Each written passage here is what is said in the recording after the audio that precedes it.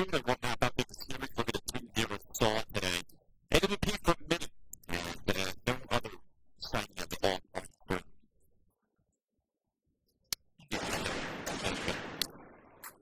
Yeah, but you alluded to what you got to get done from time out what we're giving the salt and not the next thing you said. Yeah, I didn't rush it.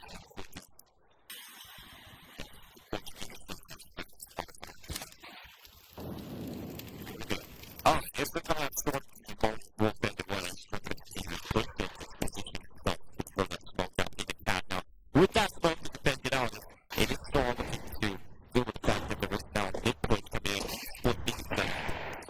Yeah, but that's a good thing. That's good. I think so. One down, you're not down. There's the stuff going. There's nothing in the zone. Being the two defense, it's good. And it happens as well. Kind of have to make a play. Have to stop. Fight the big and go for the touch point. But let's stick around here. Well, things go to work that as we can have now. They have to reach a bit of a safe principle to aim off that position that you. They got to do it first. And we don't win around the long throw. Here comes the second out first. Oh my God. That was not Ubu. That's bad. Oh, someone was able to figure out no problem still. Here comes the push up from Storm, but Deer's looking to try and dig his team out with disaster. He'll go out long with a flash to the dome. And get blasted away by those Sunday dudes. Still striking out despite the low HP. And will still stand. The Storm defense collapses in second. And everybody lose that they don't have the ball right. And they don't have the ball. They don't have the ball. They don't have the ball well. So they have lost the round and somehow stalled. Come out on top. And that is ridiculous round. I really don't know how to pick that up. But the ball went down, no one picked it up, and they're out of the timeline. So, I mean, the ball was good. So, yeah, but of course they had to try and get to the ball, but the man passed it, happens to that one side.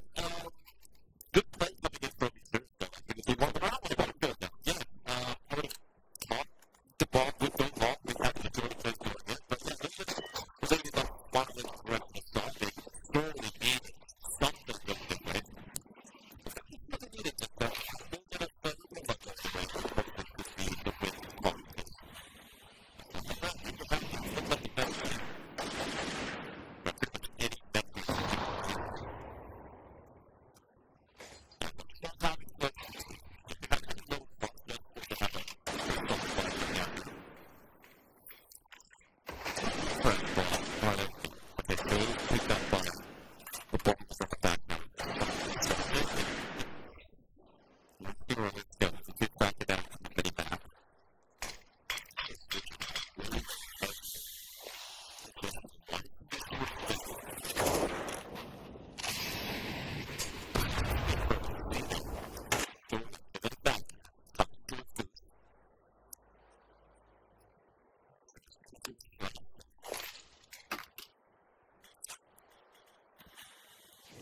So once again, the move.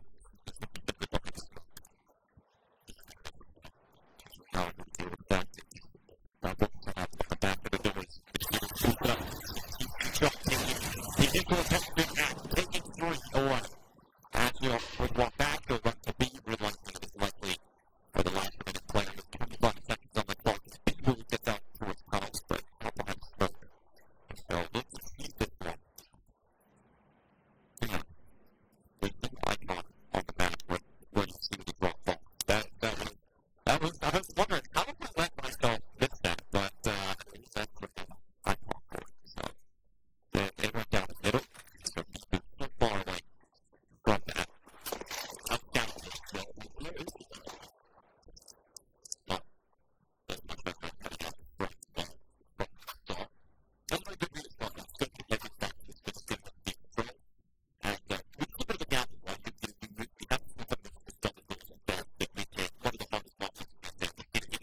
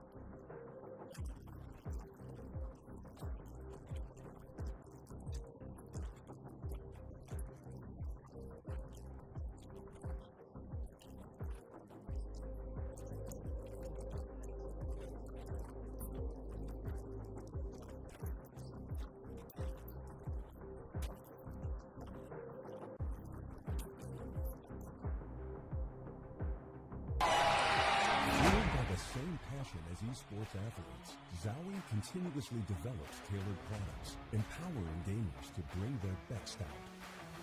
Today, we are launching the all-new XL2566X Plus, which uses the newly developed Fast TN panel and upgraded Diac 2 technology. The new monitor series continue to evolve, refining details to ensure players can perform their best consistently in games.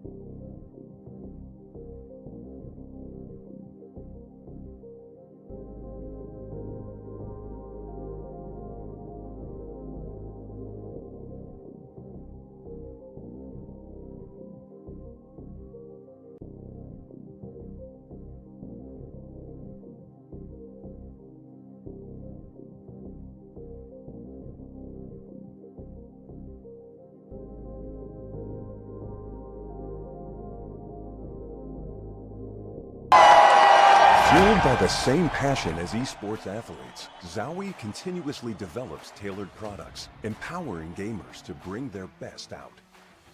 Today, we are launching the all-new XL2566X Plus, which uses the newly developed Fast TN panel and upgraded DIAC2 technology. The new monitor series continue to evolve, refining details to ensure players can perform their best.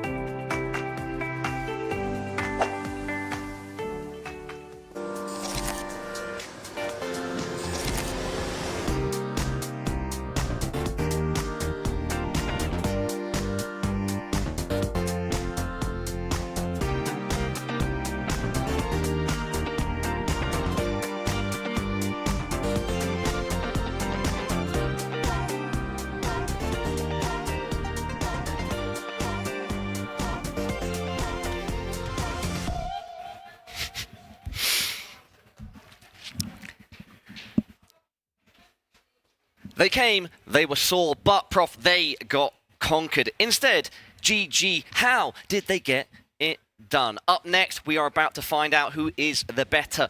Now, Heroic versus Chinggis Warriors.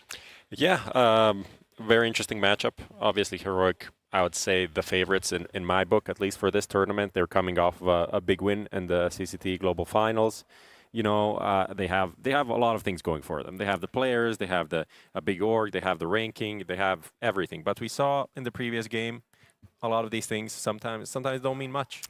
Yeah, I mean, similar story overall in this second matchup. We've got a team that's sort of an obvious favourite, and then another team that is punching above their weight. But yeah, we just saw GG How, who are sort of the underdogs going up against Saw, come out on top. It could certainly happen again. That being said, I think it's less likely here, Prof. Yeah, I definitely think like Heroic are coming off a really good form. Unlike Saw, that this is a big difference. Like they are coming pretty confident. Also spoke to them a bit on the way here. We shared the little van coming from the airport. So I think they're feeling pretty good. You know.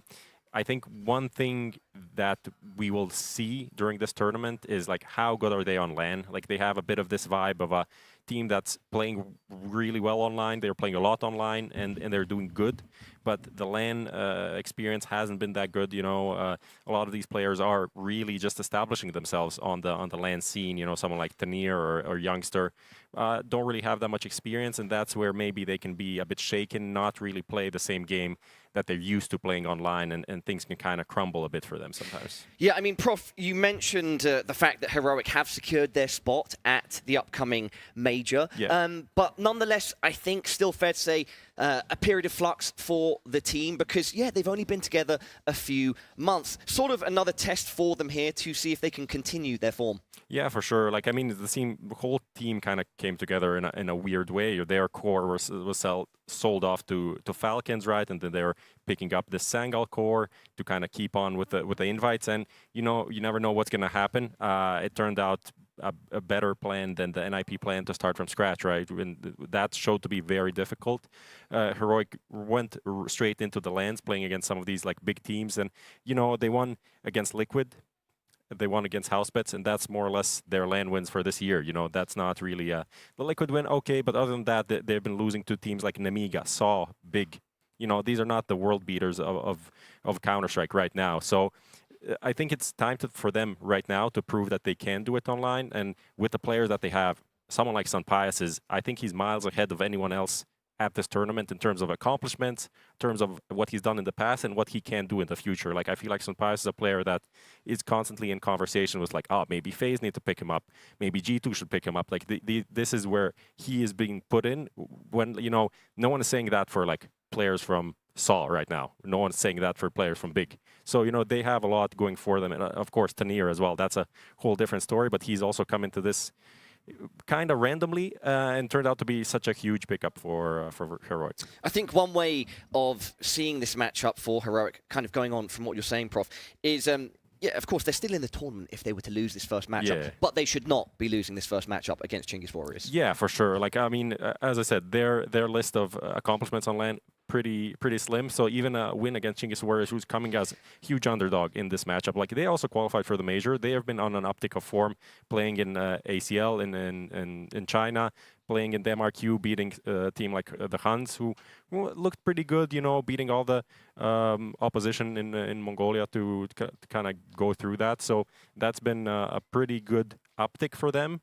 And they are kind of coming, I would say, similarly to GG How, with a lot of confidence in their region, but they're playing against a team that's like a completely different caliber. Yeah, if we turn our attention slightly to the Chinggis Warriors, currently 5th in ESL Challenger Asia Pacific, recently beat Rare Atom. This is a team that are trying to climb the ranks in Asia and begin establishing themselves on the international field. They have a chance to do this here, but it's going to be a tough chance. Yeah, I mean, that Rare Atom win propelled them a bit in the rankings. I was just looking earlier. I made some notes before, like I don't know, like a week ago, and they are 49th in the VRS. Now they're 32nd. So like that's how things have been going very, very fastly and very well for them. And yeah, coolest, kind of an exciting player for this lineup. He's the new pickup. I think he's been in the team like 20 days or so. So he's one of the an upgrade for the MRQ that paid off quite a bit, quite fast. Yeah, we saw him in the green room. He came in with a big smile on his face, said hello. With that being said, let's go back to Heroic and check in with Sunpies for an interview. So you're facing against Chinggis Warriors on your first match. They also qualified for major. What are you expecting from them? I mean, we did some pre-plans and we checked how they play, and they have a unique style that we haven't seen before. So we just have focus on our own game. So we will just focus on our own game and just play out the game. Thank you. Anything specific that you're looking out for? Not really. Like we've seen that they have the crazy play style. Like they really like to be crazy in the server, do crazy moves. So we're just aware. That's all. How confident are you on winning? I mean, I would say we're confident that we're like the overdogs, like they come in as the underdogs, but we're not like underestimating. We're not underestimating them because, as you said, they qualified for the major and they have had some good results. So, yeah. Thank you. Thank you.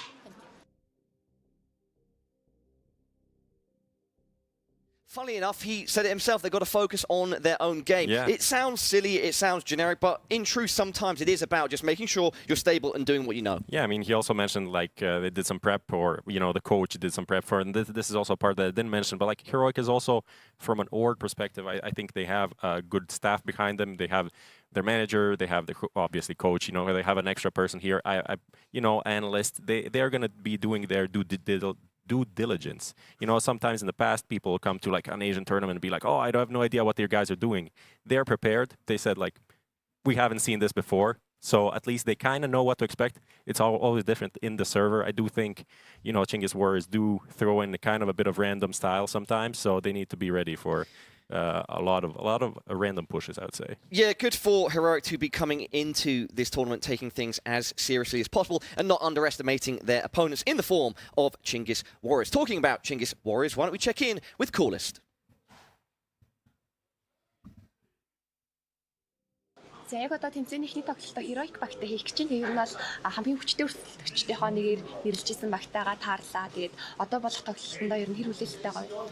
За мэдээж сэтгэл маш их догдолж байна. Яагаад гэхээр Heroic бол дэлхийн маш сайн хэмжээний одоо том тайр нэг төвчний баг.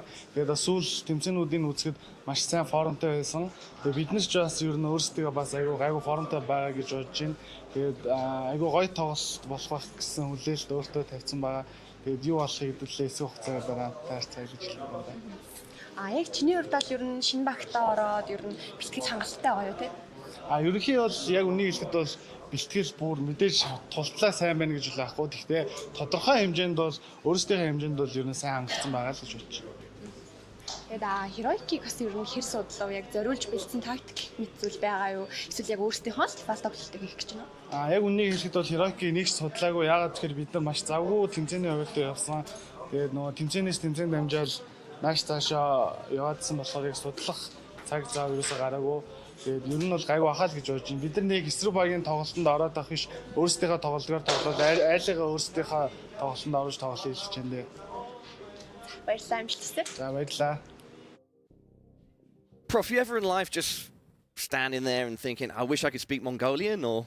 I mean, every time I try to interview players from Mongols, yeah. Yeah, great to hear from him. The vibe was good, the energy was good, the smile was big. Yeah, I mean, we can kind of go back to what we were talking about before. Did see him come into the green room. He said, happy to see us. An extremely recent addition to the team. Nonetheless, a player that we want to be watching, not just because of the fact they're so new, but because he's been putting up some decent numbers in recent competition. Yeah, picking up the op as well. I think before it was controls that was opping mainly for this lineup, but now he's the main guy. And I was trying to think like what player I could compare him to. Obviously, I want to think maybe Brokey. He's like pretty aggressive. He does some crazy stuff here and there, But Brokey's kind of like late round. This guy does it all the time. Honestly, it's like Simple in his day. Obviously, not going to say he's like Simple. He's the same skill, but he's going to go for that kind of plays like early in the round, and he's going to, when he feels like, oh, he gets a kill, he's going to go for 2-3, and probably sometimes going to overpeak a bit. But, you know, I feel like probably if you ask him what's his idol, it would be Simple, but maybe not. Maybe it's 9-10. You heard it here first, ladies and gentlemen, everybody at home. To Prof, coolest is the Mongolian Simple. Let's get it trending. Let's get it trending. That could go pretty hard on the social media, on the reels and everything. But no, I think obviously other than that, they have a lot to prove for sure. A team that is, as I said, they've been on the rise. This kind of a win could propel them in like near the top, like the top. Bottom of the top 20 and stuff like that. So let's see if they can do that and put some pressure on Heroic. Absolutely. Any chance I can push you for a prediction here, Prof, before we head to a short break? Prediction would be Heroic, obviously. Yeah. All right, everybody at home, thank you, Prof, for your thoughts. Now time to head to a short break before we kick off Heroic versus Genghis Warriors.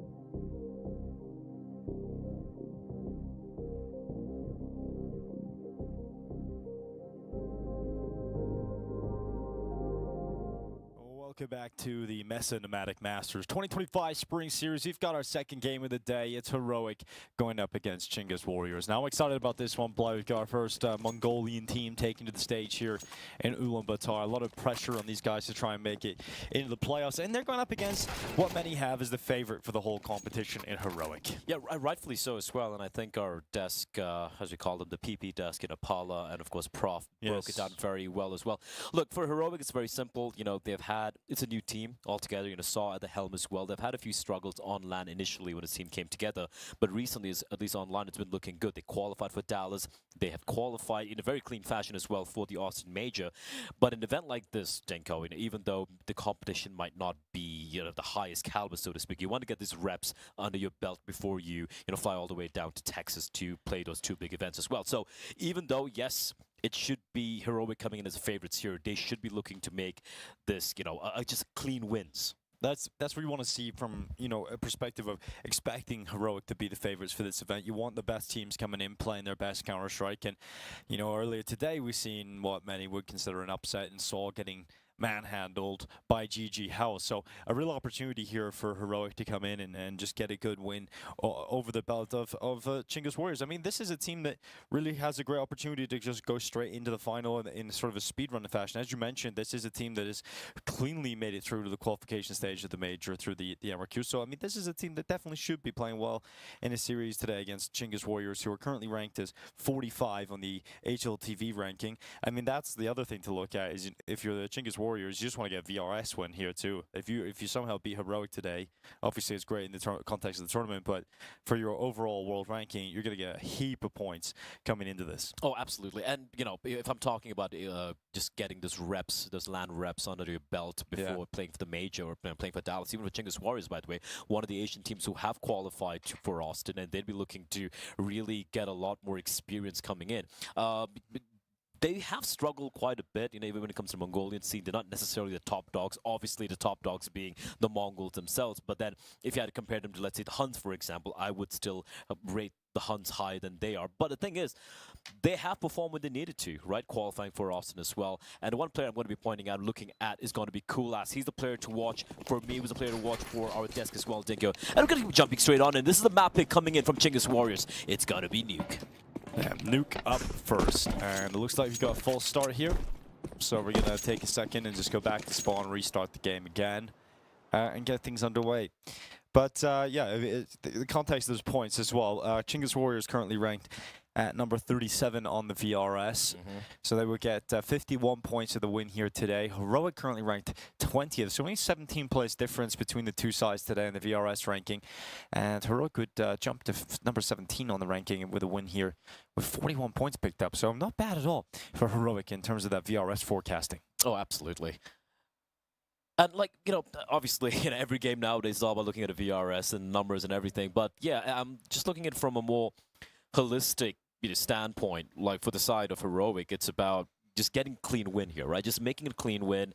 I'm looking forward primarily for me to seeing Heroic go up against B8 or Bait, later on, hopefully down a tournament, because they kind of clashed at the CCD Global Finals thing. Of course, it was online. Bait initially beating Heroic, dropping down to the lower bracket, but then Heroic just going on a streak and dismantling Bait in the grand finals as well. So that's an interesting matchup, which could potentially be on the cards. Yeah, well, I see them moving out of spawn now. Hopefully that, a little bit more typing. Have fun being called. Yeah, I mean, that's definitely a great point. I think without Tyloo, I think Bait is a really, really good shout to come in for that final place alongside Heroic. High fives all around, Dinko. Here we go. we're gonna get it this time. There are a couple of names where it might be new for certain viewers, but players like Rue, like Oracle, they've been around a while in the Mongolian scene as well. And obviously, still this is going to be indeed a pretty tall ask. Here we go. Here we go to CT side here. Looks like it's going to be just a straight up upper hit. Smoke and a flash. Oh, never mind. This is a bit of a ruse. Ramply coming in and Tanir. He's the player to watch from the side of Heroic, right? He has been a star for them thus far. And been looking to kind of continue his form of late. Whew. Okay, first blood by the Mongolians. Yeah, Control's picking it up. Aims to bite back, or Linus to bite back. He's got 2 picked up. Rue will frag forward, and so now a 3v3 established with Youngstar going aggressive into the hut to the Jewel Beretta. He's looking to rattle away as he goes back to the heaven drop. The bomb is now on the floor, leaving E-Fire all on his own. Tanir will drop him, giving Heroic the pistol round. Yeah, clean stuff there despite the open kill going their way. Looked like it was Chinggis War. I think they kind of caught in 2 minds there. You know, they get the kill towards Hell. They're like, do we go for the upper drop? I think they initially wanted to go towards Ramp, perhaps. Yeah, first round going the way of Heroic. LNZ, Youngster, or Youngstar, depending on how he's performing, I guess, in a server. It's a pretty motley crew here, but obviously the most experienced player on this lineup is Sunpius, right? Sunny P, he has been looking very good thus far in his Heroic jersey. And again, man, like, we've been talking about coaches, we're talking about like, the Game of Legion and Ash, but you can't forget Saw, right? He just seems to somehow magically make it click with whatever has been given to him, the pieces that have been given to him. And so far, Heroic have definitely been, at least for me, more than the sum of the parts. But it's more about delivering on land, which has been a little rough, but with the caveat being the events they played were early on in this particular roster's life, back in Kato, then we had EPL. That's the only 2 lands they played, which was kind of rough for them. But apart from that, it seems to have kind of come together, at least online. So, bit of a technical issue, unfortunately. Yeah, a bit unfortunate to kick things off, but we'll get that resolved. How's your Mongolian dumpling lunch you had earlier today? It's pretty good. Pretty good. It's kind of like a meat pancake. I would call it, blood. It's like it's flat. It's just filled with a little bit of meat, a little beef. Kind of juicy though. A little juicy, a little greasy. Like it. I like it. I love grease. Yeah, gotta try a few more Mongolian items of food, shall we? Some cuisine. Yeah. Also, like, I found out like just a month ago when I found out I'm going to be doing this event. I'm like, oh, right, Mongolian barbecue in Mongolia. Then I found out. I always get scared when you say a month ago I found out, and I'm like, what? What could come next? What happened? Well, I just found out that Mongolian barbecue does not originate from Mongolia. Was it? It's fake news. It's from Taiwan. It's how chop suey is not, an Asian dish. It's an American dish. Chicken tikka masala is a British dish. Yeah. Not an Indian one. Well, chicken tikka is Indian. No, the chicken tikka masala, yeah. the curry, the gravy, that's British. Yeah. Still better than butter chicken. Butter chicken? You really do not like butter chicken. Yeah, it just like, I don't know. It just seems like a bastardization of good cuisine. Anyway. Well, it is a British though, so, it's still better than anything else they have, so. I like pies, bro. You should look up Big John, man. I like pies too, Denko. Yeah, you should look up Big John, and he'll teach you all about some British cuisine. Who's Big John? He's a legend from the United Kingdom. Some see him as kind of the god emperor of food experiences. Henry and Neo will tell you a little bit more about him later today. They're kind of like the resident experts on Big John. So, like, you're saying he's a British guy who's an expert on cuisines and food, or yes. Is he a British guy who's an expert on British cuisine? No, he's just an expert in food. Full stop, all really. Right. All right. Yeah, he came to my home country. Everyone came out in the street and chanted for Big John. So, yeah, like I said, Henry and Nell will tell you a little bit about him later today. It's kind of their wheelhouse. I don't want to take it away from them. All right, fair. They know his catchphrases better than I do as well, so they'll bring it later. Do they have a Little John as well? Maybe it's Little John. Maybe there's Little John. I'm not sure though. All right, not too sure what's happening at the moment. Well, when we get that information, if and when, we will give you guys the info at home. But earlier today we had like some spawn issues. That can happen sometimes. Yeah, that's more of it's a more of a Counter-Strike issue. Yeah, it looks like so we're having a PC pit stop. Hot swap. The pit stop crew are out. So we got Youngstar getting his PC replaced. So that should take 5 minutes, and then we'll be back into the game. Heroic, just a team that has had to go through so many rebuilds over the course of their history.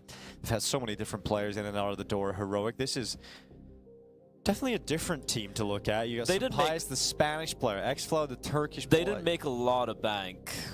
Just before this. Yeah, you know the good thing is they always find a way of like fielding a competitive roster without having to spend like a huge amount of money as well. So, yeah, Heroic, one of the well-run Danish organizations, but it's Norwegian actually, I believe. So they are in Norway, right?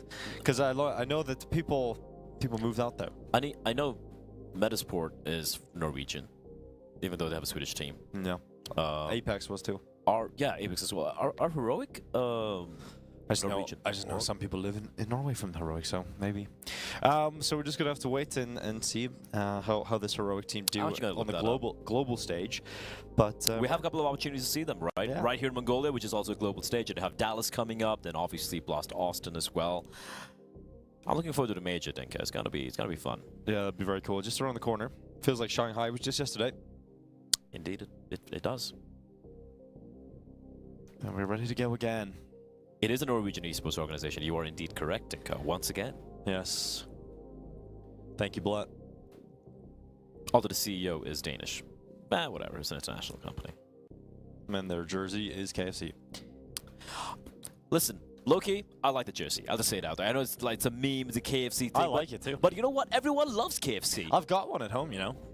Heroic jersey. Oh, me too. Yeah, we were kind of the fanboys. We did the event in Berlin. Yeah, we were just handing it out for free. Yeah. Well, it's a nice jersey. Well, Saw, he's just enjoying a nice little coffee there. How do you reckon he likes his coffee in the morning? Is he a cold brew kind of guy? Saw? Yeah. Dude, he's Finnish. He's having it black, bro. Yeah. Like, you know. Dude, there's this, I watched this documentary on, like a food documentary on Finland. You really like documentaries. I do. And also, food documentary on Finland? Yeah. That sounds kind of like horrifying. Cooking, like the winter lifestyle, right? Yeah. And so you can go into the forest and they make coffee like in the trees, and you can sit around this little log and all drink this like super strong coffee together. I feel like we should do that. There needs to be a CS event in Finland, and then we go drink the coffee in the forest. Play. Sure. Yeah. Cool. I mean, I'm down. I thought you cool ass. Yep. Also, oh, by the way, guess who we met today here at the at the MESA headquarters? We met a legend, Meta, who's also a legend, but I'm talking about Machine Gun, the original member of the Mongols. Who's there, lovely guy, you know, a storied player, and I think it's really cool, and I think it's also very important for the younger generations to know why are there so many good individual players, all these young players playing from Mongolia right now. It's mainly because of players like Zilkenberg and Machine Gun when they had their pop-off moment back in 2015, 2016, and that really inspired the next generation of kids to pick up the game. And we saw it as well, man. Like it's like so many gaming cafes here in Ulaanbaatar, and everywhere we go, it's like about 100 PCs, everyone playing Counter-Strike. Apart from a couple of guys playing a cartoon shooter game, but we don't talk about that. Yeah, we don't. Some Pies has brought the matching pillow. Nice red little pillow behind him. Are you a pillow gamer, boy? Although these DX Racer chairs, they actually have a motorized function, which I haven't experienced before. It's pretty cool. Like, they have a motorized adjustment for lumbar support. Which is crazy. Motorized recline feature. Kind of enjoying it right now, sitting in the DX Racer chair. Very, very comfortable. I feel like a racing driver. You're really good chill, you know that, right, Denko? Yeah, well, it's good when it's a good product, it's easy. Yeah, I know. It sells itself. It does. And there he is fiddling with his his chair right there again. Fiddling with it, yes. It needs to be perfect. Support the lumbar for a long sitting day, as we know. This has been quite a long one, especially for the first game. And now the headsets are back on. Headsets are back on. That's a good sign. No, I've done it. Almost immediately taken off, but he's forgot his in-ear, so that's why.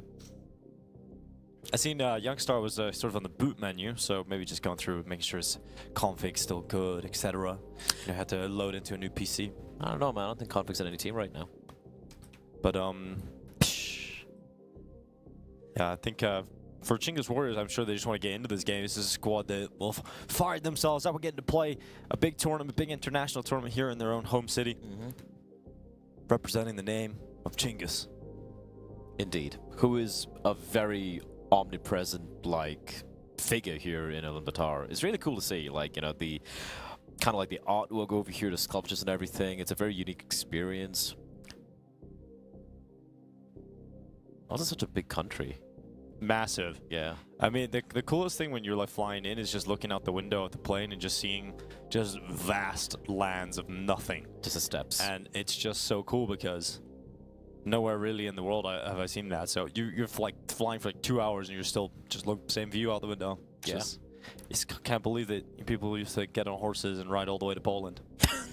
Wow, yeah, that's crazy. That's crazy. And we saw a lot of horses. Dude, as well. I look at that and I'm like thinking I'm gonna die. If I go out there, I'm dead. 20 minutes. Oh, you would, 100%. Dude, I wouldn't survive either. Yeah, and just think people actually rode a horse from here all the way to Poland. Well, not in one go, of course, but I'm sure they took like breaks. A few horses as well. I'm sure they took breaks in between. Yeah, you know, and a few different horses. Yeah, a few different horses. Wild, wild horses. Karaoke now. Karaoke was fun. Yeah, so it was a nice vocal warm-up. Yeah. Definitely a nice vocal warm-up. Yeah, it was quite cool that in one of those PC banks, you know, there was a karaoke place upstairs. So, yeah, you know, it has everything, really, a hub of entertainment. Pretty much, yeah. Central Ulaanbaatar is... Can't remember the name of it, but it doesn't matter. It's just a karaoke place, you know. Paula definitely remembers, though. I'll just say this, man. When Henry does karaoke, Henry G, he goes hard. Yeah, like, you go hard too, man. Full send. Well, we got the settings coming in here. And, hell yeah. He's loading in. Look at that. He's loading in to Nuke. Love that. Let's see if everything's all good. Hydration at the station. Cedar Creek Nuclear Facility. The worst run nuclear facility currently. But it provides a lot of entertainment. Yes. All right, so we've had the first round of play. We're going to now get into the second. I do like how we have organized tissue boxes here. They watched Tacker at Pro League, and they were like, we're probably going to need some tissues here. Bro went through like 100 tissues. Every round, just tissue. Wipe his hands, throw it off to the side. Listen, I can totally relate. It looked like a very suspect desk. I got sweaty palms as well. Yeah, but you have a towel or something, like a Tyloo branded towel. And why? Now that's an idea. But speaking of ideas, it's got to be round number 2. I don't know where I was going with that, but it's going to be. Speaking of eco. ideas, here's an idea. Let's start the game again, boy. We've got brilliant eco coming up, so it should be nice and easy for Heroic to take a 2-0 win. Should be, and it should be hoping to keep it clean as well. The AUG coming out.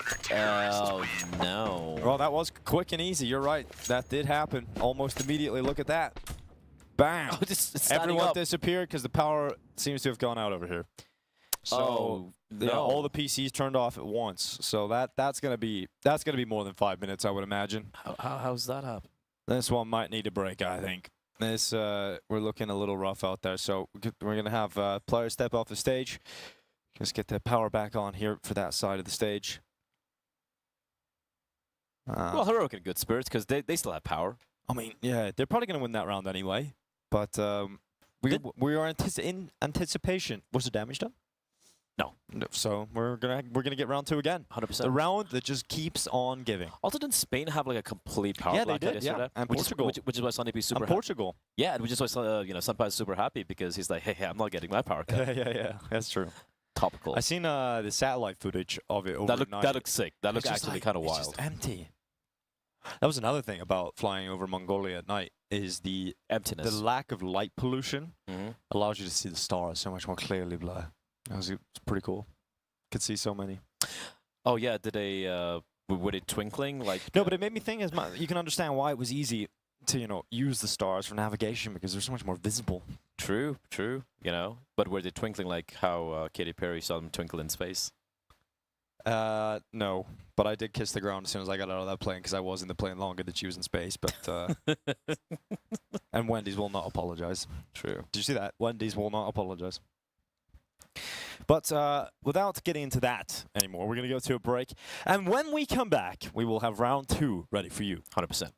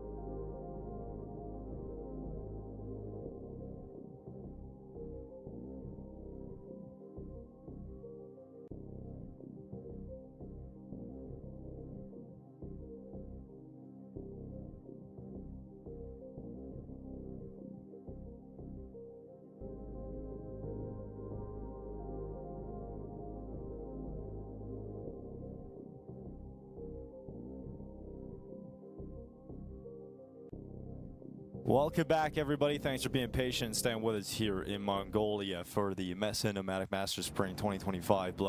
We've got the second round coming right up. Hell yeah, brother. 2 deags in play. His electrical issue has been some... Sorry, I take that back. It's just a 1 deagle here. Being purchased by the side of Chinggis Warriors. The pistol round not really quite going their way. And Heroic, though. They've gone for the rifle buys here. Yes, they have indeed. And just to kind of reiterate what we were saying before this, is just we expect Heroic to come through and get a big, old, clean win here. X-Thought is taking Rue down, so looking for a follow-up outside. Grenade's going to go to the back of Red. And E-Fire actually dodging the brunt of that damage. Yeah, Youngster should be just looking to farm some kills here with the SMG. Ooh, Tanir. Controllers. One of the Deagles able to find 2. All of a sudden, Linus will fall, Dinko, and things are suddenly looking a little interesting here. Controls doing what he can, but not enough to keep his team in this fight. E-Fire falling down. Some Pius is rotated down to B. He knows they're not coming down here, so Youngstar can pin them in the ramp room, and they're stuck right now. If they're able to isolate his kills, and it is very much possible, they should be. If they can get at least 1 more kill, things can get very interesting. That's Controls looking for a follow-up Eagle shot. This would be his 3rd of the round so far, and they've also gotten AUG picked up. So, you know, like you said, these fights are all isolated. They're all 1v1s, or rather, even 1v2s. If Sunpies gets taken down right here, that's a free bomb. That's already a massive But Sunpies is such a strong spot, and you would just bank on him being able to play this correctly. He's going to throw that smoke out to the left side, a corridor of cover created by his own design. So Sunpies uses the angles perfectly, but Controls gets his 3rd 1 deag. Is there any more for Controls? This would be the best round of the tournament so far. A real reason to wait 10 minutes for the second round here is Controls with the deagle, has 3. He'll get into the vent, but he's got 20 seconds. Bomb on his back, and he's just going to clear out decon and walk his way down to that B-bomb site again. And he actually has an opening for the plant. He can commit to the back of the site. He can get that plant down. And now Youngstar moving in on him and immediately catches as he tries to reposition. Dude, the bomb plant, 3 kills as well. That's already massive here for the side of yeah, it's huge, dude. It's massive. It's an unexpected result completely there for Controls. And it just goes to show, like, when it comes to individual talent, these guys can shoot hard, right? The Controls, the IGL, not necessarily the player looking to, you know, kind of pop off with his team. But if you see moments like this from the individuals, things could get a little interesting. So, Heroic, they're able to get the round. However, that was unnecessarily very, very expensive. Again, reminding our viewers, they bought 4 rifles that round. And they lose 3 of them. Yeah, so, yeah, like you said, the rifles point is huge. Yeah, you do make that very expensive for them. Chinggis Warriors now getting into their first buy. AK-47s out on all 5. You look at Heroic, they've got limited utility on a couple of players here, but the most important fact is Sunpies has the AWP out. He's gone for that outside cross. Sunny P got over. Yeah, Sunpies is the most experienced player in the server right now, right? Like, the guy has played some of the biggest stages. As Rue takes him down, I'm just jinxing everyone right now. Keep it up. Well, there's no follow-up smoke for outside, so you've only got the 1. So crossing Red feels very dangerous right now. So Rue dives down the unbreakable. He goes for the fight against Youngstar, which he loses into his hell. And with 1:18 seconds left, Ariuko with a strong position deep outside. They have no idea he's crossed on over. Yeah, but he's got to wait until his moment to strike. Kula is going to clear out hell for him. Ariuko just got spotted by Tanir, who realized the gap was there. The possibility for him to be in that position was set up. Controls, again, a double kill from him. Finally getting taken out by Youngstar. And now the opening towards outside looking to be fully exploited here by the remaining 2 Ts. They know where Coolest was. So E-Fire, he's got a lot of work to do. So far, been kind of quiet here early in the game.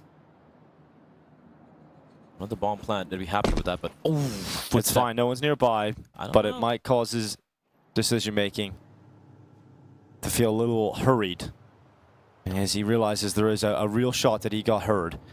But 28 seconds left. Youngstar is going to be looking towards main. Here's E-Fire dropping down into the site. No secret about his position now, but if he can plant that bomb for heaven, it is a solid post plant for his teammate to try and close this one out, especially with the Molotov left. There are smokes available. In fact, 1 on Linus, but it's gone. And so now it's just Youngstar. Kulas with another shot in this round. And Youngstar, this is almost impossible if they play this correctly on the Chinggis Warriors side. But he's gone for the peak. He's come back for the follow-up, but E-Fire secures it for Chinggis Warriors. That's a massive round. Again, individual heroics coming out. I love the way they were able to route their way towards heaven, get the bomb down. And some clean shots coming out. Again, controls a captain's game thus far from him. That's going to be the Mongolians coming on board here. First round. And because of the casualties that Heroic suffered at round number 2, Denko, the money is absolutely in the bin. It is going to be the force spy coming out. Just a couple of SMGs, couple of Deegs, and just solitary M4A1S in the hands of Sunny P. Genghis Warriors, they finally draw blood. They've been kind of hitting them in the face over and over again, haven't they? You mentioned that round where they buy the rifles and you get 3 kills in the Deagle, bomb plant secured out of it. Does great work for the economy of the T side, but also just ruins Heroic's money. And you see after a round lost, they're immediately forced down to Apache buy here with Supplies having the M4, and as you mentioned, everybody else on weaker guns. But what? X-Flow got 3! 3 Deags on ramp. I just don't know what's going on. 3 Deagle kills as they come in towards it. Now it's been spectacular. Coolass trying to pull them back out of the pit of despair. It's going to be a tough one with 1:08 seconds left. So many positions he's got to consider, and the fact that all of his teammates are already dead. He has to have realized they could have pushed lobby, they could have wrapped around long from outside. So Coolass in an uncomfortable spot. It's going to take a moment to breathe. See, again, if he's able to isolate his duels, and Sun Pius just Has he crashed? No. I was going to say, in this game I wouldn't be surprised, but he has made it around the corner. Here goes Coolass sprinting up towards heaven. And Coolass is going to dive down into the bomb site, looking for the plant. He'll secure that at least, but Youngstar's already didn't even secure that. I kind of jinxed him on that one, Blair. Quick up heaven. And what a round from X-Cloud. Yeah, that must have been something special. Everyone's just popping off at the Deagles here in this game. And Deagles only, please. On mine. But yeah, just a massive round. And immediately a timeout getting called by Genghis Warriors. That was a round they really would have loved to convert, Dinko. Just a 2 Deagles, a couple of SMGs, and M4 in play. And they had all the rifles, but X-Flow just pulling something just crazy out of his sleeves. This one, of course, a tactical timeout. Let's talk things through. Gonna calm things down a bit. I was actually a little surprised Genghis Warriors didn't ban out Dust 2. And they kind of have a 7-map pool, but they usually go for the Dust 2 ban most of the times. And it's a map Heroic usually go as the first pick most of the time. It's a map they really love to play, despite the fact that the last couple of outings haven't been really ideal on that particular map. So for them to potentially pull off the upset, a win here in Nuke seems like absolutely necessary. Force Spy Wars will continue, however. AK in the hands of Coolass. As Rue goes down, everyone's kind of low, and unfortunately for Coolass, even though he's got an AK, he's not able to get a single kill, and he's down to 14 HP. Nice find though, but a quick trade. Yeah, I was ready for the Deagle to pop off again. Why not? I mean, it's happened so many times throughout this game so far. But under control now, once again for Heroic. So much damage done to the remaining players here of Genghis Warriors. You've got Coolass here on 14 HP, 6 for Rue. It's been okay by the next because it's just the one Hero AK game purchase and dropped over towards Coolass by Rue, if I'm not mistaken. But it's still not going to be a great buy to come the next round. You know, you want to have all the utility. It's Nuke after all. No, I think they did a good job of getting Heroic on the ropes at the start of the half. Yeah, but the previous round. But they didn't take the opportunity. Yeah, the previous round has really screwed them up. The Deagle again, landing an absolute blinder, this time on Linus. Why are you even using the AK? Just stick with the Deagles. 3v2. Still doable as Rue slips the net, but Youngstar realized the gap, goes back to cover off, and gets a double to close out the round. Yeah, aim punch being at the bane of his existence there. And yeah, not suffering too many casualties this time around for Heroic. A couple of nice shots coming out from the side of Genghis Warriors again. So yeah, even these rounds where there's pretty much barely investment from the Mongolian side, they were kind of just making them bleed a little bit economy-wise. But it is still a 4-1 here for Heroic. Genghis Warriors did need to at least, I don't know, I feel like a minimum of 5 rounds is where I'd start feeling a little comfortable here for the side of Genghis Warriors on this first half. Oh, 4 more to go. Coolass climbs up on top of Silo. It's a speedy take of outside as they cross to that first smoke towards right. In fact, they're already at the door of Secret. They get fended back though by X-Cloud's spam. And look at the lack of utility, right? They come minute 30 seconds on the clock, just have 2 smokes and a Molotov. Yeah, you really got to make the most of these initial waves of smokes, right? You got to get past them towards Secret, but they've now faded away. And yeah, it's a tough spot to be in as some pies will just start to pick you off. bomb on the back of Rue at the moment. He's at red with controls. We got Coolass still up on top of Silo. So they get one player down lower. E-Fire just seeing how much space he can take, how far he can go with this. And they've got plenty of time at least for Chingus Warriors, but they're really hoping they can get something going from that secret play. This one's been heard as well, the drop down on top of Mini. The smoke's going to allow his teammates to cross on over. They're aware of where Coolass is, by the way. Yeah, well, Sampaius is ready. Yep, there we go. E-Fire found out way ahead of the pack. No trades possible. Well, I still got Coolass up on top of main, as you mentioned, not making any secret about his position. Rue, all the way down at double doors here. He's got Coolass to take himself a kill, and an AK-47 found for Rue off the battlefield. Sometimes kind of by his lonesome. Oh no, never mind. He's got back. This is doable, especially if Sampaius goes down in this retreat, but he's quick. And he lands that shot without issue. Now, you mentioned the backup. It's Tanir, who's waiting on top of the cylinders inside of the site. A tough spot to clear for controls, and it is closed out as Saw hands out the well-deserved fist bumps. Yeah, great run from Sampaius there. Safe pair of hands. Yes, indeed. Let's see for the side. We haven't seen too many, buy rounds. It's kind of been these couple of hero AKs. I think this was probably the only full buy coming out from Chingus Warriors. Even then, there was a lack. There was a lot of lack of utility and just what I think it was Rue who had just the Tech 9 to work it as well. Bit of a half investment coming in, and this one might be a faster one, Dinko. Ramp play coming in. That's going to be Tanir taken down. Yeah, here's the AK in towards Hell. E-Fire. Oh, gets dropped as he jumps up. And so now the AKs are all going down until Rue fights his way out, but wallbanged by Sampaius. It's just controls, and he waits inside of ramp room. To his demise, he will fall as they charge to Sampaius, who leaves the round with a triple kill. Yeah, Sampaius is not messing around here today. No, they want to get this job done. They've been hanging around waiting for this game to start. They've had some extended issues here at the start of this one. Heroic just want to get this job done today. So far, so good in the first half. I think I'm going to be super, very surprised if Heroic drop a map in this particular series. Like they should, but they're far ahead of Chingus Warriors when it comes to the individuals, experience they've had, even the recent performances as well. So for them, it's about building the confidence, making it look super clean and easy. And for me, in all honesty, since Tai Lu's not here, the only team I could see where Heroic would struggle against potentially would be Bait, right? Apart from that, they should have this one, should be looking at themselves as favorites here. Another buy coming in, the op for the very first time in the hands of Coolass. That was a little bit of a sneaky excursion to its secret. Controls by his lonesome. Going to catch a CT to its upper, caught napping. There's nothing too crazy from Heroic. It's pretty default positions here. Very passive.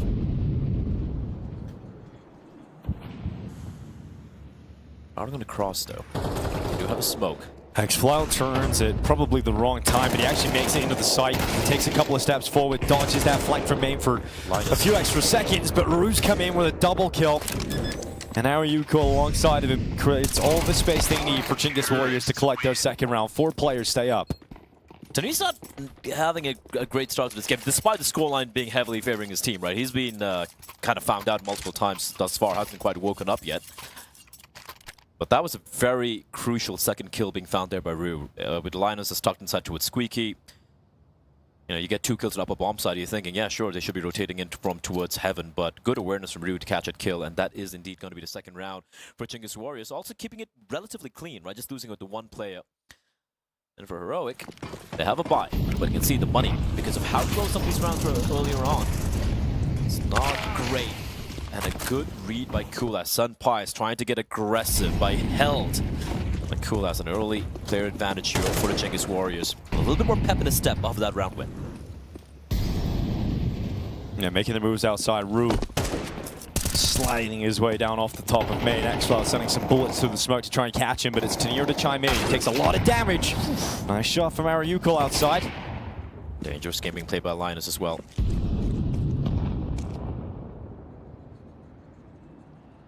And Linus just looking up on top of main. Not spotting too much. 1:05 on the clock.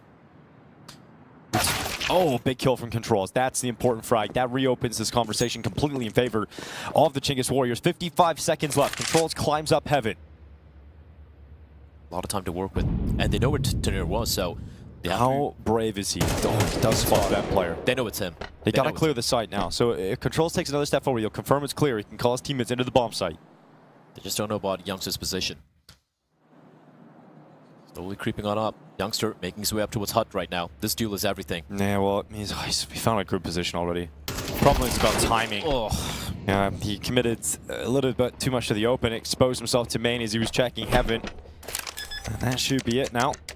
That was a really good play from Kulaska, right? Because they know Teneri's playing towards ramp. He gets a kill from Secret. That's the timing for for Controls rather, to start walking up ramp, going for the flank, coming up from hell, and getting the kill. He knew ramp would probably be empty because of all the action taking place outside. So, despite the fact this round could have gone either way, the fact that Control just pushes up towards ramp, gets a free kill on the player towards outside. I think it was, I believe it was Rue, if I'm not mistaken. Sorry, I believe it was X-Cloud, if I'm not mistaken, but well handled by Controls. Sorry, by Chinggis Warriors. And ooh, you want to stay alive there, buddy? What is this fight? Yeah, I think we call that one quits for everybody. Yep. Somebody's mid-rounding has been reasonably decent from Chinggis Warriors, honestly. Yeah, I mean, they've got themselves in the position where they have 3 rounds now on the T side. At a minimum, you're looking at 4. You said you want to see 5 from them. I think 5 is when they feel comfortable, but 4 a minimum, I think, should be expected at this point. And the money should be broken here, apart from the one. I mean, it's impressive. They forced a timeout of a Heroic in this first half, right? So it hasn't been a one-sided show by any means. This has been competitive. I mean, look at round number 2. What we saw exactly, with the right? Eagles. So, Heroic not handling it as well as they would like at the moment. They do have a lead. They're nursing that at the moment, but they want to extend it to close out this half. At least you can see the individuals from Chinggis Warriors starting to wake up. All the Controls have been wide awake since round number 1, in all honesty. But yeah, this was a 6-1, 6-3. Suddenly the gap. An Eco is going to be coming up. I mean, look at this situation for Heroic, economically speaking. You got Tenir saved AK. That's got to be everything in this round. I'm not sure why X-Cloud's gone for the buy there. Support the AK a little bit, maybe. Just go for the armor. Okay, maybe that's why. That's an upgrade. Get an AK out, push up to the blue box, go for a second kill, and he's showing you exactly why he invested in this round play. 3 kills from X-Cloud, and he teased his team up for a 7th round victory off the back of that. Another hero play from X-Cloud. 3K with a Deagle earlier on, round number 3, and now a 3K on what was just basically an MP9 purchase coming in. Clean shots from him. And all of a sudden, Chinggis Warriors, they shook, and they were not going to be expecting Sunpai's position here. This Control's taking control of the upper bomb site. Still doable, still salvageable for the Mongolians. It's Tenir. This is so strange. If gone control upper bomb site relinquishes it. No sound being made.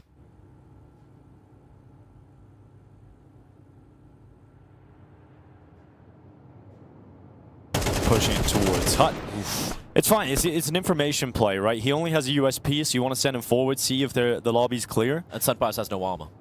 So with 30 seconds left, that's some information picked up that Tenir can work with. He's able to take Controls down, leaving 1 player. And it's not looking good here 25 seconds for Mr. Kulast. But he's going to give it a go. Sunpais waits, and the AK strikes to the head. So X-Cloud tees them up, and the rest of the team knock it home. It's been a just game of heroics so far. No pun intended, of course. But yeah, huge. You're loving the puns. I won't lie. I'm not intentionally doing it. It's just coming out. It's just, flowing. Wait till the big eruption, man. Yeah, I like big eruptions. Making it subtle whatsoever. I was talking about volcanoes like Mount Vesuvius. Yeah, exactly. Yeah. Well, that's actually tragic, to be honest, when that happens. AKs. Shout out Pompeii. Four of them, in fact, for Chinggis Warriors in a MAC-10 in the hands of Mr. E-Fire. Mystery Fire. Yes, Mystery Fire. Now that's tragic. Well, we got Tenir ready to hold down the ramp room. Coming through, first heads up, gets 1 and done. Rue, effective trade as they still come through that ramp smoke. The secret place snuck on in as well. Yeah, no one rotated towards hell, and that's a big kill because that was the only player down on B. That was the only player close to this lower bomb site. Now we got to rotate Linus in to try and stop this from happening. He's got over towards the decon door. Why is no one looking at his scope? He can't stop it from happening. So Plant is going to go down. It will be a retake attempt if Heroic want to pull this off. That kill should give them a little bit of confidence. Yeah, should pull them into it, shouldn't it? There's another flank as well from Secret. Oh, E5's got another kill. Great work being done on this little gun. He's dead. Yeah, but he's already done the heavy lifting. He's done most of the work. He's keeping his team in a 2v2 fight here. They got kits. They're moving in quite quickly. Heroic double doors opened up. Ryuko taken down upon the window peak. It's now just one left, and he throws that molly out early. Looking to try and keep them off the defuse. They've got some util for this, but Coolass is just going for shots. He's going for shots, and he's got another. Linus not able to get the defuse done, and Coolass pulls off the clutch. Cool as a cucumber. Didn't go for the panic spray, just tapped away. Gets the kill through the smoke as well. And that was a well-constructed round, but the 2 kills that Rue got towards Secret, that was just so pivotal in them stealing the round away. 4 rounds achieved, Dinko. 4 rounds achieved, yeah, you're right. That's some breathing space indeed for Chingus Warriors heading to the second half. It was all E-Fire, wasn't it? Just that kill towards yeah. Secret is huge, man. And he gets another one. Yeah, no, the fact he gets a second is also huge. It keeps them in a 2v2 fight, and Coolass able to stop this with 1.7 seconds left on that defuse. I love how he didn't panic at all. Just taps away. A lot of players in that position just go for the spray because they still had 15 bullets remaining in the magazine. You can see a little bit of consternation in the face of Heroic because initially it looked like they were running away with this. But now realizing that Chingus Warriors are putting up a bit of a fight here, Dinko. You love to see it. You certainly do. And calling a timeout as they realize there's a real opportunity to secure a 5th round here. If they get a 5th, this game's absolutely on. It's a map pick. You have to remember, obviously, we're very familiar with the names on Heroic, from seeing them play in all these international tournaments, these big teams lifting trophies in the case of some Pius, So we're used to seeing a few of these names out there, and for the side of Chingus Warriors, they're not too far away from them in terms of that global ranking, right? The VRS, they're pretty closely matched, and they're showing that they've got some skill packed inside of this squad. Yeah, Lobby Crunch has been stopped. No problem for Chingus Warriors. They've got a 5th round here. Look at how low they are. A 1v4 comes in here from xCloud. He's got the first kill. Yeah, you are right. They are pretty low, but it's still very difficult here for xCloud to pull anything off. Oh, he thinks they're going to be dropping on down. And they indeed are. They're actually heading towards ramp, Dinko. This could be. He might have just positioned himself perfectly for this, Blatt. This could be a huge play by xCloud. He's been a hero a couple rounds already. Could he do it again? Can he be the hero again? Here's the plant coming in. Windows are not broken. Doesn't get the gap he's looking for that. Yeah, if the window was open, he had a real opportunity. But the moment he breaks it open, they're going to know where he is. Yeah, he's just hoping he can get a kill while breaking the windows. But not going to be able to get that. And the difficulty of this clutch is just raised. Ariukul, he is the low HP player, he could go down quite quickly, but timing favors Ariukul on the peak. Back was turned at the window, time ticking now, and xCloud not in a position to win this any longer with no kid in his back. So he had a chance, he was positioned at the right bomb site, but end of this half, it will be 5 rounds for Chingus Warriors. A really impressive run of rounds here. And you have to remember, it was also pretty competitive in the first few rounds that they were losing, right? They were keeping Heroics some money on the ropes. In all honesty, if we didn't have his Heroics coming from xCloud, this could easily be like a 9-3 scoreline. Sorry, a 7-5 in favor of the Mongolian side. Could even have been 8-4 as well. So yeah, Heroic. Saul, he's doing the talking. He's all right, boys. He's not going to be too happy with that first half. Obviously, a little bit stop and start at the beginning of the game, and that's never a fun situation to be in. And also the player we were watching, we were looking to see kind of pop off for Heroic is Tanir, right? And obviously Senpai's, he's a known quantity. xCloud, he had his moments, but Tanir's been he's getting some kills here and there, but he hasn't been finding that much impact here on the CT side. And I was looking it up as well. Like for this Heroic lineup as a whole, they don't have too much of LAN experience, but I'm looking at xCloud and how many tournaments he's played with his old rosters. I'm looking at Senpai's and how many S-tier grand finals he's played as well. But you look at Tanir, this is only his 4th international LAN, like a proper international LAN. Like he played EPL season 19 when he was playing for, I think, for Forza, and then he played the last season of EPL, Kato, the play-in stage early on. This is his 4th LAN, by the way. So when it comes to just getting the reps in, this is a great opportunity for him to kind of come alive and show that he's way more comfortable on LAN with his team. But thus far, he has been a bit tepid, I won't lie. Slow first half for him here in Mongolia. Always interesting when you think about Linus as a player as well, who's obviously was part of that NIP Youngsters project, or Young Ninjas.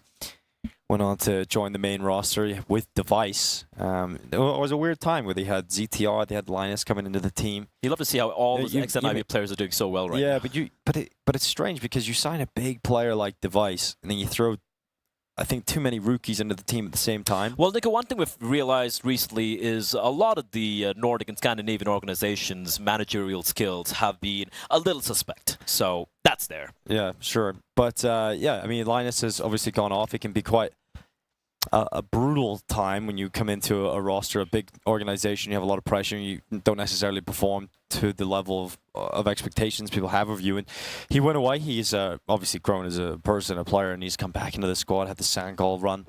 And that's why they got themselves here at Heroic, and they got the opportunity to be here. And it's good to see. And we'll see what Heroic can do in the future. But right now, they lead the way 7-5, a marginal lead for them. Looking to try and get a better second half underway than that of the first. Sampaio is leading the charge. The P250 outside, crosses behind red. Oh, they're going to be running towards hell here. There we go. Flash pop. Vision obscured for the mini player. Tanir. Nice pathing. And Ruth's in a bad spot. He's in a very bad spot, Nico. And he's numbered. There we go. Tanir is going to find him. That's a one-and-done spot, especially when you have 4 Glocks running at you. So a lot of map control with the Heroic side and a player advantage. And still a lot of time remaining on the clock controls with the dualies.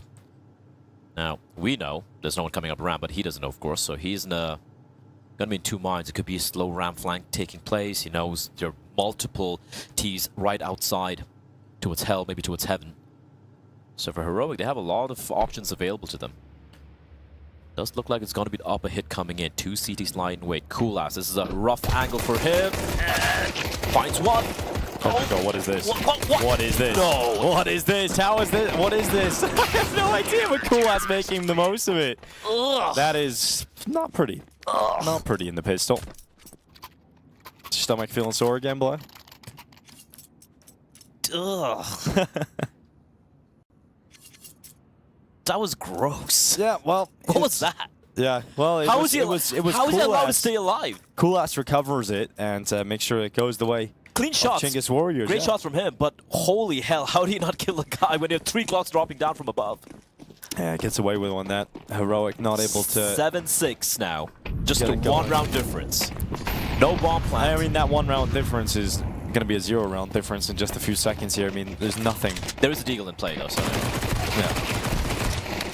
It's going to be up to further round victory here for the side of Heroic.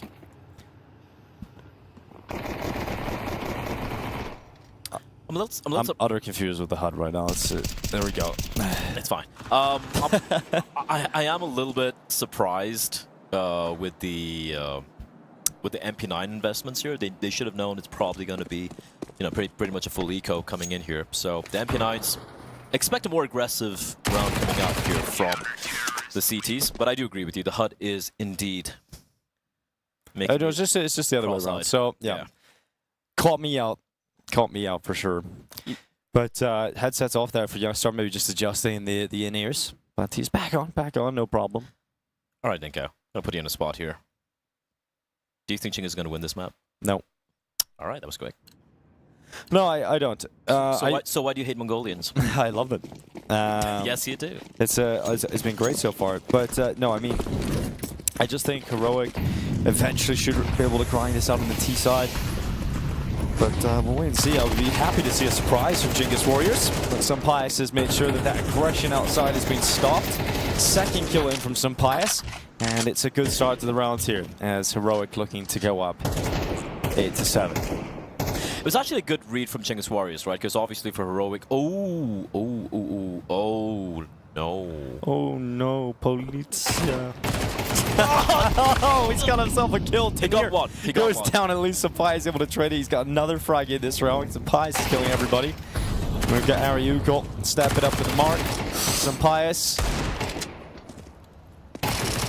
Oh, squad's going down somehow, some way. This is a competitive round again until Youngstar comes in and cleans up. Oh god, nothing's ever easy. That was a bonus round for the CT. Yeah, exactly. Nothing's ever easy. I would say I like the read coming in of Chinggis Warriors. Obviously, the MP9s playing, fighting towards outside or trying to get up close with the smokes. They knew it was very likely, it was a real likelihood that for Heroic, with the rifles coming out to play, knowing that the CTs had a multitude of SMGs to work with, that outside would be, the easier pathing to take. So a good read overall. Able to do quite a bit of damage as we have the big green in the hands of Coolass. And speaking of players who we wanted to see deliver in a server Dingo, he indeed has.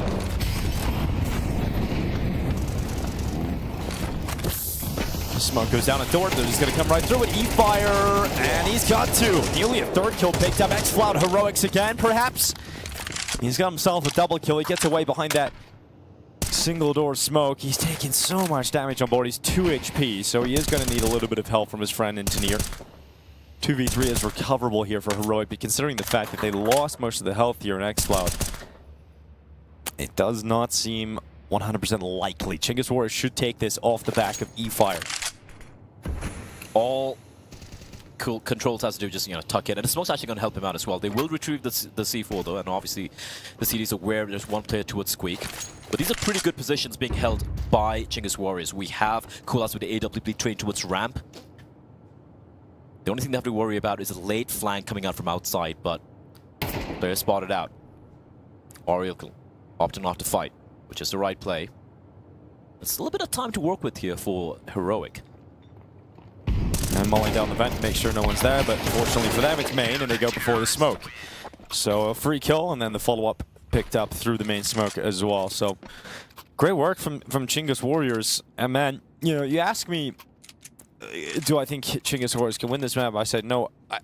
I still, that's a real possibility. They absolutely have a shot at winning it. Dinko, they were 1-6, and now exactly, they're 8-8. Exactly. So they're the ones they have the momentum at the moment. Absolutely. And I'm looking at a we're still waiting. I'm just in the world where I'm expecting Heroic to wake up a little bit, but it doesn't look like they're playing well enough to do so. So yeah, might be eating my words in just a few moments here. Chinggis Warriors wrestle control of the game. Hero AK for X-Cloud might as well. He's been quite phenomenal thus far in this game.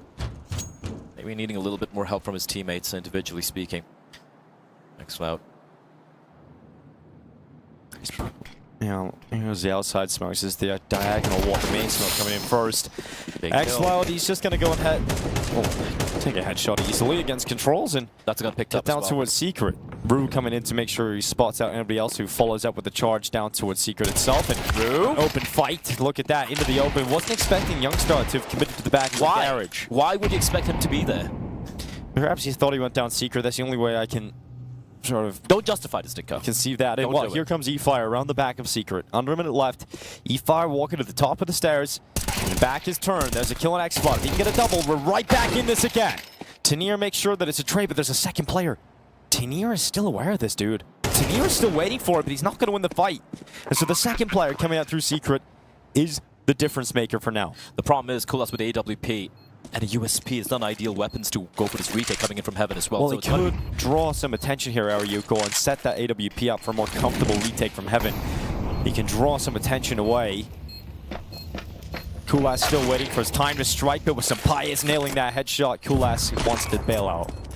Really did sort of hinge on the success of the main player, didn't it? If that main play doesn't go the way of the retake, then it's over. The kill on Rue was the kind of head scratcher. The head scratcher, and also the main domino that fell right there. Right, like there was a big window where the teams could have gone into its garage, and especially when they get the kill, you expect them to go for the AK pick. They probably thought maybe it's a force buy from everyone because X-Cloud had the AK-47, but still, it's such a big assumption from Rue, and just he could have fought from from the locker's position. He could have just jiggled a little bit, played a more safer angle, got a little too hungry over there, and sometimes Counter-Strike can be like that. Timeout for Chinggis Warriors. Obviously not happy about that. Just at the start of that round, we were talking about how they've now put themselves in a position to maybe round out this game. The scoreline may look close, but the momentum's been safely in the side of Chinggis Warriors the last few rounds here. And I mean, that's the kind of round you've got to win. You've got to take that free opportunity. I think we've had like, what, 4 rounds, which have been won pretty much single-handedly by X-Cloud. Yeah, he's playing like a beast right now, picking up a lot of the slack. And some Pius is there with him, dude. It's not just X-Cloud. Some Pius is delivering the kind of performance you would expect from a player of his caliber.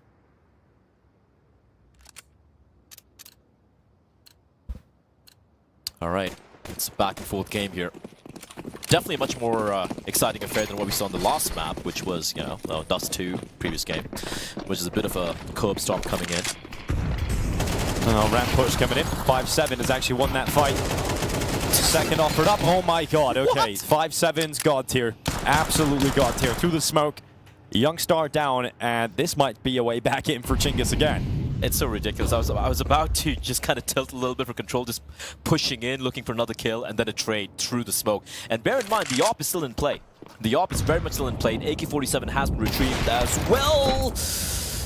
Ooh, cool ass. So lucky to be alive. Oh my god. Ariuko. Here he comes out towards Hell. Xloud should be getting at least one. Straight away, takes the first. Oh, so clean from Xloud. Eventually taken down by the 5-7, but he's even the numbers out again. Xloud is really the hero right now of his squad. Tanier goes back, looks outside, and 2 kills locked in. And the chance of Chingus Warriors picking up a miracle round slips through their fingers. Yeah, again, Rue just getting caught over its pants down. That's so unfortunate. But it was Beniko. Yeah, exactly. It starts with 2 kills though, and you just feel like, oh, there's a way back into it. You know, you fumble the last round, but if you win this with 5-7s, then it's forgiven. But they don't pick it up, and so Heroic are now at 10-8. You're really on the last solid buy here before we get to the territory where Heroic are really starting to think about rounding out the first map of play. Tanier hopping up on top of Silo. Mag 10 for Youngster. Probably maybe a bit of a misread perhaps, or assuming it's not going to be a lot of head armor here for the CTs. Nice find by Rue though. A little bit of redemption for him.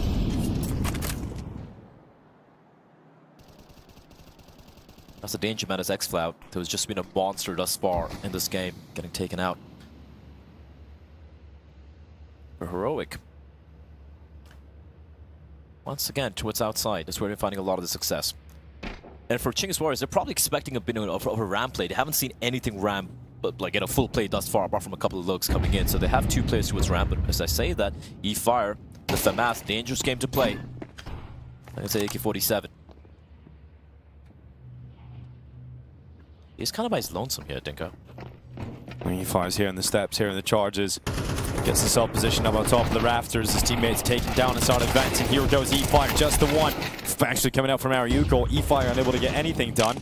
Lannis and Tanier battling forward for Heroic, and we're looking at a 2v3. His bomb still yet to be planted. Being locked in now by Linus at the back of the site. Rue 1 HP, and he's actually slipped forward a little further than they would anticipate, but gets spotted in the end and peeked from 2 sides, and so that 1 HP does not get him far. It's now Controls in a position where he can't win this round, and they don't have any money. So a save call is the best option here, and some pies might just hunt him. I saw an interview from, I think it was from Linus, or was it Sun Pius for Heroic, who was like, yeah, we watched some of the demos of... and they have a unique style? The unique style. That round is a unique style of a rotation, just dropping down straight towards vents, having no idea that a tease... I mean, they knew the tease were there, just dropping straight down vent, which is... How to put this gently, Dinko? Insane. Well handled by Heroic, but yeah, just a strange round by Chingus Warriors. They got the opening kill. They know they spotted at least a couple places was lower, but everyone just rotating in through vents despite the fact they have no control towards it, which is just mind-boggling. Honestly, very mind-boggling. But hey, Asian Counter-Strike. Yeah, it's you love it. And you definitely enjoy watching it, that's for sure. M4 out here for Controls, 4 Deagles, or rather 157 in the mix there too. 3 Deagles. Young Star to open things up with the kill for Heroic. That'll be the opening kill that'll put them in the position that they really should be grabbing map point from. Yeah, it kind of looks like the you know, little bit of a scare they had we had for Heroic earlier on has been swiftly swept aside. And for Chingus Warriors, you know, valiant attempt, I won't lie, you know, they had some really close rounds, but small little mistakes being made. Damn, okay. Big deep shot, goes in for a second. Oh my god, he got away with it. He has an AK-47 now on his hands. Cool as charging into the ramp, but no way. Sampai's just waits. He recovers the kill on Xcloud again, of course, alongside Tanier. And so, yes, there was a moment of hope. but it goes out instantly. It's like they get a kill and they kind of forget there might be someone still around. They get so excited about it. Like he gets the first kill, immediately goes for the pick up the AK. Well, Somehow hold miraculously the horses, survives. hold your horses. Here comes Ariuko. He's still got a small chance. He's seen the bomb. Yeah, he's got the bomb in his possession. Senpais has to come to him. He's trying to pull the attention away, and Ariuko had the idea that that shot was to try and draw attention for the flank. He just couldn't win the fight. So xCloud again, alongside Senpai, able to recover the round here. For Heroic, they now reach map point. And realistically, should now be closing out Nuke. They had their chances here, Chinggis Warriors. That many chances. They had many chances, just unfortunately for Chinggis Warriors, they lost to just too many of those rounds where xCloud steps up with either a 5-7 or a D-goal or just something. Or they get a kill and forget there might be someone nearby. Right. Which is So just insane. it happened too many times. So here's kind of the last buy. You've got an MP9 out for E-Fire. Everybody else is going to have an M4 of some variety. Still a decent buy here for the CTs, you know, 4 rifles in play. Seen them do a lot with much less. Alright, Controls is already down Secret.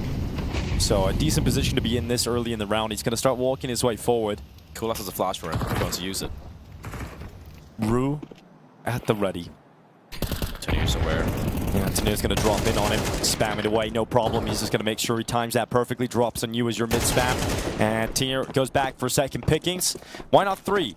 As he hears the steps retreating into the bomb site. So Tanir takes that space he's created at main, flashes towards E-Fire, who does well to get one, but needs much more. Needs some real heavy lifting here, and he just doesn't have it in him.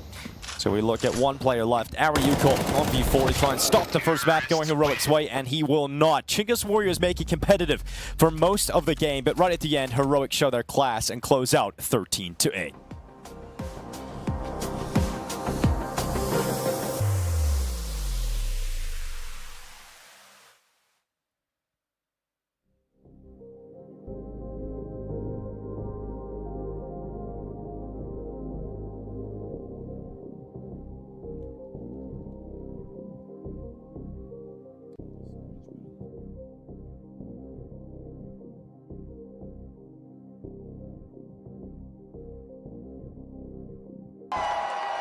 Fueled by the same passion as esports athletes, Zowie continuously develops tailored products, empowering gamers to bring their best out.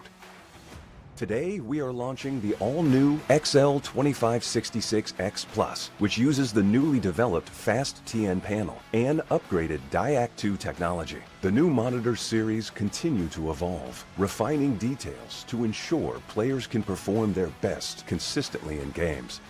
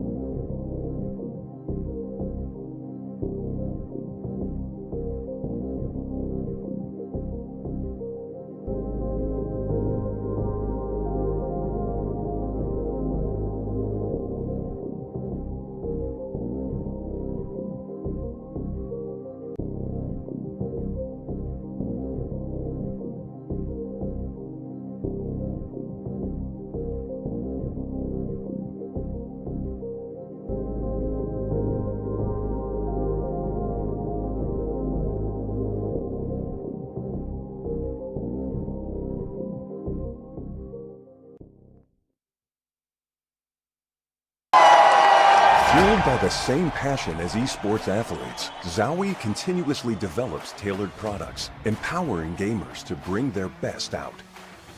Today, we are launching the all-new XL2566X Plus, which uses the newly developed Fast TN panel and upgraded Diac2 technology. The new monitor series continue to evolve, refining details to ensure players can perform their best consistently in games.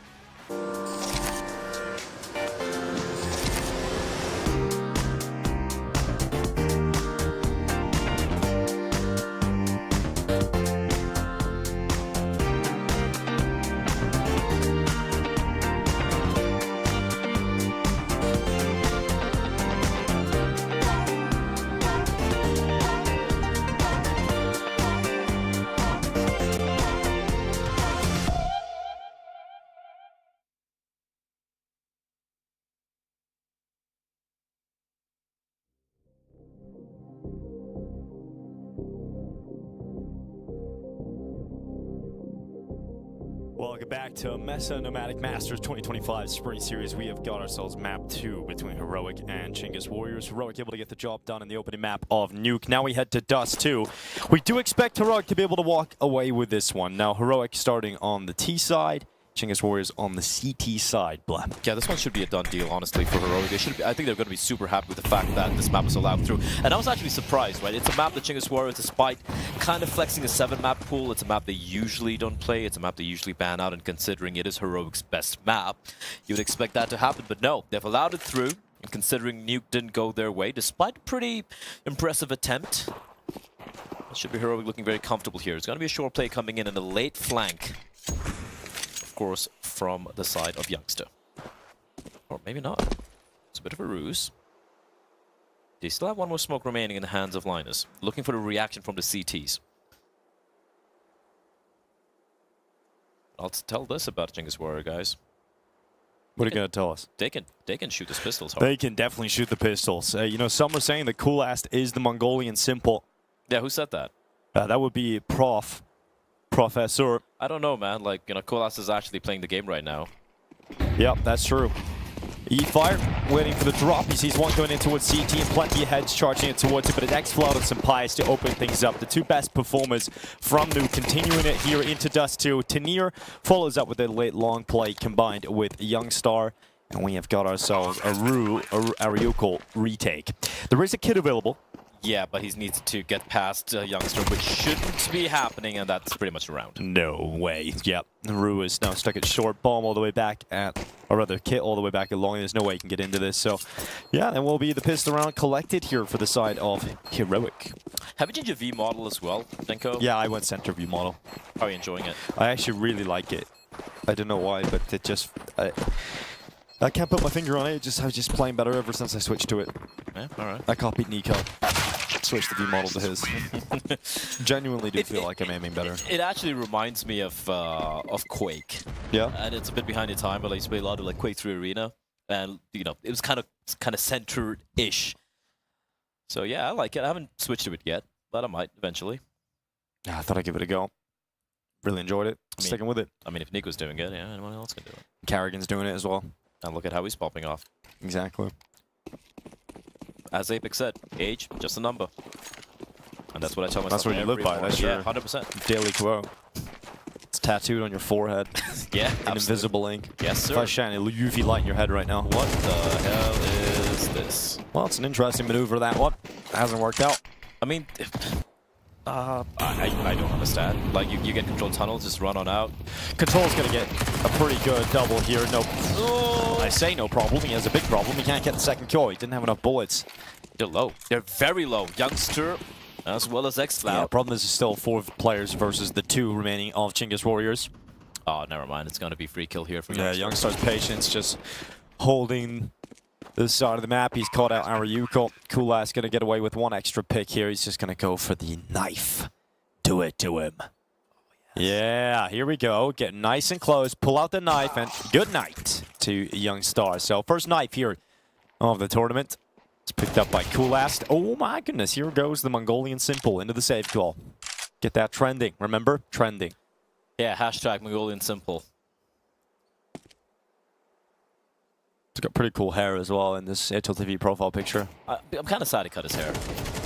I understand why they call him cool ass. This is good damage. He's killing everybody. Yeah. Although that being said, it was a forced buy. Doesn't hold on to the AK-47. It'll be full eco coming out here. Should be a freebie for Heroic, despite suffering a few casualties there. And yeah, some of the decision-making from the side of Chingus Warriors has been a little baffling for me personally. But then we saw some pretty cool stuff coming out, right? We saw the individuals popping off. Some of the mid-rounding on Nuke was pretty good, albeit it's a map that they picked. It's a map they should be more comfortable on. But yeah, when Sanpai said, yeah, they're an interesting team, the way they play Counter-Strike, there is truth behind that. Force, actually no, it's going to be cool as with the kind of the upgrade onto the M4, considering he got the knife kill, so there's obviously the danger of that M4 present in the server. Control's going to be going for the full eco to get the AWP for a star player come the next round. Yeah, Sampai's kill your teammate. I'm not sure what he was looking at, like your team is right there. Like, it's like, yeah, maybe he's behind the ball. I don't trust him. I don't trust my teammate 100% that. Well, this is the short play. It's worked out pretty well here so far for the Chingus Warriors. Hexfall cowering in the corner because the USP was rattling after him, but he manages to get away. He'll maintain his 15 HP. Ariuko, half HP damage. E-Fire with the kill. 5-7 to the head of X-Flout. Here goes Ariuko again. CZ forward into the fight. Youngstar with one. Tanir on the follow-up, and it's just cool ass. This is chaos inside of mid, but still could go the way of Heroic thanks to that kill from Tanir. And so they're going to bail out. They're going to go to the B-bomb site, and look who's waiting for them. It's Rue with the Deagle. And we know one thing about Chingus Warriors. The Deagle is their best friend. And so Rue waits at the back of the site, at the back of the platform, peeks on up. They line up, damage done to the first. Can he get the kill? He absolutely can. And Rue will look for the second. Just couldn't connect the shot on Sampaias. And the Spaniard looks to knock their lights out. 1v1, both very low in health here, and the heroics from Rue. Is it going to be enough, Dinko? Is the question. Kula switching over to the AK-47. Coming in from mid. He's biding his time. Not sure why he's just stuck there. Cool last? Cool last. See, if he really is the Mongolian simple, he'll throw his gun over the wall and win this round through the window. But he doesn't have an AWP. Dude, why is he taking so long? You have no kit. Come on, you need to move. You need to get a move on here, Cool last. Get your steps up, accelerate. He's got the ankle, he's got the read. Now he just needs to kill, and he's got it. Straight to the defuse. Cool ass wins it against Sampaias. A huge round to be collected here for Chingus Warriors as they win on majority pistols. Yeah, that was just a disaster coming in. And the M4 actually just got the one kill, by the way, Dinka. It was the USPs, the 5.7s walking into it short, walking into a bit of a trap. A huge round being won there, but I still wonder what Kulas is doing, just tucked in, waiting for so very long. But a good read from him. He knew exactly where Sunny P was, and that is going to be a round stolen away. And bear in mind, Dinka, round number 2, they suffered a lot of casualties. They lose round number 3 here for Heroics, so money's not going to be in a good place. Yeah, Sampaias will still have the AWP. They'll have the AK for Tanir, but yeah, you're right. This is not looking too pretty here for Heroic in terms of the buy. A real opportunity for Chingus Warriors to break them early on and start this Dust 2 CT side campaign. Long control. Nicely done here. The pistols towards B. It's a bit of a ruse. A ruse. Shut up. All 5 players gathered up here for the Heroic side. Couple of smokes, 3 smokes in fact. Molotov. It's going to be going for the B part. Okay, it's going to be the B split coming in, but it's a good read coming out from Chingus Warriors. They have 3 players lying in wait. We've got Rue on the side towards window. It is going to be Ariokul just jiggling from double doors, and Kulas with the AWP, a safe pair of hands. This should be a shutdown. Cool last. Flash to his face. Feeling of disgrace. He'll send a molly too deep as they push into his face. He goes into the open, dead. Sampaias and Youngstar, 2 kills as they break apart the defenses, and Heroic once again into the B-bomb site. Around it could have meant everything to Chingus Warriors. Around it could have set them up for early success in this half. Has gone the other way. There's no retaking this B-bomb site, especially with Linus waiting on the mid-lurk. Controls is gone. In fact, they are going to lose everybody. It's just E-Fire tucked in the corner. He'll fight his way out of that, but where he goes, there's another player waiting for him. And he's down to 30 HP now behind the mid doors. And he's getting hunted Wouldn't as well. stand there, buddy, too long. It seems like the bullets are going to come through. His trap. Tanir not spamming, just about missing. And there we go. 4 HP. Flash being popped through off the wall. That doesn't matter. It doesn't matter. Oh boy, eventually it's over anyway. Well done, Tanir. Yeah, that was surprising, Nico. They had 3 players there lying in wait. And the Molotov was a little too late there. Yeah. And just the one flashbang, getting off the angle, then we had Sunny P with the op, holding off the angle, getting the kill. And Oriokal, he needed at least a couple of kills from that position. If it was tucked into its car, maybe it would have been better, but yeah. Consternation on the faces of Chingus Warriors again. They win these almost impossible rounds and immediately get swept aside come the next. We saw this on Nuke as well early on when we had Heroic get up to a 6-1 lead initially. And once more, a very early timeout getting called by Chingus Warriors. This is valuable LAN experience for, you know, Chingus Warriors playing against a team like Heroic, because, you know, the next event they're going to be playing is going to be in Austin, the major, Stage 1. So, you know, kind of work out the kinks they have, but also at the same time, you still want to make it interesting. You want to make it close. Shot taken by Sun Pius. It's coolest. Op in hand is the hero AWP buy coming in. Rest of his teammates, just the default pistols. Restraint being shown by Tanir. Spotted one play towards long.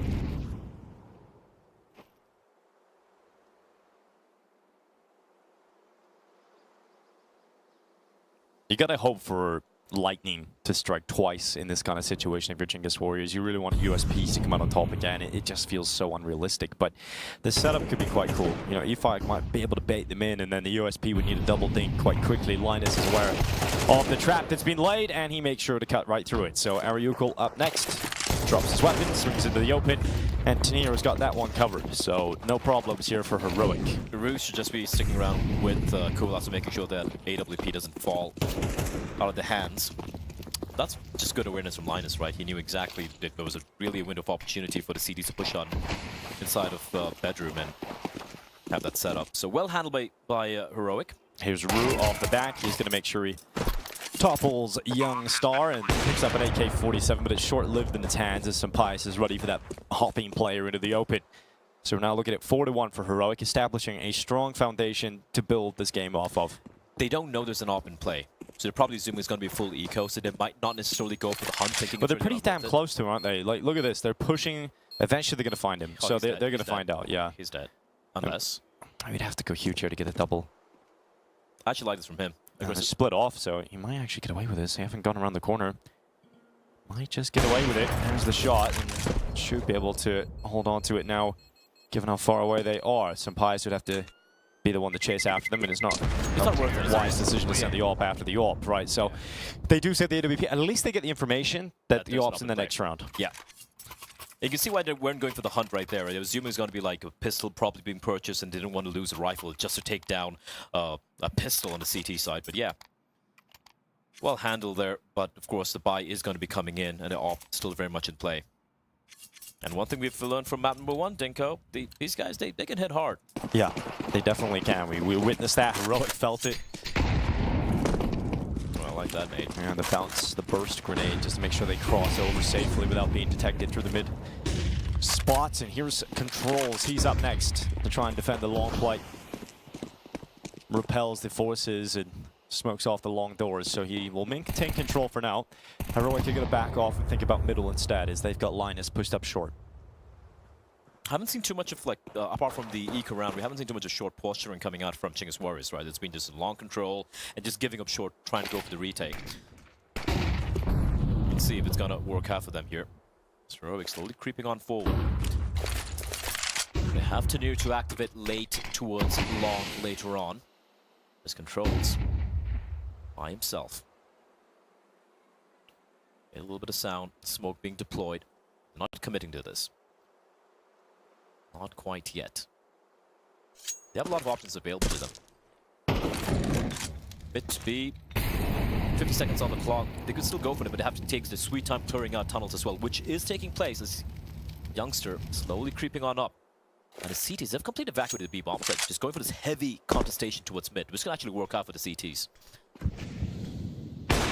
Good shot from Cool Ass. That's Linus going down. Gonna try and hold it off again. He's got Ariuko to protect his blind spot, but the bomb has gone down. Yep, they've got to smoke at least. They can use that as a recovery mission. Ariuko going into it. Knives out inside of the smoke. Ariuko taking damage. They get away with the bomb.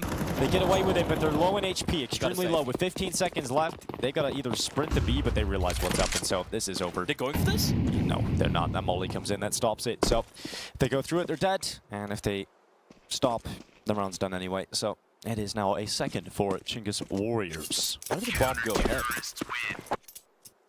Why was the C4 play with the C4 going up ahead? Oh, through the mid doors. Yeah, through the mid doors. Maybe not expecting the fight to go down the way it did. But I do like what we saw from Chingus Warriors there, right? Instead of just going for the default setup where they have long control, holding towards speed, just giving up everything else, they're like, you know what? Screw it. Looks like it's going to be a mid play. They played aggressively. Could have cool us with the AWP. He had his teammate right next to him as well. So a good shutdown from the Mongolian side. For Heroic though, it's been a couple of good rounds, so money's going to be fine.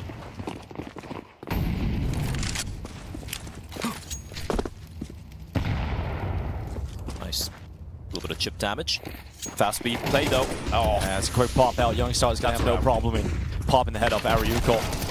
And that second kill will confirm it. Yep, that'll be the round victory. So we're looking at 5-2, safe call. With 3 remaining plays here, Chingus Warriors going to back off, try and hold on to the AWP for cool last. That's a well-called round there from Linus. Yeah, absolutely. So should be able to get away with a save here. There's not too much cash built up for Heroic, so they're just going to hang on to everything they've got. So at least giving that mercy. But again, it's a similar story to what we were talking about over on Nuke, where Chingus Warriors, they give themselves some early opportunities in the game to sort of benefit themselves by breaking the money of Heroic, and they just haven't been able to capitalize on any of those opportunities. You know, earlier in this half, they have the USPs coming out, immediately get answered back on. And when that previous gun round, unable to follow up. So just the lack of ability to string multiple rounds consecutively together, it's just a very unfortunate set of circumstances here for Chingus that is just going to allow Heroic to likely win this series 2-0 today. And also not, you know, taking a single casualty as well for Heroic, right? Right. Tell us what kind of games coming up later on then, Blah, here at MESA Nomadic Masters 2025. Well, as a climax for the day, we do have, you know, a big Eruption game taking place later on. That is happening. But right before that, of course, we have Huns, who, for me, are the best Asian, I mean, apart from GG Hao, would be the other best Asian team in the absence of Tai Lu. They're going to be going up against Bait. I'm actually looking forward. I'm looking forward to that game. I think for Bait, they've been looking great online thus far, but obviously haven't had too many LAN reps. Yes, and that the action will be brought to you by the double P combo of Pala and Prof alongside the commentators of Henry G and Naokai. Pius spotting out the top mid controls, and he's going to make sure they have no control of it on the CT side as Youngstar steps in. It's a second kill for Heroic. They're abusing the B-bomb site. Looks like they've just sort of upped the gear here, but they're in cruise control. They are storming their way to a one-sided half. That was kind of crazy when Kolas just going for the fight when he knew he was kind of by his lonesome, but he tends to do that, Dinko. He likes taking fights. Yes. Unfortunately, sometimes, you know, you... That's why, you know, when you're the Mongolian Simple, you gotta live up to that playstyle. True. Cannot argue with that. No, you gotta go for every fight. You gotta go for every style point. That's how I live my life, Dinko. And look at me now. Yeah, you're doing pretty well. Exactly. Hanging out here in Ulaanbaatar. Timeout for the Chingus Warriors. Fun fact, Ulaanbaatar is the coldest capital city in the world. The average temperature is lowest. I can believe it. Yeah. It's spring. It's and 30th of April. It's June tomorrow. And it's May tomorrow. Oh, May tomorrow? Yeah, you're right. Yeah. Oh my god, I forgot about a whole month. I mean, it's May tomorrow. It's a Nomadic Masters spring, oh, yeah. and it was -10 3 days ago. It's June tomorrow. Why did I just skip an entire month on the calendar? I mean, the time is an illusion. So. My brain is broke. Well, blame the jet lag. You know, I don't usually get to blame jet lag because, you know, most of the tournaments are in Europe. But also, flying east does really screw with you. Yeah, it does. Definitely does. Well, we do have a hero, M4 in hands of Kulas. Like I said, this guy, he is the Mongolian Simple. He's going to, you know, just buy up as much as he can. Nice find from xCloud. Yeah, nice and clean find. Oh my god, okay. And the toppling by xCloud. Topples 2. There's a very good defaulting coming out from Heroic, apart from those, you know, that one round against the pistols. They have looked very clean, very well regimented, this T side. It is their best map after all. It's their favorite map. And Just about. As I said in the interview, you know, the classic, playing your game, you know, just working on their game, and it's looking good so far. Smoke, but not really going to force a way through it. A lot of time still remaining to be worked. You know, there's one player towards short. They're going to be heading towards the B bomb side. So we're finding a lot of success thus far, but the two CDs now grouped up towards short, and Coolast boosted up with the M4. Yeah, waiting. Just waiting on that smoke to fade away. It's going to be one for Coolast. He'll go back again, but Linus doubles up, cleans up, and now with 30 seconds left, we've got Rue nowhere near the action. So another round here for Heroic. 7. Oh my god, that's the bomb, and nice little shot from Rue's Deagle. They're fine. They're fine. Yeah, they're still fine, but it's nice to see the shot. Giving us a little bit of something to be excited about. Gets the body shot to land, but not enough to take down his opponent. So fist bumps in, Heroic fully controlling the second map. You know, I feel like Nuke was a little bit more back and forth, obviously, for a portion of it, but this is fully in control of Heroic. Yeah, even the rounds of loss that we saw earlier, right? It was just kind of individuals popping off and maybe being a little bit sloppy in those anti-eco rounds, but ever since then, they've kind of tightened it up thus far. Making it look very clean indeed. We've already seen an upset earlier today, Dinko. Saw getting just kind of taken down by GG How. Which I guess we'd call the best Middle Eastern team right now. I think that's fair.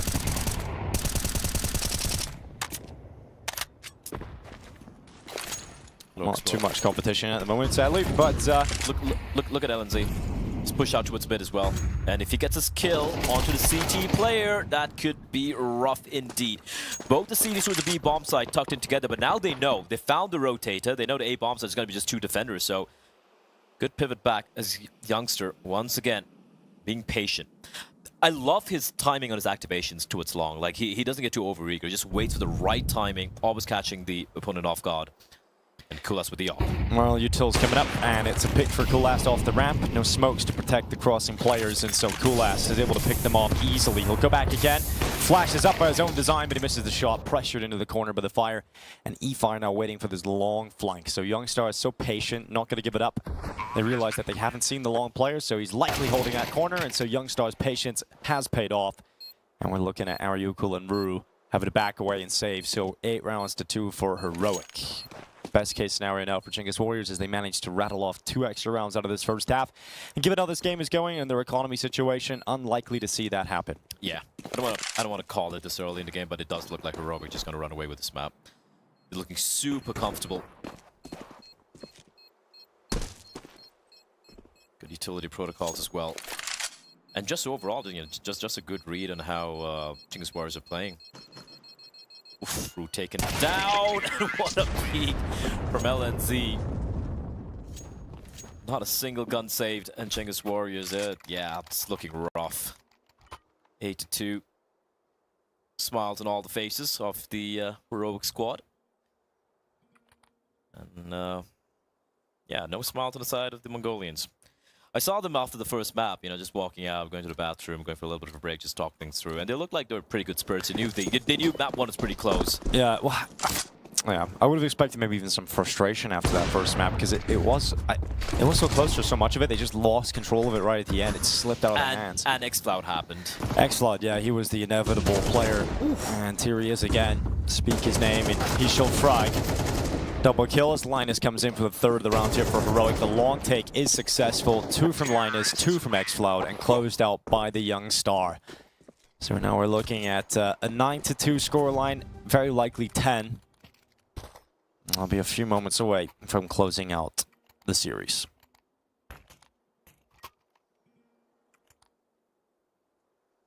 Yeah, Saul's going to be happy with the way things have panned out here on this map.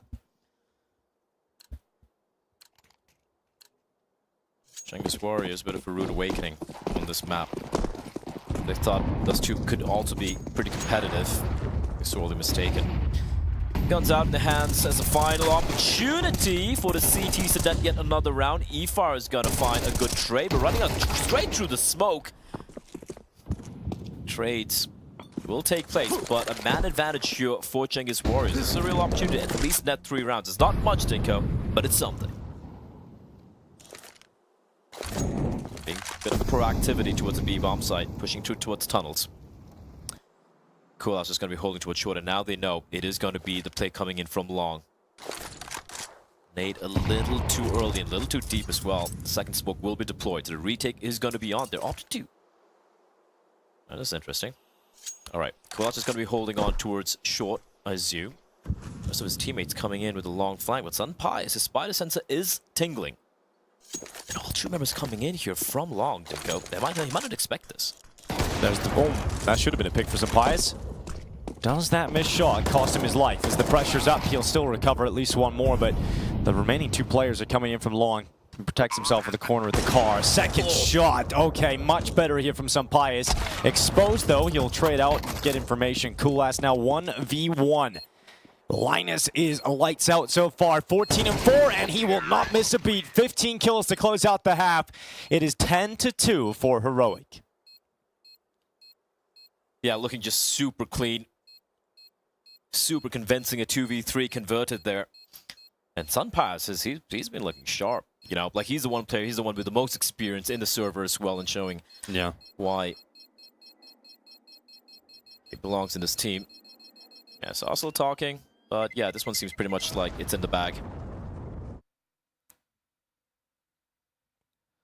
Yeah, with the pistol round, it's pretty much over immediately, right? Even if they win the pistol round, it's a long road back into it. But the pistol round would be the very huge nail that's nailed straight into the middle of the coffin. So. And it's, I mean, not to sound reductive, but for a lot of these Asian teams, apart from the Mongols, I guess, you know, the momentum is such a big thing.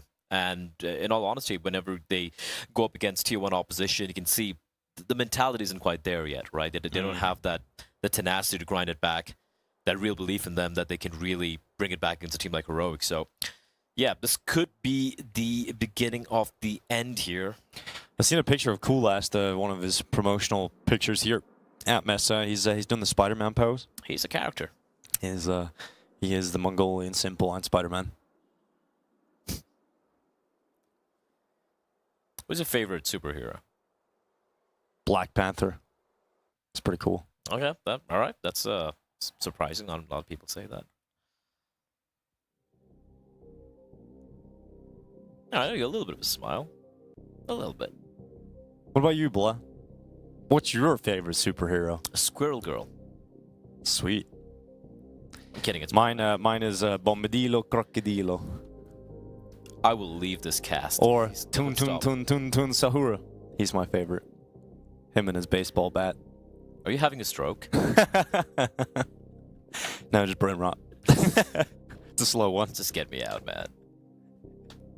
As much as I like to, you're such a ballerina cappuccino. As much as I like to keep my finger on the pulse of, what the youth are up to. There's no point in checking for life in this now, bro. It's all dead. AI has taken over. There's no pulse. I think Skibbity is what I finally. That was it. That was you tapping out. Yeah, I'm done. I can't and the brain rot for Sudan Wahangbam.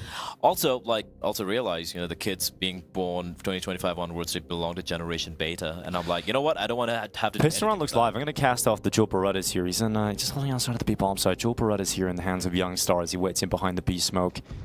You see, it's going to be a long take of one at least here of controls. He's fighting against Sunpai in this long-range fight. The bomb is going through the lower tunnels. Control's able to come out on top of it. Sunpai responds, now making the play up short. Sunpai is trying to barrel back and be there in time to help his teammate inside of the site, and that's Linus. And right now, 15-4. Yeah, he is lights out, as I said. So let's see if he's able to pull off another couple of kills. They're charging towards him. Tenero's got that headshot. E-Fire going down. Linus on the follow-up. And it's clean with the bomb descending to the ground. It'll be the final player out long in Rue. And in a moment, they will detect him, and the steps have been heard. The flash has been thrown, and Rue has been cast back. It is 11 rounds for Heroic. 30-9 between between Youngster and LNZ. They're having a ball of a time here. Yeah, it's a fantastic performance here from Heroic. This is kind of what we were expecting. We were saying we want to see them come into this event in some good form, right? You have the favorites of the tournament. I'm going to say, when you have a long tech issue, it affects the game massively to kick things off. You obviously had that over on Nuke, right? So that can throw even the best teams off. So Heroic had to deal with that, still got the job done towards the end. This map has been a little bit more uninterrupted, and so far it has been clean from Heroic. It's kind of, I mean, I don't want to sound like a broken record, but it's kind of expected when I saw Dust 2 not being banned by Genghis Warriors, right? Yeah, they banned Mirage. I thought, I don't know, maybe they're not comfortable in Mirage, but the moment they didn't ban Dust 2, you knew Hero was just going to go with it. It's a safety pick for them. It's a map they're super comfortable on, and I knew pretty much 90% are going to win this map, and yeah, the scoreline kind of reflects it. And something Prof can probably break down, maybe why Chinggis Warriors allowed Mirage through. Sorry, allowed Dust 2 through. But yeah. I'm into 2, the 4 spy coming in, despite lack of bomb plan. And Mr. Youngster, Young Bobik, as you can see on the HUD. Young Bobik. Yeah, he doesn't look like a Bob. No, he's not a Bob. He's young though. And he is a star. A star in the making. Cool West. Simple-esque kill here on Supplies. He's got himself an M4 now. Tanier waiting. Here comes the B push right in towards him. Tanier waiting under the window. And Young Bob, here he is. There's a 3K from the MP9. It might just be all over if Linus can close this one. And he is so ready for the crossing player of E-Fire. Does a lot of damage, drops into 26. And the full commitment, I respect it. Full commit to the bomb. And here comes Linus, though, stepping up to the mark, looking to round out at 12. Wanting to grab that map point here for Heroic. He's real close to doing so. E-Fire cowering in the corner. Linus knew he had it locked in, so his 19th kill results in a 12th round win. Yeah, that can go on either way, but the wall bang from Linus taking 74 points of damage as well, with a full spray, well handled. And also from Youngster with MP9 sneaking around in the smoke. Being a little bit of a smoke criminal, Dinko. Smoke criminal, yeah. Yeah. You know, never mind. I was going to go on a bit of a tangent about Stewie, but I thought that was a bad idea. Yeah, in his day and age, yeah. Topical, though. He's back, though. He is back. Yeah. Automatic's playing golf, though. Yeah, he's not back, but he is going to go pro. He won $10 recently in a golf He said tournament. He's not trying to go pro. He's already pro. Yeah, he's he won already won $10. Yeah, so he's a professional now. Yeah. You know what? I wish Audie all the best. Yep. He started off strong. $10 is $10. There goes the long fight. It's going to be E-Fire to come out on top of it. Rooted trade, and so life in the Chinggis Warriors yet. A pulse, Dinko. A tiny pulse. But 10 map and match points here for the CTs. They should be trying to go for the save here. Off in the hands of Sunpious. And, oh, hold up. Young Bob getting hunted down. All right. Gets 2. 2v3. Still think it's going to be a save. Yep. Yeah, the AWP's already pinned on the 8 bombs. I think when the 2 entries come in like clean, you're already in the mentality to save. So they've just committed to it. Sunpious knows that E-Fire's long. He can call for Tanier to come around and perhaps try and deal with that. He's so low on health. Tanier just going to walk into the open. Should actually go down here. Tanier does not have the health to compete in that fight. And it was a good headshot as well from E-Fire. Sunpious realizes his defensive mechanisms have disappeared, and so he moves into short instead. Getting ever closer, though, is controls. Loses AWP, and he won't as he chimes in the shot. Here's the steps at long. And the 3rd round for Chinggis Warriors. A little bit of Dust 2 still left. It should be an eco coming out here from the... Oh, well, he's going to lose AWP here. This is actually a big kill. Oh my god, he hits the no-scope. Can he get another? Can Sunpious hold on? He can. So a last-second kill, removing the AWP from the hands. And that's not bad at all. Yeah, if that AWP wasn't playing the next round, it could still be, you know, if you're Chinggis Warriors, you're going to still be worried despite the fact that the rest of the teammates, so the rest of the heroic side wouldn't really have much weaponry to work with. But yeah, they stay alive. It should stay alive for at least one more round here, unless we see some Deagle Scout shenanigans. But we're having some technical shenanigans once again, Dinko, unfortunately. But hopefully, but the monitors are on. You know, it's only one guy with headphones off, so hopefully it shouldn't be that long here. Smiles bound for the side of Heroic. LNZ having a hell of a map here. Saw should be a happy man.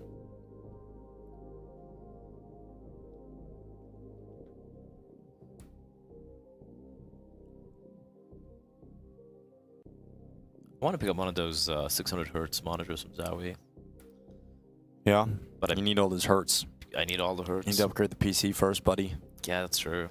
I've just been kind of... You need to get the FPS for that. Yeah, but I've just been playing so much Baldur's Gate, but you don't really need a strong PC. Yeah, CS is kind of ridiculously intense. It's so funny. Well, I think it's because we have high expectations of the amount of frames that we want. It is funny, like, you see this, like, massive tech channels or whatnot, they see a new monitor, and you can just see them. All right, you can. Let's test it on Counter-Strike. Yeah, it's the one. Always. It's the benchmark. It's probably the most important game. For like Hertz is probably the most important thing for Counter-Strike. Like in terms of other games, it's not as important, I would imagine.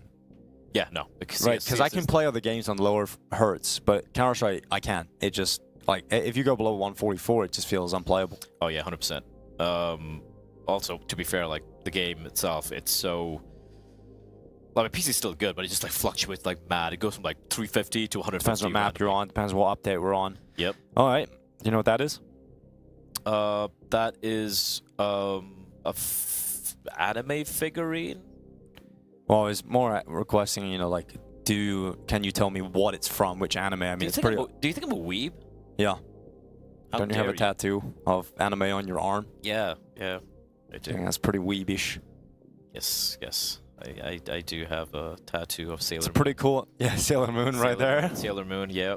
Right on my chest, next to my heart, where it belongs. Oh, God.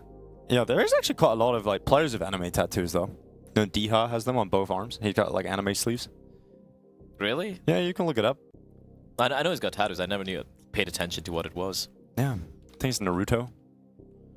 God, it's such a mid-anime. Well, he likes it, bro. Liked it so much he got tattoos of it. I mean, that's totally fine. He can like it. I'm just saying it's a mid-anime. Hey, bro, your tattoos are mid. Yeah, so I think it's. I didn't say the tattoo's mid. I'm saying it's a mid-anime. Yeah, so yeah, he's got the anime sleeves. It's pretty cool, I guess. Yeah, I guess. I'll just say this, Dinko. Today's day and age is dangerous, getting tattoos from whatever shows or books or whatever, because you never know what's going to be found out about the author or the guy who made the series. Yeah, but you just have to separate art from the artist, where possible. Sure. Where possible. All right. Who's your favorite actor? Timothy Chalamet right now. All right. Right now, I would say that if I think about it more, probably Christoph Waltz. I love his performances in every movie he's in. Name 3 movies which aren't all Tarantino. Yeah, all of them. I love all those ones. All right, fair. I mean, it's great. So yeah, I mean, I don't have to like him because he's in a bunch of different movies,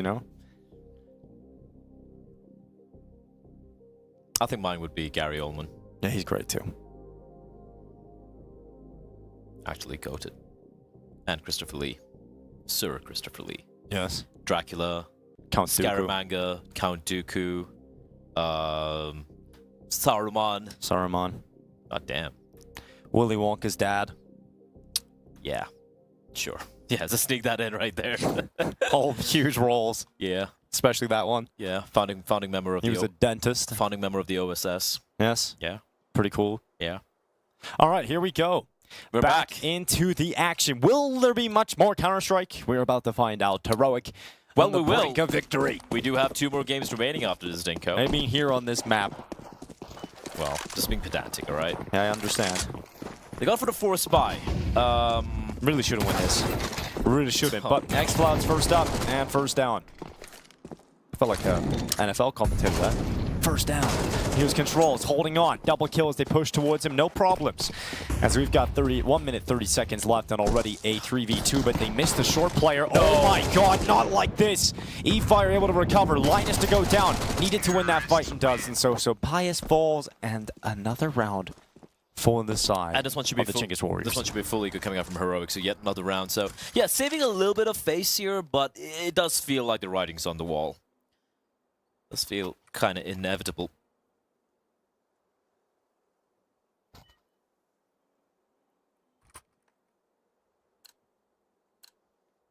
All right. Yeah, there we go.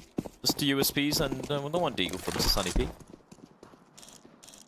Yeah, I mean, this should be easy for a 5th round for Chinggis Warriors. No problems. Yeah, they're going to do a good job of avoiding this aggression towards mid here. Although, that being said, they're making a lot of noise towards long. But yeah, I don't expect them to win this.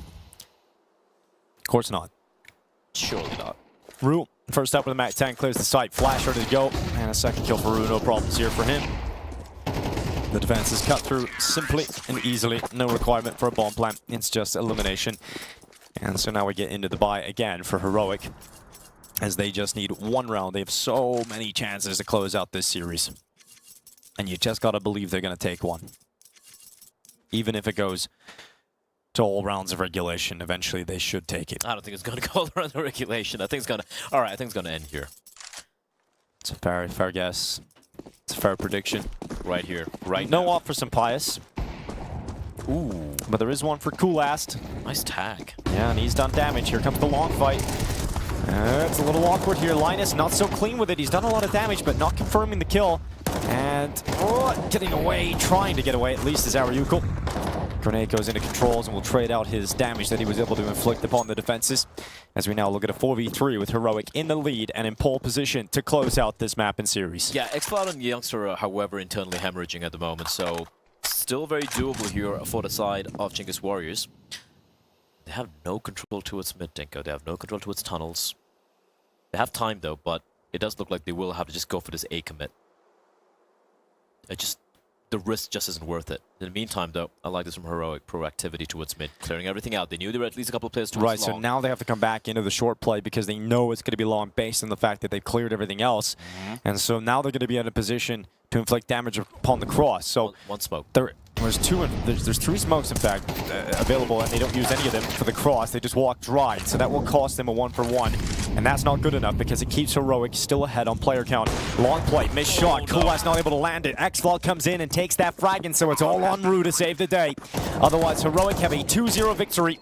And they are looking down the barrel of it right now. Young Star is the man to close it. He'll throw the weapons away. He'll leave the rest of his teammates to defuse. He's up. He's ready. Headset off. And Heroic take the victory 2-0. Defuse stuck all the way. And the fist bumps, the hugs, the happiness for Heroic as they get through the Chingus Warriors. Yeah, just a day in the office right there at map number 2. Looking very, very comfortable. Very, very secure. And apart from, a few Heroics and maybe a couple of loose rounds coming from Heroic there, yeah, map 2 was just very clinical work coming in from the Norwegian org. For Chingus Warriors, though, some good signs, Dinko, right? Like map 1, their map Big Nuke was pretty competitive. If it wasn't for some of the heroics from the side of xCloud, it could have easily gone the way of Chingus Warriors, if you ask me. We could have potentially seen map number 3 coming up here. But yeah, the fact that it allowed Dust 2 through, for me, was a guaranteed map win for the side of Heroics. Heroics certainly one of the favorites coming into the tournament. A lot of people have him as the favorite for the competition. And so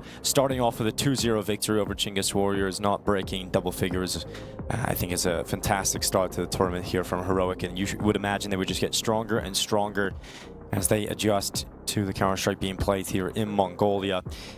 And for some Pius, I mean, he has the opportunity to be the MVP of this tournament, I think. Yeah, he's got some great players alongside of him, but just the class that Pius can bring in, especially at a tournament of this level, I think Pius could absolutely be staring down the barrel of an MVP performance here at this event. And also, again, for Heroic, as a prelude to this game, we were talking about how, when this team came together initially, we saw some of the LAN performances. It wasn't necessarily something that great, but recently the online form has been looking good thus far. So racking up these wins, maybe potentially even winning the tournament, would be a great way to enter Dallas. Well, that's all in the future here for Heroic. They take a 2-0 win over the Chingus Warriors.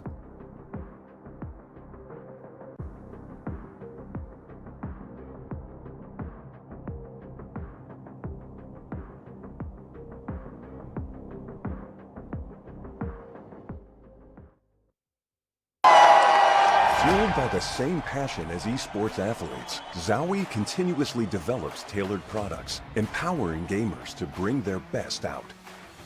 Today, we are launching the all-new XL2566X Plus, which uses the newly developed Fast TN panel and upgraded DIAC2 technology. The new monitor series continue to evolve, refining details to ensure players can perform their best consistently in games.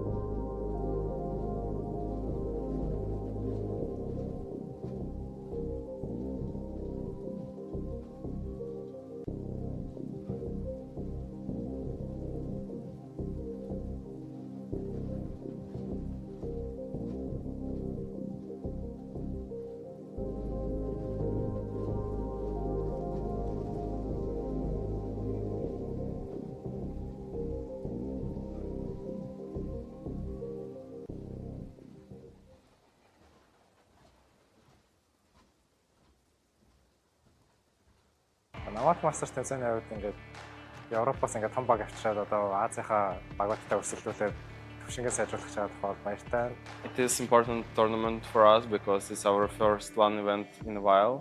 I'm actually pretty excited to play against the Huns because they played, I think, Blast before, and they were playing against some good teams. They showed some good individual skill, so I'm pretty interested to play against them.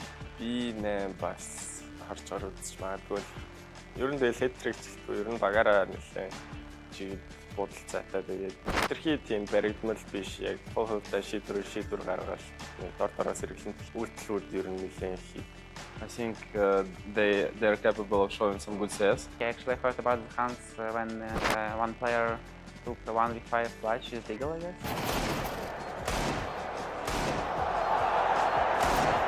Not many players can hit shots like that. What I have seen is pretty impressive, I would say. I don't think about other teams. I think that actually we can beat any of them. Лан тэмцээн дээр өөдөөс харж байгаа үзэгчд байхгүй тоглох нэг ондоо. Лан тэмцээн дээр чинь үзэгчдтэйгээ бүр олон хүний өдөн дээр тоглох нэг ондоо. I want to show a good game on LAN. Yeah, like I think it's really good experience for us here in Mongolia. It will be interesting, and thank you everyone for cheering. I hope you will enjoy some great matches, hopefully, and of course cheer for your home teams. They're good. Fueled by the same passion as esports athletes, Zowie continuously develops tailored products, empowering gamers to bring their best out. Today, we are launching the all-new XL2566X Plus, which uses the newly developed Fast TN panel and upgraded Diac2 technology. The new monitor series continue to evolve, refining details to ensure players can perform their best consistently in games.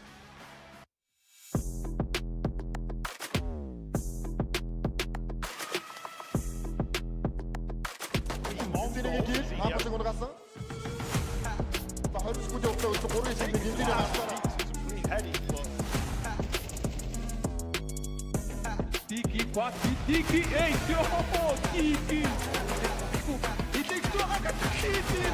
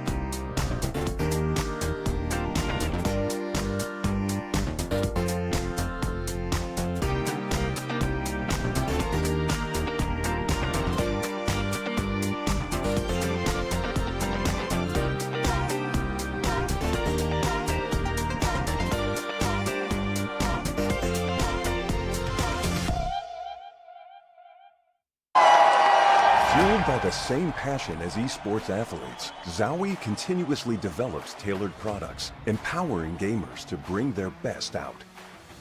Today, we are launching the all-new XL2566X Plus, which uses the newly developed Fast TN panel and upgraded Diac2 technology. The new monitor series continue to evolve, refining details to ensure players can perform their best consistently in games.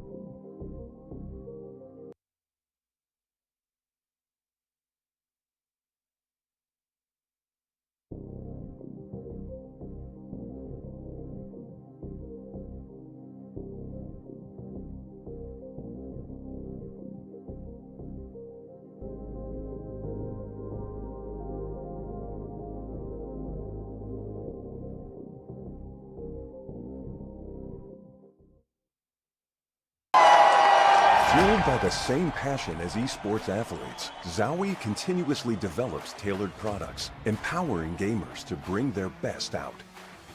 Today, we are launching the all-new XL2566X Plus, which uses the newly developed Fast TN panel and upgraded DIAC2 technology. The new monitor series continue to evolve, refining details to ensure players can perform their best consistently in games.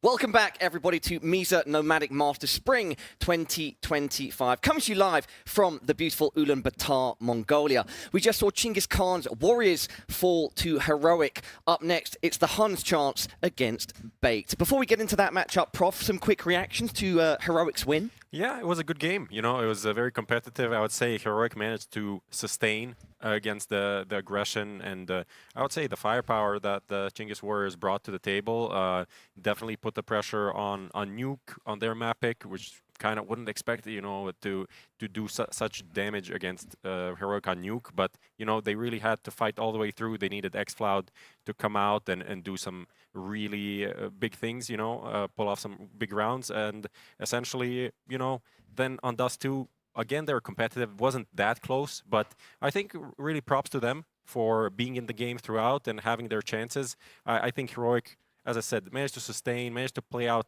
draw out some of these rounds and allow for Chinggis Warriors to make mistakes and then pounce on them to win the game. Because like we saw, like Coolest was pretty cool. He was pretty cool. He was indeed, as you styled him, the Mongolian Simple, right, Prof? Yeah. He got the knife kill. He did. He That's got that kind of knife simple. kill. He could have gotten a clean like USP or P250, whatever he had. He was like, nah, I'm going for the knife. He got the knife.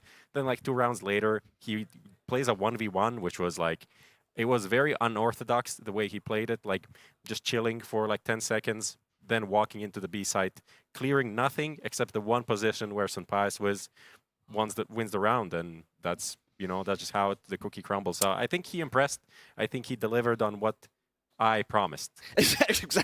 Prof, you know what? I think it was all down to you. With that being said, I think it leads us very well into this Bait versus the Huns matchup. And I think in a similar sense, Bait just need to lock in. They just need to perform to their average level, and this should be a cinch for them. Yeah, I think it's these are two different teams, even though it's, again, like European versus Mongolian matchup. I think the Huns want to play more proper, like European Counter-Strike, kind of more like what Mongols are doing, like do the basics very good and then also have really good firepower.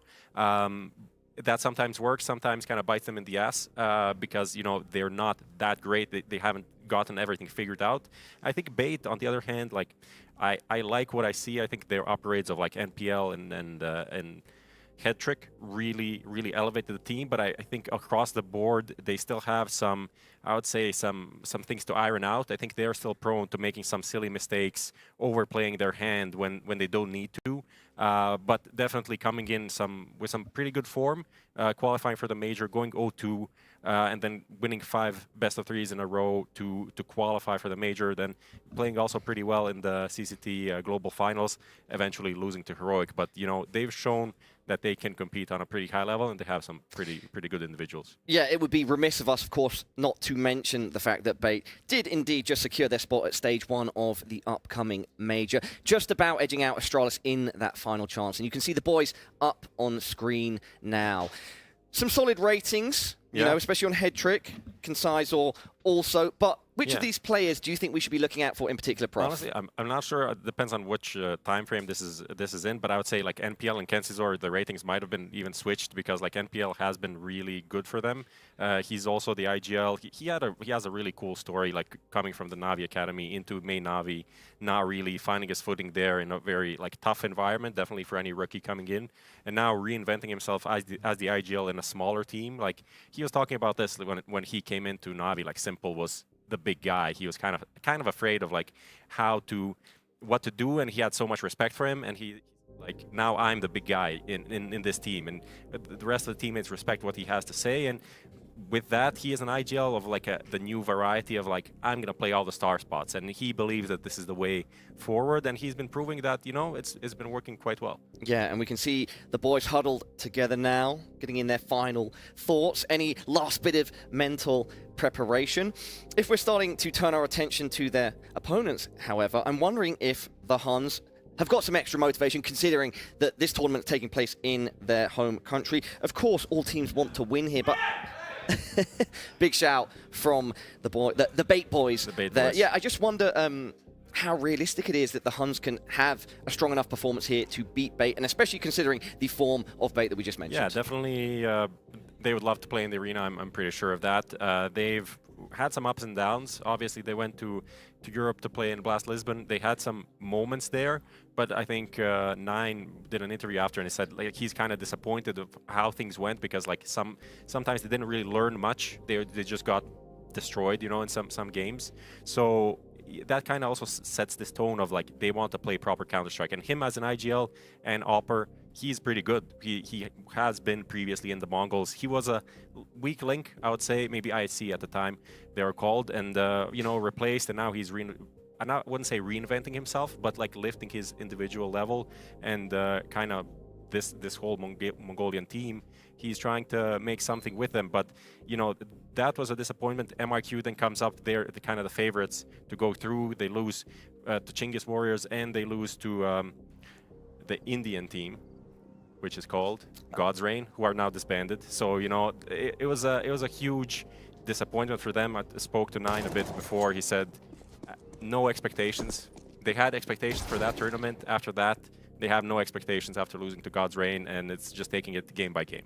Prof, you mentioned Blast. In terms of other recent results, they're currently third in ESL Challenger Asia Pacific, so they are sort of one of the heavier hitters from this region. Don't want to call them a flat-out heavy hitter, but there's definitely potential there, Prof, I think is fair to say. And I mean that the ESL Challenger League that you're mentioning, they're like forfeiting a game right now because like the schedule is kind of overlapping between this and their online game that could qualify them for Pro League in the future, right?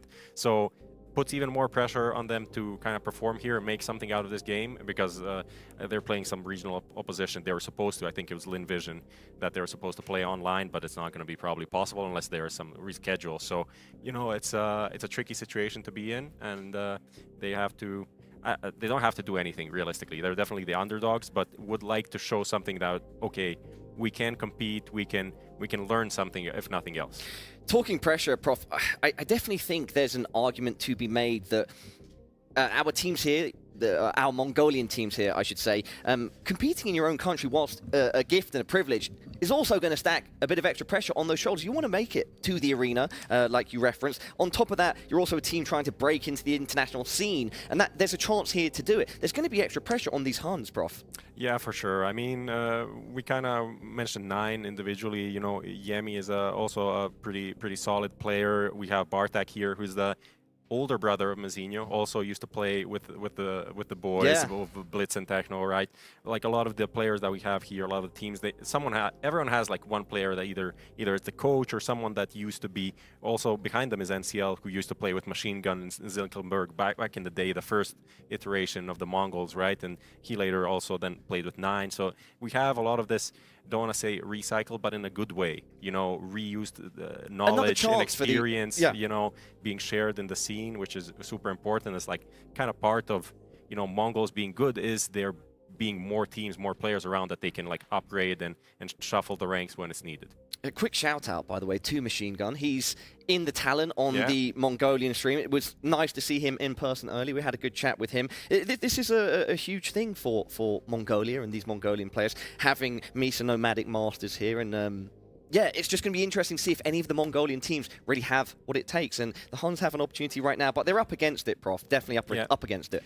Definitely uphill battle. Funnily enough, GGHao, the only team of the Asian teams that's not Mongolian, has secured a win and put themselves on track to potentially get to the playoffs in the arena. But the rest of them will have to, you know, go through it. I think one thing that's maybe slightly in the favor of the Huns is, you know, Bait have been pretty good this year, and they played a lot online, over 100 maps this year. On LAN, not so much, and they're also super young. Their average age is like 20 years, 20 and a half. So, you know, the Bait guys, will they adapt well to this environment? How will, traveling, jet lag? Me and you are feeling kind of the jet lag right now. Oh, yeah. How is that going to be affecting them? That's a curious situation. And I mean, what we saw in the first game, Gigi, how you can't really allow these teams to get off to a good start.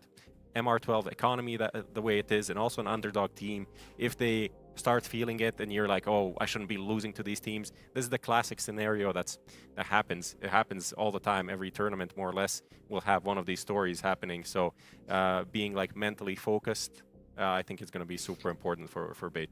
You're sort of circling us back there to something we mentioned at the start of this segment. And also what we mentioned about Heroic. For Bait here, I think it's absolutely key to remain calm, not overthink, and it will get tricky if the Huns start playing aggressively, start playing quite unpredictably.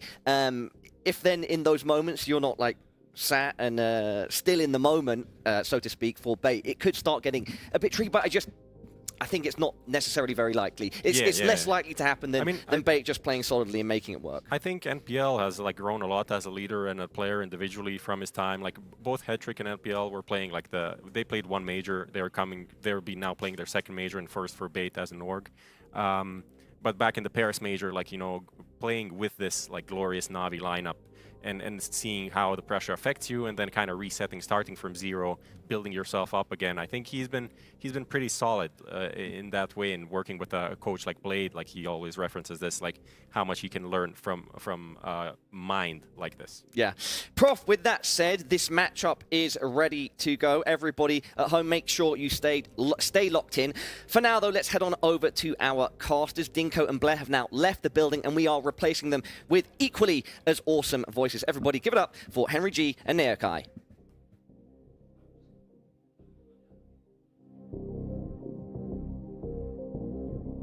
Thank you.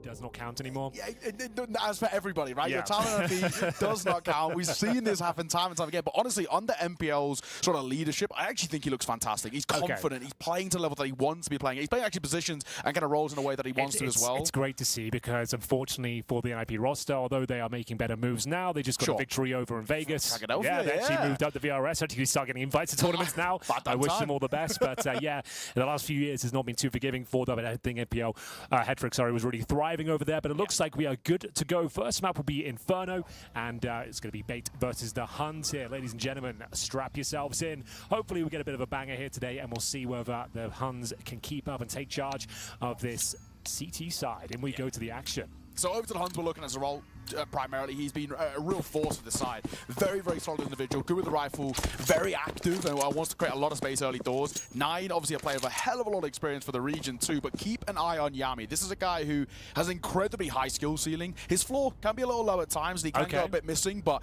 if he pops off and if he feels comfortable, this guy can be sick. Well, we've got a full B execution here coming in. It's going to be a difficult one to fend off. Poor Ascenthiel here, man. He is in a tough spot. He's actually just got to get away if he can. Just fall back, regroup, and actually play the retake. Yeah, you're absolutely right there. He does not have a ton to work with. The flashbang's very effective. There's going to be a pressure towards CT spawn as well. Trying to open things up. They certainly will. Lovely execution in towards B. CTs didn't see it coming whatsoever, and that should be a convincing start here, but they're not aware of the empty bomb site. They've actually slowed things down, and it could cost them the round. Brilliant headshots coming in with the USP. 4 versus 2. Blink, and you miss it. It was looking so promising, and now it's down to the 4 versus 1 head trick with the penultimate kill, and now just one lonely player towards those new boxes. And business as usual. It's going to be a very convincing retake there. A round that looked like it was done from that initial kill. Wow, I mean, honestly, actually, the way it started was so good. You actually, rather than just going for a standard smoke over towards CT and then just going for the plant, you actually smoke on towards the front of site, wrapping towards CT, get that control, get that space, but they overfought. They didn't need to stick around in towards Church. That cost them. That retake is really solid from Bait. That's the perfect way to kind of, you know, shake off any jet lag, get the confidence up in the land, right? You love to see it. And this is a Bait side who I think are riding on a real high right now. That's a great round to start things. Well, you get the bomb planted at the very least. It's a round that you'll be leaving a little bit hollow after getting the opening kill. An open bomb site, you maybe didn't plant the bomb quick enough, and then they just spiraled out of control. There will be a force buy in response here. We have a couple of Galils, Tech 9s across the board, and some basic utility here. And they're going to be grouping up as we hold towards the bottom of middle. CT aggression can be known on Inferno, and it's presented towards the top. Double kill comes in for Bait, and it's an early 5-on-3. This round, it's over before it even really gets going. You go for the force buy, you try and get those the Galil into the action there, and it just falls flat. 9, he's got to do a lot of heavy lifting in. It feels basically kind of impossible to spot they're in. You've got no information now of what the setup's looking like for Baker. They've just fallen off the position. They've smoked it, and they're just going to keep replenishing the smokes, buying time. Hunter in an awful spot here where, again, if they don't get a bomb plant, they're actually now going to crumble in the early part. That is pretty much at the top of the table for them. If they can somehow get a bomb plant, that'll be considered a victory in its own right at this particular stage of the round. 5 versus 3. And it's a bit of damage inflicted on that CT side. Sentinel now is trying to dish some up of his own and take it down 9 to 13 HP. And then maybe a little bit too aggressive here, but not paying the price just yet. Falling back. C side has got, what, a couple of smokes left, a Molotov, and they're just going to try and bleed this one out, see what's available. But CT overplays their hand, but no one's really giving anything away. Back to a more traditional setup here, 3 towards A, tucked away in the B bomb side as well. The 2 remaining defenders there, and yeah, I don't think the bomb will be planted here with this nice crossfire setup. No one really presenting any challenge towards middle. Hedrick still has a nice bit of utility to fend them off as well. A couple of flashes in the back. He can just play for 1 kill. One would secure the round, and he just going to time this well. You can feel it. He'll have a peek in a moment. There it is. Yeah, really well played from Hedrick. It's so easy as it swing out. The low play goes down. Cobra will find one of his own. Henty in the drop. Botak delivers with the Tech 9. Hang on a second. Bomb going to be planted. Post-plant set up. A Moto smoke down as well. There might be a chance to make something funky of this. Look how low Hedrick is. Yeah, I'm actually liking the look of things now. That smoke down makes things stifling for the CT retake here. They've got 1 flash remaining. A Sentinel making its way towards quad. We have got Cobra waiting, coiled on the bomb site, and he gets himself a lovely headshot at Galil. All of a sudden, it's a 2 versus 2. This was looking like it was done, and still it is.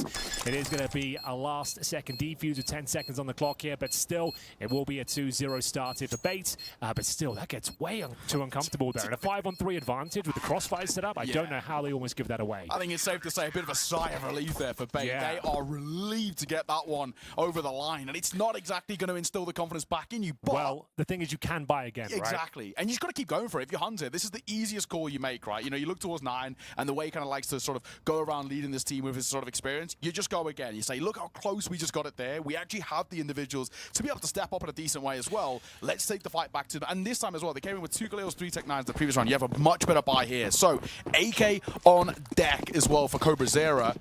The Eagle Forza roll is the only lesser buy in a way. I think the MAC-10 is still super scary in 9's hands. Oh yeah, absolutely.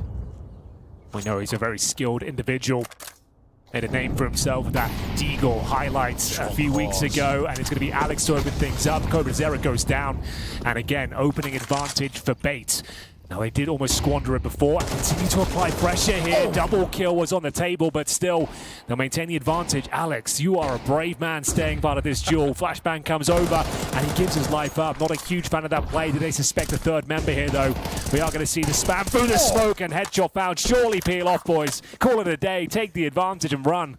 But continuing to apply pressure here, and the push down towards Banana continues. I love this MPL pushing down. He wants to keep getting some information behind this smoke. He's going to play up close. Zrod's still only got a deagle. He's not been able to pick up one of these drop guns because they're just a little bit out of reach for him. Yeah, this is a nice play. Back that AK-47. Hang on, look at this actually though. If Bartek can get a bit of space moving through, if he actually went over towards Bauk, he can get the drop a little bit. So what we've got left here? 45 seconds. They still have a couple of smokes. Molotovs to flush out some key positions as well. It's Hedrick tucked away in towards the pit. Teammate Kenzie waiting towards the cubby, and this deagle headshot will have to deliver. This player goes down, that's the bomb, and that's the round. The timing is going to go elude the deagle though. Did what he could, but there's not really much left of Bartek. He's going to be in towards the apartments now, gives up his position. Utility expended, might as well take a deep breath and leap into the warm embrace of Hedrick, and we go 3-0. No bomb plant found this time, but the loss bonus is accumulating. There is half-buy potential going forward, but still the nightmare start now. So many opportunities to maybe find an edge here at the start, but they have to sit back and wait now. Still, they'll have Tech 9s. They might have a Galil or two and some utility. It's going to be the first tactical timeout by the looks of things as well. I actually think it might be a tech timeout. We love those around here. Judging by what I see in the chat, so that's going to hurt a little bit. This might be a tech timeout called on the Hun side, but a good time to kind of break down what we've seen so far. I actually think, Bait, for them, you still see the little instances where, you know, these guys are still quite young, for the most part, quite inexperienced in the grand scheme of Counter-Strike, right? And the over-fighting towards Banana, I don't think it's necessary, but I think also quite indicative of probably how they feel about this game. They're super confident. They think they're the better team. They're going to play like the better team. And they actually have a really good chance at this tournament. We're talking now without Tyloo, I would actually say they're the second best team at this tournament. They have a really good opportunity to make a super deep run if they play to the level they did that's sort of the MLQ, right? When they made that 5-game run, taking down Astralis, Kenzie 1v3, these kind of moments, right? This is a side that I actually think have a really decent chance. So I think for them, this overconfident, slightly brazen style of play,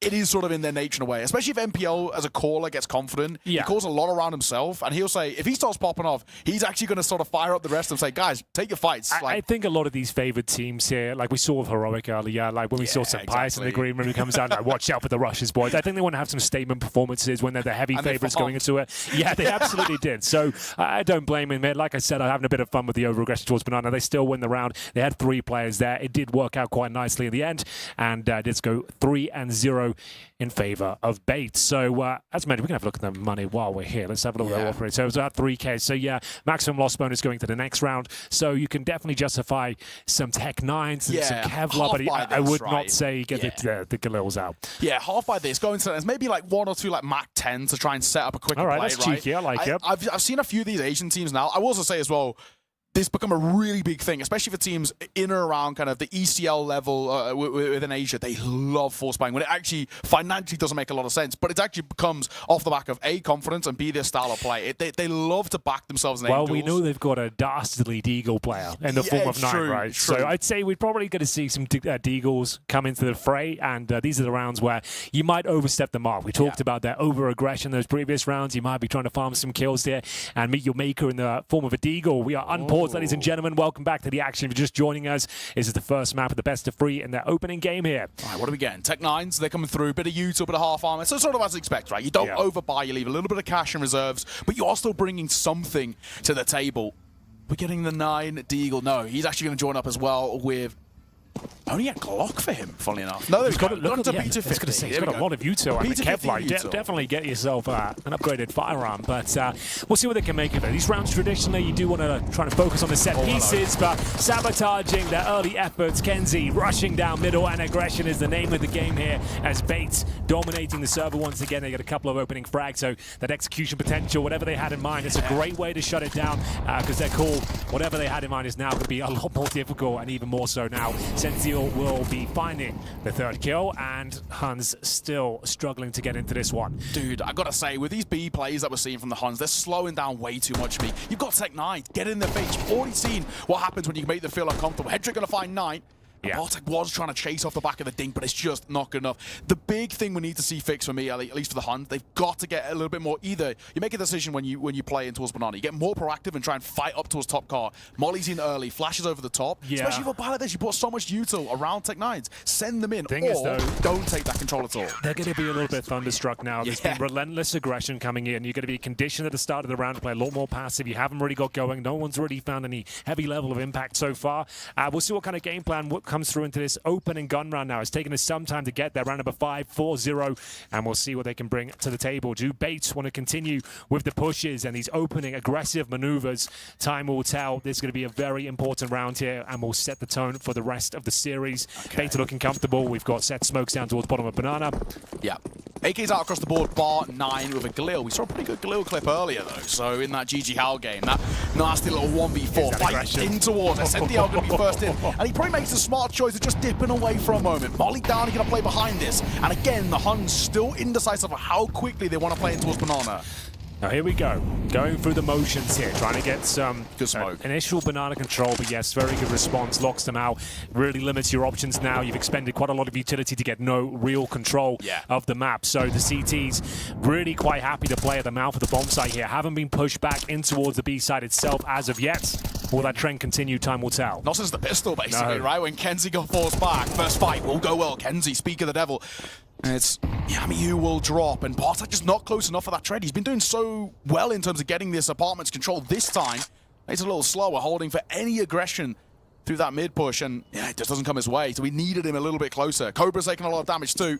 They are in complete control of the tempo of this game. They are dictating the pace, absolutely. On the CT side, and that is not great to hear if you're a Huns fan, I'm afraid.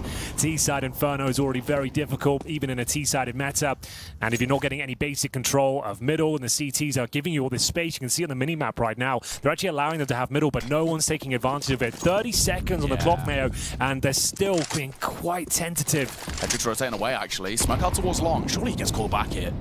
No, this is the best chance they've had in a while. They're going quick as well. What can MBL do? It's going to be Kenzie for the first. Cobra going to get caught. He's still tucked. MBL waiting his chance and delivers. Down goes the roll. Doubles it down on towards 9 to make it just that much sweeter. And Bartek going to get clipped to close. What a hold towards A. Even with Hedrick rotating at the worst possible time, they shut it down with that double play. Oh, another gut punch here for the Huns. Can't really get into this one. Zero map control, a last-minute scramble with a man advantage there. Like you said, MPL rotating out, and the fact they've got a 2 versus 4 situation still doesn't work out for them.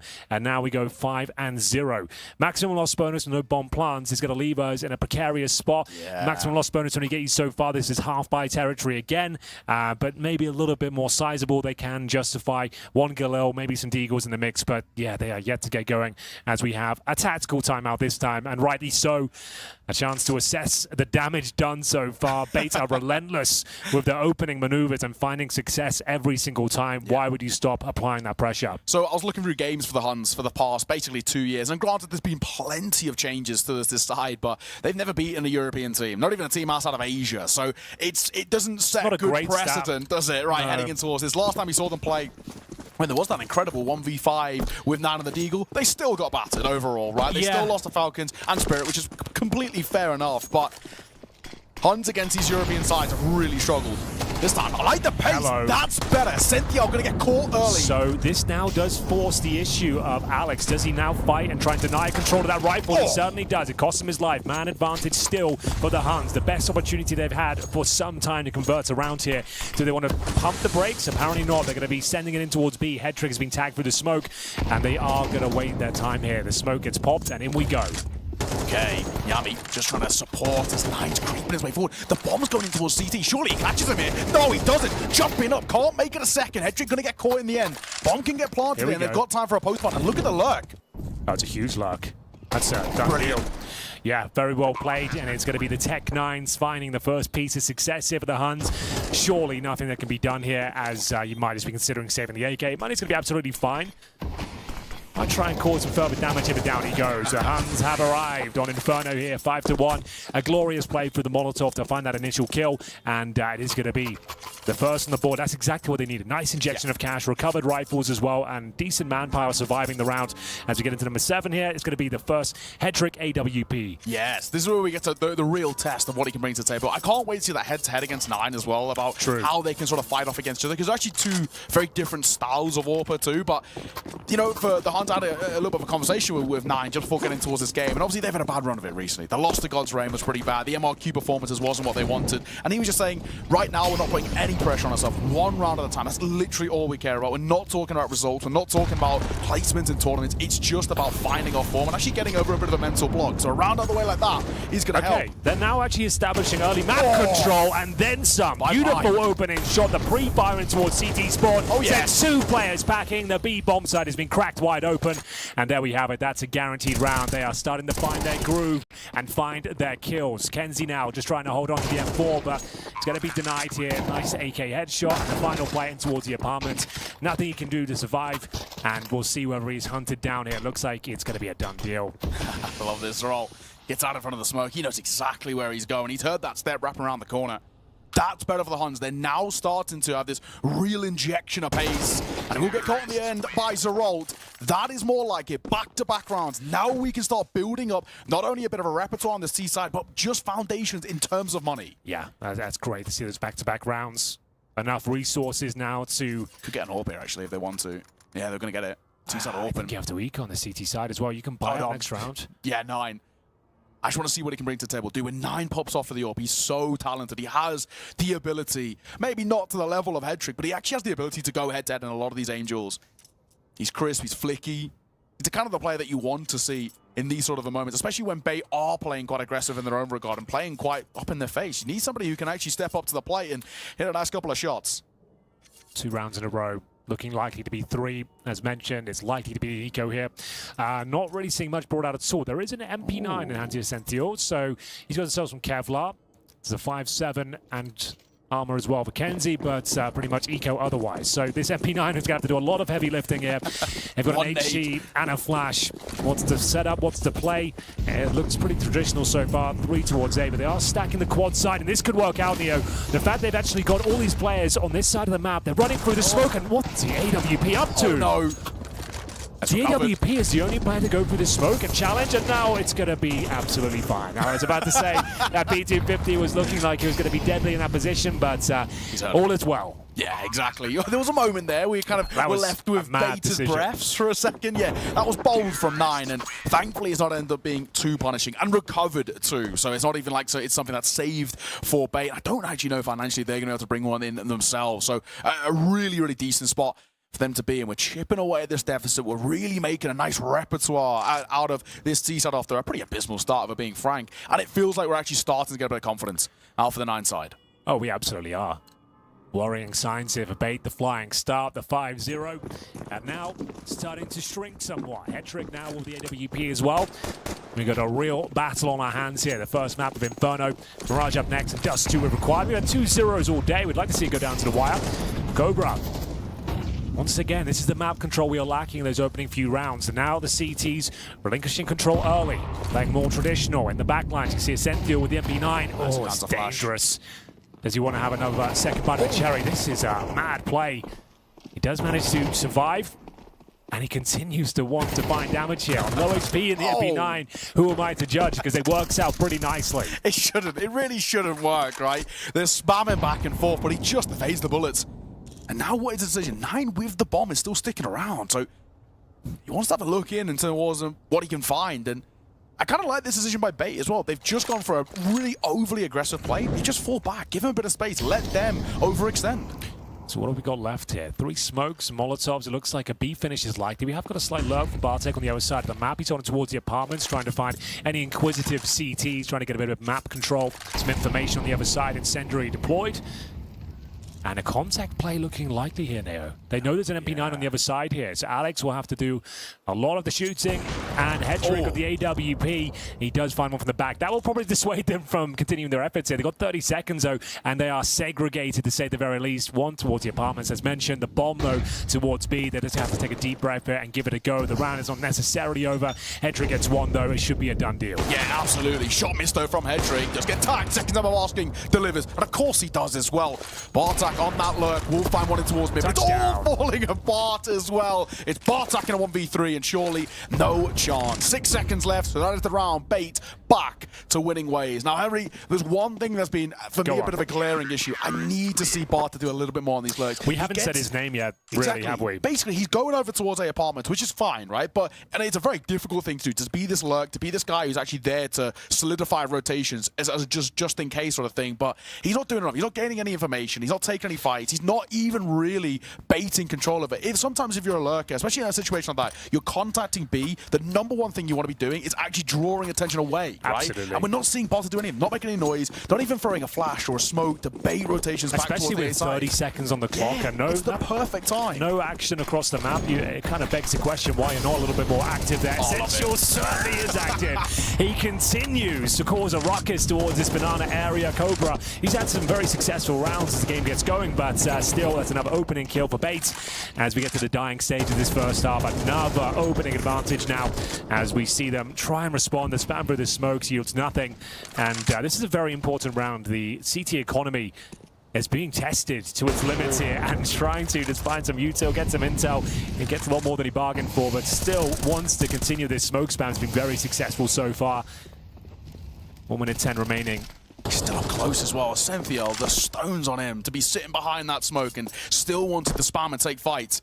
We hit that minute mark, and again, this is where Huns, they don't really have a lot to work with. They actually don't even have Bartak on that lurk anymore, so they are committed to this B hit. Ascentio, if he can just go 1 for 1 here, that would probably be enough, because the trade would come through. Yami, how's the clearance? Attention drawn away. That's not a good time to be looking off. He might be in a bit of trouble here. Spam round. Nade, touchdowns, a Rolt. Actually going to get both. B-side open, a smoke towards CT. There's a plant. Let's get in here, boys.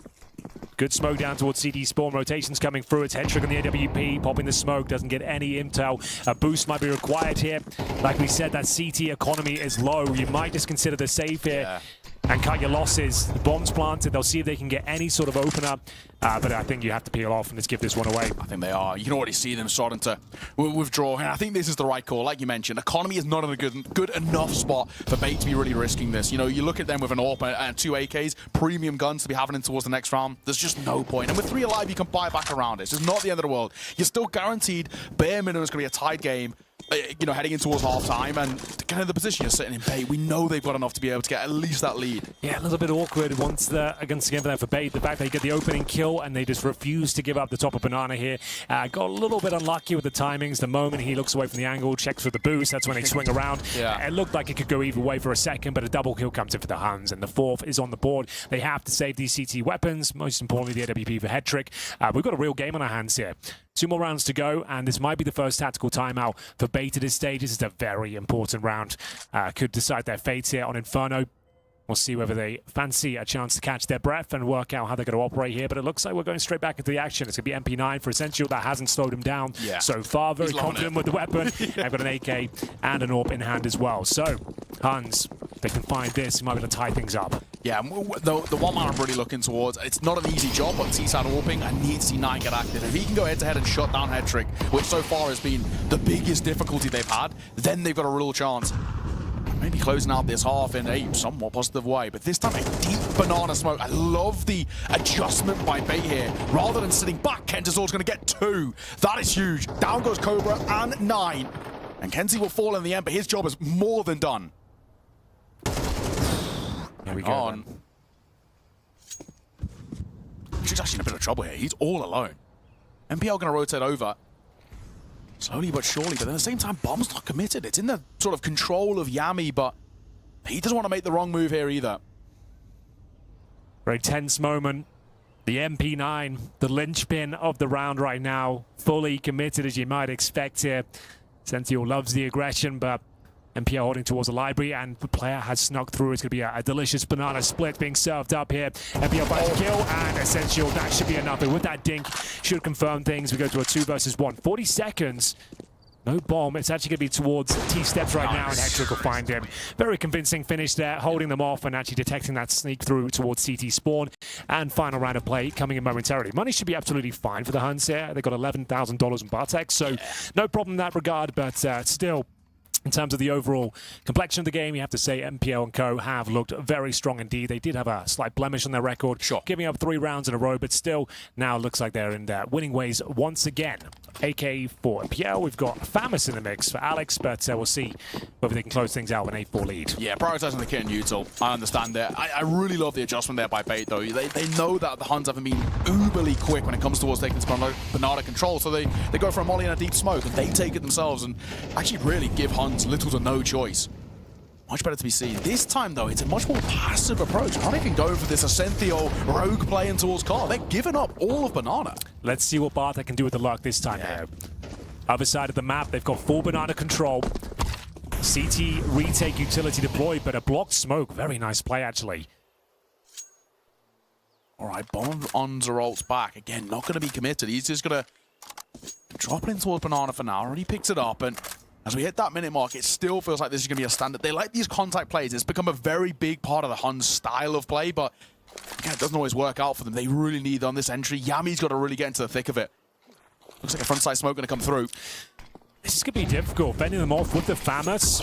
They have got that in towards CT spawn, and it's dealt with in due course. Beautiful shot there. They love these splits in towards CT. And now it's down to the AWP. Ascencio will have to do God's work here from the back of the bomb site. He's undetected for now, Neo. Can he get a double kill? No, he's going to be overwhelmed, swarmed towards the back. And that should be enough to win this round. It's the last of the half. You've got to go from the CT side, taking heavy damage and losing the manpower. And we go down to one final player. And it's going to be a desperate attempt. They are quite low HP, but they know exactly where he is. Brilliant. 7-5, considering they were 5-0 down. That's a pretty decent recovery. Yeah, that's actually not a bad half at all. I think really when you look towards the Huns side, they've got to be pretty happy with that. It's on the T side where they really were struggling to get control in terms of, I guess, the understanding of how Bait were trying to play, especially over towards Banana. They didn't love the A side hits. It makes a lot of sense, though, because they weren't having too much success there. Bartek struggling on the lurk. They weren't really getting the right information. They kept overlooking that copy position towards long. So I think getting 5 out of that is not bad. If they get a pistol to start at this half, they're in a really, really solid position. So I'm liking what I see. Hedrick, of course, so far has been pretty fantastic. Over towards Bait. A lot of easy kills for him. Just sort of doing his job, right? And this is something that eluded Hedrick when we looked towards his, nip days, right? Sure, they don't count, but it was actually the easy ones he was missing, right? You'd see him hit these crazy flicks. That's a good point. And it's the flashes. You'd be like, oh, this guy's brilliant, right? That's why we've got him. But it's actually the easy ones that he missed. And that's not been the case anymore. And this one goes back to what I was saying. I think since he's come under sort of MPL's leadership and beating Bait and, speaking in his kind of mother tongue and just being comfortable around guys similar age and similar level of experience, he just actually now has gone back to doing what he does best. Consistent, calm, under a lot of pressure. It's great to see.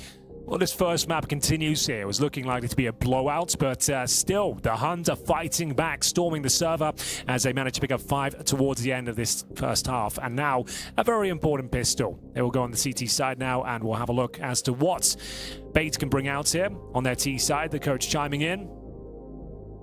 Got to say as well, one thing that has been quite a positive thing to see, while he's not flying away in the numbers department, Ascencio, we've spoken a lot about him because he's basically every single round in the thick of it, but it's kind of an interesting development about Ascencio. When he first got brought in towards Bait, he was actually, for lack of a better term, a complete liability. Right. Getting anywhere near like a 0.9 rating was big for him. Like, he really just didn't look up to scratch at all. And I remember in the early days for casting this Bait side, this is a kind of pre-MPL and Hedrick. I would just say, why do they have this guy? What is actually the reason behind him? But for the last sort of, I'd say 6 to 9 months, he's actually really become super stable. He's stepping up in a lot of big moments, gets good in the clutch as well. He's definitely fearless, I'll give him that. Exactly, and he's become actually a really valuable asset towards Bait, and hence why this side has been able to kind of skyrocket up the ranks and become a real kind of titan, the top end of Tier 2. We kind of call Bait basically like the gatekeeper of Tier 2, and right now we're kind of seeing the Huns try and figure them out. So it's cool to see Ascencio. He's found his confidence, and of course, his ability, and so far so good. So a pistol round here, in towards the second half. The Huns can start off well on this CT side. Yeah, they're in a really good spot. This game is wide open, let me tell you.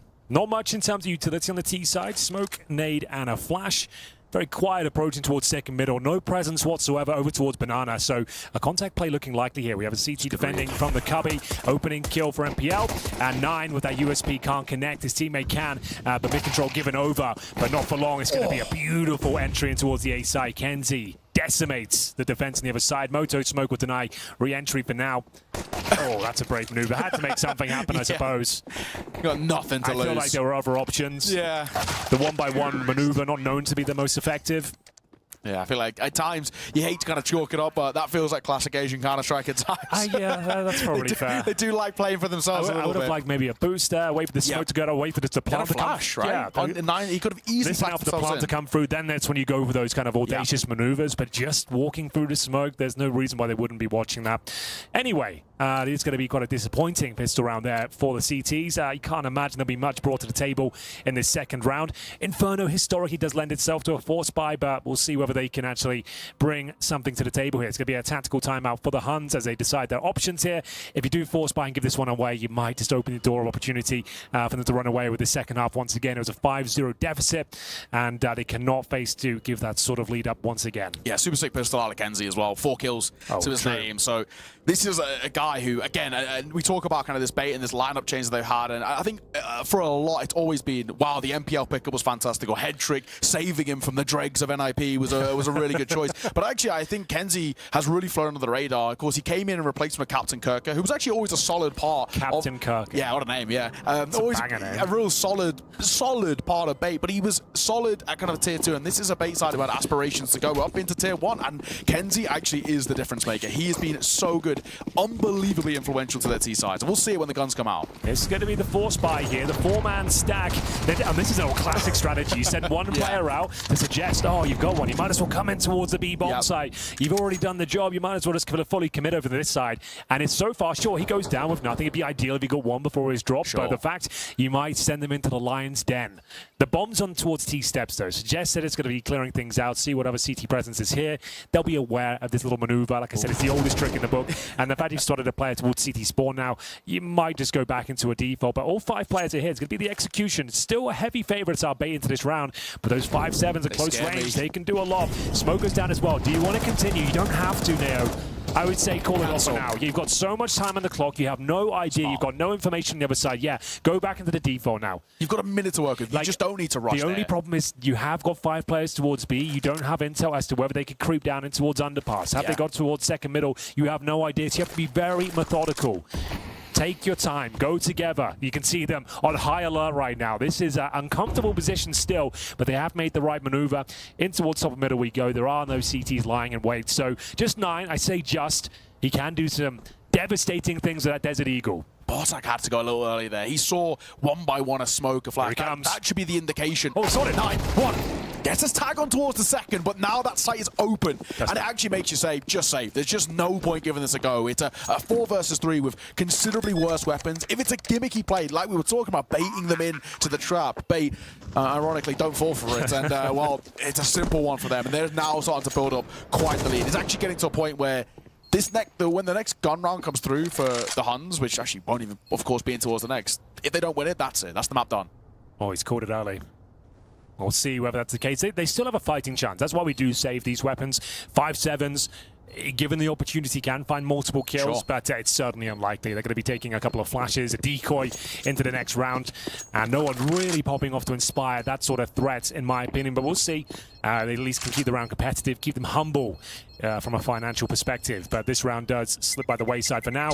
3 players survive and 4 for bait, so not too bad overall. They make the correct decision, detecting there could be a potential stack on the other side. Like I said, the oldest trick in the book, really, sending 1 player out to try and bait them in.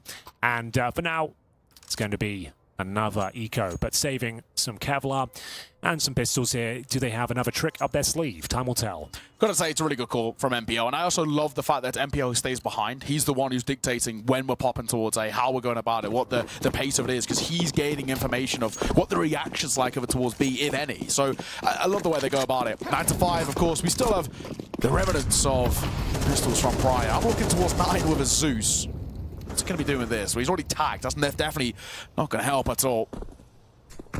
Half armor. A double stack here in towards Boiler. And BL needs to be a little careful. But they're falling away. Probably the worst possible time to be falling away over towards short. It's actually going to give this control all the way up towards this base side. Here we go then. Rotating back in towards A. Another good read here. from the CT side, but just don't really have the firepower. There is a Zeus out in play, but low HP. See whether anything can be done here. Smoked off, and double sweat, making sure Really? belts and braces here.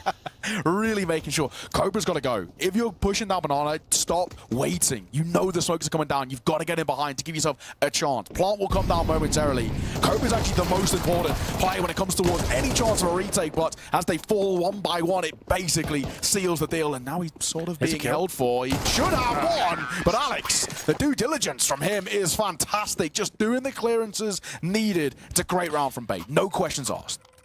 Yeah, I'm happy with that. Good summary. As we get into double digits now for Bait, timeout call by the Huns, and last chance saloon here on Inferno. Can you check who picked this map? You probably know. It's kind of your thing. Yeah, it is. The Huns. It is basically, it has actually become like a real staple of Asian Counter-Strike. When you look towards like ECL, which they've got a game starting in 4 minutes, might not make it. Might not make it. Yeah, I think that's a fair summary. But yeah, it's been such a big part of actually how these teams sort of actually do the litmus test, I like to call it. Basically, where do we gauge ourselves in the grand scheme of sort of international Asian Counter-Strike? And Inferno is normally always the map. Inferno or Ancient. Ancient's the other one's become uber popular. Inferno is the quintessential Counter-Strike map, though. It plays in a very methodical style. It's about map control, executions, lurks, and it has all the kind of disciplines of Counter-Strike in a nice little package. That's why you normally see it back in the days, the third map decider. Everyone's happy to play it. No one's really having it as their go-to veto. Yeah. The worrying, I guess, news in a way is, of course, that Mirage coming next. It has become the staple part of Bait's map pool, and it's become the map that they've actually bullied basically the majority of Tier 2 on. I like that. And to make it even worse for the Huns, they're not terrible on it, they just don't play it a lot. And that is not what you want to see. They don't got the reps. 9. He will find the first. Yami will get the second, so a chance to maybe put the foot down here. This gun round, we said it's unbelievably important. I said, you know, you lose this one, I don't think they've got a chance, and this is good. Well, there's still a chance to lose it, yeah. We'll see what they can do. The fact they've only got one player towards B is a little bit alarming for me right now. There'll be a rotation momentarily. There's no justification to have one player towards B at this stage of the game in a 5-on-3. It's going to be Cobra. If he goes down, okay, absolutely fine. I don't even need to finish that sentence. As you can see, it's done. He's got another smoke there in reserve. Nice solo hold and a guaranteed situation, he says. We'll see whether it can be found here. Certainly can. Bartek with the nice little swing towards Boiler. And it's a 5 versus 1. Not known to be an easy round to win. Kenzie with the bomb, just hoping to cause a bit of a ruckus here. We can take a couple down with him. Yeah. That would be ideal. Their money's pretty good on the T side. They can have a nice full purchase with the AWP if they want it. And here we go. Clean rounds. Not so much of a clean spray, but it's fine, it's fine. We'll take them all the same. Yeah, we will. The only thing he was really looking for there, Kent, at the end was actually just a bit of financial damage, but unfortunately doesn't even get that. It's a really important round to be getting. So a good chance here now to, again, as we saw, I mean, this is sort of the tail, really, of the Huns. Starting towards the halves quite slow, but when the guns finally come out, they're actually able to deliver in quite a big way and get some decent rounds on the board. So the hope is now, we saw it happen in the first half, 3 rounds in a row, really chipped away at that deficit, that quite hefty deficit too. We're looking for more of the same. There's the first, a couple more, especially if they can get this one. Put a lot of pressure on that T-side economy. No AWP on the T side. Hedrick opting for the AK-47 instead, and 4 players committing towards second middle. Silent Boost looks to be on the menu here. Go through the motions, get that basic map control we discussed in the first half. CTs with no apartment presence whatsoever, so the boiler is theirs. This is some great protocols at the start. A lot of objectives completed early on in the round. Now needs to be careful here. Sees a little bit overworked in the position, and it's going to be Bartek. First player goes down. That's unfortunate. Through the smoke, clean headshot. It's going to make things very uncomfortable. Nice damage towards MPL, and the commitment towards the apartments here. Needs to be careful. All the greatest shots here from 9. He's going to have to find multiple kills here. Needs a reload as well. 4 left in the mag, and now he has to pull out the pistol. He's got 1 bullet left. Can he make it count? There's low HP players out there. The USP might be the best weapon for the job. Gets to reload in time. They can hear him on the bomb site, scrambling for some basic control here. Not going to happen. And it's a very clean one here from Bates as they get the final kill as well. There were moments there it looked like it was possible, but the M4A1S with 20 bullets in reserve just didn't have the firepower to hold the wolf from the door. Yeah, sometimes you're gifted just a couple more opportunities where they're a little bit more exposed, but I actually think Bait approached that quite well. When they know they get into the thick of the fight, they play off each other really well, and they actually break these little micro half-a-second pauses just to force the other side to spray a couple extra bullets, and we saw how it affected him. He had to go for a reload. He actually running out of ammo on his pistol as well, so he was in a dead spot regardless. So I think Bait approached that really, really well. So a fantastic round, 11 on the board, 2 away from the elusive 13 to kickstart this series. Phil, still there's a chance here. Oh, maybe not anymore. The orb had to connect. That was everything. They can recover the AWP, which they will do. Yami to pick it up. Bartek was aggressive in the previous round, but they take an early casualty. Good damage done to Kenzie at the very least. We're looking for map points on their opponent's pick here. Bait in a prime position, going to slow things down, expend that utility, work up what they're up against, and see whether there's any sort of CT reaction here. Keep an eye on Yami on this AWP. He's been a secondary AWPer for a variety of different teams. He's done a couple of stints as a primary AWPer too, and when he did, he was pretty lights out. We talk about flicky AWPers. This is him. This is what he does best. They've seen the AWP has been taken away, so they're aware of that prospect. Now, do they Molotov towards a quad? Do they face check it? It's going to be the latter. The shot connects, but barely does any damage. The AK certainly does. That's a brave challenge for Ascentio.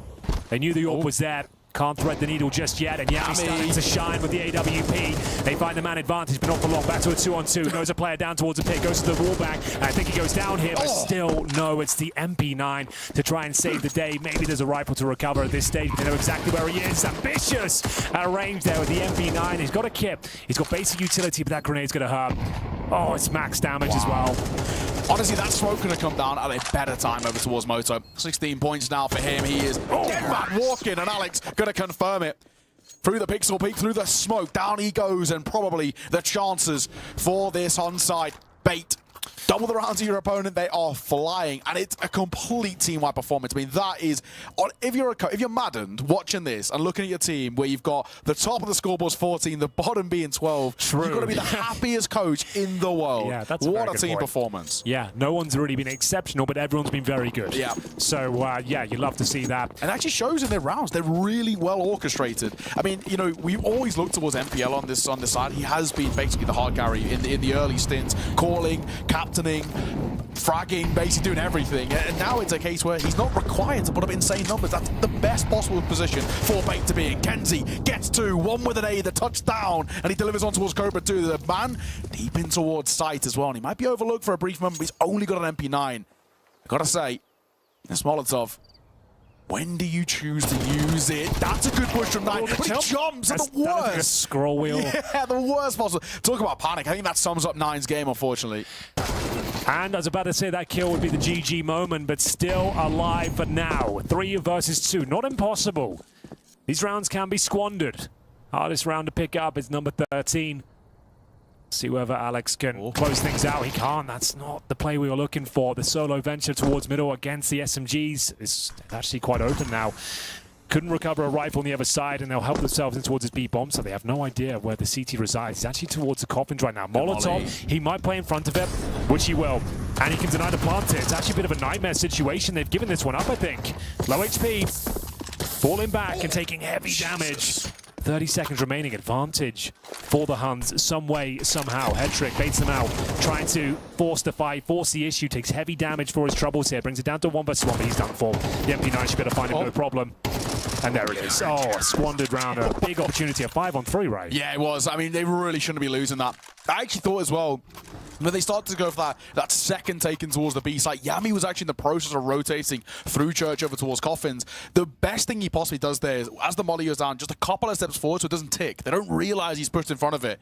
Denies the bomb and then also gets away. Yes, he takes like 90 damage from the molly, but he gets out. I feel like he's being too tricky with it at that stage. You've got a 3v2. You know they've got MP9s. You don't need to send a lurk play into that situation. There's plenty of time in the clock. You've already found 2 kills towards B. Just get in there together, boys. They have the HP to trade as well. They actually didn't need to kind of faff around, basically, and it cost them Cobra.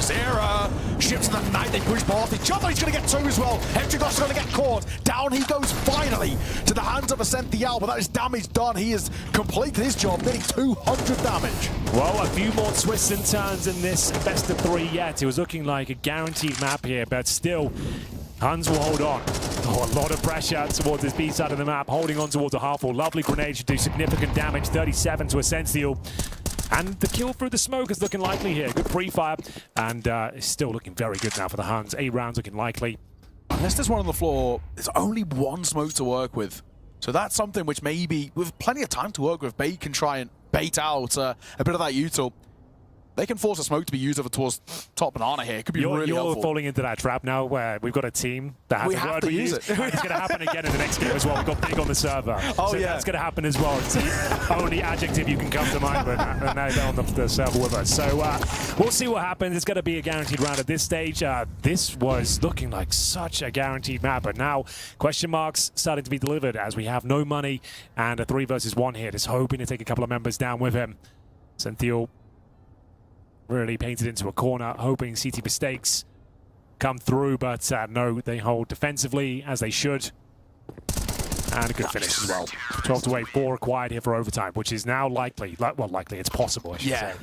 Honestly, I think you're right, though. I mean, we're in a spot where we saw this happen in this first half, where finally when the Huns start to chain a couple of rounds together, they're actually able to get really confident. They find this momentum in their favor. And I think this has been a bit of a story for this bait side. They are a side that have obviously these aspirations of heading towards Tier 1 and being quite a consistent factor in Tier 1, but they've always had just a few little things they need to tweak just to get over the line. And I think we look at being unable to close out and get towards 13 or over-fighting, overextending as we saw in the first half. There's these small little things which is very common in the Tier 2, and you actually get away with it a lot of times when you're as talented as they are. You can't afford to do it if you want to be considered a real threat. Just a little bit of impatience there, trying to close the game out, not really thinking straight, and I didn't love that approach when it was map point, I should say, and now we've got just a few pistols in the mix. Can't really go for the partial, but it has to be the eco here. Tech 9 for Kenzie, that is about it. They've got a smoke and a flash. We'll see if they can cause a bit of a dent here, but after this one, it'll be 3 in a row required. Certainly possible on the CT side. All 5 players, 4 baits, make their way towards second middle. I can't really imagine a world where this gets dangerous for them. Spots them and falls back. That's got a CT incendiary, so basically useless, but it's true. They might just disrespect it, but at the same time, they have no Kevlar, though. Exactly. They've got to be a little careful. MBL going to be first. He might even actually just try and jump out as a bit of a human flashbang, try and draw the spray away. That's exactly going to be the case. Down he goes. Alex, Ascentio, Kenzie's all dropping like flies. Dominoes 1 by 1. And it's all down to Headtrick. Unfortunately, no chance in hell for him in this one. A consolation kill or 2 would be lovely. It's super unlikely, and that is seen off. Well, here we go. A bit of hope for the Huns here. At least making this one competitive, making it very close. Best of 3 here, their map pick. Overtime, certainly within arm's reach now. 3 in a row as mentioned, but the buy comes in once again. Do they want to take a tactical timeout? Hold their nerve, and we'll see whether they can close things out right here, right now. Baits. AKs across the board, you would imagine. And indeed, lacking some key pieces of utility. You can see they don't have as many flashes as they might like. They have got the smokes, of course. Nice deep CT smoke. Denies control. And a smoke down towards bottom of banana as well. So it does set up the CTs quite nicely. If my memory serves me right, mate, have used 2 out of 3 timeouts so far. Huns only 1. So still 1 more needed if Madden really spots something that is making him feel a little uncomfortable about this lead that they've got. They just need that elusive 30. They just can't get it over the line. But as you mentioned, back into that full bite. I like the slower approach from Huns. They've had a couple of quick rounds. There's also a bit of a banana play happening here. Cobra's been feeling super confident these last few, so I don't actually hate it. He's been getting away with it, so if it ain't broke, don't fix it. Second smoke down towards the arch side. It's going to be the abs pop. Yeah. A classic strategy. Smoke towards Moto, Molotov the pits, bombard. The flashbang's over, and here we go. It's going to be the repeat from Miami. Doesn't get initial kill, but Bartek certainly does. They get the double now. It's looking very promising for the Huns. T's trying to find any sort of control, looking for the repeat, but the grenade's going to do significant damage in towards those apartments. They're locked in. What's the next play? You might consider a save at this stage. Yeah, just cancel, fall away, and say, all right, regroup, going to the next. Yummy! He's a lucky man to still be alive. 1 foot in the grave, but all that matters, he's still breathing for now. 30 seconds. Time is running out. Yeah, I actually just think you call it off. You call for the save, you regroup around the AKs in towards the next. And sure, it might not be the best buy for Kenzie and Alex in towards the next, but it's better than nothing. There's just no chance in this one. What a shutdown. Starting to get a bit sweaty out there now. Doubt starting to creep into the minds of Bates. It's double digits for the Huns. 3 players survive here, sure, and the AKs will be brought over, but they'll get no further cash in those 3 players, so drops not really going to be available. It'll have to be Tech 9s or Mac 10s for these 2 dead players. Kenzie and Alex. And a very convincing round there for the Huns. They shut that down. Yeah. What a run here, man. 4 in a row. You can see that sort of pocket strat. They really are just looking for the knockout blow. Yeah. They're just feeling like, right, let's just try and pull out one of our old and classic strategies here, see if we can find a gap, and hopefully we bring this one to an end. But now, yeah, this is actually looking very uncomfortable for Bay. A game that was essentially done a 5-on-3 against MP9s that they threw away. Yeah.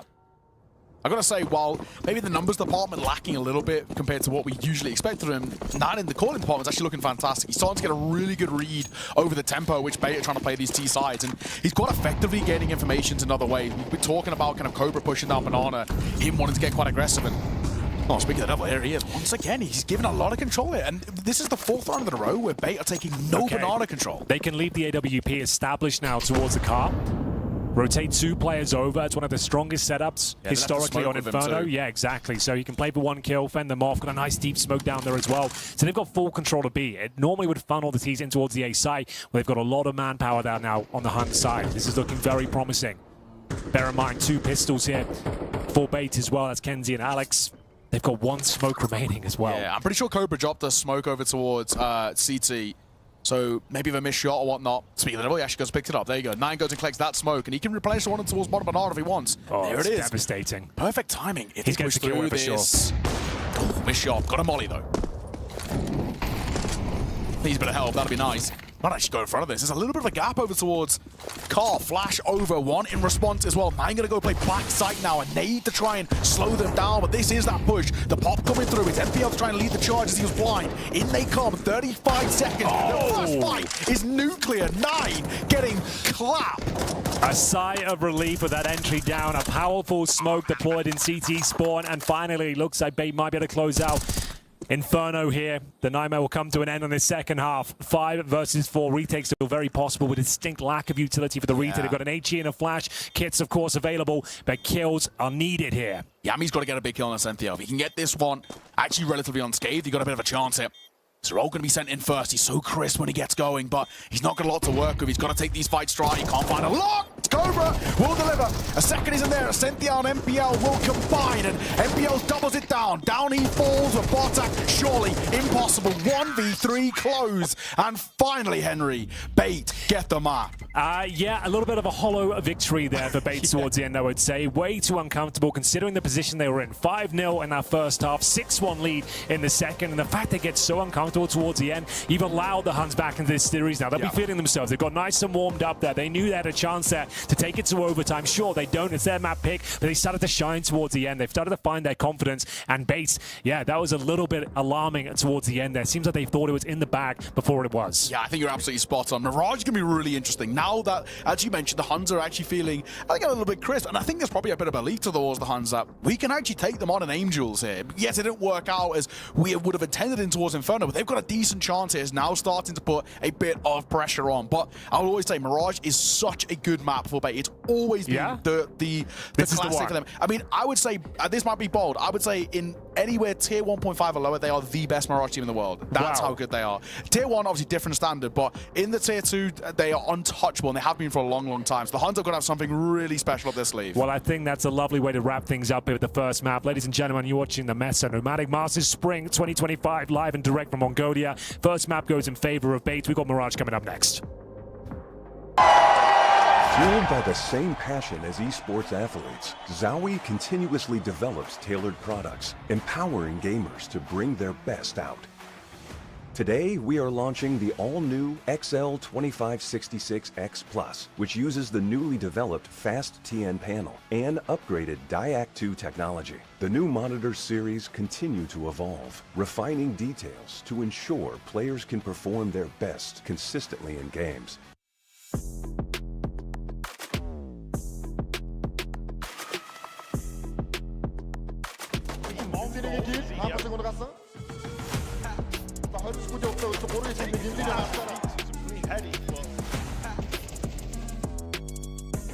Tiki, quatro, tiki, ei, tiki. E tem que torrar com a tiki.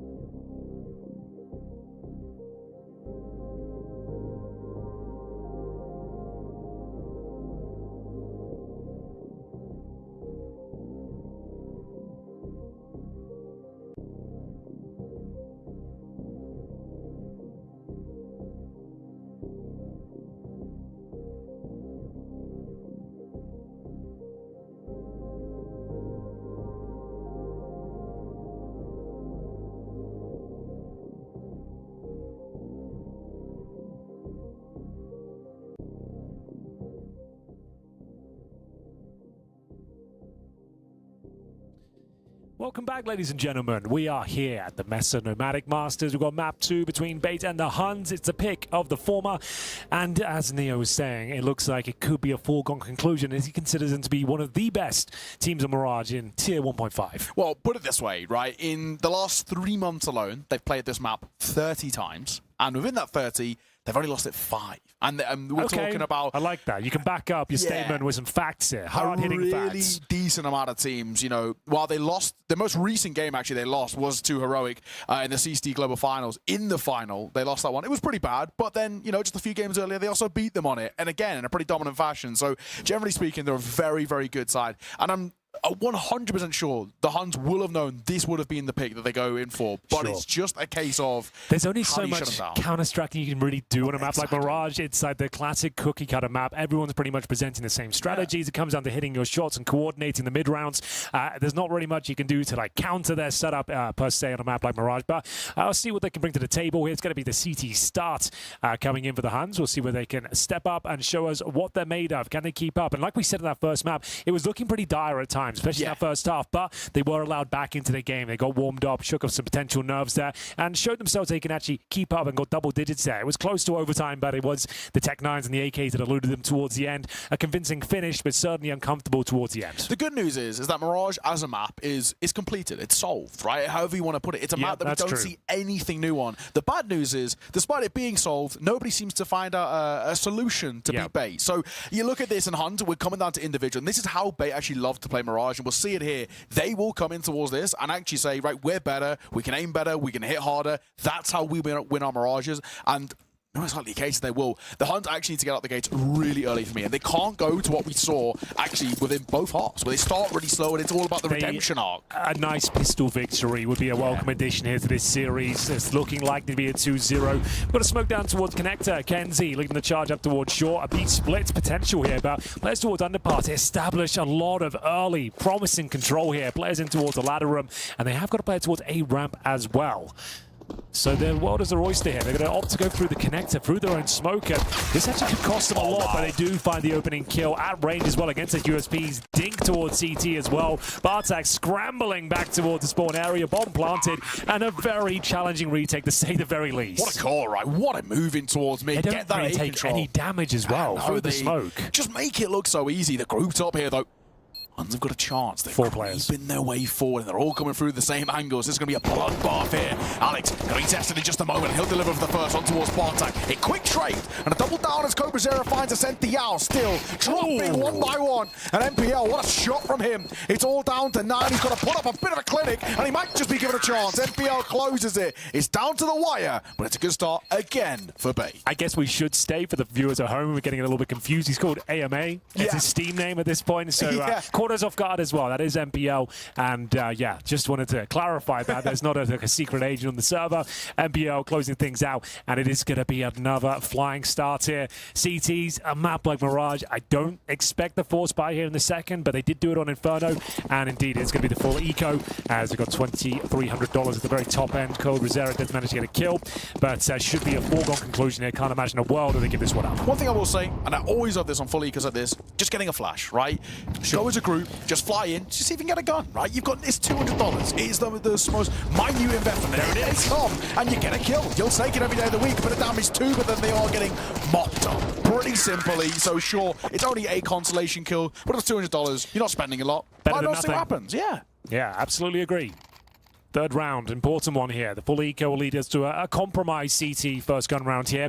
They will have M4s and limited utility, maybe no kits. You might have to sacrifice a helmet or two, but we'll see whether they can maybe make this round work in their favor. It's a sort of round where you do want to find an initial advantage, whether you want to start pushing middle, get towards underpass, see if you can get some early intel here. There are the M4s. You can see players like Zerolite to have just one smoke. And what's the call here? It's been pretty impressive from Bait, especially these opening stages. See where they continue momentum here. And here we go. The aggression towards middle, knowing they need an early advantage. Nice coordination, popping the smoke as they get ready. Hiding behind it now. Got to be said, I love this move by the Hunt. It's safe to say they've obviously looked at demos. This is such a big part of how Bait like to play this map on the seaside. Mid-control is the primary focus, but they're creeping past each other. Kenzie, look right. Now he'll get the kill. Oh my God, I thought honestly he might creep past and kill his teammate. That would have been an absolute nightmare. But one, they survive for now. A 3 versus 3 will be Bartek to level the playing field. A real fighting chance here. They've still got a couple of smokes. Make it 3 on the CT side here, so they're well equipped. Damage inflicted towards Hetrick as well. He's got the AK. And they have 1 smoke remaining on the T side as well. You might even give the CTs a slight edge in this setup here. What's the final maneuver going to be? A B split looking like. These 2 players towards shore, 1 in the apartments. This kill is absolutely stunning from Kenzie. Great awareness, waiting for that peek. Delivers on his promise. And now the CT's cowering towards the back of the bomb site, going for a peek is 9, punished for it, and what looked to be a promising situation falls very flat indeed. Kenzie, he's just so crisp. He really is. That was lovely. Yeah, he just makes it look effortless as well. It's the most minute things, but it's just small things about the way he kind of corners, right, or the way his crosshair placement. It's just perfect every time. He spots just a pixel on the van, right? You've got such a fine margin to get that information, and he closes it as well with a really nice long-range shot on towards Bartek. This is why I think Kenzie's actually been such a stellar addition towards his base side. He's such an injection of firepower. His skill ceiling is unbelievably high, and under the leadership of somebody like an MPL, he has just been absolutely fantastic. And one of the key reasons for me, genuinely the big change that has actually made this side a real contender, and that's how they got themselves to a major. So a 3-0 start, and well, Henry, it's exactly the same as how it started in towards map number 1. It's not a good sign. It's unfortunate, to say the very least. You'd assume it's going to be a partial investment here. The Desert Eagles, 5-7s, full A execution being called out by MPL as we get ready for the smokes to be delivered. 2 towards the jungle area and steps, 1 in spawn, Molotov deployed, and Bob's your uncle should be quite a convincing finish here. Looked like there was a missed smoke in the mix, but shouldn't be too much of a big deal here. We are going to see them swarm this A bomb site. No CT resistance to speak of whatsoever, but a shot through the smoke might give them somewhat of a chance here. They get the bomb down quickly before the smoke dissipate. Should be absolutely fine, but 9 with his Deagle, we talked about how deadly that can be. Hetrick will overlook, but free fire eventually, even while blind, brings it back to a 4-4. The bomb's still planted. This one is not a done deal whatsoever. We are going to see C4 now down, and the CT's actually in somewhat control. We'll see where they can actually find any sort of footing in this situation. Apparently not. MPL, beautiful shot, should guarantee things here. Yeah, it really all came down to what Yami could do on that lurk. He actually had a little bit of a timing, a gap in which he could have made them feel uncomfortable, but unfortunately he couldn't capitalize upon it. So, pretty simple. I guess closure in towards a round, which was up in the air for a moment. It's a 4 versus 3, just as that bomb goes down, but really well done to be recovered by Bait and actually make it really seamless there too. So Bai to come back in. And again, Henry, I mean, this is so important. You actually, if you lose this gun round, we're talking about Bait getting already up to the point of like a 6-0 start. And actually already to the point where, I know we can say it's early, but it might actually be the start of the beginning of the end. This is just how good Bait can be in terms of snowballing to success. Double orb setup here, trying to remedy this problem early. Potentially the most powerful setup, but great utility at the start. So much control given over. They'll run through that incendiary. It's going to be that secondary orb, lighting up the scoreboard to kick things off, and finds a double kill as well. B-bomb side, a lot of pressure, a lot of scrutiny. But Yami is stepping up to the plate. The orbs are delivering as they find 4 kills with them. And now that's just going to be poor old Alex.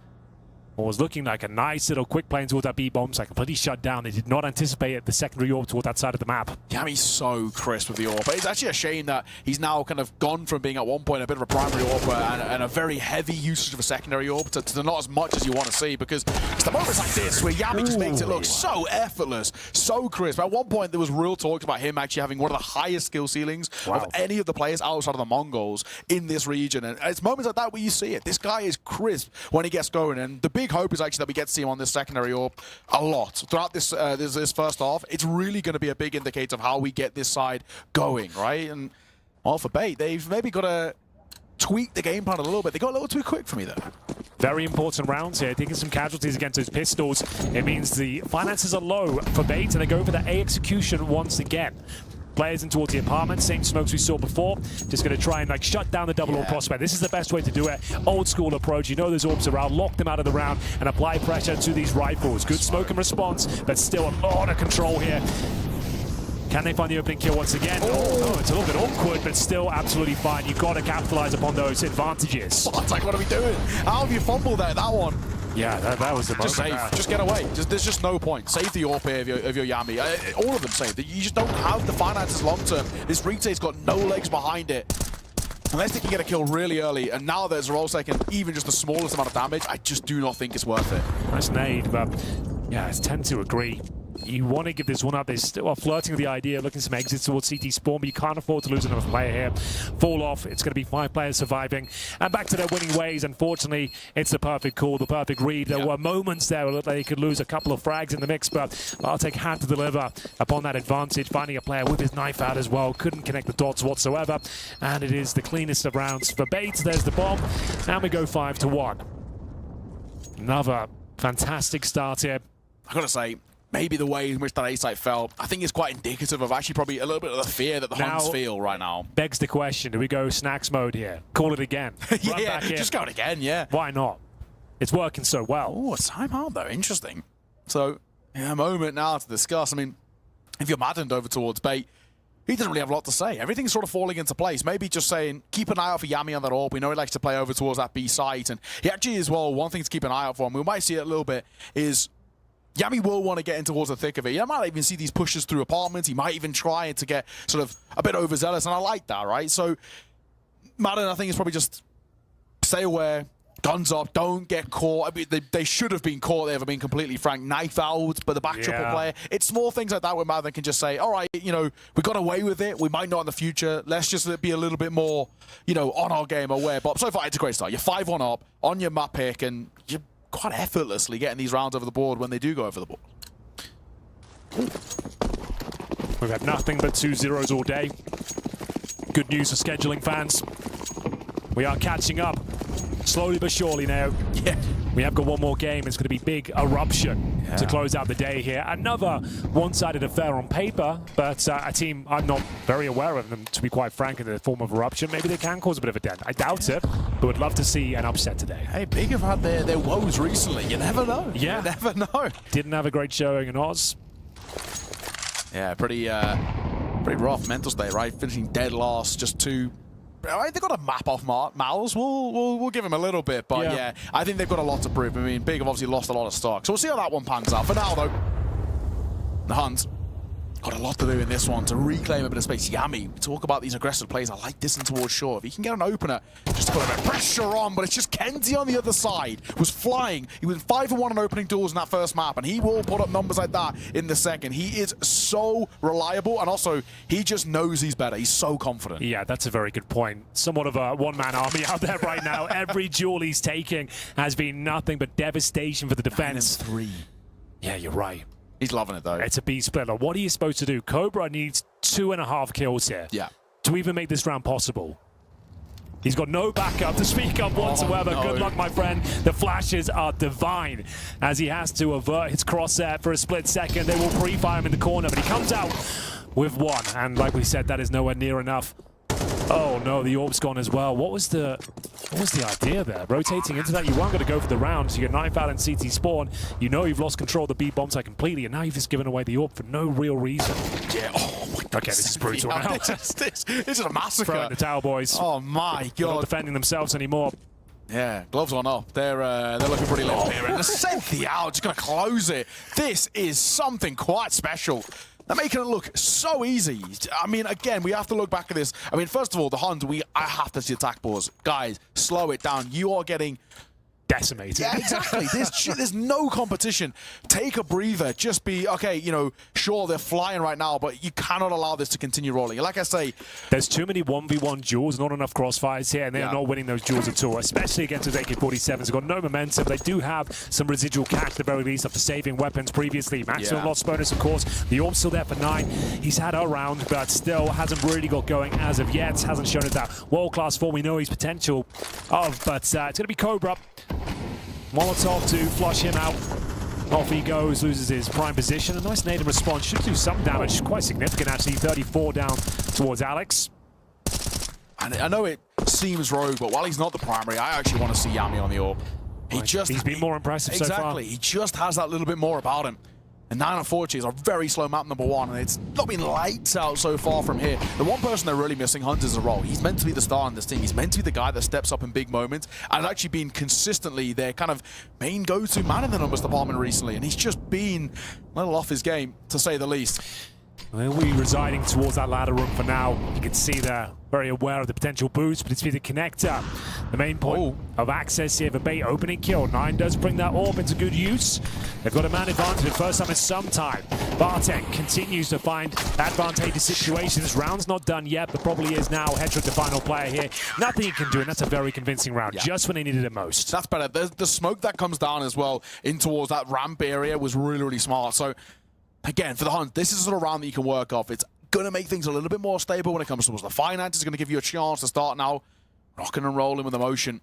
And you are gaining a bit of confidence yourself and saying, okay, we can actually take fights against these guys. We can actually slow them down and force them to play our play style and our game plan. So it's good work. We need consistency. It just cannot afford to be a flash in the pan. If it's a flash in the pan, it actually works probably more against you because it's going to hurt the economy. Look towards the money of somebody like a Yami or a 9. Looking like more of a set-piece methodology being deployed here. You've got 2 players in their apartments early. Suggests spotted. they've got a pocket strap being delivered. Kenzie has been razor sharp with this AK-47. Avoids the HE towards top mid. And they are coordinating themselves towards the A attack once again. The execution looking very likely. MPL coordinating the troops, getting everyone in position. They have a lurk towards middle as well. Maybe a contact play here, Neo. Yeah, look at Kenzie, actually. He could really be a difference maker, especially if 9 tries to peek out from Ticket. Kenzie could catch him from short. Volley down towards Sandwich. Nobody home. They're going to go deep in towards jungle. Again, nobody in that direction, but you're gaining bits of pockets of information. It's Bartak to deliver on towards the first. And Alex gets caught. They can slow this pace down massively. The Hunter happy just to shell up and trade. Oh, nice position for Bartek as well, playing above the smoke. They call off the A attack.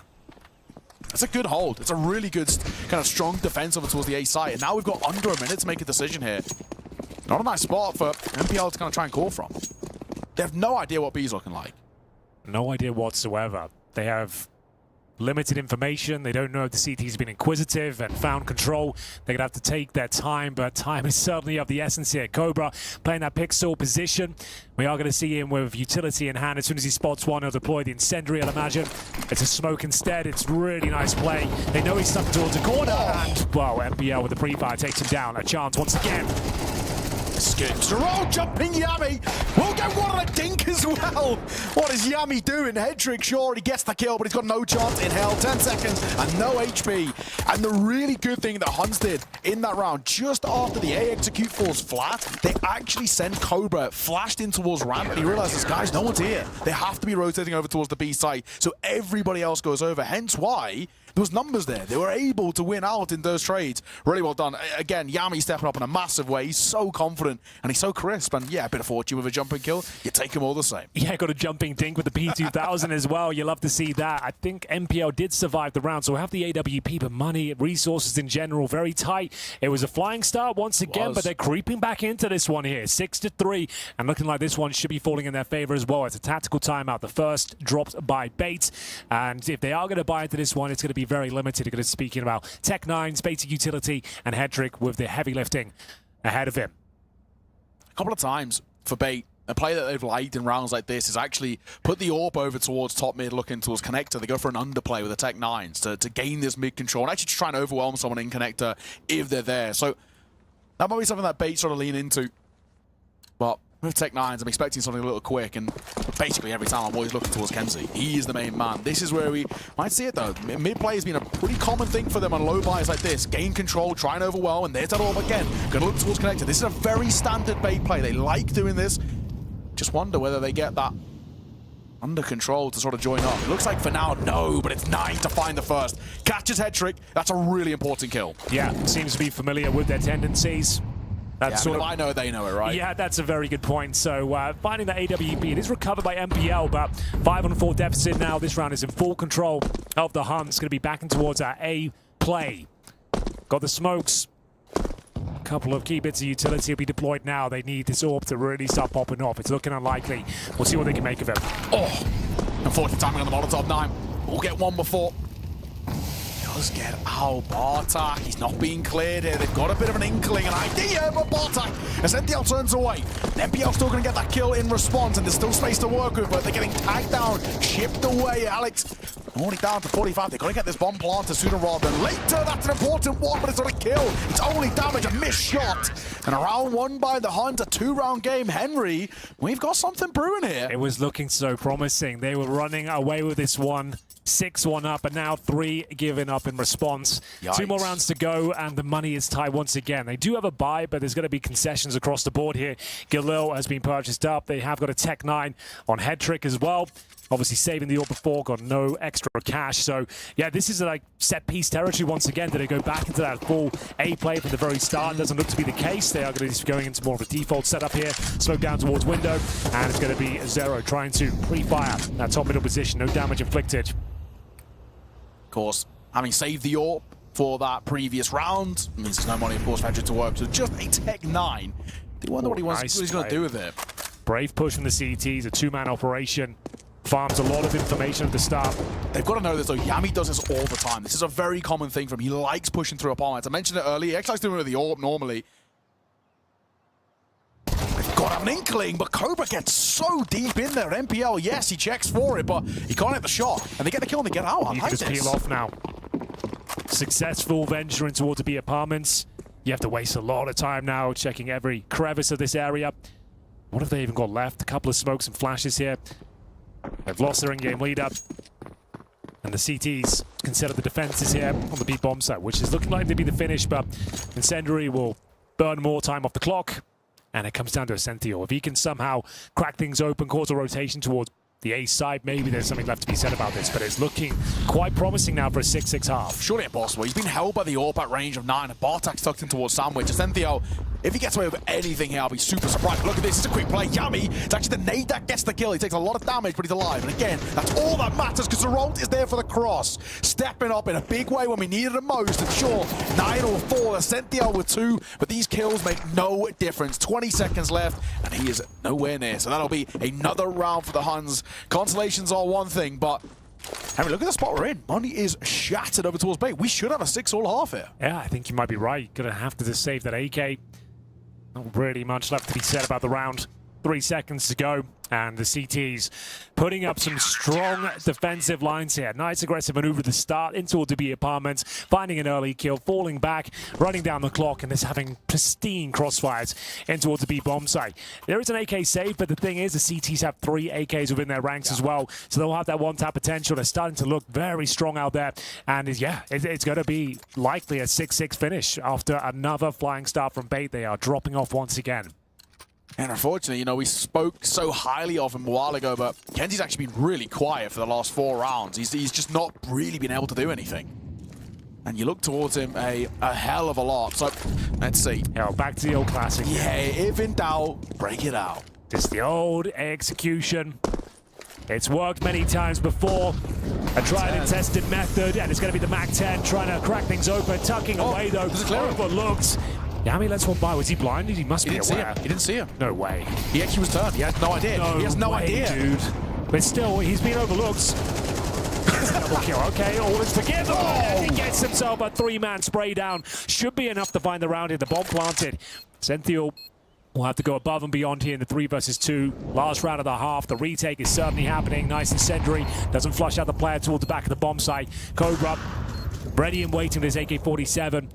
Looks like he's destined to get the kill here. As soon as he jumps up, that's a guaranteed frag. Round over to Tech 9 to try and defend here. Something absolutely godlike will have to be delivered. It's a good start. Can he find both kills? He does. Can he deny the defuse? Not quite. A great effort there. Exciting finish, but after going 6-1 up, it's Bait that let the Huns roaring back into the game as they go 6-6. That's going to rally the troops, raise morale as you get into that second half. So if they can find a pistol at some point in this series, they might be onto something. An extra second on that defuse, and he might have had a chance there. That would be an insane way for the half to close. But I'm really impressed with the Huns. I mean, that is such a good streak. 5 in a row, and actually 5 really good rounds as well. Very well executed, great reads, understanding, A, what Bait like to do, how they like to go about it, and the timing of it too. That's always been something that's super difficult with this Bait side of Mirage. They like to fluctuate with the pace of the game and really make you feel uncomfortable, using you till early, forcing you to kind of be in these late round situations with not a lot to work with on retakes. So when they were done a great job. 6-1 up, Kenzie was like 9-3. Yeah, he finishes the half 10-8, so he did fall off the edge of a cliff there. Massively.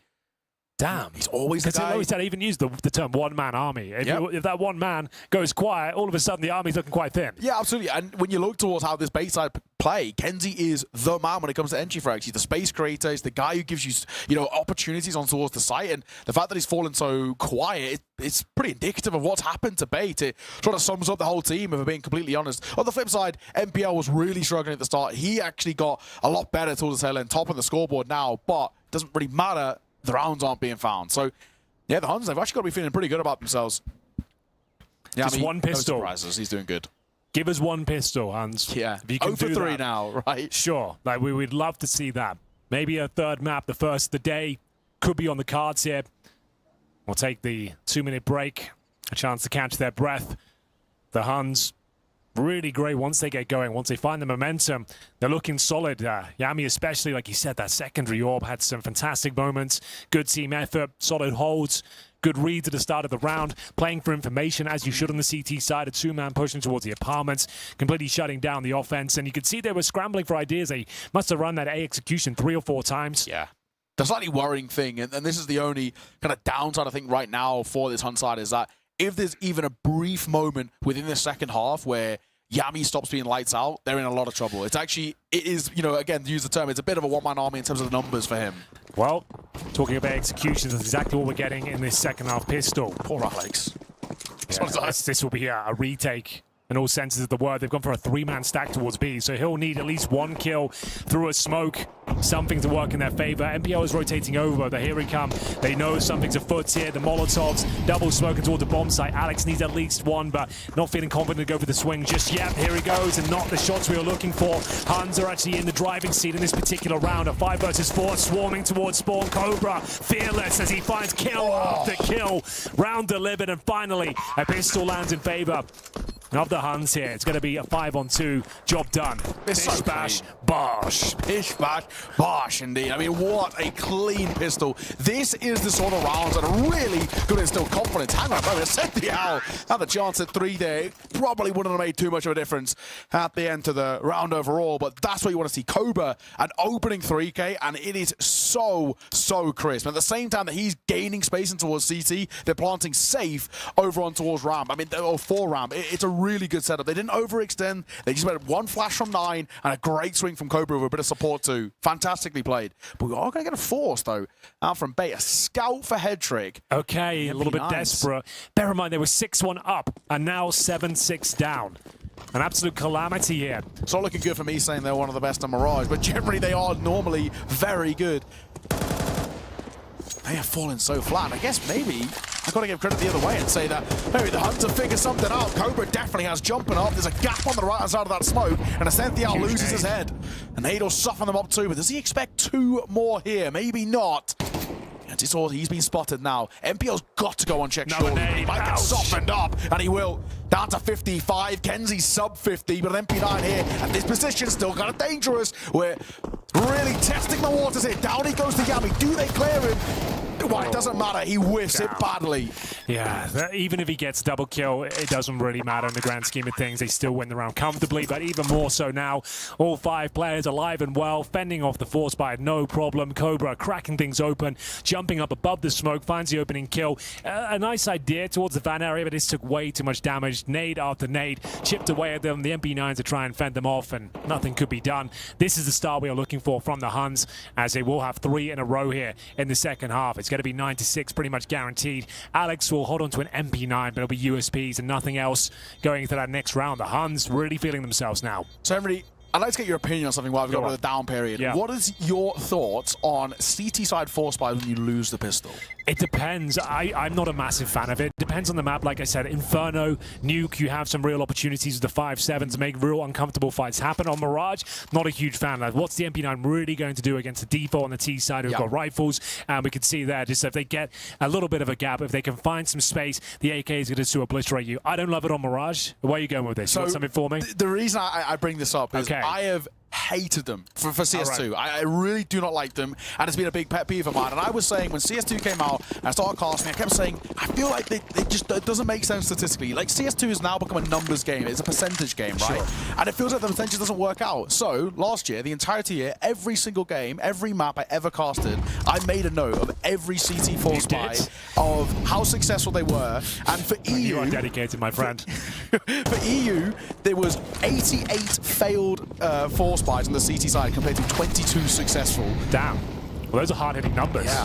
Hard-hitting shots from Bartek as well. It should be a done deal here. Zimbinana goes down early, but Hedrick fights him back. At least he was. Dropped by 9 in the end. Should be a pretty convincing round still, even with some heavy damage inflicted. We actually have got a bit of a question mark here now. A 2 versus 2 ensues. How low the Yami is. Might not matter. It doesn't matter. But he was actually a little low. But yeah, it comes back to what I'm saying, right? It's just something I've never really loved. And for a game that is so dominated by this sort of numbers conversation, it just feels like it doesn't work out. I feel like a lot of times, especially when I've spoken to some friends who are pros and stuff, they just talk about it being actually the feeling of the team, right? The call of the IGL saying, okay, I feel like we're not in, too bad of a spot, or maybe we're better players, so we back ourselves. We think we can do damage with Deagle or whatever, but I personally don't love it. It annoys me, and again, they just haven't been working it. The Hunt's been trying them, and they've been super unsuccessful. Now Bait are in the same spot, and they're 3 rounds behind. So this gun round for Bait is unbelievably important. They lose this, and the Hunt can get all the way up to 11 before there's a response. And you've got some change in your back pocket here with the Huns. You can afford to be a little bit more audacious and push some smokes and try and catch them off guard. Some breathing room for sure, but taking heavy damage is 9. Down to 43 points of health. A boost up and towards the window. Oh, at least they were trying to. They actually failed it. That'll be quite an audible sound cue there. Incendiary missed as well. This is a messy round on both sides of the equation. Kenzie was so good in the opening sectors. Really dropped off the pace so towards the end of that first half. He's now on 12 kills. Remember, he's 9-3 when they were 6-1 up. They're now 9-6 down. A 9-round streak. Or 8-round streak, I should say. But still, it's Hedrick. Opening frag. Takes down 9. That was a low HP player. That's going to help. Oh, he missed out his chance there, Alex. You might not want to commit to this kill. Hedrick will bail him out. And Kenzie finally had some contributions here, but still only good for 1. Another 2v2, a difficult round for the CTs to pick up. Spots 1. Good flash as well on both sides. Both get blinded up, but still. Bomb's still struggling to go down. Yami will fall. It's all down to Cobra, and he's not got a chance. Finally, what a sigh of relief for Bait. The really worrying thing, though, Henry, is that it's actually still kind of expensive. And in a side that don't have a lot of money built up, they're probably still reeling a little bit. It's good to finally break this awful streak that they've been in, but what really matters is actually the Huns aren't going to be too worried about it. No, like I said, plenty of money in reserve. They made the round expensive. They win this follow-up. It's still a very powerful position to be in. 9-7, another must-win round for Bait. Need to solidify their economic situation. It can't be a flash in the pan. If they lose this, they're still going to be in an equally as rough of a spot. So the Huns, how do we want to play this? Yami going to just play behind the smoke in towards mid. Now he's alone in this venture. He's just testing the waters, but a spam and actually pretty close towards Kenzie, in all fairness. Information gain, they know he's in that general direction. And there will be support now for Yami and 9. So Roll's going to join them from under. Molly comes down again, shouldn't really affect the Huns too much. They're gaining decent mid control, just scaling up through. Not being too overzealous in these fights. 1 minute 15. Smoking a Molly towards connectors. Good control that's being gained here. There might be a little bit more to come through. This feels like an A-split brewing. Yami's bringing the bomb back over towards ramp with the support of Bartek. What can be done here? Bait need this one. We're going to dive out of Palace. They are getting some decent information towards that A ramp, but it's going to be the Palace. It's the main focal point of the round. Nice damage, good dink from Kenzie. They actually need this mid control to come through. This A play will not work without connector control. Oh, you can see boosted up on the ledge as well will be 9. He knows he's got the dink. He might be tempted to go and find the kill. It's going to be Alex to open things up, though. An early advantage, the most welcome one here on the CT side. MBL extends it. He's got himself a fantastic position. Going to be Alex, very low HP. Playing with the AK, though. Having to take the headshot duels. And peeling off the angle now. It's what you like to see. It's going to be a bit of a round reset here. 20 seconds, I say that, it's going to be a save. Yeah, just keep on to what you've got. You've got no chance in this one. So, good work from Bait. And like we said, the main thing for them is just making sure that it wasn't a flash in the pan. Make sure that we can now build up with 5 players foundations. surviving. Exactly. Right? This is so good for the money, right? For the economic situation that was looking, well, very feeble, for being completely frank, that is big. And now a 1-round game.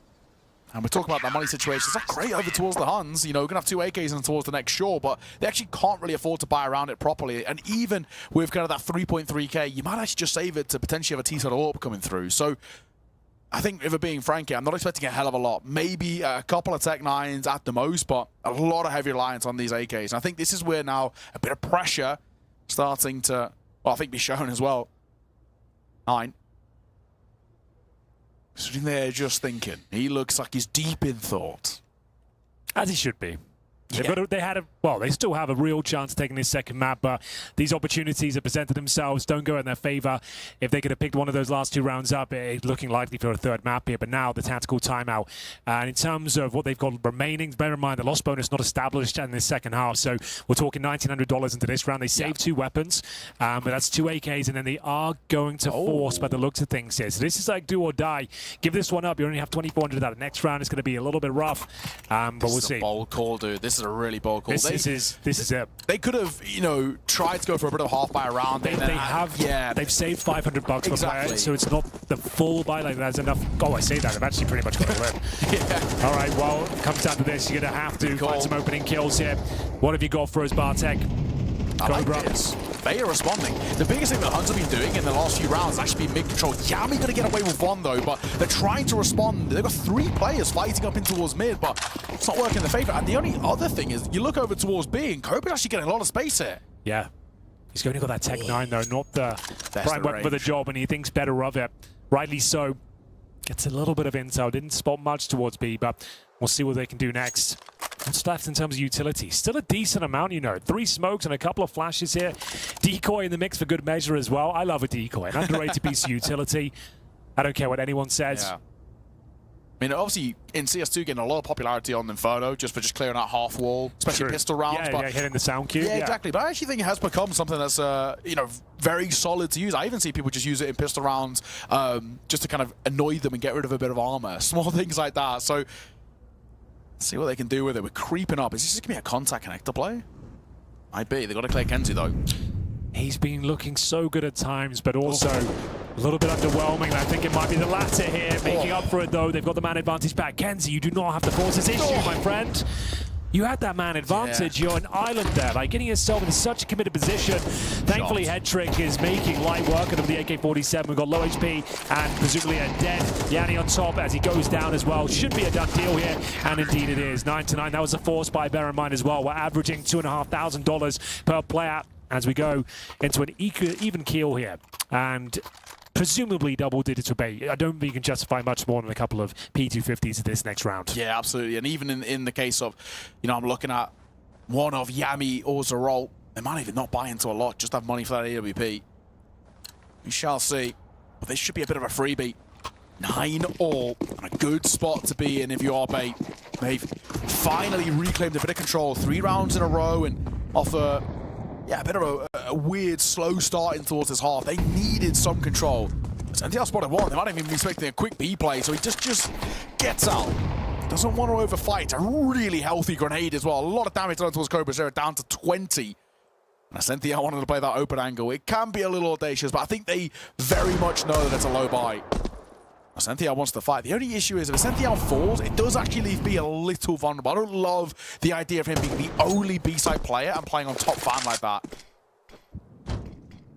Smoke deep, so they're not waiting to confirm things. It's risky. You're going against a Hun side who are, they're pretty precarious when it comes to the Eagles. Look out! Oh my God, speaking of, the Eagles gonna get 2. They'll come down. He'll get 1 and soften up a second, but Yami delivers. Okay, this is not a round I thought would be this close or this exhilarating for the Huns, hitting some beautiful deagle shots, but again, overcommitting to these key choke points. You got no backup plan. If you miss your shot or you take a 1D to the face, there's no real way of remedying the issue. 2 players remain still with a fighting chance in a 4-on-2. We've got low HP for Yami and indeed Cobra Zera. And they're going in towards B, and it seems to be the correct play. There's no one there whatsoever. So this round was looking to be one of the most promising yet in this second half. Of base is slipping by the wayside. No one home, and with the bombs planted, I feel like they might just have to save. We'll see. Yeah, I think just keep on to what you got. I know we've done damage, but I don't know it's worthwhile. Actually, tell a lie, this round completely changes. That 1 kill alone from Essential. There might be a chance here. There's another player low on that close side. Running Tech 9, Cobra Zera. That is such a big kill on towards MPL and Essential. Now at a 1 versus 3, and he doesn't really have a lot of information to work with. He obviously knows the bomb's planted in that default spot, but aside from that, he has no idea. For all he knows, they're deep in kitchen, and he should assume there's, of course, one, and at the very least in towards. And now he's heard him, of course, but it shouldn't make a difference. Essential, he's still sticking on. He's got a kick, he's got a flash. But at this point, he can't fall away, really. Bomb ticking down, it's running out of time. I don't think he's going to get out of here alive, and he isn't. Bartak closes it. What a round to take for the Hunt. They had no right to win that. Just not being too wise with their peaks, a little bit too aggressive, taking those duels against the Deagles, and they pay a heavy price here. It's going to be double digits first for the Huns against all the odds here. One saved weapon and pistol, that's about all they had, and they make it work. A 1-round game still, and the money's in an okay spot for the CTs. They will be fully investing. They've got the AWP out now, but still, you would think they'd be in such a prime position if they could just get that round over the line, and once again, feeling uncomfortable once more. Second time out. Yeah. For Bait. Feeling the pressure here. It's a bad one to lose. And it will have a bit of a knock-on effect as well. You look towards the money, and sure, we get 3 M4s out, but it's just that one lingering Deagle on its own. That does worry me a little bit. In the hands of Kenzie, he's obviously been pretty important for them. When he's playing well, the team are doing well, and when he goes quiet, so do the team. So we've had a bit of a back and forth in the second half. It's pretty even keel, and the Huns, that round that they stolen away, we said no right to be winning, really could be the flip. I like this call. We haven't seen many B executions thus far, and it's the Desert Eagle lying in wait. Kenzie will have to do something unbelievable here. Essential will be with him, of course. Flash is delivered. Very powerful, potent ones, and the Deagle can't find the shots. There it is, connecting with some damage, but being surrounded here. The Deagle can't hold on. It's looking like safe territory, but if they commit, MPL trying to make his way through. Battering and bruising the T's upon entry, but unless the AWP finds a quick kill here, this 2 versus 3 looks very unlikely. It's going to be 11 rounds for the Huns. No choice but to save. Maybe for the first time today, a map 3 might actually be brewing. And it felt so unlikely. A mirage of all the maps. It's such a staple part of Bait. They've actually looked really weak at times. Really good work from the Hunt. It's such a simple play. 1 flash, 2 dive out. The first dives out the window, the second goes in towards balcony. They're playing for the trade, and they do it effectively. And at the same time, Nine's made a solo effort, pushing through short, and he's just dragging attention away. It's really effectively shut down what is a double short setup for the CT side, and Bait fall really flat. If they had a different setup there, we're talking maybe a pretty standard kind of jail setup, maybe even somebody in towards kitchen as their initial kind of defense. They actually probably been a lot more suited to shut down that quick B hit, but unfortunately for them, what felt like a good play at the time did not end up working out. So a 2-round lead and a big 2-round lead for the Huns. Very well played. The Huns swarming that bomb side, stifling for the CTs on the other side, unable to make a real dent there. The B defense collapses, the Deagle can't connect, and it's 1 round away from glory here. CTs, what have you got for us? They do have the head-trick AWP. It's been relatively quiet, though. He's 10 kills, most of them coming from the rifle. Yeah. Hasn't really had his pop-off moment. If he's going to have it now, this is the chance to deploy it. Yeah, absolutely. Third and final timeout called by the Huns. They know the spot that they are in. They are so close to pushing us towards a third. Now, it begs the question, do you buy up here?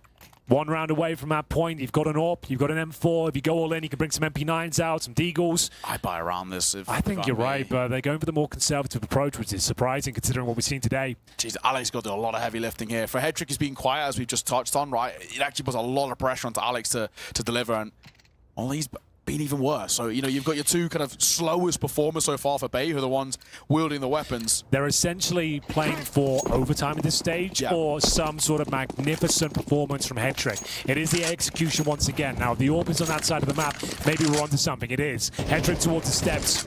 difficult position to play against these full executions, but if you can find a couple of opening, a couple of key incisions. The rifle is here as well. Hedrick peels off and goes towards spawn. He still saves towards A. Alex is going to be flashed in potentially or go for the dry peek.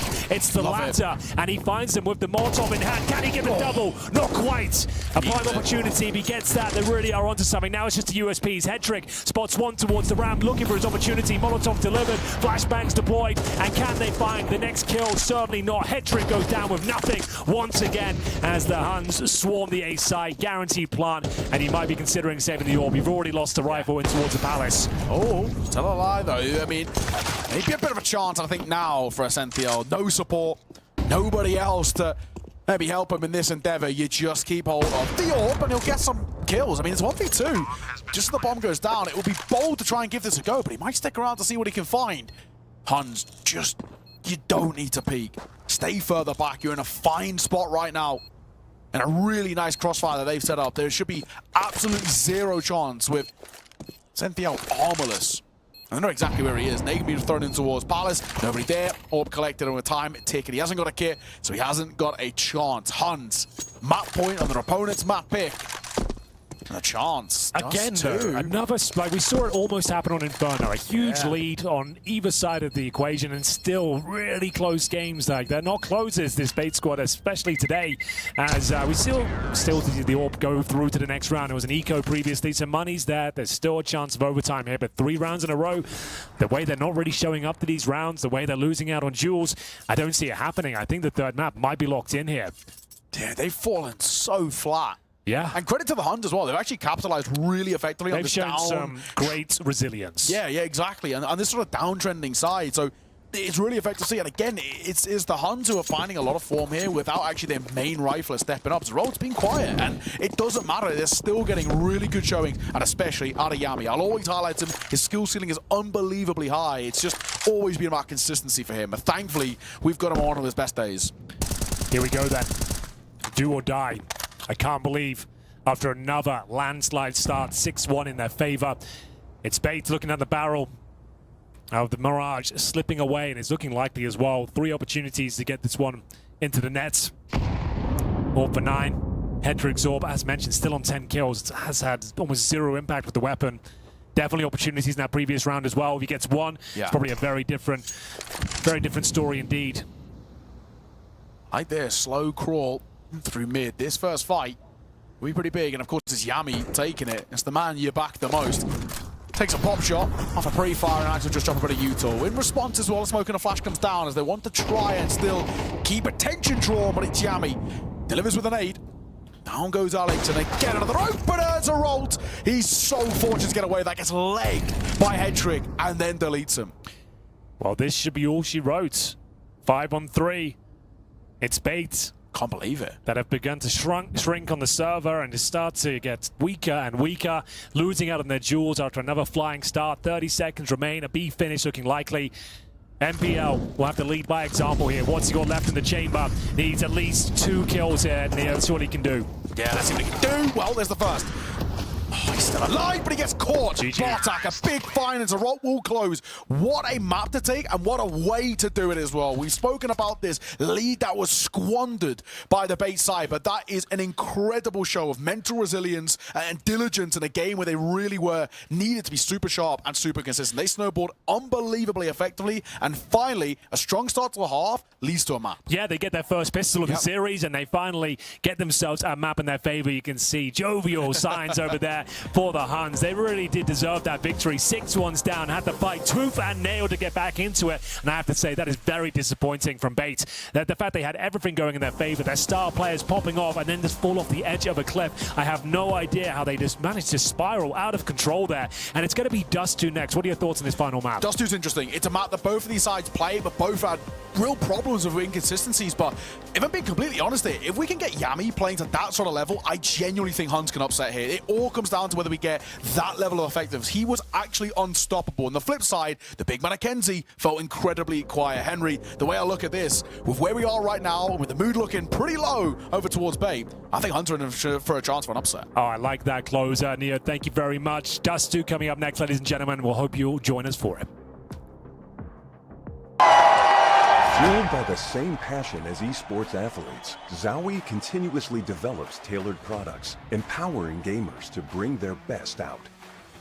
Today, we are launching the all-new XL2566X Plus, which uses the newly developed Fast TN panel and upgraded DIAC2 technology. The new monitor series continue to evolve, refining details to ensure players can perform their best consistently in games.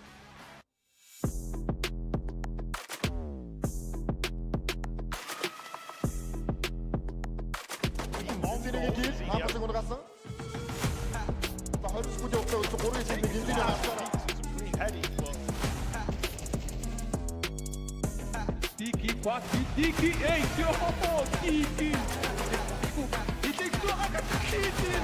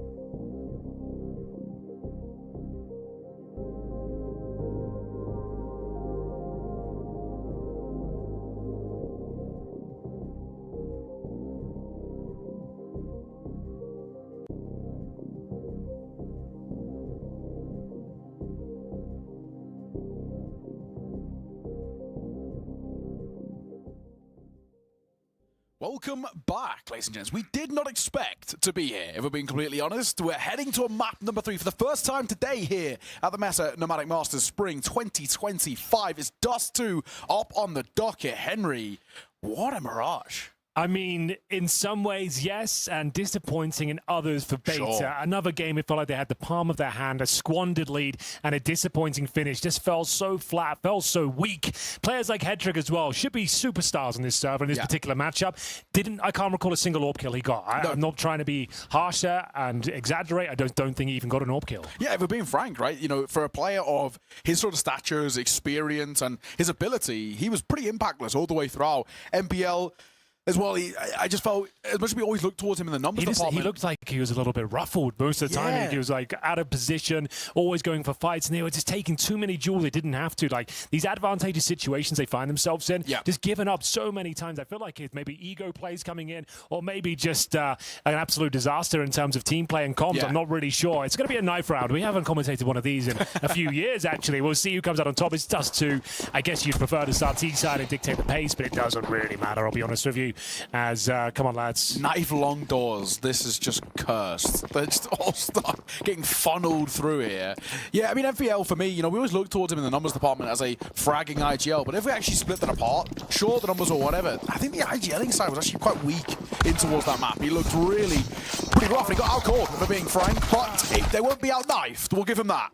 That'll be one, so you get that to work with at the very least. That's a pretty cursed knife round, all things considered. But we look towards Dust 2 now, and an opportunity for redemption over towards this bait side. But I really hope they're just not too dejected off the back of a really poor map. It's very easy to fall into a pretty sort of bad mental state. Well, they've been very good in the initial stages of both these maps. It's towards the end where things start to spiral out of control, the wheels fall off, and we'll see whether they can find a solid start once again. It is going to be Nine and co of the Huns starting on the C-side of Dust 2.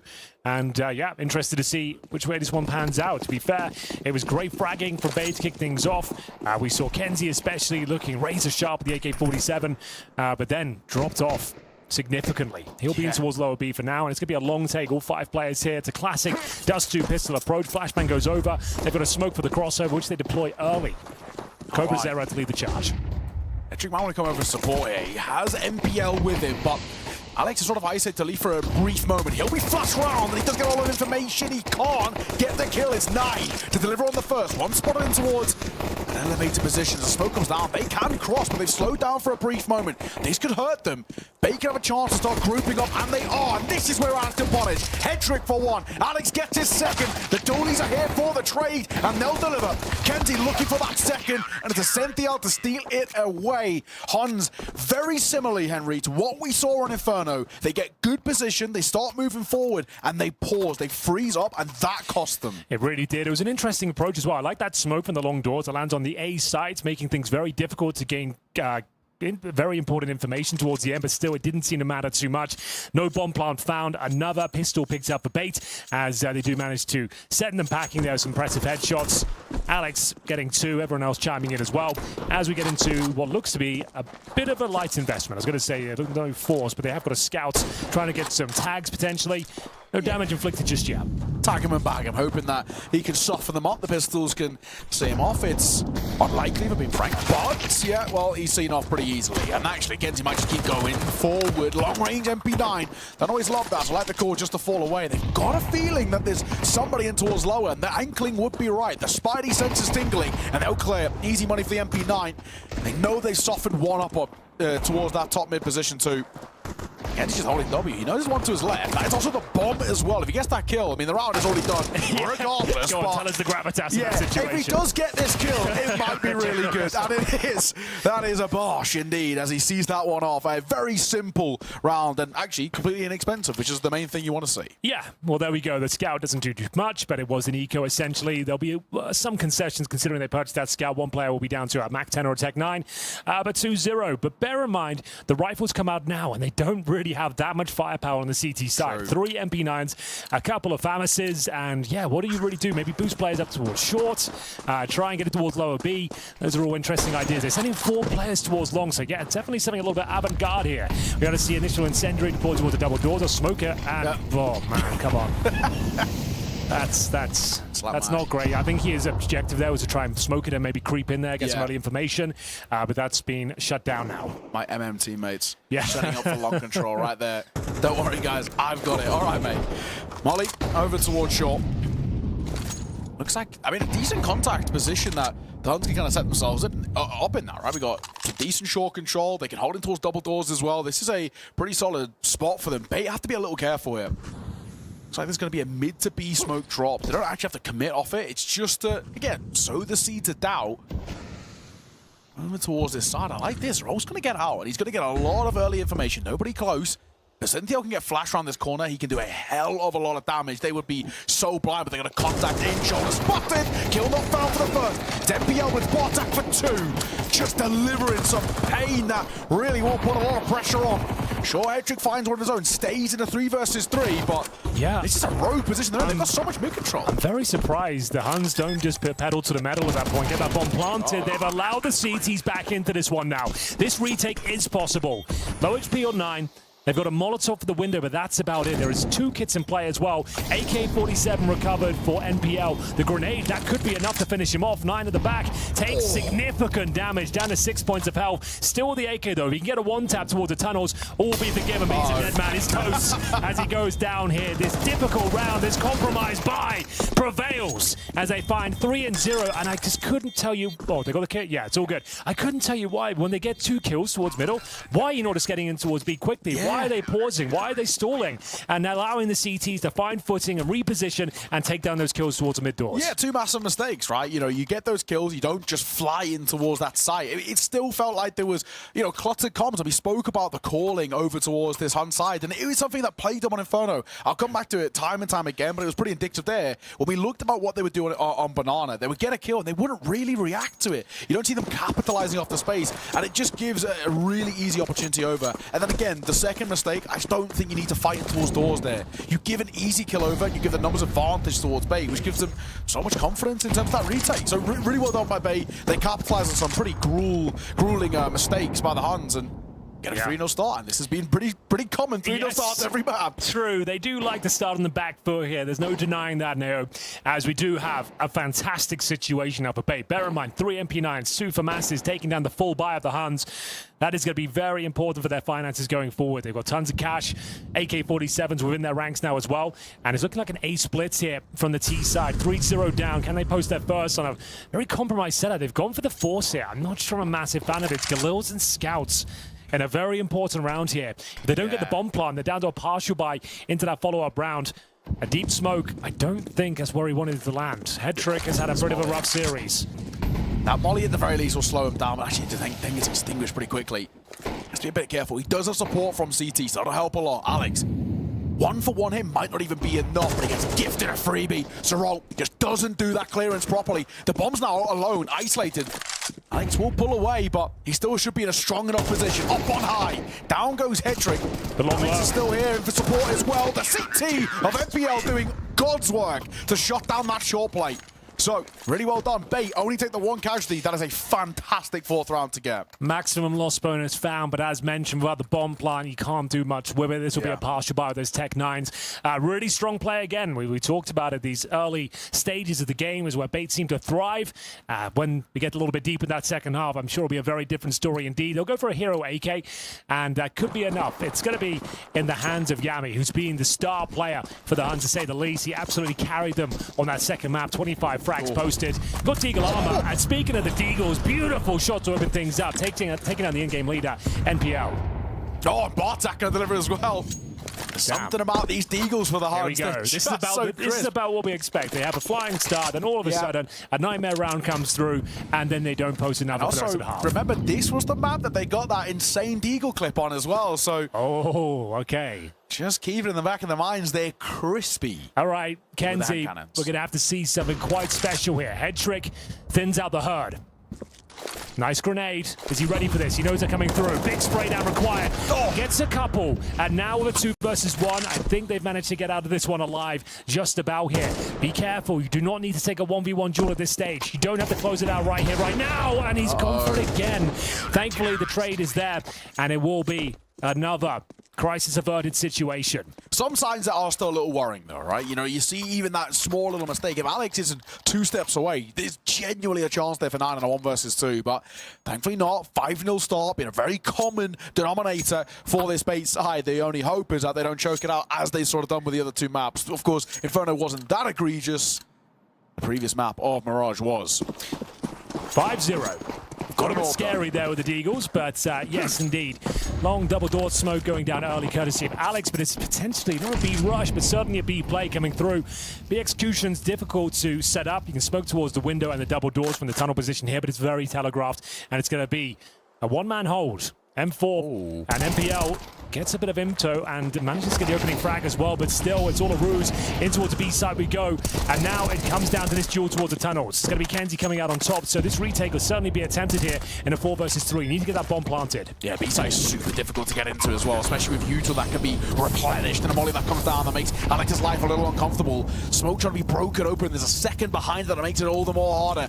9 holding up, Brains are delivering. A quick trade from Hetrick, that'll help. Still, 2 versus 3, numbers favouring Bait in this position. And they that banks round in towards tunnels, suffer the mob, and it does so much damage. Bomb halfway ticks, Yami will find Kenzie. That's always going to ease the pressure on your shoulders. Alex creeps his way forward, a lot of damage dealt towards Yami, but he doesn't clear the hold. And the last man of Hetrick, they know exactly where he is. A round finally found for the Huns. The B attack, waiting for their opportunity. They lose the first pick. They get the information. The players towards top and middle. They capitalize upon their opportunity, get in towards B, and finally, you're right, posting their first round 5-1. A very familiar scoreline. We've seen it on both maps. This is where they normally start to turn it on. They start to close the gap, and they can even still win this half, believe it or not. We've seen this many times before. They have got great resilience, and they can recover these huge deficits. Round number 7 here, 5-1. Final map of the opening game between Bait and the Huns. It's all about that second gun round for the Huns. Something about the first just doesn't seem to click, but the hope is now, as it has been pretty similarly to the others, is that they can chain rounds together. That's not the start you want. Full blind, a no-scope through the smoke. Yeah. He's getting all the little icons there, Hetrick. He's a lucky man, to say the least. Then open up, we found that a second behind it, and Zarot will also fall through a smoke. So Lock, not on their side, but Yami, that's pretty dumb if I'm being honest. There's no need to push like that. Well, Hetrick's starting to come to life now, building up some confidence. He was MIA on the battlefield. Oh, Mirage barely had any impact to the AWP, certainly having some now. 3 kills found on the Bait squad. Should be a foregone conclusion, looking to shut down this momentum before it even gets going for the Huns. A scout and an AK remain, a Molotov and an HE between them, and now smoked off. The bomb is there towards mid doors, and unless they give up an absolute nightmare of a frag against this scout, I can't see a world will even get close to this one. No, not at all. They've got to be the user to work as well. It might not be the smoke, but even just the flashes and the nades, the molly, just slow them down. There should be no chance in hell. Double stack here. 3 out towards A long as a just in case, a precautionary measure. But even in this 2v2 towards the B site, should be fine. 40 seconds on the clock. Bomb looks like it's going to rotate away. 9. Leading Cobra back over towards double doors, and they're going to realize pretty soon then, that there's not a lot going on towards mid. They can make their way up, sure. The only issue is then just how do you clear MPL over towards ramp? The time ticking.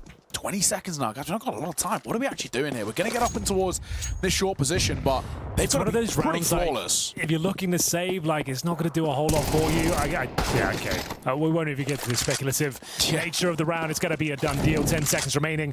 9, just hoping he can stay alive here. No chance to get that bomb planted. The CTs are coming. Can he make a dent financially here? If he gets a couple of kills, he might be onto something. They don't want to jump up a second time, and he will not be saving at AK-47. He gets himself a single kill, but we go 6-1. That is the dangerous scoreline, though, for Bait. This is where it normally starts to fall apart for them. This is the tactical timeout. You slow them down, and you answer back with something quite aggressive, quite fast-paced. Of course, he's got the maximum loss bonus here. Did 9 die after time? I think he did, dude. He's got $700. Yeah. That's unfortunate. 99 teams out of 100 will be loving a 6-1 start. Bait bricking it a little bit, but we'll see. We'll see. There's time out, an opportunity. I mean, where you are now, I think you just have to buy, of course, because of dying off the time in the spot that he's in. You just invest there, and maybe he just gets Kevlar and they drop him a P250 or something. It's fine, that's about it. It's workable. I mean, maybe even use him as a bit of a human flashbang, right, and kind of potentially even call from the grave in that sense. But the big thing is, can we break this mental block that we seem to have with not even just closing maps, but actually it's closing halves. We saw it happening towards Inferno. It's sure it was a 7-5 finish there, but they were flying, and then they fell super quiet. It was 4 rounds in a row, close it out, 7-5, recover a little bit. He doesn't even get Kevlar. He just gets himself a smoke and a flash and a Glock. So he is going to be used as a human decoy. Yeah, it's just going to be thrown into the situation, and they'll hope for the best. Another compromise round here. Huge advantage for Bates, but mistakes can be made. They're known to be over-aggressive. It's a lovely shot to open things up from Cobra. We can work with this as well. If we're smoking towards tunnels, 9 just going to pull away, join up with the pack, and this might be that short play that was brewing in the tail end of that previous round, but much earlier to roll. Kenty just peeks in and just gives him a freebie. Sure, Cynthia Lars is back, but then Bartek and Cobra combine. Alex delivers. And a 1v3 now required for the young man using an AWP, which is something he doesn't use very often, so this should just be a safe call. And that might be something that eludes him. He doesn't like using an AWP, but it's showing. And he'll get his, all right. 1 versus 2 now. This shot. He might catch the cross. Good jump. If he didn't jump there, maybe there's something there. But here we go. The 6-1 scoreline continues to elude Bates. No chance to go for this one. The money pretty compromised, all things considered. I mean, realistically, what a head trick can Cynthia will do in terms of a buy in the next round? I'm sure the AWP will be saved. Alex can drop 1, but there's got to be somebody who takes a bit of a hit, whether it's Firepower or U-Tool. Somebody's got to take a little bit of a dampener in towards that next round. It's crazy. You come into this sort of round, you got a player with Glock, no armor, smoke, and a flash, and you're walking away with a win. Well, they are back to their winning ways. Even with a player with just a Glock, no Kevlar, they make it work against all the odds. Alex will be saving this AWP, there's no denying that. Hedrick, though, has shown some promising signs here on Dust 2 at the very least. It is an AWP's paradise, this particular map. 6-2, can still tie this half up. 4 rounds to go. A real priority. They've just got to make sure that Alex has the premium weapon. If we're making choices here, he's been pretty influential in terms of his A-long control. He's going to need it once again. What sort of buy are we going to be getting here for this side? He got an AWP, of course, dropped over towards Hedrick. 2 rifles, an MP9, and there we go. Somebody's got to take a bit of a hit. It's a Cynthia with just a Deagle to work with. Not even a Util as well. Util's pretty thin across the board for Bait. So they have to win off the back of the fight alone. I kind of like this play. We're letting the rifle go in first. The AWP holds the crack angle in towards top tunnels. And there it is. Nice shots to roll. Just wasn't expecting it. And the big thing is they can't trade quickly. It's a rifle here, and Kenty can deliver on one of his own. Yeah, it's a nice little bait and switch setup here.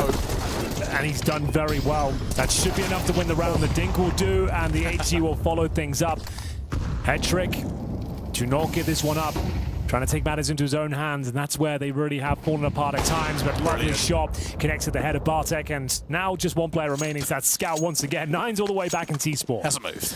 So I feel like his fate is sealed. Got the bomb at least. But we go 7-2. Yeah, Cynthia should be the one to just see him over, but there's big sort of knock-on effects of this round being found. A, it kind of certifies again, solidifies against the finances back over towards the Bait side. He was obviously in a bit of a weird spot. He's trying to save. He's getting also flanked as well, so he is dead. The knock-on effect, obviously, is the money over towards the Hunt. Right now, they're in a spot where they can't fully buy in towards the next round. They're probably just going to go for a half buy, maybe. So it keeps a little bit of extra cash on hand if they do want that open play, or Yami. One of them's got to take a bit of a pick, and yeah, a tough predicament. So a timeout going to be called here by the Huns, and an opportunity to converse about it. But it's a really important round to get. It means that Bait are back to sitting here pretty comfortable. Money's good, confidence back in their favor, and they guarantee the lead heading in towards that second half. They've already broke that mental block that seems to find them about closing things out in a positive way. Flip side is now for the Huns. I actually don't really know what you're going to do in towards this next sort of round. Yeah, it's certainly not ideal. A tactical timeout to discuss their limited options. So what have we got? 4K at the very top end, hovering around 2,500. I will say, probably an eco. Within a lot of these Asian teams, they actually like setting somebody on a rifle. It's become really popular in kind of a lot of these sort of Asian tier 2 games where they put somebody, you know, and I guess in this case probably Sorol on an AK. There it is. We're going to get exactly that. It's become very popular for them. But not even just that. He's actually going to be supported by Yami. Also going to pick up an AK as well. Cobra into a Tech 9 for him and a Deagle in the hands of Bartek. So it's just 9 on the lesser weaponry with a elusive smoke and a flash again. But yeah, it's become very popular. Just seeing if we can find something. I'm surprised we get a double AK though. We'll see what they can make of it. Maybe a nice little B split here.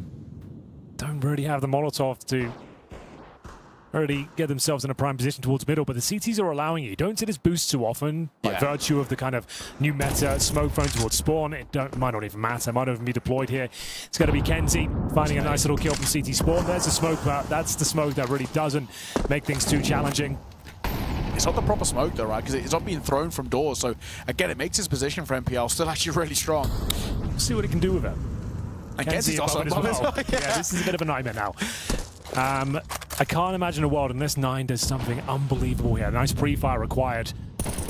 And the second kill for Kenzie. Still don't know. Oh, man. He didn't even get to use his boost. It's a real shame.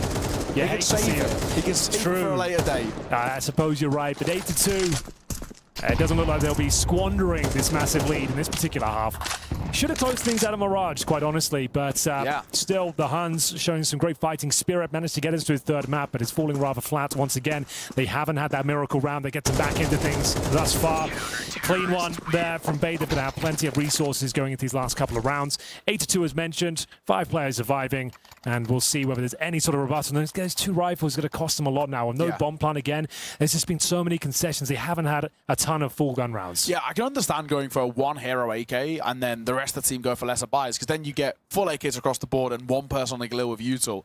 But in that sense, now they've got that double glue coming out for the 2 people who bought, Draw and Yami. So the way things are panning out so far, so this is actually how I expected Mirage to be. It's always been a good map, but it should have been. It just didn't pan out. They fell so flat, but this is much better. And I'm glad that it hasn't sort of lingered in their mind, right, of how they let things slip. Hedrick, nice find.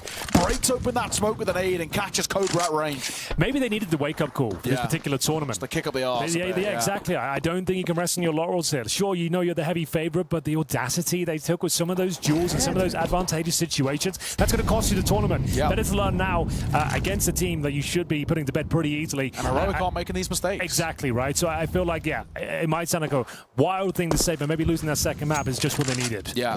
Really is. Also saying as well, and this has always been a thing when European teams come over, especially European teams that have been in kind of the tier 2, is that sure, they might not be in the ranking, you might not see them that much at land, but man, some of these Asian sides, they are so sharp, right? You cannot give them opportunity. The boost is back, by the way. Oh yeah. Oh yeah. Here we go. See, save it for a later date, for a rainy date.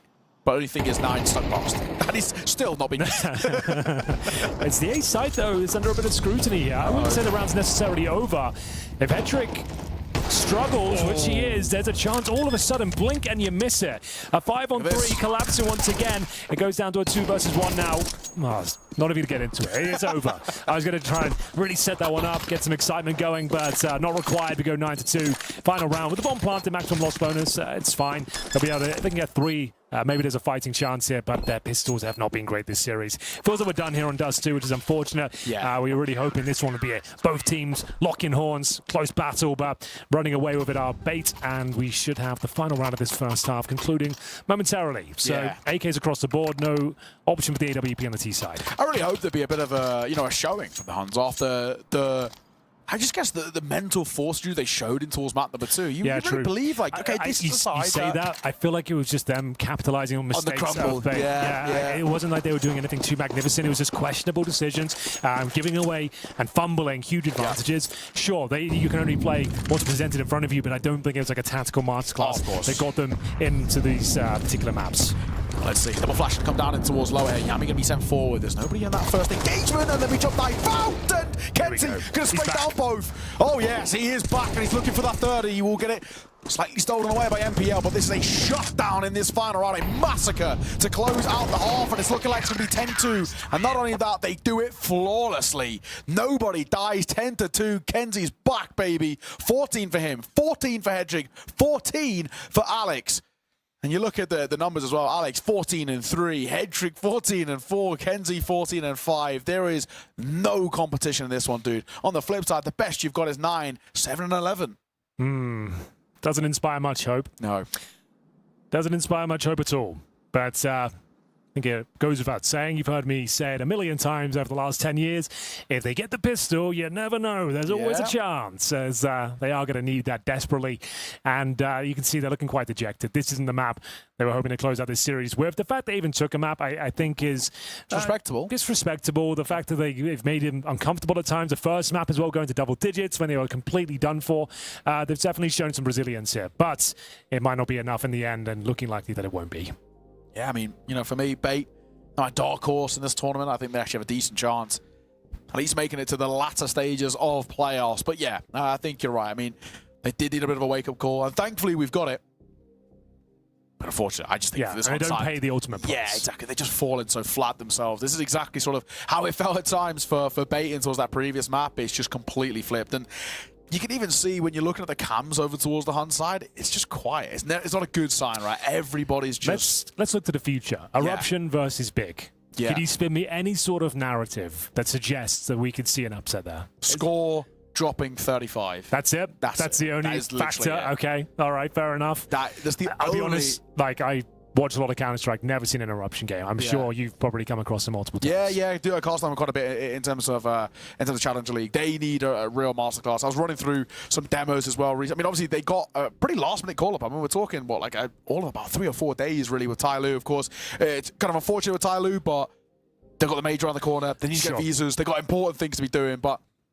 I look towards... difficult to get those visas to America, I've heard. Yeah, especially these days. Apparently so, yeah. Seems to be the word in the wind here. But, yeah, you look towards this side. I mean, Score... I mean, generally, if you look across the last kind of 3 months or so, Score's got like a 0.2 rating better than anybody else on the team. So, I mean, he's actually pretty standout. I know you've always got a good answer for me. I'm satisfied with that one. Stay tuned, ladies and gentlemen. We do have the final game of the day. That's Big versus Eruption to close things out. Big certainly the favourites, but not a team known for their consistency. Who knows what could happen? We are going to see a pistol round ensue. It's going to be a nice position here. A great opening shot. Well blind takes down Alex. There's the double. It looks like they've done more than enough to pick up this pistol.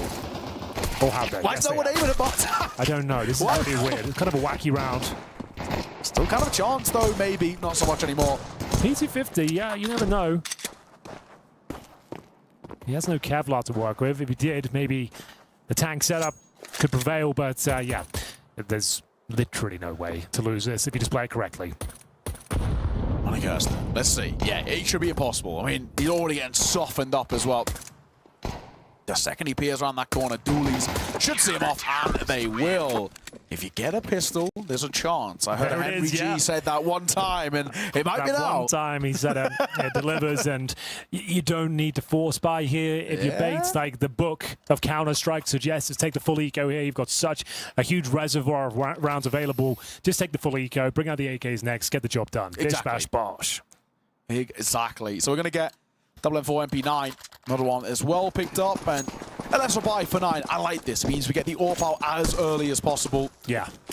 People stop. And of course, I think when you look at the flip side, you just know that there really isn't going to be a buy. And even if there is a buy, it shouldn't be that scary. Upgraded pistols, something of the sort. M4 spraying, delivering as well. Yami for 2.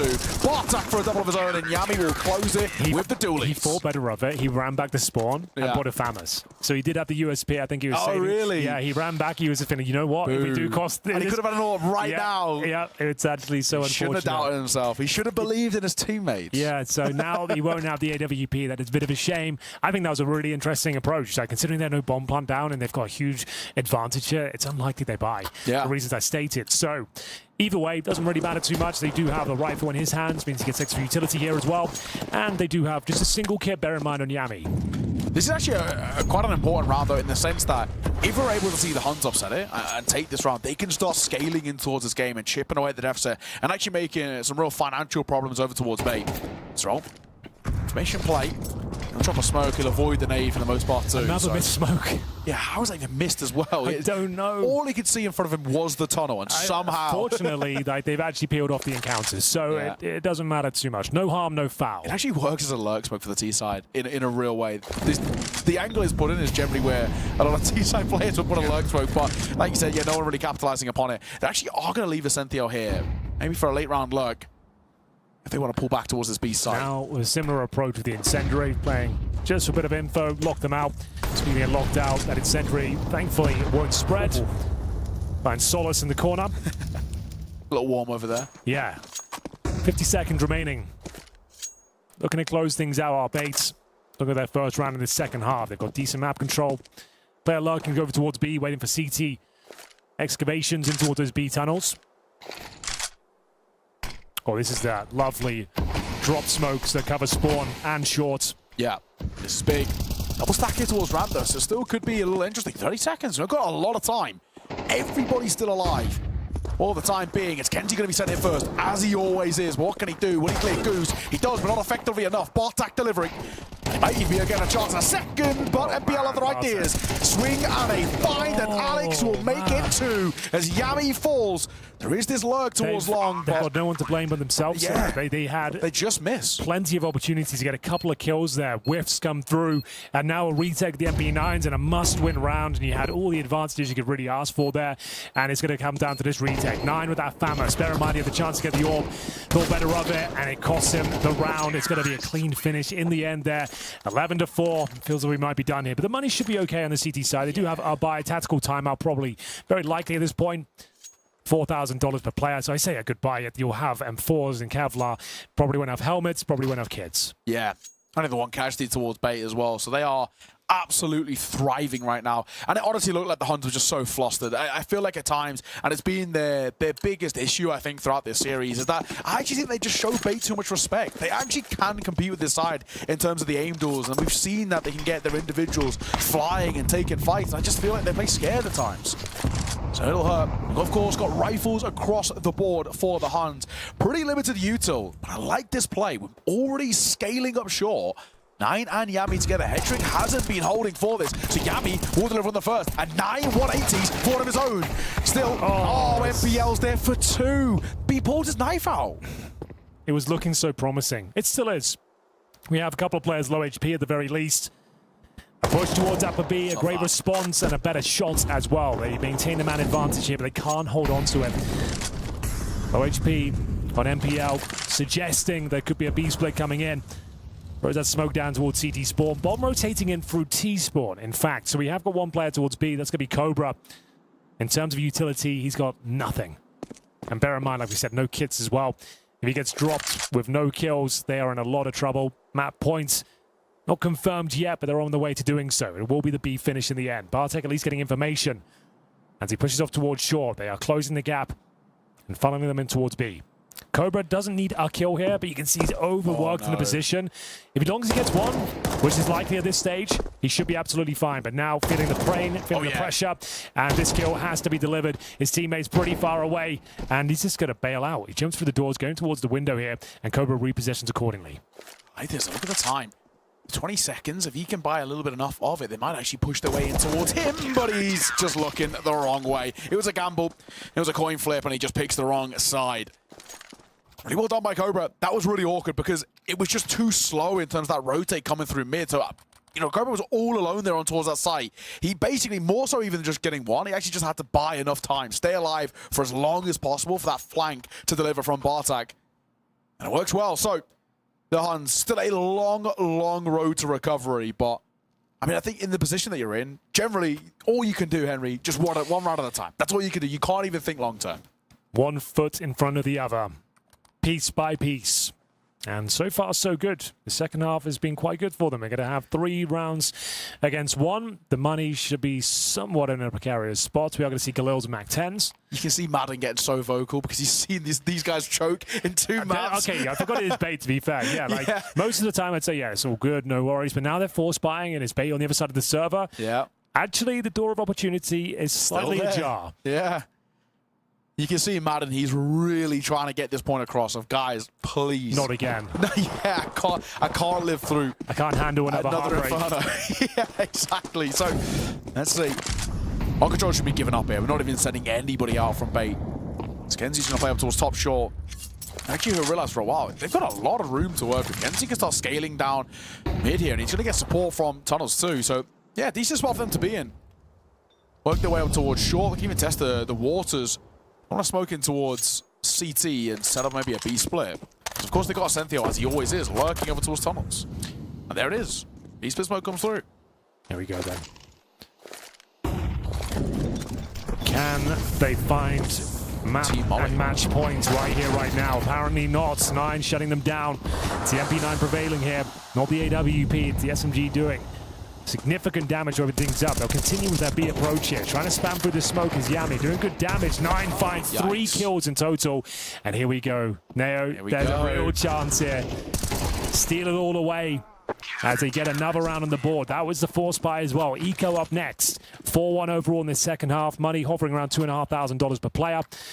And this is where Bait do their worst work. When they have a massive lead, the money is crumbling, and they start to shrink visibly on the server. It's crazy. It feels like, you know, we see the finish line right in front of us, and then we just forget how to walk. It's like our legs stop working, and this Bait side just have to crawl, and they make life so hard for themselves. Yeah, the Huns, surely, you know, just somewhere internally, maybe nobody's mentioning it in the comms or whatever, but surely a few of them are thinking, we've kind of done this twice already. Like, we've actually got a chance here, and they are giving us opportunities. 11-6, and being honest, it should be made 11-7. Let's have a look. 4 on game, that's 2 gun rounds. It's very plausible. It was going so well. I know. As it always is with Bait, it seems. Here we go then. Gonna try and get the bomb planted if possible. Shots. That's not bad. Decent attempt in towards the A side, but the AK-47 rotating in, and it's mad. Takes down Kenzie, and should be a double, but not the case. It's gonna be an MPL Desert Eagle headshot. And it's a low HP CT on the other side there as well. 5 points of health for 9, and the bomb will be planted. It's scrambling up towards shore right now. All 3 CTs coming through that smoke, and it's going to be MPL finding in second. A lifeline here for Bait as they find themselves a man advantage here on a partial buy. Make it even more of an eco as Cobra now needs multiple kills. Surrounded. It's a messy finish, but it looks like they've done enough as it's a Desert Eagle that does find map and indeed match points. Yeah, the hand cannons deliver. Really good work coming through. Bait, in the same veins what we saw actually from the Huns on Inferno, they get a round that they really have no right to be winning, and that propels them to a lead into a map. And the same thing here for Bait. It felt like, again, they were starting to regress into this shadow of their former selves, and thankfully they win one out of nowhere. Kenzie, a cracking opener. MPL, it's a nice one in towards long. Bomb goes down, and even if it was bomb goes down, the round gets lost, that's still actually really good, but they see it over the line too. So 12-6, you got double the rounds to your opponent. On your head, son. Surely impossible. Crouchy up there, knocking it down to the back post. Love to see it. Man, well, it's going to be an opening frag here for the Huns, playing for all the marbles now. They need a perfect game from here on out. It's a good start. Good flash here, they could go through. They will. Look at the space. What are we looking at? Hello? What was that? It doesn't matter. Might not matter. 3 players in spawn. All hell is breaking loose here. And it's never simple with the Bait boys. It's going to be a complicated finish. 3 versus 2 disadvantage, but still possible to win this round. The A bomb site currently vacant of CT presence. And a lot of damage through their own Molotov, but it seems to be fine for now. Head trick at the plant, not an ideal one, and the CT's rotating through. There is a long player coming through. 2 versus 2. Can they end things right here, right now? Let's see, head trick. He's got a right inkling. Spotty sensors tingling as he knows there might be one into his long. Tagged and dropped as well. Bartak will fall. It's Yami left alone, and he's trying to play from Googly. He's trying to find some sort of magic round, but he can't. Head trick closes 2-1 Bait, and they see off the series. Sure, they made to work for it. I actually think the Huns have actually earned a bit of respect, but in the end, they finally do it with ease. Yeah, great to see Hedrick performing there as well. He had a really rough showing on Mirage. He finishes with 19 kills, actually having impact to the AWP as well. And like we said, losing that second map, I think that wake-up call was much needed here. They seem to play a little bit silly Counter-Strike when they have the huge advantages. They can't afford to do that against the big heavy hitters of this tournament. But still, they get the win over the line, and their first showing here in Mongolia is success. It's 2-1. They're the first series to actually go to 3 maps here. But the Huns, you have to say, they showed some signs here of skill. They showed some signs of greatness, and maybe they can make it through to the playoffs. Yeah, I think the Huns have still a couple of tricks up their sleeve, right? And I think this is them scaling in towards this tournament. So it's good. They've taken a map, and a map in which they sort of had no right to be taken as well. And the hope is now that can we see actually this sort of performance coming through, everything Bard does too is really positive from this Hun side. They've got a lot to work with here, a lot to do, but Bait, for a side who are considered one of the favourites, these slight mistakes we see here and there, Henry, they've got to iron them out early in this tournament. We'll say it's jet lag. Yeah, let's give them that. Let's give them that. Yeah, a bit of jet they landed lag. Yesterday, I think it was. So. Yeah, exactly. Slowing them down a bit. I know some of our boys in the commentary team are feeling the burn today as well. So yeah, we'll give them that. Sure, and you probably didn't think that the Huns would be hitting that hard today as well. I think they excelled and capitalized upon the mistakes. That's all they can do. Yeah. And they look pretty sharp. But for now, ladies and gentlemen, that does conclude this series. Bear in mind, we have got the big fixture, as it were. We have got the German squad of Big taking on Eruption coming up next. And we hopefully, I think, will have a winner's interview here as well, Neo. That'd be great. We'll have to wait and see. I'm looking forward for the big Eruption. I'm sure all of you back home are as well. For now, with this winners interview, I'm wondering as well actually what the vibes are over towards Bait, because there's probably got to be a bit of a feeling internally of we actually should have made that a lot more simple than it was. And I think that is maybe the story of the series. Like I said, I think they will, rightly so, say a bit of jet lag. Yeah. There was some key mistakes. They had huge advantages, probably weren't fully locked in. And it's understandable. You can't take anything away from them there. They got the win over the line. Exactly. And sure, had a bit of a wake-up call in some situations, some silly plays, some overplayed hands perhaps, but ultimately they got the job done. Huns, they can hold their heads high. The fact they managed to make it close, competitive, exciting at times as well. Some great individual skill from Yami especially. What did he finish the series on? 41-23. He's Chris, man. He really did step up in a big way. I give credit to Bartek as well. He had a couple of moments, especially that last map. He really did. Also, was able to sort of step up. But, you know, you look over towards Bay, we're seeing actually, it's not even just the stars sort of shining. It's the guys that you normally don't see at the top. Ascencio, great performance from him. For now, the ladies and gentlemen, we're close to a break. We've got one more series in just a moment, and maybe even into, we'll have to see. Henry, I'm looking forward for big Eruption. We'll see you soon.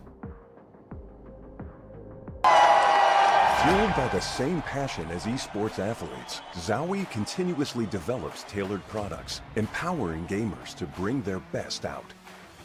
Today, we are launching the all-new XL2566X Plus, which uses the newly developed Fast TN panel and upgraded Diac2 technology. The new monitor series continue to evolve, refining details to ensure players can perform their best consistently in games. Welcome back, everybody. It did take 3 maps, but Bait have indeed overcome the Huns. Before we break things down further, we are going to check in with 9 from the Huns. Unfortunate loss there. What are your initial reactions and feelings, 9?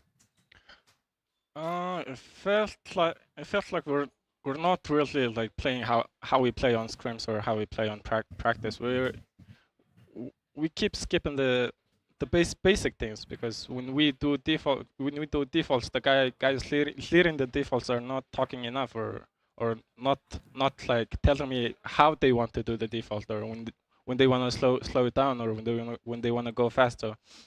We're not really talking to each other, so it's making it hard.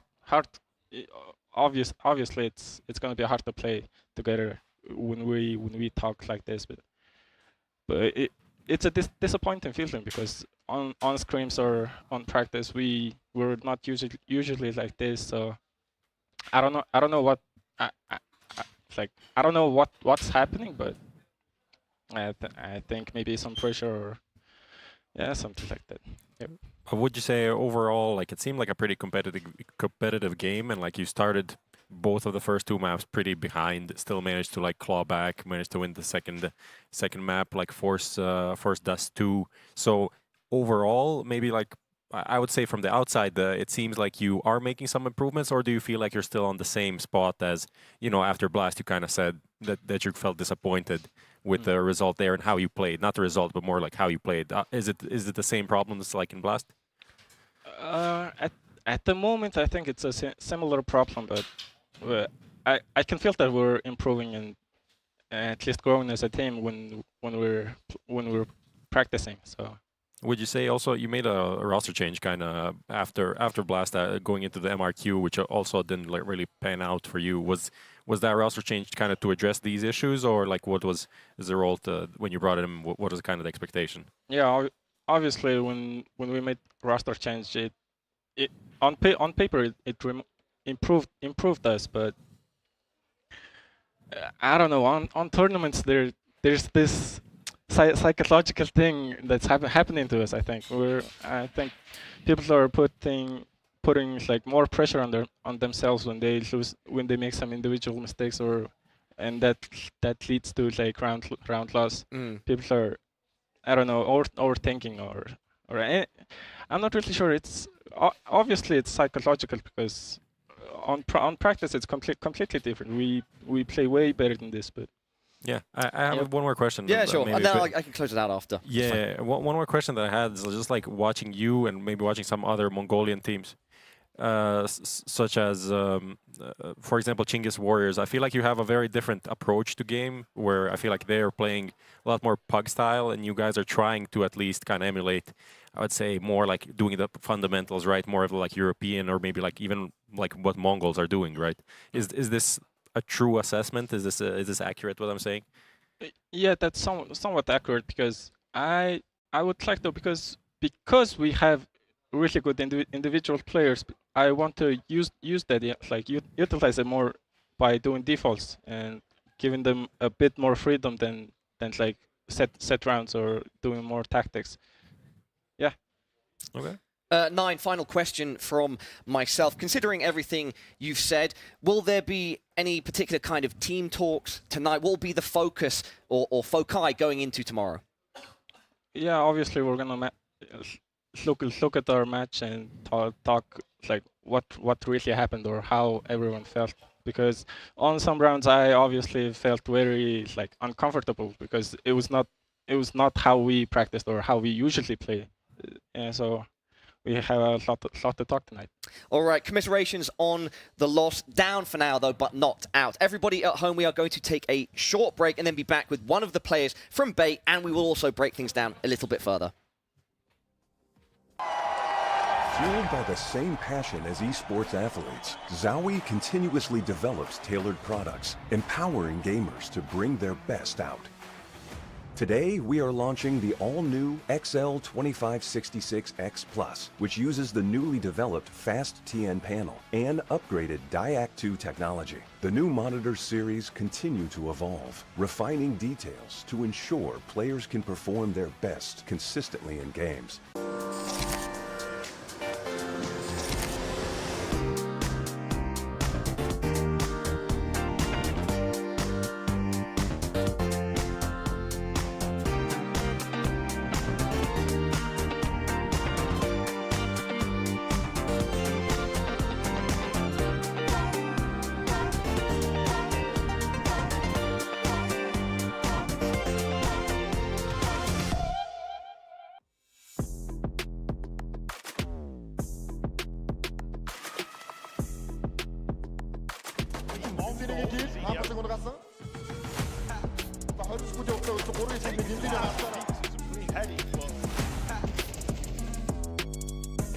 Tiki, quatro, tiki, ei, tiki.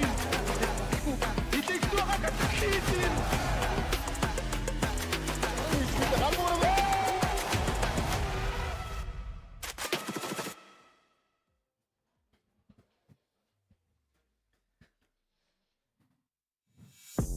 Welcome back, everybody. We are now sat or stood with Alex from Bait. Hello. Congratulations on the win. Can I just get your initial general feelings and reactions coming off the win? It was really tough game. They was shooting really good. I know sometimes they was outplaying us, and yeah, I think that was the whole game, like this. Yeah, was that kind of a surprise to you, like how they played? Maybe I feel like individually we kind of come to expect that they'll have something, but you said they also outplayed you sometimes. Was that something you, when you were preparing for this game, were kind of talking about as a possibility? Yeah, we just knew, like on the first map on the Inferno, that they're playing really aggressive at first timings, like, and we was like trying to like counter this, and we just knew they will just always peek and like run, and we just I think we just countered, but we lose like one eco on the like 4-0 or 5-0, and they just try to snowball us, and yeah, that's it. And T side was I think easy. On Mirage, we were just playing our default game, but sometimes they were just doing some strange stuff and just was insta headshotting us, and we just can't do nothing about it. And we lost the eco as well on the second map, on the city half, and yeah, we lost the game. And on those two, we had a game plan by our coach, and we were just playing. Yeah, we just was knowing almost everything they will do on the T side, and yeah, we just did a 10-2 half. So that's it. I was going to ask, actually, what changed coming off Mirage going into Dust 2 to make it such a positive performance? So from your perspective then, it was just you guys felt more prepared, your coach had this game plan. Was there anything else on top of that, however? I know we just was talking like that we're like better, like we have better team play. So we just knew like that if we're not gonna fail, like not do like some mistakes, so we just will win them. Like just do everything like together like we did before. So yeah. Just nothing like special. Okay.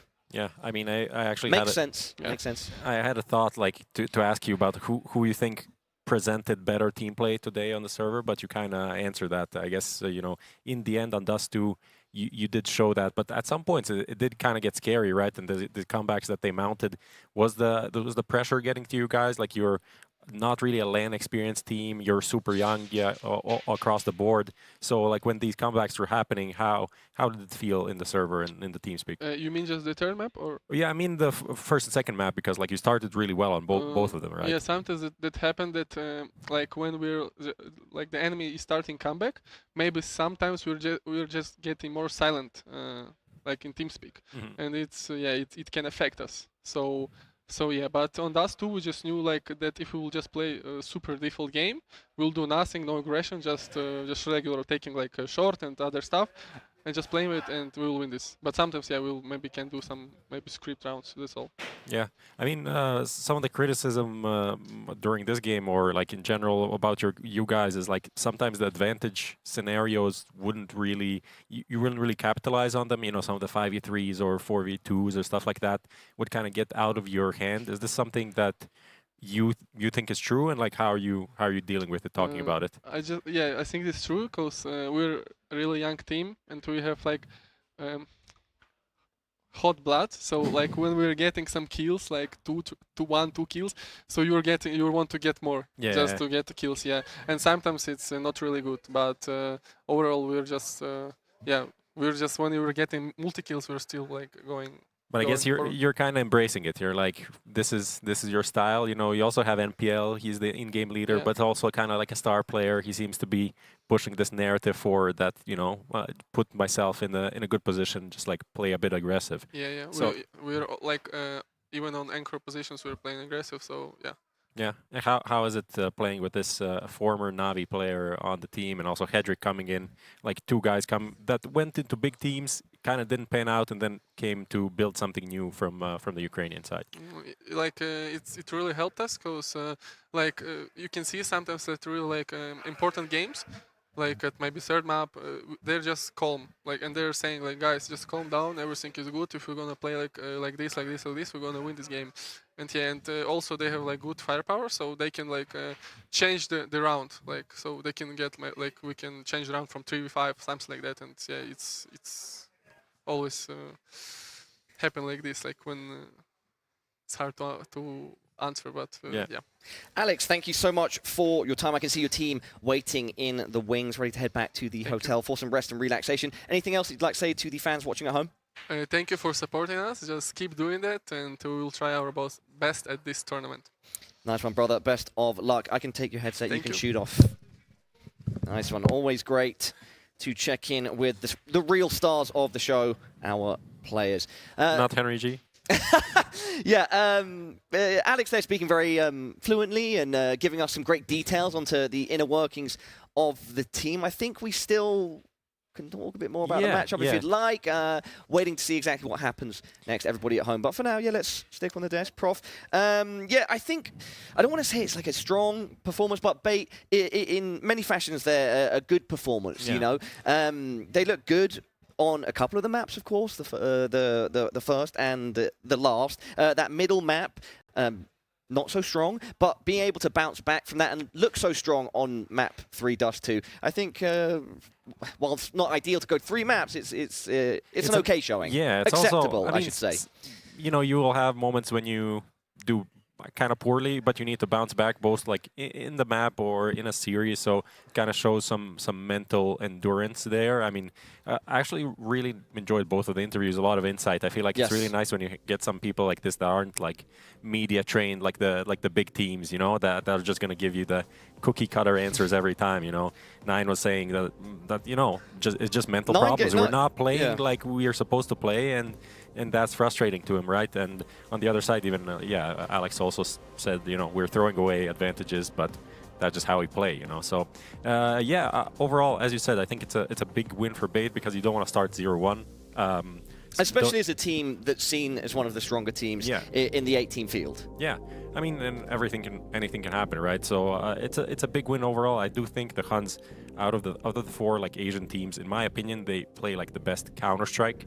It doesn't mean that they're going to win the most maps or anything, but I think they're at least trying to play like proper, and they have some really good foundations. We saw Yami today, like he was playing out of his mind throughout the whole series, so I think they beat probably the most dangerous team in my eyes, at least going into it. So no, I think that's a completely fair assessment. I mean, if we are to compare the Huns versus Chinggis Warriors performances, there is a visible sort of palpable difference in structure. Yeah, for sure. I guess, you know, one of the problems with being pretty structured is like what Alex said about like map 3. We knew exactly what they were going to do, so we just, you know, we're prepared. We played our super default stuff, and it worked out. So, you know, there's layers that the Huns need to add, and obviously like also adapt on the problems of, you know, if some of your players on the default are not really communicating, or not giving you the info, or not really making plays, or they're just like sitting in the default without any proactivity, it's going to be really hard to beat any like decent European side, which like we have 4 of at this tournament. If we're talking individual performances, Prof, Yami for the Huns went pretty big. It wasn't enough. He ended up with a KD of 51 to 38, 1.25 rating, was doing everything he could. If we look at Bait, I noticed this after map 1 as well. The kill spread was very close. It was a real team effort, and that actually was a trend that continued through the whole matchup. And at the end, lowest amount of kills was actually Alex on 39, and then it was Concisa on MP and NPL on 47 each. This was truly a team effort in all sense. Yeah, for sure. All senses. Yeah, for sure. I mean, we saw Hedrick he had some moments on Mirage where he could have maybe decided this series early, didn't really manage to do that, but then we move on to the last map, and, you know, on Dust 2, we saw some crisp deagles. I think it was NPL had one. Was it Kansisor as well? Like that was one of the big swing rounds on Dust 2, wasn't it? Because the comeback was really happening, right? Yeah. And then that round kind of, you know, you just hit a few 1Ds coming into A, and it's open Bob site, and then after that anything's possible. So I think that was really, really great for Bait to end the game before it became too dangerous, because like we were watching in the green room, and it was like this could be an overtime, you know? Yeah. Luckily for Bait, though, they just about avoided that. Yeah, Bait overcoming the Huns, everybody. Our third match of the day now finished. We have one more to go. Do not go anywhere. Very shortly, we will be back with Big versus Eruption. Fueled by the same passion as esports athletes, Zowie continuously develops tailored products, empowering gamers to bring their best out. Today, we are launching the all-new XL2566X Plus, which uses the newly developed Fast TN panel and upgraded Diac2 technology. The new monitor series continue to evolve, refining details to ensure players can perform their best consistently in games.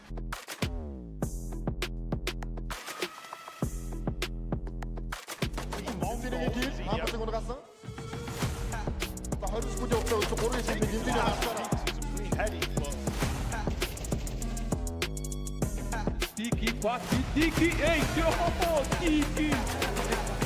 E tem que torrar com a Tiki!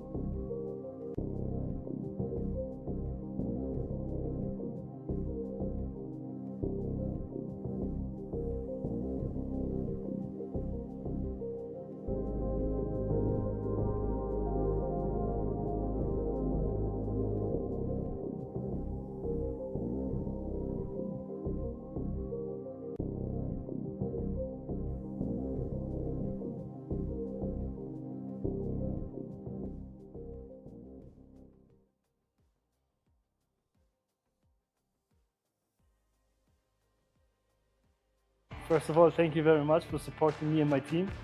I'm really happy to be part of this tournament. It's a huge honor to be in this country as well. It's the first time for myself. За Nomadic Masters тэмцээний тухай өмнө жил хараад Монгол дэвлэн зохиож байгаа хэрэг гоё санагдсан. At first when I came here, I thought it's going to be worse, but I must say I'm very impressed. Everything is so prepared. I'm also excited to see what esports is in Mongolia. Одоо ирж байгаа багууд аягүй тийм часан сайн, ер нь бол сайн багууд гэдэг Европын. Гэхдээ яг сүүлийн жилүүд бол АСА Аренад ажиллаж байгаа. There are really good teams here in this tournament, so it will be a good potential tournament for us also to show what we can do. Ер нь Европ багуудыг хүчтэй байх бах гэж бодож байна. I know Score. He was playing long time ago in the best Mongolian team, and now he's playing against us. And I'm looking forward to see who can maintain the strength. Yeah, I would probably more look on ourselves than say, yeah, this team is going to be hard, this team is not going to be so hard. Hopefully, we are going to be part of the arena, and we will hear you guys, and hopefully we can entertain you in this arena and make sure that we all love Counter-Strike and be part of it. Nomadic Masters тэмцээнд манай баяр хэмжээрээ. Урагшаа. Fueled by the same passion as esports athletes, Zowie continuously develops tailored products, empowering gamers to bring their best out. Today, we are launching the all-new XL2566X Plus, which uses the newly developed Fast TN panel and upgraded Diac2 technology. The new monitor series continue to evolve, refining details to ensure players can perform their best consistently in games. What is going on, everybody, and welcome back to MESA Nomadic Masters Spring 2025. We've made it to our final matchup of the day. It is Big versus Eruption. My name is Parla. I'm still your desk host. I'm still joined on the desk by the awesome Professor. That's how it's supposed to be said, right, based on the spelling? Well, it's a complicated matter. It depends on the day. If I'm doing good, then I'm Professor. If I'm doing bad, then I'm Professor. I'm not sure how that makes sense, but I'm down with it. You know what I'm also down with? This matchup of Counter-Strike. Similar to most of our matchups today, we go in with sort of a heavy favorite and an underdog, Prof. Yeah, I mean, for me personally, I would say Big was the shakiest of the top teams, but I think kind of lucky for them that Tyloo pulled out, so because they were probably the best Asian team that was supposed to be here, couldn't make it due to visa stuff. Eruption is here, and I think that kind of evens out the things and puts it in place kind of similar with the rest of the games. Definitely Big the favorites, Eruption the underdog with a chance for a hook to knock out the big Germans. Eruption, yeah. Crazy name, that one. I do like it. Yeah, Big on the other side of the surf. It's late here, guys. It's late. Me and Prof. We're getting it done. All right, focus up, Parla. Yeah, I think what you're saying is absolutely correct. Big, yeah, in this sense, a favourite team here at the tournament, seen as one of the stronger hitters, but a team also, as we said over the course of the day, influx. Yeah, I mean, it's a good term. If we go over just quickly some of the details, I mean, they added Hype from the Academy and QB from Fnatic in around January, and I think since then, trying to get those two to work with the core hasn't necessarily come to fruition then. How do Tabs and JDC and Crimbo make it work? Yeah, I mean, I think when you said influx, I would say in free fall. Oof, honestly, okay, I would fair. say this big lineup has not really been good. Just the stats, purely what they played. 29 wins, 43 losses, with just maps purely. That's kind of spells some issues. They're currently number, I would say 34 at the VRS, so they're like outside of the big invites for big tournaments. Nothing's going to be happening unless they start winning, right? They need to start winning now because they also didn't qualify for the major. Yeah, at the MRQ, tough. They got one win in overtime against BC game. That was also a huge comeback, so it wasn't like they really did well there and then the last hurdle didn't make it. They have been really struggling for a while, and just the talent that they have, it's someone like Tabs, and we don't need to mince words about, like, we all know who he is. We know how good Crimbo was, but currently his form is really struggling. JDC is proving to be like their best player now, but the other two, it's not really working out. And may I continue and say something about the opping situation? You kind of hinted at it, but I went back to see a bit more. This is how it went. These are the last 5 oppers. Okay. Searson, replaced by Hyped, replaced by Mantu, replaced by Sirison, replaced by Hyped. Yeah. That kind of, you know, that kind of smells of a bit of desperation. Kind of desperation, perhaps indecision. Yeah, lack of options, right? If you don't have anything better, then okay. These guys, none of them were like particularly bad, but none of them really elevated Big to a higher level. And even if you look back like a year and a half, Big was like kind of in contention for maybe being a top 10 team. They had their very identifiable style. You know, maybe they didn't have all the best players, but they had something going for them. I think they experimented with Sin as the IGL. That didn't really work out. We see him go to M80, actually find quite a bit of success there, establish himself. I think right now the team is really struggling, and I think this whole match is like, where is Big? Where's Big? This is going to give us some answers. How far have they fallen? And because we can just test them against a team that we know shouldn't really beat them, but might. Yeah, and I mean, they're coming off a tough performance at IM Melbourne as well. They've flown straight here. Fatigue could be a big issue. Nonetheless, this is a matchup that they shouldn't lose, but I mean, it would be terrible if they did. For how that team's feeling, what their trajectory is onward. Yeah, it would be very surprising and tough for the team if Eruption came out on top. There are some positives to mention. That is like that the vibe seems pretty good. You know, it's been a really long day waiting for them. They were supposed to play like 3 hours ago. This can affect some people. They seem pretty relaxed. They seem pretty chill, playing some ping pong here, shooting some hoops. Not really. There's no hoops to shoot, but you know, they seem pretty good, relaxed. Let's go, John. So That's I think. Niche reference there. Yeah, he's your friend, so you can call him John. No, I'm not going to explain the reference. Yeah. Ping pong and John at the Shanghai Major. There's a video of it. Go find it. It's on Twitter. I'm taking a look at the time.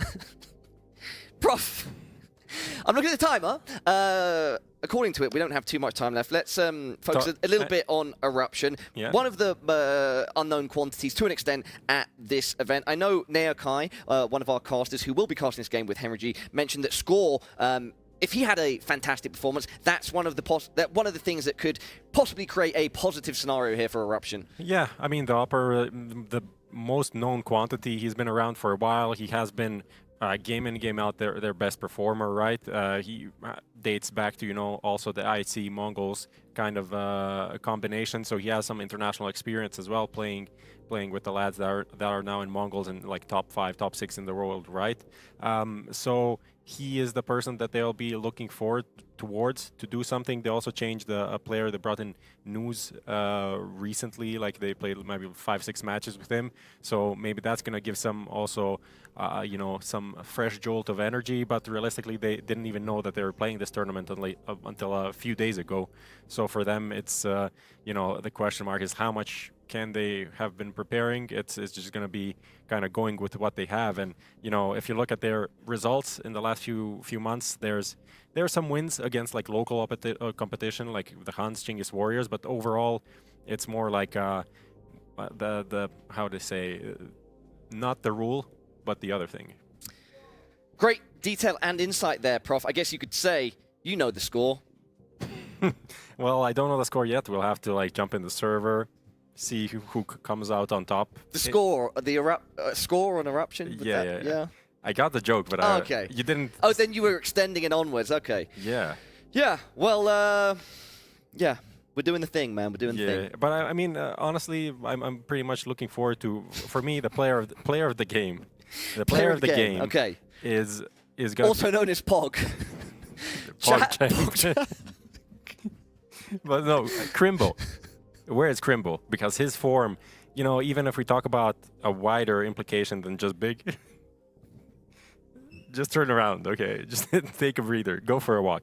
If we talk about wider implications than just big, like Crimbo is a guy that 6 months ago, a year ago, would be like, people would be like, maybe he needs to go on FaZe, maybe he needs to go on this team or that team. And obviously he, similar to Tapson, wants to like commit to a German team, and that's fine, I can respect that. But the problem is that he's currently not playing well, like below a 1-point rating for a guy that is, you know, I would say after Tapson, the best player that Germany has produced, right? So it's really hard to see that. It's also interesting, like JDC someone that, John, as you call him, in Mouse, when he came from the academy, he was kind of a support player, right? Now he's playing like rotation on Mirage. So he is put in star position, and he's really thriving actually in this position. So I enjoy seeing that, because he has like a bit of a influx career in the last few years. Yeah. Perhaps a tournament and a matchup here where Crimbo can build some confidence, build himself back up. He should. I feel like, he's the type of player that his fundamentals should be good. He should just be able to punish some of the mistakes over peaks, maybe, lack of trading, like the spacing not being good, lack of maybe utility to displace him, make him uncomfortable. That is expected from a team like Eruption. So, yeah. So essentially what I'm trying to say is I feel like this is a great map and great match for Crimbo to kind of farm. But talking about maps, would be great to know which maps were picked. I'm unsure right now if we will get the maps up, the win rates and the veto. I have just been told, however, we've got about 10 minutes before this one is ready to go live. That's the most up-to-date information I have. Of course, we'll update you all at home if that changes. Oh my, we've got the map veto up on screen. Okay, Inferno ban, that's a classic for Eruption. Anubis ban, classic for Big, which is not a great thing for Eruption, since they kind of like that map. And then Ancient coming in, kind of expected. Ancient and Dust 2. Okay, Dust 2, Germans always loved it, even when it's not going the best. Then Mirage as the decider train. That was an option definitely for Big to pick into that and kind of like do a punish pick, but I think they decided to play to their strengths. With I don't mind when you're like such a big favorite. I think odds are like 1.10 on them, so they're they should be coming on top, as you said. Dust 2 train Mirage. This is like prime CS:GO pool, bro. I mean, Ancient Dust 2 Mirage. Oh, sorry. Yeah, I've misread that off the graphic. Definitely, yeah. Thank you for correcting But me. Ancient, kind of the PUBG maps overall, which is also a interesting move away from Big, from being like this tactical team and what they used to do on across the board, with Gob and in the lead, being like super nerdy, playing all these smokes, flash executes and stuff like that. Got the map stats now up on screen as well, Prof. A lot of numbers there, just taking a moment to pass them. Yeah, I mean, you can see Big playing a lot of Ancient, but not winning it too much. So it's a lot of games played on Ancient. Yeah, for Big. I mean, in general, it seems like Ancient is becoming a map that everyone kind of plays. It kind of pops up in almost every series, because it kind of offers a lot on both sides and not too limited, like something like Anubis that on the CT side can be very limiting, or Nuke that can be very like T side very limiting, right? So that's kind of nice for them. Yeah, you see the Inferno, for example, you'd kind of expect them to be an Inferno team because they always kind of were. But yeah, they played it, 11 times and lost most of it, right? So kind of troublesome. I think one also thing about Big, or I'll kind of focus on them, as I said again, they're kind of the focal point of the match, and then we're gauging how good they are based on how they play against a underdog, pretty old team, I would say. Overall, it's like 24 years of age on average, which is like for a team that's needs to reinvent itself can be kind of troublesome. But I don't want to say they're the oldest team, because we have some like 27, 28 years old. But generally, for the type of team that they are, it's kind of troubling. But they also have a young coach in Zen. Don't know much about him, but a new face on the German scene, because also most of their coaches were kind of recycling the same people. It was like Gob, then it's not Gob, then it's Gob again, kind of the cycle that repeats itself.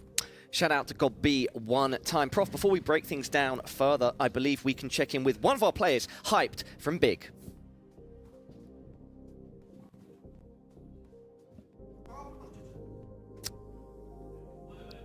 First of all, I heard today's your birthday, so happy birthday. And your first match is against Team Eruption. Have you done any team research on them? And do you have anything prepared specially for them? Thank you, first of all. Not different than we always do. We just prepared for them as we always do. We watched some demos from them, prepared some kind of setups, but not too deep. We just watched what they like, what they don't like, and then just play our game.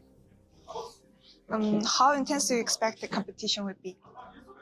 We expect every game to be tough. we're not like in a situation to be relaxed or chill. We have to perform now basically and show that we are better than those teams. And yeah, that's what we're trying to do. And of course, competition is really good. I mean, Heroic CSR is here, a really good team. So yeah, respect a lot. Any messages you would like to send to your fans watching? First of all, thank you for all the birthday wishes. It means a lot to me. And of course, the whole support for Germany, for us. We hear you, see you, and we appreciate you a lot. Thank you. Thank you. Always great to hear from one of our players. Myself and Prof didn't catch all of it, but we think we caught a very important detail, which is that it's Hyped's birthday. Everybody at home, give it up for Hyped. Maybe we could get everyone to sing happy birthday. There was a lot of people here. What do you think about that? I think we should try to get the match going, personally. Prof. Yeah. I don't know, but you crazy. don't want everyone to stand up and start saying happy birthday. It would be to sick, you. to be honest. Right now, Happy though, birthday to we've got Big in a huddle. You can see They're Crimbo literally huddling talking. right there. Yeah, behind literally us. right over our shoulders. What do you think they're saying? Aufgeht's. Gonna hear a big cheer. Big cheer. That's a big cheer if I Boys ever heard are one. obviously hyped, and that could pay off because it is late. You know, they've been waiting around, making sure that that energy is still tip-top and ready to go. Yeah. Talking about big, talking about great players. Tizian announced his retirement recently. Oh, he did? Yeah, did you see that? Yep. Shout out to Tizian one time. Great guy. Yeah. Also helped them. You know, kind of an undervalued guy. Maybe, you know, maybe not undervalued. Maybe just a supportive element that was important for the team. I think that's what when I talk about, like, you know, Big used to have an identity. They used to win. They reached the Cologne final with Tizian, with Legia. I think he was coaching at the time, like with like Gabi, with these kind of players that were not the most skilled players in the world, but they still managed to like win and be more than the sum of their parts, which is what this current lineup is really struggling to I think the word you used, identity, is very astute, very good. There is certainly some sort of lack, or there has been for a while, some sort of lack of identity with Big. And yeah, it would be great to see them make this newer project work. I don't know exactly what the solution is, but this is definitely a tournament where perhaps they can start making the right moves, so to speak, Prof. Yeah, certainly need to start here, right? Because if they don't win now, when will it happen? Yeah, well, Prof, we can check in with a player from Eruption as well. Let's go and check the score. The team suddenly ended up entering the tournament, and this is your first match. How well prepared are your team? All of us haven't played in the week as a team, so we don't have any preparation, but we will do some damage. How tough an opponent do you think the Big really is? Big is really a decent team, and it's gonna be tough. Are there any players on the other side you're especially watching out for? Should be Greenbow. All right, thank you. That was a great... The score decided negative right now. Yeah, saying that he and the team have had no preparation at all. I mean, I think at the start he just said they haven't been playing or something. I'm not sure if I heard that correctly. I feel like he literally said everything I said, but he said it before because this is recorded before I said it. So he didn't copy my opinion. He literally said this. I didn't hear it. But, but we're on the same page. He said, didn't practice, didn't prepare. We didn't play like a team, as a team. So they played like individually, but like, as I said, they weren't really expecting this. Maybe they had some plans. Maybe someone had a birthday or whatever, you know, some like, I mean, family of course, events. Understandable, right? Because they're replacing Tidy, but it's still just, it's odd to hear that in a tournament setting where, because you assume they're getting up to other things, sort of doing their team practices normal, and surely that counts for something. But that was a really just straight up, look, guys. Yeah, I mean, don't expect nothing. You also have to think about it like they just failed to qualify for the major, right? Yeah. So when these big qualifier cycles finish, that's usually when Time people off, are going to take some time off, Yeah. rethink, maybe change a player, see what maybe someone's like, yeah, I don't want to even play anymore, you know? I don't want to be like super down on Eruption. I don't have any specific sort of expectations with them, but talking about their attempt at qualifying for the major, they actually did lose to Chinggis Warriors. I think that was their last matchup. Yeah. And from what we saw from Chinggis Warriors today wasn't too great, and it's definitely like these three teams like Hans, Chinggis Warriors, and Eruption. I want to say Annihilation all the time, but yeah, not that. They're all very close and can beat each other depending on the day, depending on the map and stuff like that. But I also liked, he said Big are a decent team, which is pretty much what I said, but I also said that they're in free fall. And then he said, man, player to watch, Crimbo. Yeah, exactly. We should just get him on the desk, you know. Honestly, man, a few words, but poignant. Yeah. Nonetheless, great to hear from Score, but yeah, definitely up against it here, Prof. Definitely up against it. Late replacements. Late game. They've also had late game. They've been having to wait around. And yeah, they're going up against Big now, and yeah, it's a tough situation to be in. Yeah, I mean, again, I think they're a team that has nothing to lose. Should play like free-flowing Mongolian Counter-Strike. I think that's the best approach here, right? Is just to really is basically, as the expression is, just to go in there and send it. Send it. Bosh. Bosh. All right, everybody at home, have a little update for all of. Actually, maybe I was told that we might go to a break, but I'm seeing high fives and stuff, and if we are close to getting this game going, perhaps my producer can tell me if we are actually, in fact, close to that, then we could stay on the desk and then transition nicely to our casters. Okay. Okay, yeah. Oh, all right, everybody at home. I've just had some extra clarity, and yeah, we do need to head to a break just now, but do not go anywhere. You know, we'll be back as soon as possible with Big versus Eruption.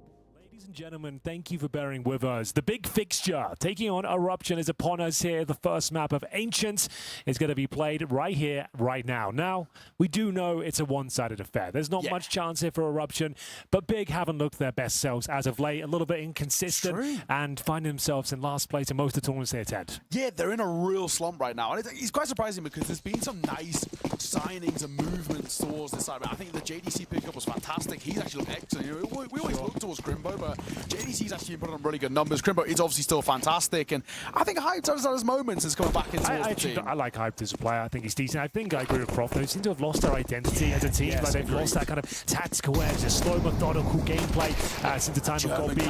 Yeah, it doesn't seem to be there anymore, but we'll see. It's going to be Magnums opening things up, an opening kill here as Eruption lead their way in towards the red room. There's going to be a couple of kills available for JDC, and he delivers on his promise here. Spots the bomb. Oh, it's an absolute disaster. What looked so promising has collapsed and unraveled at the seams, I'm afraid. Tabson locks out the final player with smoke, and it's going to be a quick finish by the looks of things here. Good try, decent effort, but no bomb plant found. 2 players survive.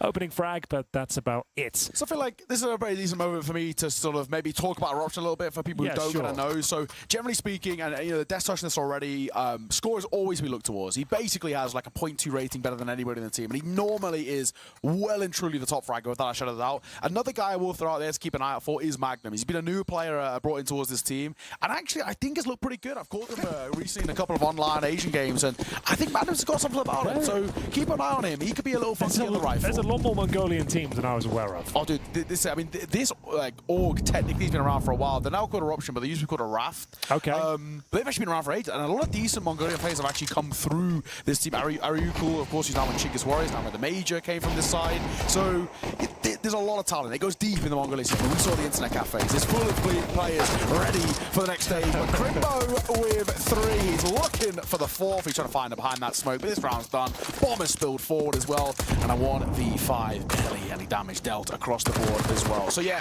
as always, score is always who we look towards. He is the win factor. If we can get score putting up numbers as he can, he is really sick, and he really actually can be quite scary to deal with, especially when we get him in towards the full buys. Like I said, Magnum is definitely another player to keep an eye out for. You look towards players like Fury 5K, he's been around a while in the scene, actually quite respected in the scene too. Can do a lot of damage, and he played with News not too long ago on Chinggis Warriors together, so they've got a bit of a cohesion, a bit of synergy there. So they're a team with nice assets, but yeah, it's a massively lopsided game. Well, generally speaking, one thing I will say as well, every time I cast them, when you see Hyped against teams that I see as lesser than him, that's when he does his best work. He really feels confident against sides like this. And hop in towards mid, JDC for the first. News will deliver, and he makes it a second as well, as Hyped's going to get clipped. Okay, very promising mid-take here. Challenging those Famuses with MP9s, and they've got a man advantage once again. I'm pretty sure they'll convert this one. Not much left in the tank here for Big. An A finish looking very likely with Crimbo, the star player of Big, waiting in towards the donut room, but can't really challenge with that SMG. Tabson, Kyobi will both go down, and that's going to be a very convincing round score, showing us some of that talent early on here. And they're not going to get the bomb planted just yet, but it doesn't seem to matter. They've spotted Crimbo, and should be a nice convincing finish there. Mid-take and a decent conversion. Their first gun round here as we go 2-1. Hey, it's very positive. That's all you can really ask. Your first injection of kind of rifles in towards the game, and you actually make it look pretty seamless. I like the mid control coming through. They actually just disrespect that elbow smoke. That's what you want to see. Fight out fast and try and just trade off the back of each other. Get the numbers in your favor. And you can really see as well with that Molotov in towards Cubby how it actually made Big feel really uncomfortable. They were sort of in two minds about whether we fight mid. And I think in that slight moment of hesitancy, it did actually cost them a bit. So yeah, they were kind of bundled up in towards middle. They were bumping into each other. It wasn't an ideal mid-take, but still, the battle continues here. The 4 spy comes through pretty decent, considering they got a nice, clean second round. 2-1, and the M4s are deployed. It's going to be Tabson down to that SMG. This time, they're giving middle over. They're happy to do so. Tabson, as mentioned, with the SMG in towards the K position, taking some damage there, courtesy of the Molotov. It's going to be Hyped. The Orpa stepping things up. And this is the opening incision here, but mid-control, as mentioned, granted. Crimbo gets a lot of intel towards A main and a frag for his troubles as well. And it's towards the red room. The only real chance I've got in this round comes down to Fury. See whether he can do anything with this position. JDC's here, we're Hyped as well, so as long as Hyped to stay alive for a little bit, and now he's actually crossed to a somewhat safe spot. JDC gonna get caught though. There's Magnums. Okay, a chance now. You know, keep an eye on this guy. He's pretty crisp when he gets going with the rifle as well. So yeah, there's space to work. Fury can wrap in towards Temple. They need to be very careful of things. Krimbo goes down with nothing, which is possible. The round could collapse. A 5-on-3 disintegrating here for the German squad. 2 players remain. M4 and an MP9, and they are so far removed in this situation. We've got a lot coming in towards middle, courtesy of Score as well. I think this round is done. It was looking so promising for Big. We might have a game on our hands here. I don't see a world where they convert this one. I don't see a kid in play. What's the plan? You just tap the bomb and hope to... Yeah, no util. Okay, you found 1. That's guaranteed. Looking for 2. Can't even grab the AK, really. There's no time. Got to move. Got to stay fast. Seen him. Tabson's there very well. Oh my god. Hang on. There's something on it. It's not even planted. Score. He's got to hit opening shots as well. He gets off, but I don't think he has the time.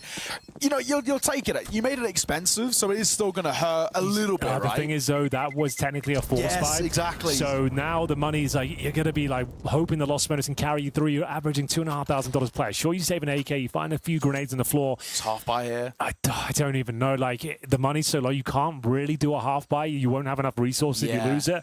It's eco territory with like P250s. That's about the best you can hope for here. Get like a 5.7 out and maybe put them in a weird little cubby, and you might try and get... Even if, yeah, they go 157, I'd say even that's pushing it. So yeah, USPs, 157, no Kevlar. Got a what, P250 in there as well, so yeah, I mean, without a shadow of a doubt, this all comes down to basically what this 1 AK can do in the hands of QB. Of course, QB, since coming back in towards this team, obviously has stints with Fnatic, for example, and he's sort of been around the scene for a while, and of course coming in place of Rigon, and he's been okay, right, since coming in towards the side. We sort of have been looking for a lot more out of him, though. That's the thing. It's like, okay's not good enough for a side of big stature as a name, right? He brought a lot of hype, though. A lot of good vibes. Yeah, it's true. He's a lovely kid. Can't deny that. Yeah, he's a lovely guy. Yeah, he was. Sweet. And a fight. There's 1. We'll take that. Looking for a second as well. QB can't quite deliver on that. Score makes it 2. JDC with USP will get one of his own. So you're taking the small little positives. You make it expensive and around with a minimal amount of investment. That'll work all day. Score should be okay here, and thankfully he is. That was a little tentative for a moment. Yeah. It's all down to Krimbo. He's got a Zeus. He's got a Zeus, and he is pretty far away, so we'll be looking for the next round here. But a great start for Eruption. They've leaped into life here after losing the pistol and actually had a pretty decent showing here. They've got a lead. A small one at that, but still, that was the eco for Big. We go 3-2. Krimbo will not be doing anything with this. If he does, it'll be 1 kill at the very most. And what a kill it'd have to be. The timing, though, could elude him. Fury looking away at the worst possible time. And the thing is, even with the USP in the back, it's very difficult to convert those kills. And indeed, he's been rumbled and will be taken down momentarily. Magnum to find him. He wanted the Zeus. They've got a lead. You've got to be impressed with that. Smiles all round.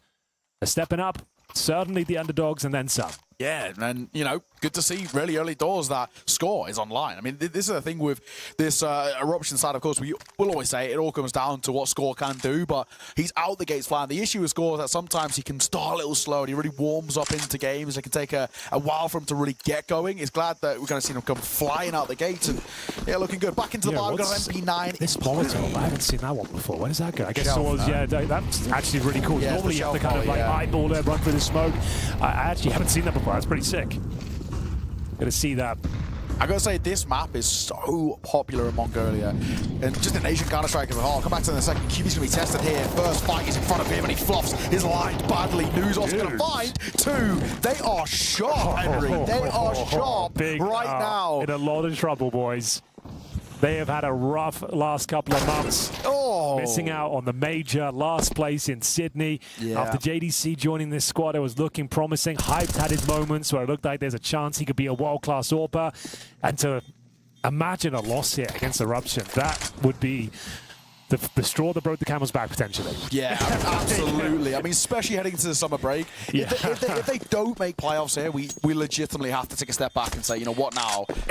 I mean, like, at this point, like, where's the talent in Germany? Where do they go next? There's no international squads housing German talent. We're not seeing any... Tax is dead now as well. They were a feeder team, and they're no longer an organization. Those guys stuck together for a while, but... You've got to respect their commitment to the German scene, but at what point, like, they've tried experiments with Mantu going English-speaking as well. So, like, everything they're trying isn't really landing.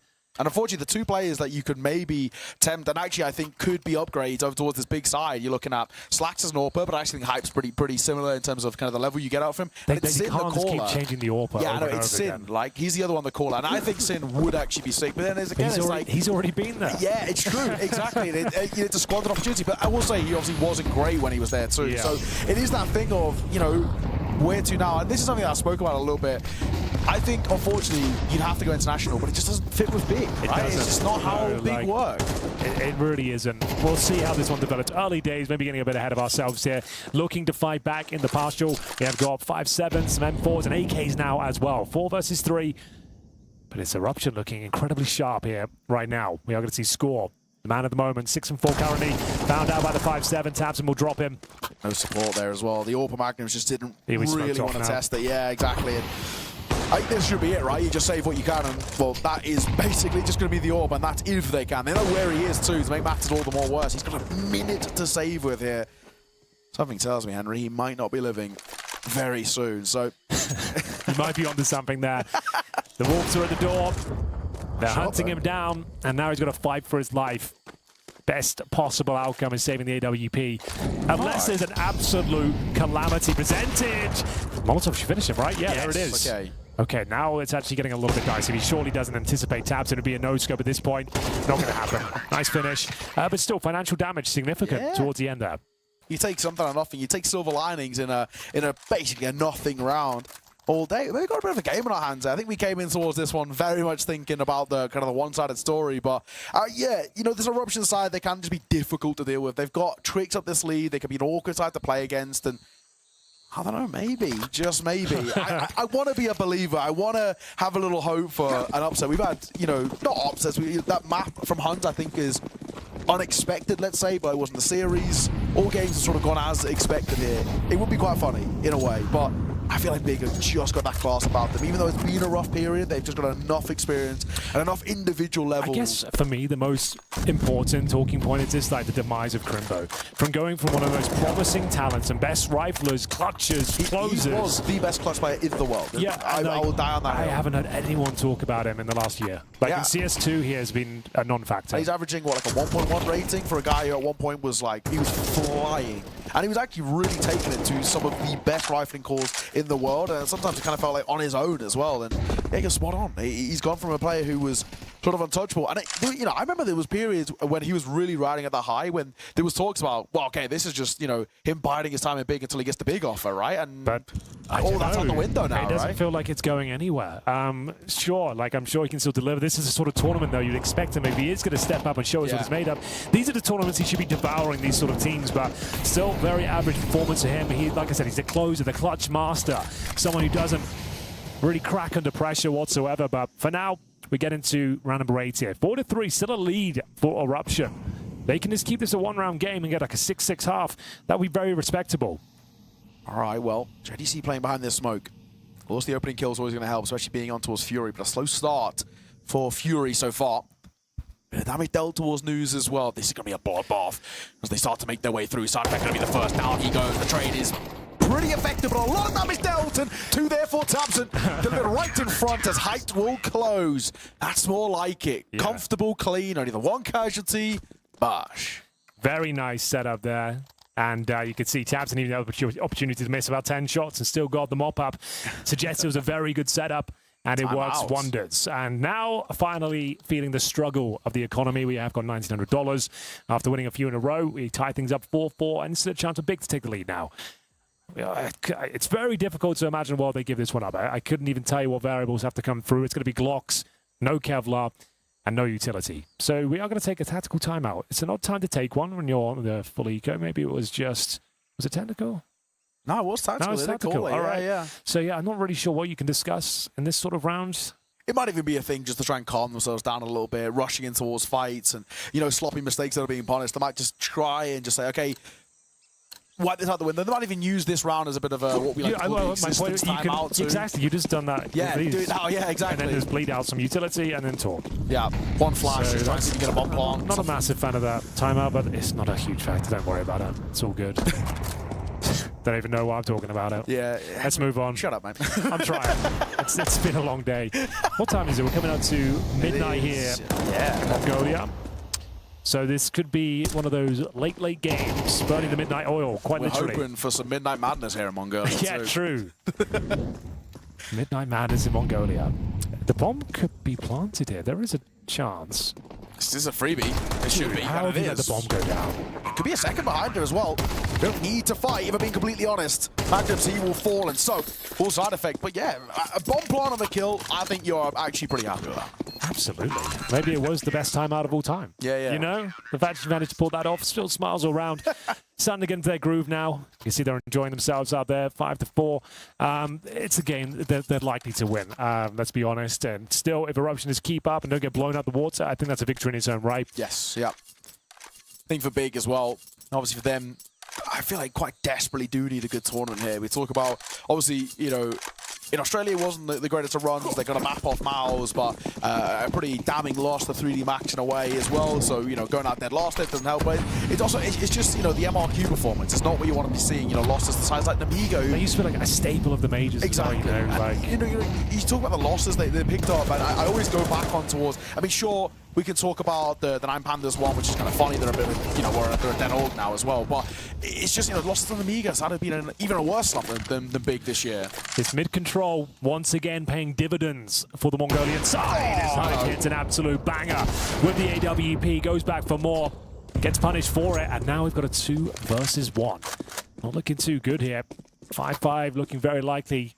QB will have to step up, go massive. They'll plant nice and open. A lot of angles to cover here. No kit available. Has got a smoke, I suppose, but would need a quick kill. They're not considering the donut as a possibility, but their positions will keep them protected for now. Has got the kit at this point. Smoke down.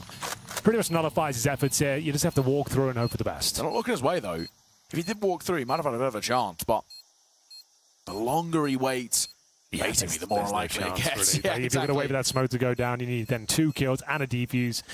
It's not happening. Might as well save at this point, my friends. Yeah. On timing, they now have to know he's there. And he'll show his face, but no time. He did pick up a kit. Doesn't matter, though. In the end, as you mentioned, no time.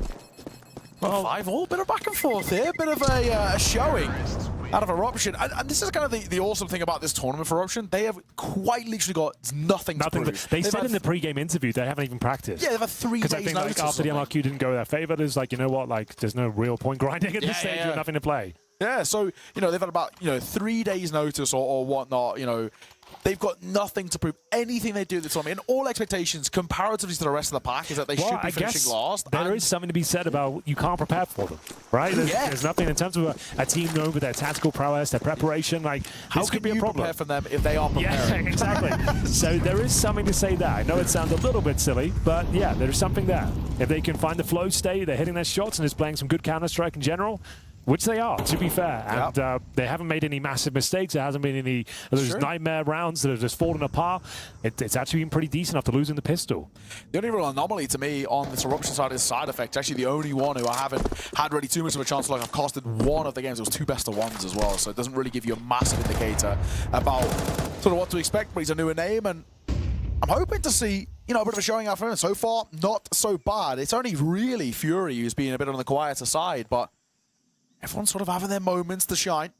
Got shelf control here, but it's a lurk play. The bomb is in the direction of A, and it's creeping its way forward. We don't have that much A control for Big, but one donut player who's now going to go have a look towards main.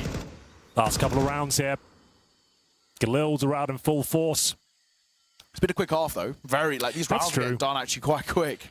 Well, like we said, they're not going to be dropping in the tactical masterclass. There's not going to be the fakes. There's not going to be the execution. There's running defaults, going for mid-control.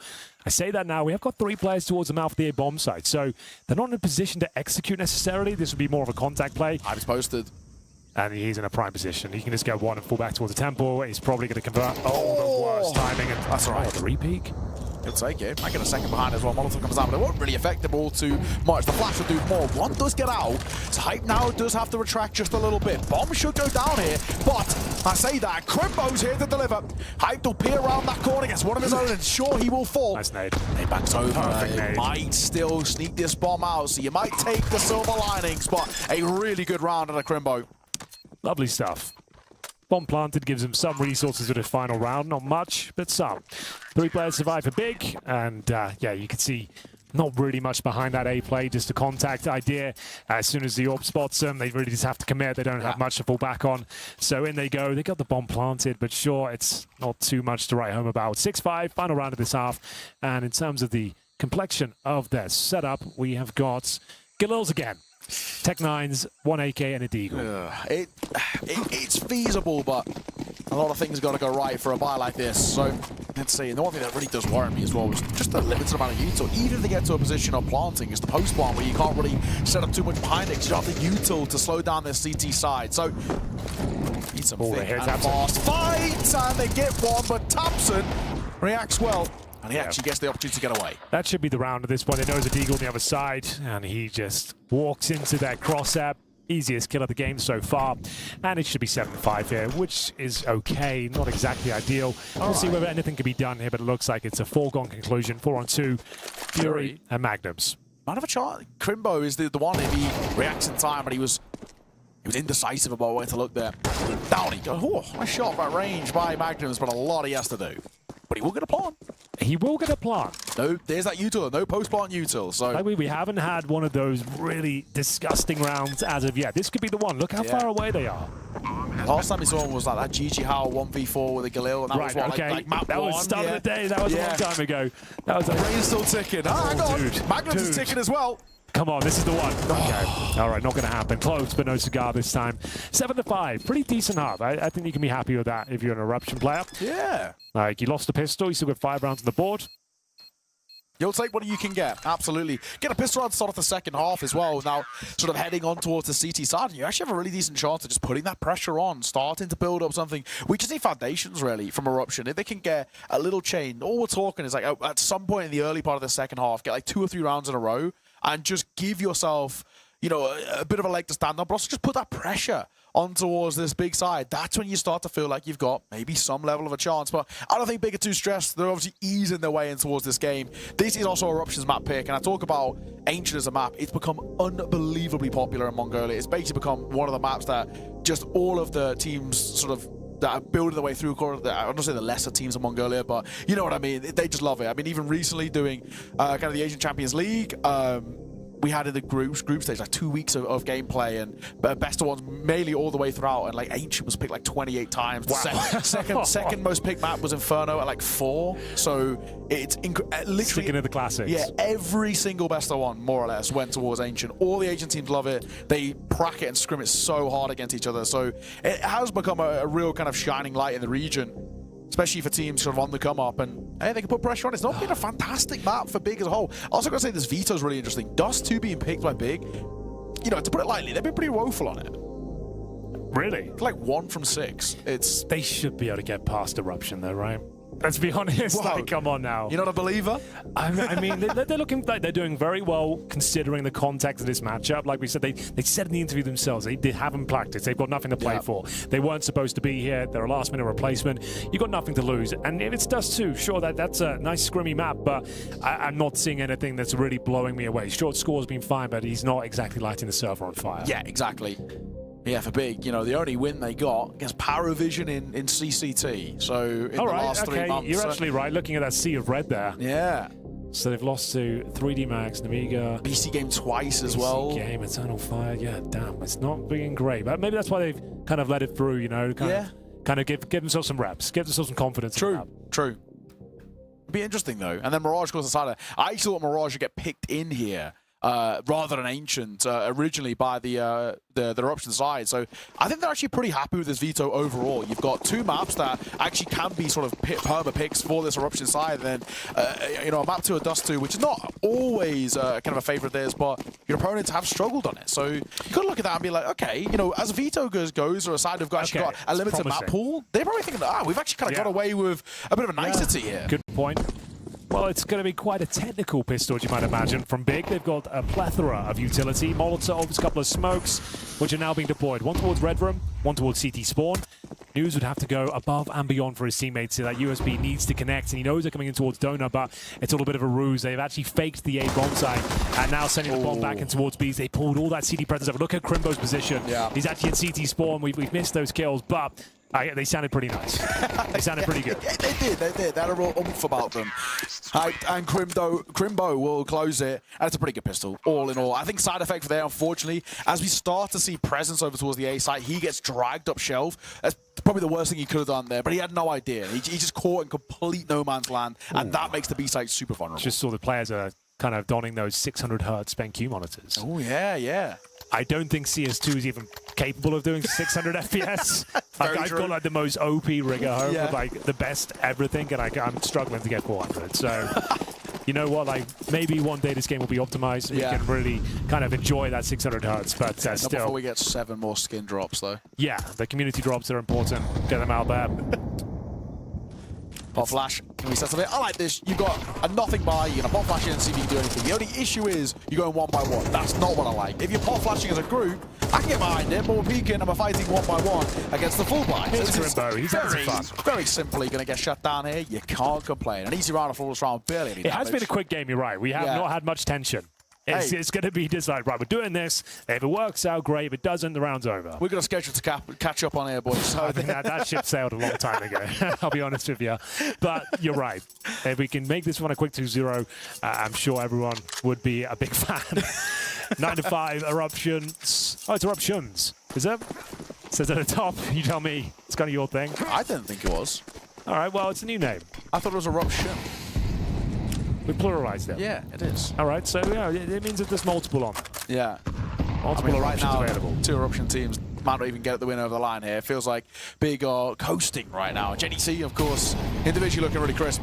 Down goes Magnum's going to get caught early. He's actually not looked too bad, Magnum, so far, but the CT side not really lighting up the way we want to see for him. An early kill. This gun round is actually really important for Eruption 2, and it's not the start that they would want. Got the rifles on deck, got the util behind it, and just really have no information about what Big are actually doing here. They can't even gain the information because they've got the numbers disadvantage. Very true. Very true indeed. An astute observation. Thanks, man. I try. No, you are a fountain of knowledge. I'm very impressed. I don't know how you're doing it. He's not even looking at notes. He's got it all in his head. Photographic memory, what can I say? Yeah, I don't have that. Kind of cooked my brain over the years. Dum dum dum. How can I see this P finish? I've cooked yours as well with the Big John. Big John, yeah. Oh, Fury's cooking a little bit. He'll get to. So will News as well. So I've got a bit of a chance here. Crimbo, we need one of these classic clutches from him. 1v3, turn 1v2. Bomb goes down. Molly towards. That is short. He knows there's another player somewhere here. It's just where is that second? Is the opportunity for a textbook Crimbo clutch. This is what he was brought into the team to do. He is the closer. I'm not going to build it up any further. Jesus. It's a nightmare spray from Score. Yeah, you're right. I can see that star potential in him. He's looking at the mouse like, right, what's wrong with this? What the hell happened there? Yeah. Well, that was looking very good for Big, I have to say. The fact that he gave that up is a bit of a blunder, if you don't mind me saying. Yeah, that's a hilarious sort of just CS2 reaction. He's like, he has a whiff spray. They win the round, like, what the hell happened to my mouse? Bad workman blames his tool. Yeah, very true. Very, very true. So, they still win the round. The Nightmare Spray doesn't come back to haunt them. 9-6. Hey, it's doable. It's workable, right? That's a really important round. Yeah. All jokes aside. Honestly, they get this one. They put so much pressure. Money gets broken over towards Big. I mean, obviously, the buy's a little awkward. Yeah, the buy is pretty disastrous. 2 MP9s here. You're up against a fully equipped Big with AWP on hypes. He's having a decent game as well. Crypto stepping up 20-7. Wow. I mean, I know he's been doing well, but 20, he's been flying. That's just getting the consistent kills, right? And, well, there might be more here. Another one for him. He's always good for elbow, and he's very easily taking some control. They just spam their smokes as due diligence. I love it. The classic Big, making sure on taking any chances. And now they pause. This is a standard call for them. Yeah, that's the correct thing to do. Wait for the CT reactions. You know they're on the back foot financially. They need information desperately. They actually get a little bit more they bargained for, though. Pushing out the B-Ram, managing to get a dink, only with the MP9, unfortunately. And in towards A for a contact finish by the looks of things here. A split through Donut. We've got a presence towards the red room, courtesy of Magnums. Smoke down CT Spawn and Score. Oh. And Magnums working in tandem here to get this one over the line. He said it's an important round. I tend to agree. Crimbo keeping the dream alive is still a very precarious finish here as Big will try and get the bomb down. He's low. They got a plant. Spam it. Sort of get him. Well for hyped, and he won't even get the plant. All down to this man, and he gets caught in behind. Okay, that is a big round to take, dude. Look at the buy that they bring. Oh, yeah. Oh, I'm going to... You got to have other adjectives here. Honestly, it's the oldest trick in the book. I know. The commentators' curse. It is a massive round for Big, and no, against them. But generally, you look at this Eruption side, and coming in with double MP9s like that, to walk away with that round, it's got to be massive in terms of the bolster of confidence. You're thinking, all right, like, we've got a chance to make... They've actually got a chance. It's going to be 9-8. They're going to make things super uncomfortable for Big here. Like, even already, scoot the AKs without being disrespectful, like, even this is like a turnout for the books. Yeah, the fact they've even got it down to a one-round game in the closing stages, they could actually take this. Crimbo, don't do it like this. We're just saying how they can get back into it. That's more like him at score. Double spray down with the M4. Fury should be able to close things out. The round's done. Can they keep it clean? Apparently not. Score will finish things off here. He's low HP, but one bullet from this USB will close and seal the deal as we have 2 players surviving. Got a bit dicey there, but still, the job is done, and it's a one-round game. Like, Big, you've got to be thinking to yourselves, like, come on, lads, like, what's happened to this squad? Like, Where's the tag pause, too? Why are we struggling here? What's the deal? I want to see a pause out from Big. Just slow it it's down. Late, but they are not jet lagged. They were in Australia, bear in mind. I came 2 from hours Australia. difference. I was on the same flight as him. I can confirm we're not jet lagged. Yeah. Just going to put that out there. 2 hours difference. Yeah. Exactly. It's not actually too bad. So they don't have that excuse as well, right? 1 round game. Back into the buy. It's no open play this time. So AK's across the board. Decent amount of usual to work with as well. And this time, no early mid control. So they're going to try and play for what is looking like a ramp pop. Oh, this is actually turning into quite an interesting game now. In towards B we go. The good smoke, but a little bit mistimed. Good idea. That might be enough to win the round. I think you just save. Yeah, let this one slip by. Well, let's get given a freebie, and the Orbs poster can get one, but that smoke does nothing. Oh, you're just giving this guy a kill away for round score. Actually, threads the needle. Does he fancy it? Okay, round is back on. Round is back on. For a little moment, a fleeting second. Okay, it's done. You have to save now. Yeah. So Big will find double digits first. A sigh of relief. Nice little contact play in towards B. In front of the smoke, taking down the initial defender, and jobs are good at. In situations like that, you're thinking, does score fancy it? 9 times out of 10, regardless of the situation, the answer's yes. Yeah, sure. Score's like, yeah, why not? I'll give it a go, see what happens. They will save, though. Double F4 on the Orb. It's actually not a bad thing to save. They can buy around this fine. There's plenty of money for Score to work with. Drops can come through, of course, from Magnums. You're actually chilling for the most part. Of course, it's still Big who are creeping towards the finish line, but again, when we look at it, when we kind of scope out a little bit, you got to look at it and say, regardless, no expectations, a side that are pracking, right, of the Eruption side, they said basically no preparation. Bear in mind, Big won both pistols too. Yeah, have Eruption looked at a demo. If they're not done any pracs, right, have they even... I think you'd raw dog it. Yeah, exactly. And so far, so good, yeah. No complaints. Yeah, losing both pistols, and you've still got Big on the ropes somewhat. It's impressive, dude. I can't lie. No, there's nothing too flashy. It's not like there's been ridiculous clutches or someone just doing unbelievable things, like, and maybe getting a bit lucky. They've actually just played some solid Team CS. So, tactical timeout called. A chance now to make it a one-round game once again. AK's in the hands of the T side here of Big. They've got the Orb as well. Hyped hasn't done anything remarkable. The Orb, but he has had a decent game overall. See if they win this one, it's GG. Yeah, we can say that much. Yeah. But let's see whether there's anything left in the tank. Score, feeling himself. Through the flames he goes and finds JDC. He's doing well towards middle. They maintain the man advantage here as well. Side Effect will chime in with a kill towards the shelf, and this is looking good. This is looking promising right now. A 4-on-2, plenty of time available.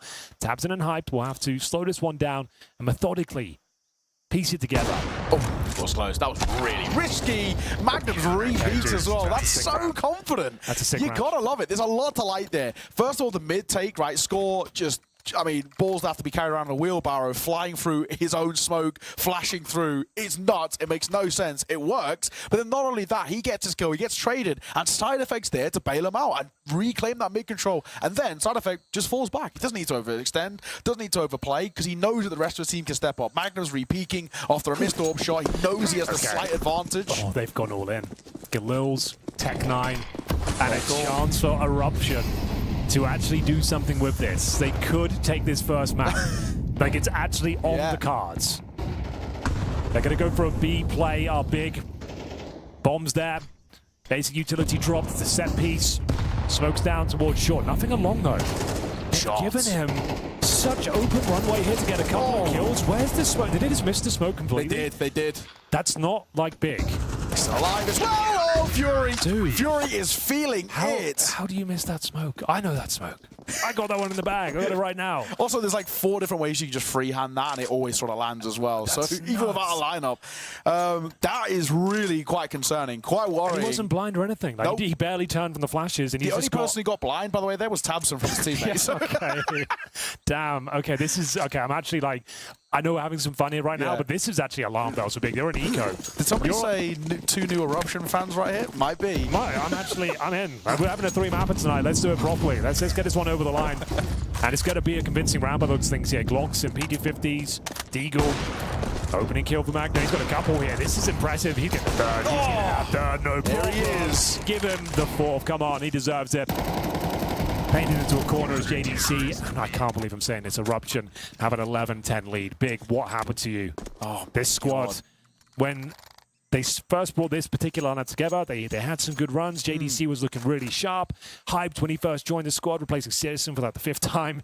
he looked pretty damn good, actually, because he spent his time in the big academy, I think. Right? Yes, but then he went to alternate tags, whereas where on alternate tags, he was farming. Okay, he was so good. Got to catch him at ISF, representing Team Germany. Like he got to hone his craft down in the lower levels, and then he was brought back into the main roster. Be the main man. They actually, when you look towards the alternate tags line, they actually had to rely on him a lot. Aside with a fairly decent amount of talent in their own regard, players like Orzek, who's I think he's like the only Greek player I know, the only Greek Counter-Strike player. But he's Greek, but German nationality. So still represents them at ISF and all the rest. But yeah, dude, they were a really solid side, making deep runs in the playoffs. I think the whole way it was Team Romania, Nexus, who ended up winning that thing. But yeah, a decent side. But this big team, they really feel like a shadow of their former selves. You look at kind of such a historic organization, and I mean, up until about 4 days ago, there's a strong world they might not have even heard of Team Eruption. And now they have. I've literally never heard of them. Okay, I'm just going to put that out there. Yeah, put my hands up. Honestly, dude, I don't blame you. They're like the 6th best team in Mongolia. I've never heard of any of the players. I'm learning as we go. Yeah. This is wild. Big. If you end up losing even a map to these guys, come on now. Like, what's happened to this squad? Like, sure, they're playing well. It's good team Counter-Strike, but there's nothing you haven't seen before. And no one's won a crazy clutch, so they haven't stolen a round away. Yeah.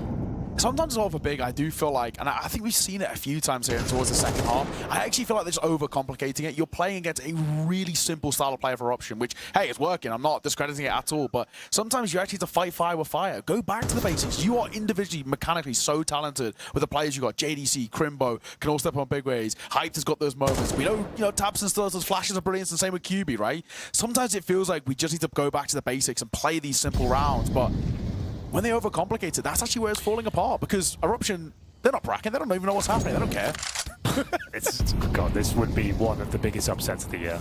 Yeah, 100%. A team we don't know anything about, it hasn't practiced. Big, looking to prove themselves and keep up and actually maintain their position as like a top 30 team. Yeah. And now they're looking down the barrel of map points against a bunch of part-timers. Yeah, they're not even in the top 50 Eruption in VRS. That's tough to say. Flash is going to come over. They're going to start wrapping through. Good flashes. Slows them down. Got to have the idea here. With the red room smoke coming through, Magnus can just fall back. And you can actually see they've got a decent idea. It's just about whether this fight goes well for Crimbo, and it does. Come on, Side effect going to get caught.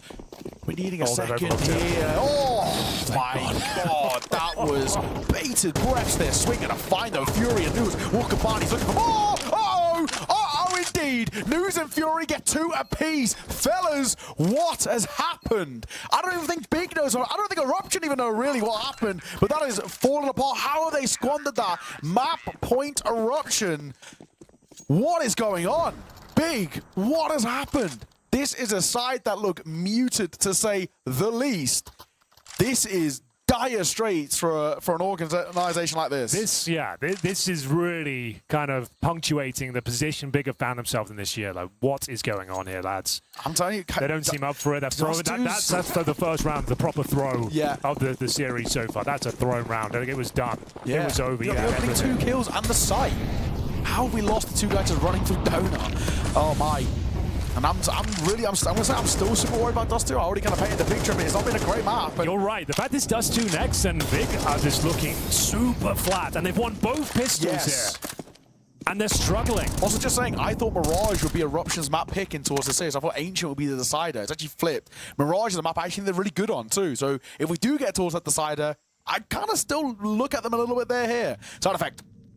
Oh, could find Tamsin, won't. With sprays. Tamsin delivers onto his own. Tech9 pulled out by Magnums, but not pulled out in time. Finally, around for Big. Surely unlosable. There's no chance. 2 versus 1 on a post plant. We cannot lose this. News down to half HP as well. Now dead. He just saved Fury. Playing for overtime now. A lifeline here. Hit a life raft at this point if you're Big. What is going on today? Final kill confirmed by Tapton on the AWP. Playing for overtime, they can just get this one over the line. Doesn't matter if it's overtime or not. They'll be fine, I think, in overtime. They'll need its wake-up call, perhaps, but they win both pistols, and you have the absolute show-stopping favor going into this series. This is going to be a disheartening moment in the big story. Final round of regulation. A chance to close things out here for Eruption. And I have to say, this would be one of the biggest upsets I've ever commentated in my 10-year history. I mean, Eruption, I'm so impressed. They're looking so clean. A lot to love. Eruption going to call for their timeout as well, and they are so close to putting this over the line. Again, looking over towards the buy coming through. We're going to AWP out for Hyped. AKs along across the board. Double AWP setup's going to be brought to the table here for Eruption. And Ryan's like, this is the first time they actually brought the double AWP in towards this map so far. So Magnum was, of course, the primary, but Fury, he used to AWP as well. He's secondary AWPed in quite a few teams, so don't count him out either. Yeah, kind of a couple of moments where he's quite flashy with it, quite flicky as a style of AWPer. So I'll be able to put a bit of pressure on. Mid control going to be taken here, and actually not really fought by Eruption. They're going to let Big sort of control and dictate this. Smokes towards Donut and Red Room. JDC going to play behind the Red Room smoke. And Scores wins. It's going to be such a sigh of relief they can just get this to overtime. Next to each other, and Scores going to come out on top. Grimbo will fall. JDC's here. He tried to spam round, but JDC calm and collected there. Delivers on for a second. They've fumbled bigger advantages than this. Is Noose overlooked? No, definitely not. Overtime confirmed. Okay. CT's too far removed. So, they've got it over the line. Crisis averted, at least somewhat. We'll go in the distance here. Just hit midnight here in Mongolia. Officially, oil of midnight is being burnt. Mongolian midnight madness or whatever it was. And we're getting it. I mean, this is a mad map of Counter-Strike so far. Side effects. Nothing would really just be funnier than Side Effect pulling off a 1v4 turn 1v3. Literally impossible. There it is. Okay. Overtime. Sigh of relief. Good God, Big. This is not your best look. I'll give them something like, it is late, all jokes aside, they're tired, but it's the same case for both teams, you know. Like, you can't really give them too much in that respect, but still, they haven't lost yet. Doesn't matter what the scoreline is, get it over the line. Crimper's got 26 kills as well, so your star players have shown up. You've got both pistols, you're in overtime against a team that's not even supposed to be here, hasn't practiced, and has nothing to play for right now. Nothing to lose, I guess, at the same time. Yeah. They're actually, the way that Eruption are approaching this game, they're actually having a lot of fun with it too. You can see them kind of laughing when they win rounds. They're playing a super loose style of Counter-Strike, and it is fun. It is working. We're heading towards overtime. Of course, magic number is 16 we're looking towards, but Big, I mean, it's a sigh of relief that they've not lost that map in rate. Even the fact that we're here is actually a win in itself for Eruption. They still have a chance, of course, to take the map itself. And that's a great start. We know that score. Likes to take these fights. Everyone's blind, but it will be Crimbo who comes out with two of his shot by Hyped, and he's lucky to get away alive. He should be fine here. Nice shot to make up for it. Missed the setup. Hit the more challenging shot, but Magnum's doing some himself. 3 versus 2 advantage for Big. First round here in overtime. Bombs quite precariously placed. No way, Kryubi. You gotta hit those. Surely, you turn around. Oh, we missed that. You gotta hit those. Come on now. And the bomb's gotta make its way through. I think Hype just has to peek this, right? It's a face checker. And the timing could be worse, dude. Okay, Tabs in though. The old master. Yeah. He's got to step up. Roll it back. He's got 100 HP. AK in hand, no utils. You have to do it the old-fashioned way, brute force. The T is actually been given the space here at this stage. It's going to be Fury having to use Brain over Brawn because he doesn't have the HP to really challenge and contest that bomb, and he's going to make his way back towards B. Tabson gives up the fact he's here. Molotov to try and flush out the potential CT on the other side. Not going to happen. Goes to the plant in the open. Oh, he could be taken down here. Yep, GG. Oh, man. Not even a bomb plant as well. Oh, my God. What a round coming out from Fury as well. Does so well. Drops the bomb, gives them a lot of space to work with. This is... I'm kind of loving this. I'm here for the madness. You know, when we get to a point, you kind of lose... I don't know, brain power, I feel like. And at this point, let's just full send it. I'm all for it. Oh, they get it to overtime, and then they lose in a disastrous manner. The bomb down in those double doors. Also, the classic thing of, you know, you're struggling to that 13th round, you finally get to overtime, and then you get the round, and you get it in quite a funny way as well. It's always that you cannot get it over the line of regulation, but you do it comfortably in the first round of OT. It's always the classic. If you can get 2 behind this, could be quite spicy yourself. News, smart call, not 2. Oh my God! Play this. Molly will come down. He's okay. No, he's not. He's dead. Oh, he jumped to the smoke. Okay, that's wild. I don't know how he survives it. A second life has been gifted to News. Can he do anything with it? Can he find a kill? He tucks himself in once again. You'd assume he's fallen back, so just playing for a 1 and done. He'll reposition. He's so lucky to get away with that as well. News with a bit of a noose around his neck in this round, but somehow still alive. He's still breathing. He's still fighting to try and make something of this. So much damage. Del hyped this. Again, lucky to actually be alive, down to 17. So they softened him up. It goes with under a minute, actually, to a pretty even position. Both sides with all 5, but some serious damage dealt. Serious damage indeed. Can it be capitalized upon, though? That is the big question for the German squad. See what I did there? That's how you do it. That's how you weave it in. Yeah. If you stumble into that error, you just got to make it work. Yeah, it does nullify it, though, when you explain it. Yeah, true. They're the best. And it's going to be a double kill. They're looking for a 2-0 lead here in overtime. What has happened to Big? Can Tapson fight back? He certainly can. Try and score. Hype chimes in as well, but still pressure being applied. Back to a 2-on-2. Can the Orb deliver? Apparently not. Crimbo finds his 29th kill here. Bomb to be planted. It's down to Fury.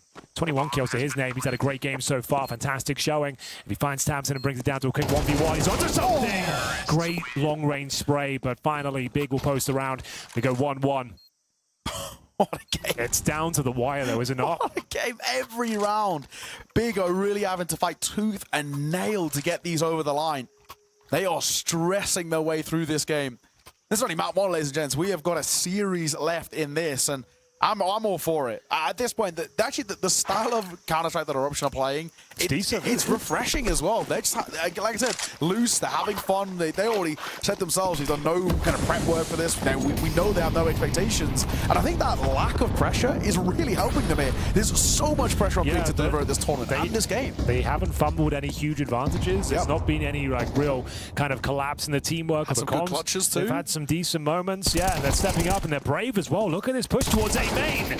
Decent effort there. Unfortunately, Unraveled. It's going to be scored, though, to try and make things a little bit more even. Fury will beat him to the punch. It's going to be back to the 4-on-4. Hypes chiming back in. This is getting to a rock'em sock'em game right now.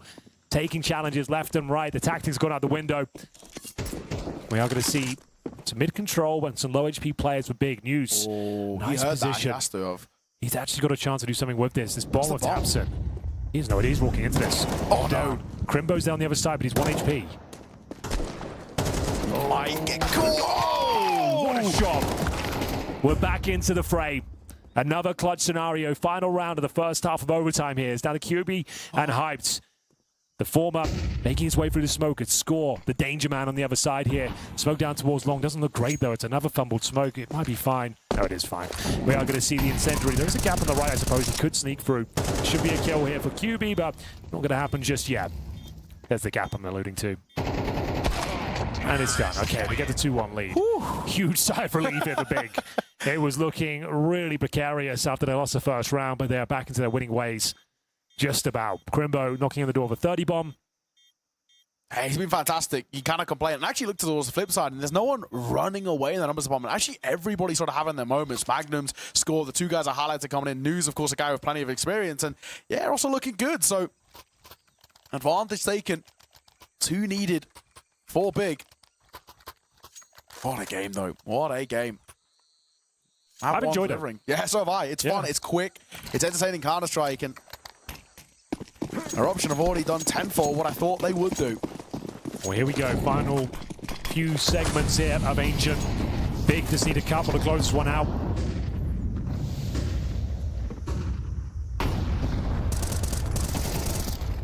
The score at the top is incorrect, just to note. Yeah, it normally flips in towards the second round of overtime. It's a standard hub. Am I tripping right now? Yeah. No, it's just an error. So it is 2-1 for Big at 14-13. Yeah. This happens a lot in online. I don't know why. It's some sort of coding thing someone was telling me to do with how overtimes works in CS2. I don't know why it happens, but it will fix itself in towards the second round. It'll flip. Score wants to make sure that he can have something to work with. Oh my god, there was a chance in a second there. The trade will come through. Side effect will fall. 2 versus 2. Damage dealt towards Score. So got to keep an eye on that. And JDC finds Magnum. As a pixel peek, but delivers a knife out. They now know where the last is. Hyped is barely alive. JDC softened up. There's a chance. There certainly is, but options very limited, I'm afraid. You're going to have to wait out that smoke. Thankfully, time is on his side. 50 the bomb seconds isn't, out. No, it's certainly not. But he's got enough time. Actually, I like this call just to completely freeze because he's got more than enough time to try and sow the seeds of doubt. As the second smoke, the smoke comes down, MESA. He's trying to push behind it, or push through it, MESA, and he will. Good volley. Forces the fight. Wins the duel. 30 seconds remaining. 1 versus 1 up against the AWP. HP not a factor. It certainly is for Hyped. Throws out the flash, trying to bait him in. It's going to be map point found for Big. 15-13 just to confirm. It's not a bad idea. Not a bad idea. It was cool. I like that. If you could just make him just turn the crosshair away for a millisecond and find 1 bullet, that would have been job done. Not to be. Score just shy of 100 ADR. And when I say he threw out the flashbang, he dropped it to make it look like he's throwing it, just to be clear. It's cool. It's a cool little gimmick, and fortunately doesn't work out. 1 HP, and yeah, credit to Hyped, actually. Knows to still stick around for the fight there and not actually just take a step back and try and catch him on the pawn or anything of the sort. Util wants to fight behind it. Nice nade, though. Softens up. He'll drop one of his own, but it will also do a lot of damage, and Fury wants to fight, dude. It's not going to be a clean finish at all. It's going to be a real challenge. A nail biter here in the first map of Ancient. Tabson helps himself to the B ramp. No Finds way. Magnums. This is massive. But I don't think he checked this. Down he goes. That's the bomb. If they can find the follow-up kill, but a nice smoke, good decision. Oh, that's a crazy play, but it works out for them. They now have the bomb in their control. Side effects, low HP, and it looks like we are done here. Great map, very entertaining. I would say the best map we've had of absolutely. Today. Yep, and I know it's a 3-on-2, but with 2 HP and an orb, I don't think they have what it takes. I say that. Bo walks into it. Okay, a few more twists and turns. Yeah, maybe we're not done here. Yeah. Low HP for QB as well. Oh, he needs to be very careful. I don't like him fighting here, I've got to be honest. Oh, the volley, though. I like that. Yeah. And it's going to be, for all the marbles here, the AWP 2 versus 1 should be a done deal. And by the skin of their teeth, both pistols in the bag and a superstar performance from Crimbo, it's Big, closing it out in overtime. A hollow victory. You can see not much celebration there. I mean, legitimately, if you don't have Crimbo going absolutely nuclear on that map, they are not winning it. It's as simple as that. They actually probably lose it in regulation as well. So credit to Crimbo. He was fantastic. I think Hyped also had quite a few moments of his own regard. But my God, Big made to work for that game. On the flip side for Eruption, they've got to be so happy with what they've just put up. Sure, it's their map pick they've just lost, but they've taken what is, you know, the heavy favorited side, the distance, and very, very close to taking it. We're heading towards Dust 2, and they generally have got to have a bit of belief about them. Hey, these guys can keep up. These guys can frag. Yeah. No one really went above and beyond on that to their side. It was a great team effort, and we saw some really impressive Counter-Strike throughout. Big have been tested to the limits in this particular series so far. First map of Ancient goes in their favor. We'll see if Dust 2 is any different.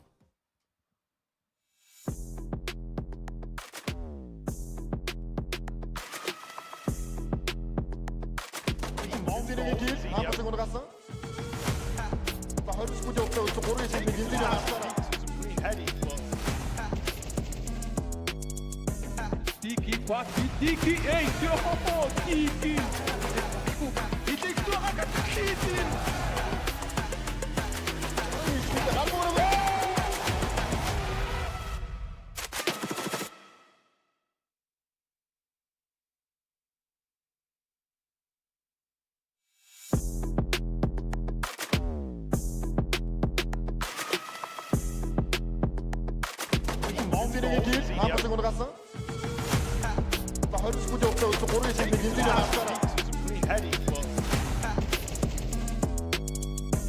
Tiki, quattro, tiki, ei, oh, tiki. He takes 2 tiki.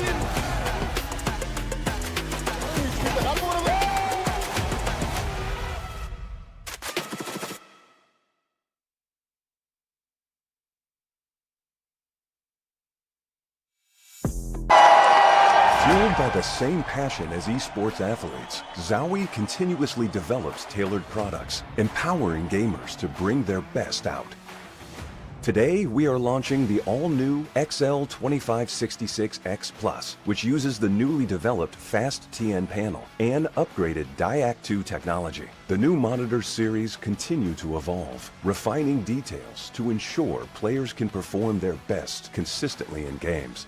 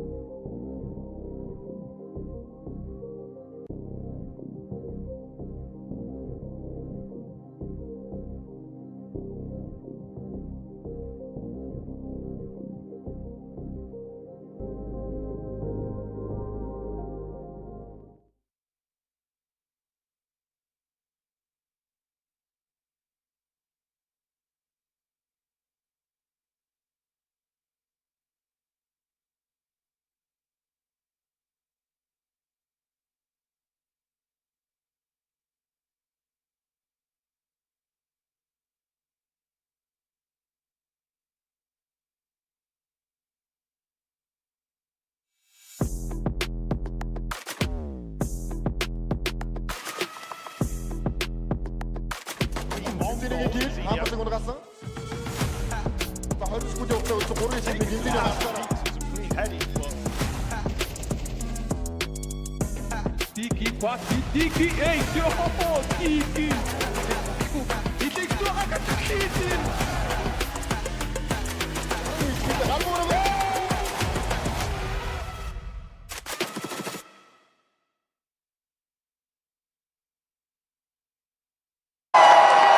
Fueled by the same passion as esports athletes, Zowie continuously develops tailored products, empowering gamers to bring their best out. Today, we are launching the all-new XL2566X Plus, which uses the newly developed Fast TN panel and upgraded Diac2 technology. The new monitor series continue to evolve, refining details to ensure players can perform their best consistently in games.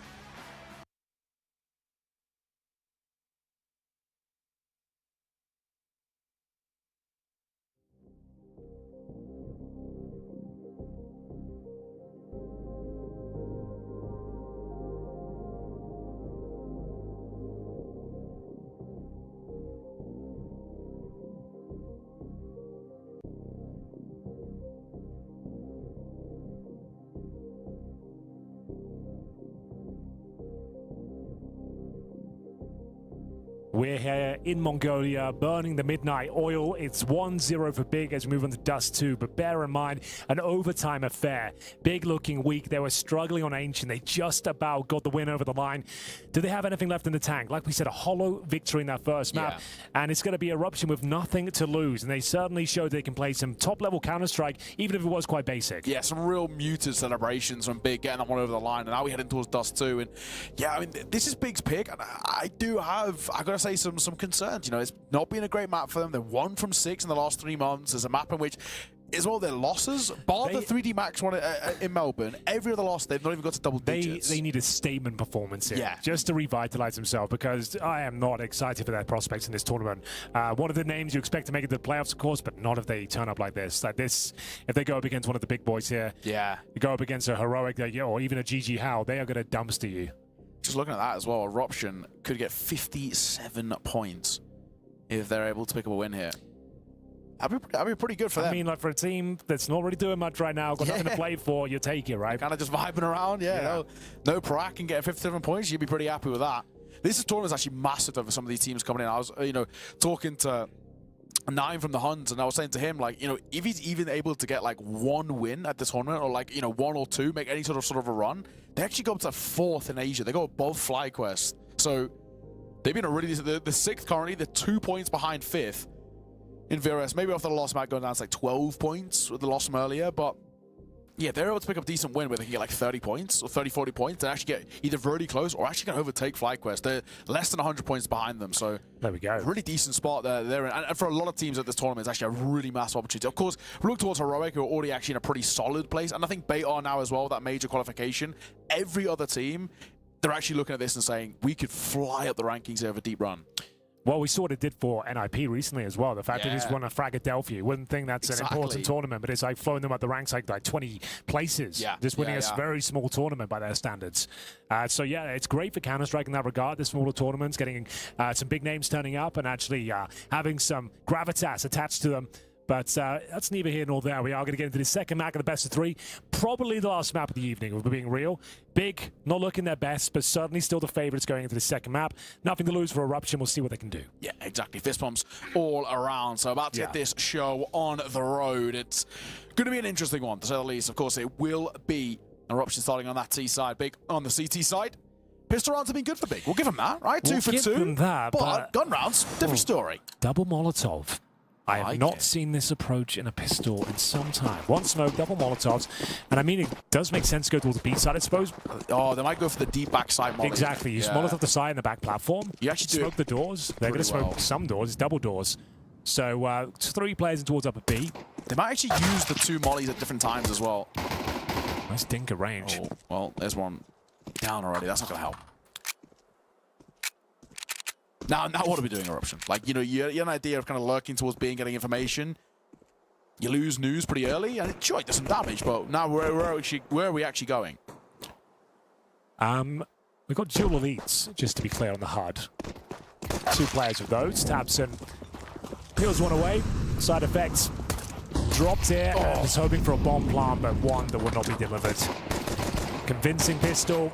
Continuing with their winning ways here. Magnum looking for a few kills if possible. Might as well give it a go. 100 HP so far, and they are feeding him. Now you're starting to get a little bit scared. It's still fine, it's still good. But the bomb plant looking possible right now. It would be an ace clutch here for Magnums, and he's got a chance here. Julie's not known for these sort of encounters, and if the Glock comes out on top, this would be, JDC. Oh my god, he nearly landed it as well. He actually nearly stabilized himself for the fight. Oh my god, big. Still not making life easy for themselves, but 3 for 3 of pistols. If he gets that kill, goes towards B and plants, and it's an ace clutch potential. Again, this is another hollow victory. You're in a 5-on-1, and you almost give it away. That'd have been actually like one of the best rounds of Counter-Strike we've seen like this year. 1v5 with no armor either as well, just a Glock. That would have been crazy, but doesn't happen, so... They do buy though. He gets 3 kills, drops an AK over, so it's going to be Score, the star player, AK helmet with no bomb plant. You won't see this coming. Yeah. Very true. This could be spicy. So Magnums, he has the one that he takes no Kevlar here. That's a honorable position to be in. The fact you get the 3 kills, you're the one who drops the AK over and sacrifice your round.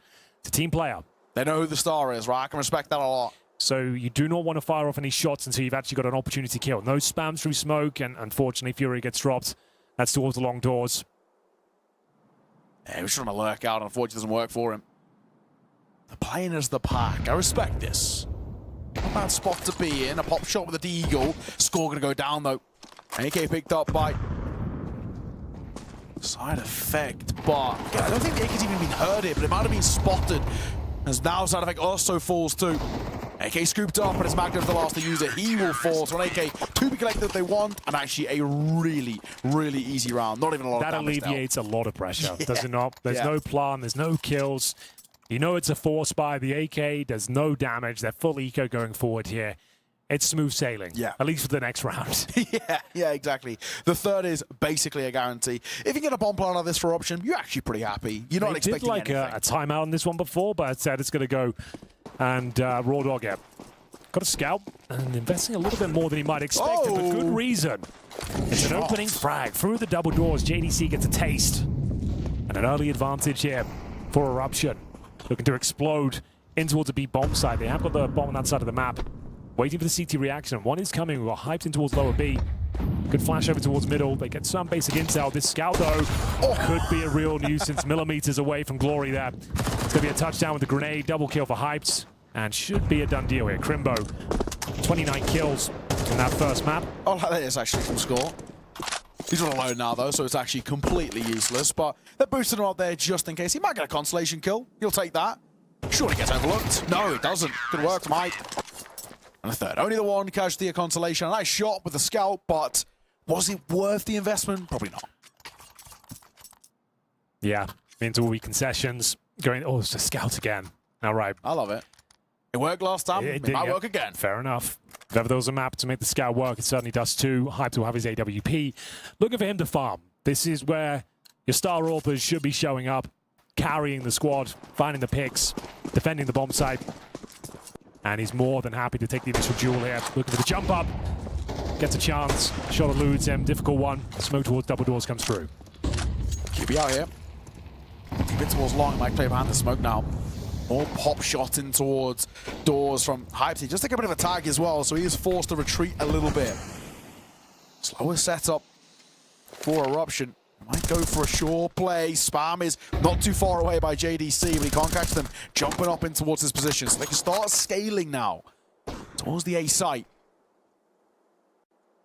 But all goes quiet. Minute 15, and it does feel like we're angling towards an A finish. And who's going to find an important kill? He spams with the smoke. Crimbo will fall.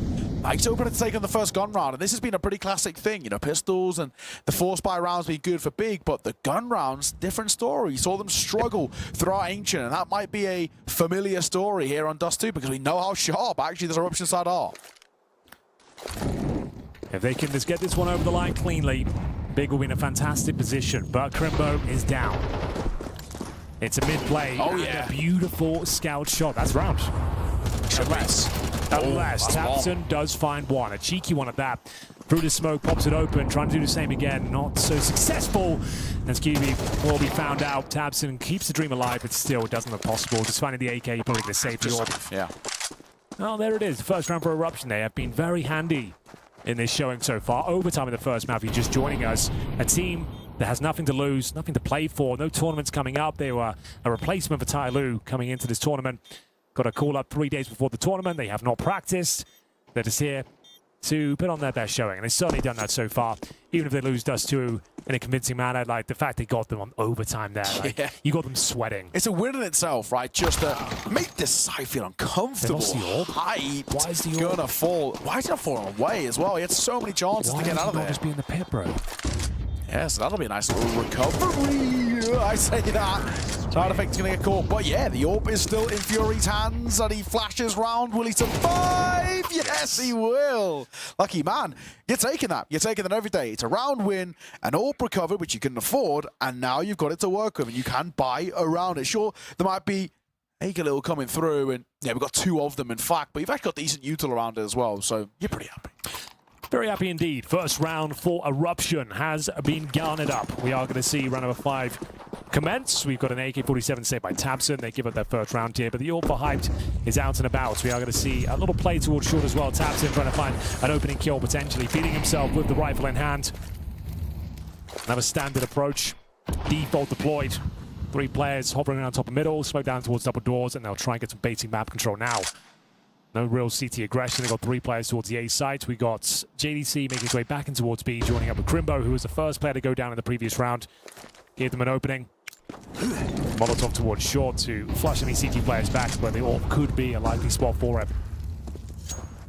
Well, all goes quiet in the initial bit of play here by Eruption. They're just playing as a pack. I kind of like this. This is going to be a little B split, I reckon. Yeah, you're leaving the lurk out there. I kind of love it in a way, and it might actually work in their favor. It's all coming down to this on timing. If they can get out cleanly, they're now going to bring the bomb back over to support that lurking player of Magnum. It's Crimbo here, tucked in towards bricks. JDC playing at range, and he'll drop a smoke as well. And pretty good timing of that. So I'm going to give a lot for Eruption to work with in the late part of this round. And of course, the bomb is there too. So they've kind of got to make a decision now. What they do. This fight is everything. If Fury can find one, it would be huge, but he can't. Down he goes. JDC also going to find side effect. Looking for 2. And he'll get it as well. Round back on, baby. We got a chance. Smoking towards doors. Bomb going to get planted. There is something brewing. And you've got no real utility for this retake. Yeah, you're going to go for it. You kind of have to. It's a 3 versus 3. Heavy damage inflicted to score as well. Bogdan Laws prevail. He gets given the AWP here on 6 points of health. And the retake is going to be focused through the tunnels here. QB to lead the charge. 2 kills to his name. Hyped will find 1 with the Molotov. Finds the aforementioned orb. Through the window we go. 2 versus 1. They know exactly where he is. Picks up the AWP. Can't make it work.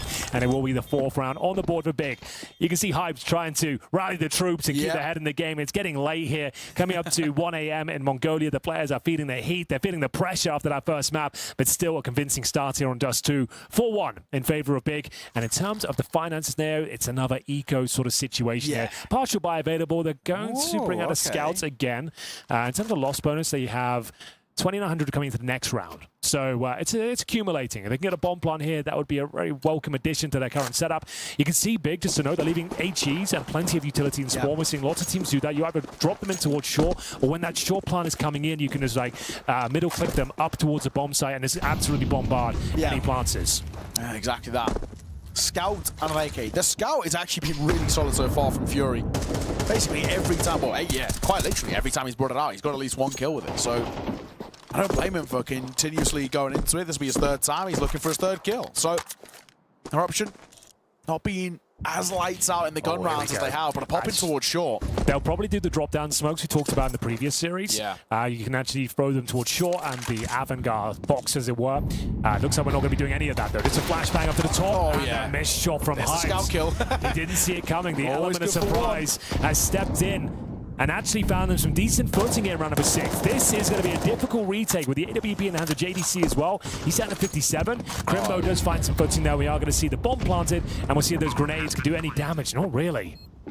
Scaling up now, QB. Out of a bit of a gap here because of the smokes. Might get two. He gets none, actually. It's Thompson who does get his, but score will be traded out at the very least. Maxim's going to hit a shot and again gets traded, but still, this bodies to work of Side Effect is barely alive, but he's still breathing. That's all that matters. It might not be the same for Fury. Side Effect delivers. Fury's got to deliver. He's getting pressured upon. This shot, and he missed it as well. Thompson, right at the end. How does he survive? 10 HP. He got hit with the scout there. Yeah. The no scope connected, and it's 3 points of foul separating them from glory there.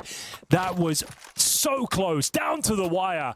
It's been an exhilarating series so far. Game of the day, I would say. Like, sure, it's a 5-1 scoreline, but in terms of the chaos we're seeing on the server, it's delivering the goods time and time again. They're so unlucky. That scout shot, no scope connects. If it does 3 more damage, oh, it would have been an absolutely stolen round, but still, we continue here. That was their little eco with the scout and an AK. They make it work. It comes down to the 1v1, and we enter another gun round here.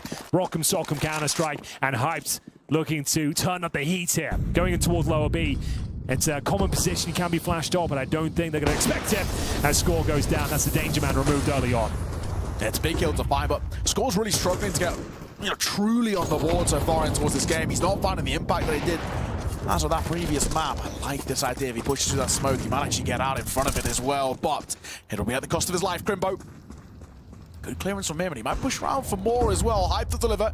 Good reposition from Crimbo. Not the best smoke push, though, with Side Effect, and that's a much more convincing round. 5 survive, money drained, and maximum loss bonus discovered here. So, to be fair, they could bring out the Galils when really wants to. I would suggest a Tech-9 round here. Yeah. Maybe go for a B execution to try and get the bomb planted. They have been very handy with the scouts. Could probably bring that out once again.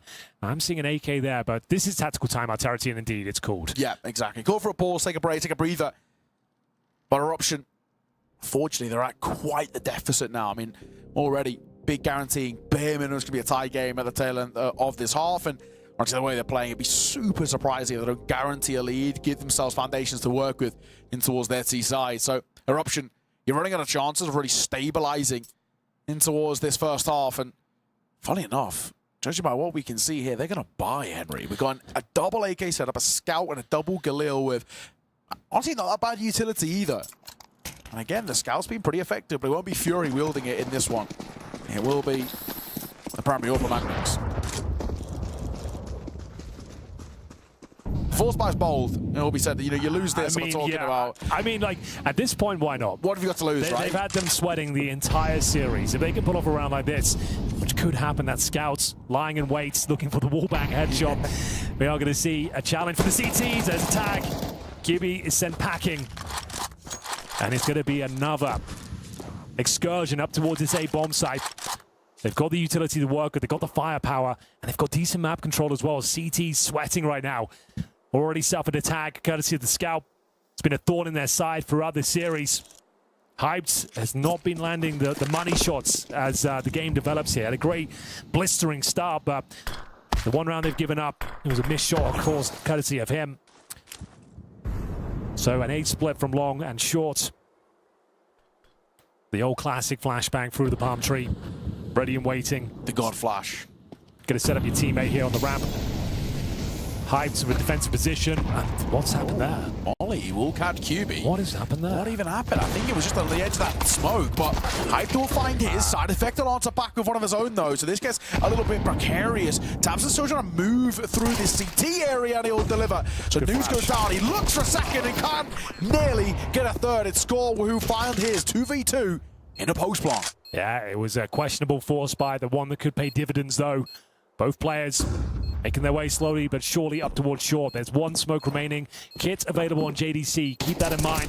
This kill has to come in. There's some star player potential. Double kill the AK-47, tapping away and finds a second round. The force buy is successful. That's it. And that kind of round being won, especially in that sort of fashion too, can really put a real spark back in towards this Eruption side and actually give them a real decent opportunity at scaling in towards this game. I mean, you look at the next buy that comes in for Big. If they lose this off the back of just losing that 2v2, 2. Body broken, and actually, let me tell you, decent recovery. Score's feeling himself. He's going for this long take. Yeah. Jumping over the fastest route, drops utility for his teammate to flash him out. He's just going to be balls to the wall here, seeing whether he can find an opening kill, flashing himself through as well, get some decent control. Smoke down towards the corner, trying to get pick control if possible. Long control is theirs, but the orb has been taken down through the smoke. The Danger Man strikes again and finds the opening incision. Up we go. Full speed ahead and towards that A bomb site. He's scoring now in this game. He is starting to fly, but Fury will get caught. Side effect, good trade, and keeping the numbers in their favor. But the shot through the smoke will find one of its own. Score still alive, so always still a threat. And now they can actually get a plant down a molly in towards Short. That's going to give them security. Need to get that bomb across, though. Smoke down towards Short, buys us some time. CTs, it's not a great smoke, actually.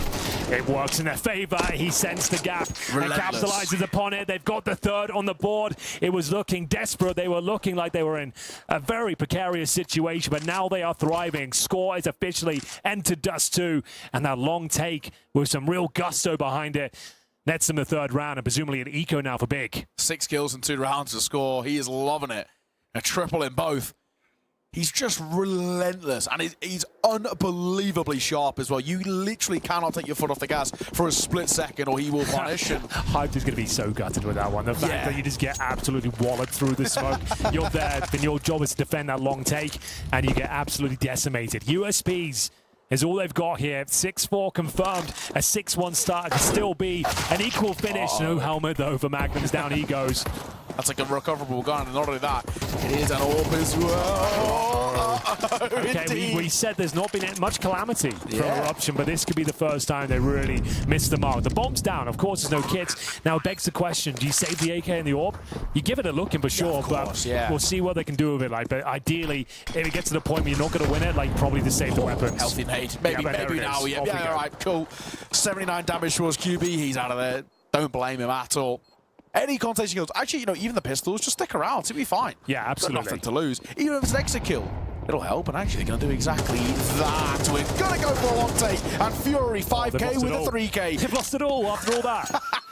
No, lads. So much for saving, right? And down goes Crimbo. So that's the worst of both worlds. You didn't save and you had no chance of winning the round. Yeah, exactly. So it begs the question, what was the point? I don't know. I thought that was a really wise and informed decision. Let's just fall off. Sure, it's a 5-on-5, kind of a crazy call to make, but still, you get an AK and an AWP, which you will not have in this follow-up round. You can't afford the AWP. Yeah, I mean, generally, I wouldn't even mind if you just... Even if you got 2 kills there along, you still have no time to defuse, and you're not going to affect their economy. Look how much cash they got left over, 5k on these players. They would have been fine. You weren't going to win the round. What's just happened there? Just got knifed. There's no damage, right? This sound bug? I've never seen that before. Don't tell me team damage is not on. It must be, right? Sure, I mean, this is that's got to be it. It's got to be a ghost in the machine. Yeah. I'm hearing things. It's 1 AM here. Give me a break. B-Rush. Let's go. We're flying out, and we'll see what we can find as well. JDC is so damn blind, but side effect will fall. What a B hit. What a take. They just play as a pack. That pack mentality overwhelms the B-side defense. This is what Dust 2 is all about. Just feeling out the map, sticking together, hitting your shots, pushing through smokes, and overwhelming bomb sites. They were not ready for that one whatsoever. It's the first time we've seen that sort of B play, and a 6-1 scoreline has completely dissolved here. 6-5. You have to save now, Big. Please save. We said that last round. Yeah, I can't believe he did that. That's such I gotta say, in that last round, if you just send the 3 pistols out long, okay, fine, who cares? It's That's what I thought they were doing. Right? Keep the weapons in there, take a couple of players down, maybe get one more AK. Why are you putting the AK? Who's 5 through? The AK who just took 80 points of damage from an HE, right? Why are you sending the AK in? And then also but you, like we mentioned, you can't afford. It feels very questionable. And now, Eruption have made this a 1-round game. They've recovered the half. On the couple of kills they got, it was going too well. But I'm flabbergasted at that decision. If that costs them this half, a 6-1 lead with another pistol victory, Big, you're in a lot of trouble. This is not a team that's going to make it to the playoffs. Yeah. Last MESA Nomadic Masters as well, there was all the talk about kind of the European teams being dominant and then underperforming. We saw it happen with Gaming Gladiators. They finished dead last off the back of, it was not even that long ago. They were top 8 at the major, the Copenhagen major on home soil, and then they obviously went on a big downward trend before basically folding as a sort of an organization. But that was the beginning of the end for them. And, well, maybe the same story here, unfortunately, for this big side who was struggling to really get going. I mean, sure, yes, they might win the series, but it's just the fashion. Dude, they've got triple setup, by the way. Oh yeah, on T side. So you've got to love it. If there was a map to do it, you're going to have AKs in spawn as well, just to know it's the last round of the half. But still, that's rolling about to clone 2015. Oh, it's working as well. It's working.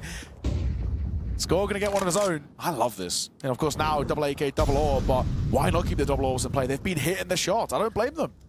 Dude, what a collapse. What a calamity from Big. 6-1. And you could now potentially just draw up and go 6-6. And it's looking very likely now. They are unraveling at the seams. JDC, Crimbo, last hope. And a missed orb shot doesn't have massive impact attached to it. Side effects there to pick up the pieces. Dude, I can't believe I'm saying this is 6-6. How have we crumbled this? This is bait. If they get through this map and still win it, like it's going to be another one of those hollow victories. Like, lads, we are in shocking form right now. Yeah. I mean, this is one of those ones where you'll go back, probably maybe not tonight, it's a little late, but, in the morning, you're going to wake up and, you have your team meeting and you're going to say, guys, like, come on, like, this is a team who got invited to the event 3 days ago. Like, you can say, like, you can't really prep for them, but sure, they're nobody's compared to you. Yeah. These guys, like, have no invites, nothing to play for, haven't qualified for anything, they're a last-minute replacement, they haven't practiced, and you're struggling. And that's putting it lightly. And you're getting all the pistols. You're getting all the victories you could ask for. Yeah. It's really, your star players are showing up. Like, what's going on? Like, don't take anything away from Eruption. Like, you talked about Score coming into this one, you were dead on. He had some magnificent moments here on Dust 2. But still, the likes of JDC, Crimbo, Hypes, they should be dominating this. Yeah. Just looking, Eruption 10th in VRS in Asia, and hey, so it's not too bad actually, for them, and with 9th being Atox, and the less said about them the better. We're in a spot where actually they have a decent chance of sort of scaling up in towards Asia if they can make a bit of a run at this tournament. Now, granted, even getting a win would be quite wild for them with the lack of prep and all the rest that we've kind of spoken about, but I think this tournament might actually be about earning a bit of respect, right? And showing that they've got these individuals. Scored a really slow start as well. He was like 2-6, ends 11-8. So a really decent recovery. He really got going. He started cooking towards the mid stages. He got like 9. No, it was 8 kills in 3 rounds as well. Damn. So 5 in a row, bro. I know. And also, it all kind of comes back to that kind of disastrous decision to like not saving the orb, not saving the AK. That's when the wheels really start to fall off. Calling seems like it's the decision making, it really seems to be a big issue for me, because we know they've got the individuals. I mean, sure, he's maybe not flying comparatively to the first map, but Crimber's still doing his job. Hype's looking okay. Tabson's top of the scoreboard, 13-6. Like, you look at this saying, okay, like, the numbers are there, the individuals are there, the mechanics are fine, so you can't blame it down. But then again, on the other side, Score is arguably the Christmas play on the server. I can't believe I'm saying this, but we've had 4 games today, this being the 4th and final. But this is the series of the day so far. Without a doubt. Unexpected banger to close out the day. Yeah. 6-6, important pistol, and look at the utility deployed by Big. They've only got 2 sets of Kevlar, multiple Molotovs, multiple smokes. They're bringing out the big guns for this pistol. They've been very good at winning them, but we have got News at the back of the platform. He's got opportunity here to find the headshots, but takes a bullet to the face. Needs one before he goes down. It's going to be a teammate score, and it looks like another successful campaign here on the pistol round. They're just so good on them. You've got to give them credit. Big, as much as we can question a million things about what we've seen for them so far in the series, pistols is not one of them. They've been great. They've been absolutely great. Every pistol is so well worked and so effectively executed. So credit to them. It's all down to one man. Magnums, it's incredibly unlikely. 1v4 to 1v3. Constellation kills would be nice when they're not expecting anything else. So Big, they're always guaranteed the sort of first 1 or 2 rounds to start in towards the half. That's a nice little buffer. But the fact that it's still close, despite getting basically 3 gifted rounds every half, is concerning. Also begs the question, if this was like, they've taken 2 pistols each, are we actually, going to a map 3? Or are we actually, talking about the potential of an Eruption 2-0? Because that's generally how it feels. If they got just 1 pistol in towards that first map, I legitimately think they win it in regulation. So, a funny time we're in, but I guess it's a strange timeline. Yeah, it also might just be as well, which is a very classic thing. In a close game like this, where an underdog's actually overperforming, if Big just get a 2-0, I think 99% of people just don't even look into the details. You don't even look at the match exactly. page. Yeah. So they'll just be like, oh yeah, Big got 2-0, but they won't know They won't know what the real game is like. We'll know, though. We'll know, exactly. We will be there. And I won't let them forget. I'll tell you that for free. We will be passing this game on to our grandchildren. Yeah. We're keeping this one alive. The series of the day back at the MESA Nomadic Masters. I like this, actually. Eruption, before going in towards what is going to be a force buy, they're going to call for a pause. Have a little moment of conversation off the back of, you know, a rough pistol, sure, but they're bringing out the scout. The scout's been good every time it's been picked up. Can't criticize the scout anymore. It's goated. It's working. Yeah, exactly. Every time it's picked up, it's getting a kill. It's sort of a bit of a guarantee. One for hyped as well. Damn me. There it is. Fury 5K. He gets it every time. It is a guarantee. Unreal. Oh, I thought he might have spotted an elbow there, but no. I'm kind of an Eruption fan right now. I'm not gonna lie. I'm with you, bro. I am with you. Get me a jersey. I'll wear it. Here we go. 5-on-4. Still a lot of work to be done, though, of course.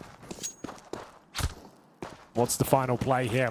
Lots of time, lots of resources. Still advantage big, of course. 7-6, so a round stolen away in this manner would be another gut punch to the big roster. 6-1 up. And now a one-round game. 5-on-4 here in round number 2. A very, very important round. Losing this round is arguably worse than losing the pistol. Yeah. Crimbo levels playing field. 4-on-4. Scout down, so not a worry there. This Deagle has to deliver. 1 kill as a necessity. Give it to me. News says he's hit a couple of shots in this map specifically, but in the series actually looked pretty sharpish. And see, you can just predict it. News has been crisp, dude. Give him another one. There it is. Give him another one. Do it. Oh, he misses the second time of asking. He might run out of opportunities now. Yeah, so Tapson will see it off. But as we were talking, Score delivers on towards JDC, so might be a bit of a chance here. 3-on-2, numbers advantage in their favor. They've got an AK as well. They can do this. Oh, that's unlucky. Score can't deliver.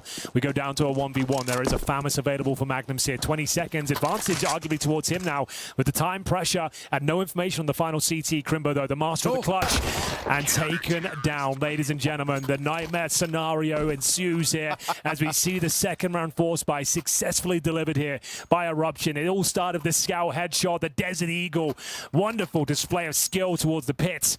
And now, with no bomb plant, it's bottom of the barrel loss bonus, which means you have to buy. Yeah. You can't even afford to go into the next round without any sort of utility or resources in general. So they're going to have to bring out the Tech 9s and God help them at this point. This will be a very difficult round. What attack pause from Eruption heading in towards that one. It's worked perfectly. And we've seen this happen a couple of times. They go for attack pause. Their success rate on attack pauses are actually pretty excellent. So real credit has to be given towards this side. I'm loving what I'm seeing. Shout out the coach. Be strong.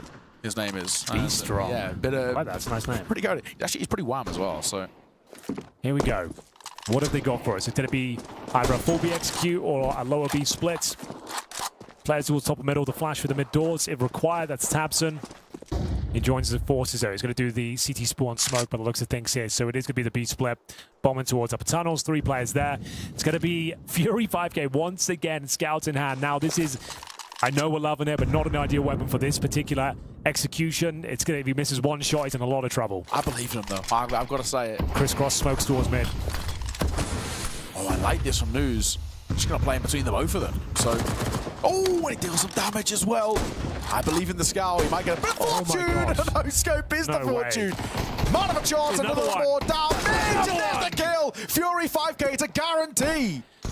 God damn.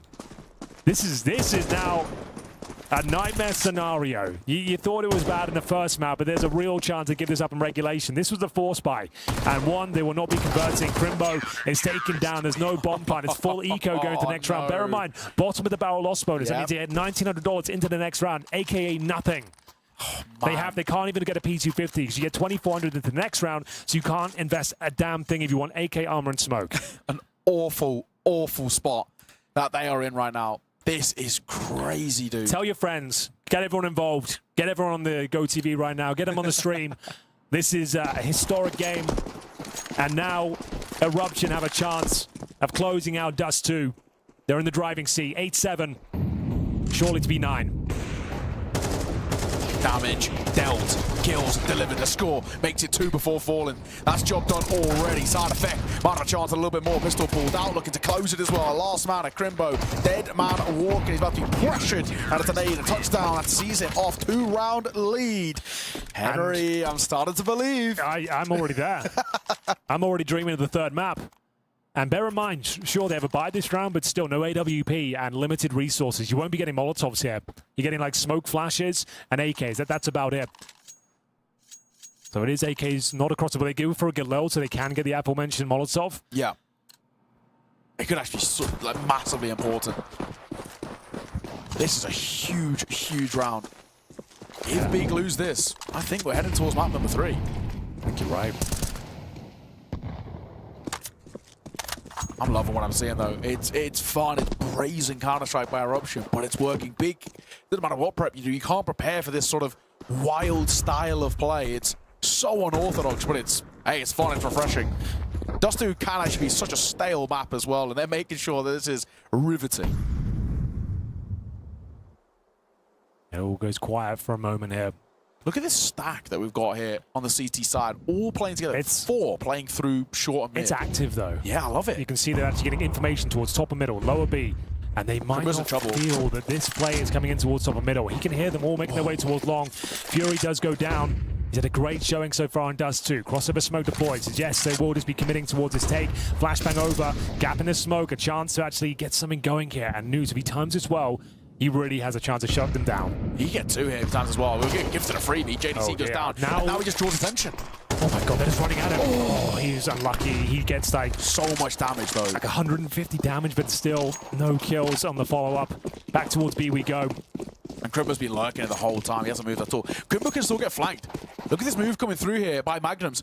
Magnums catches everything. He genuinely could be the difference maker. Look at him here.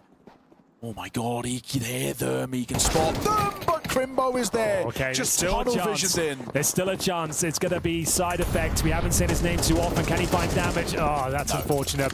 A double spray down certainly on the cards here. A 4 versus 1 clutch to score. He takes too much damage on Rude. Not possible now. Down he goes. Alrighty. Oh, what could have been?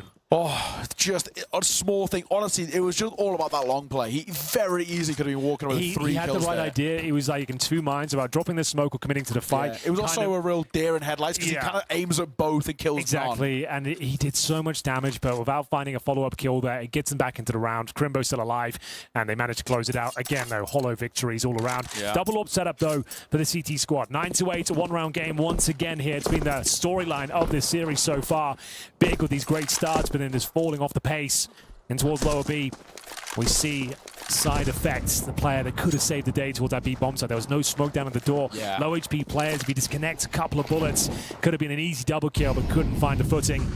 All I'm saying, dude, is I haven't seen Fury get a kill when it's not been a scout. True. Stop picking up the M4. Keep going to the scout, man. That's where you're doing your best work. He just plays in such an unorthodox fashion, but he's also hitting headshots.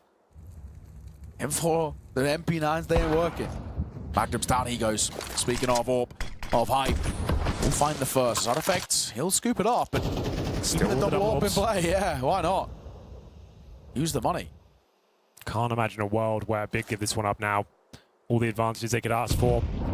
Up towards shore we go. They can fully execute, but there will be the AWP in the corner. As we've seen in previous rounds, you can just Molotov off his position, send him back. And they're not actually committing in towards short. In fact, the bomb's creeping back in towards lower B. Smoke goes down at a prime time. Side effect and reposition here. It's a reload on the AWP. He'll need to deliver. He's joined by News, who's got the M4 at the doors.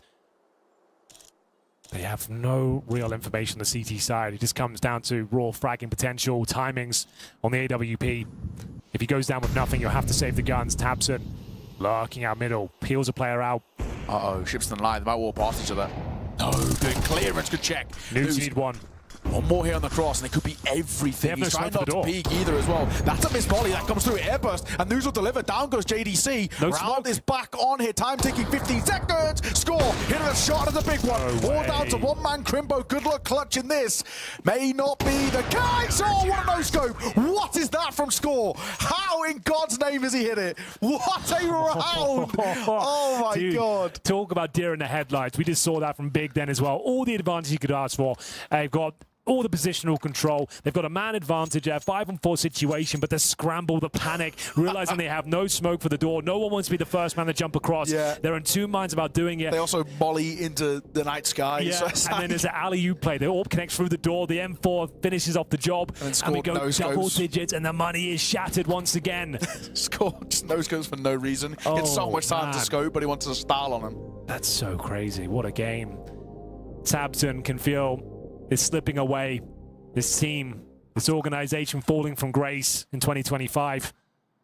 Unable to really have any successful showings and decent tournament placements. Like, just keeping their head above water at this stage. Yeah. It's actually just keeping themselves out of tier 2, right? Yeah. It's like actually legitimately where Big are at right now, and it is such an unfortunate spot for them.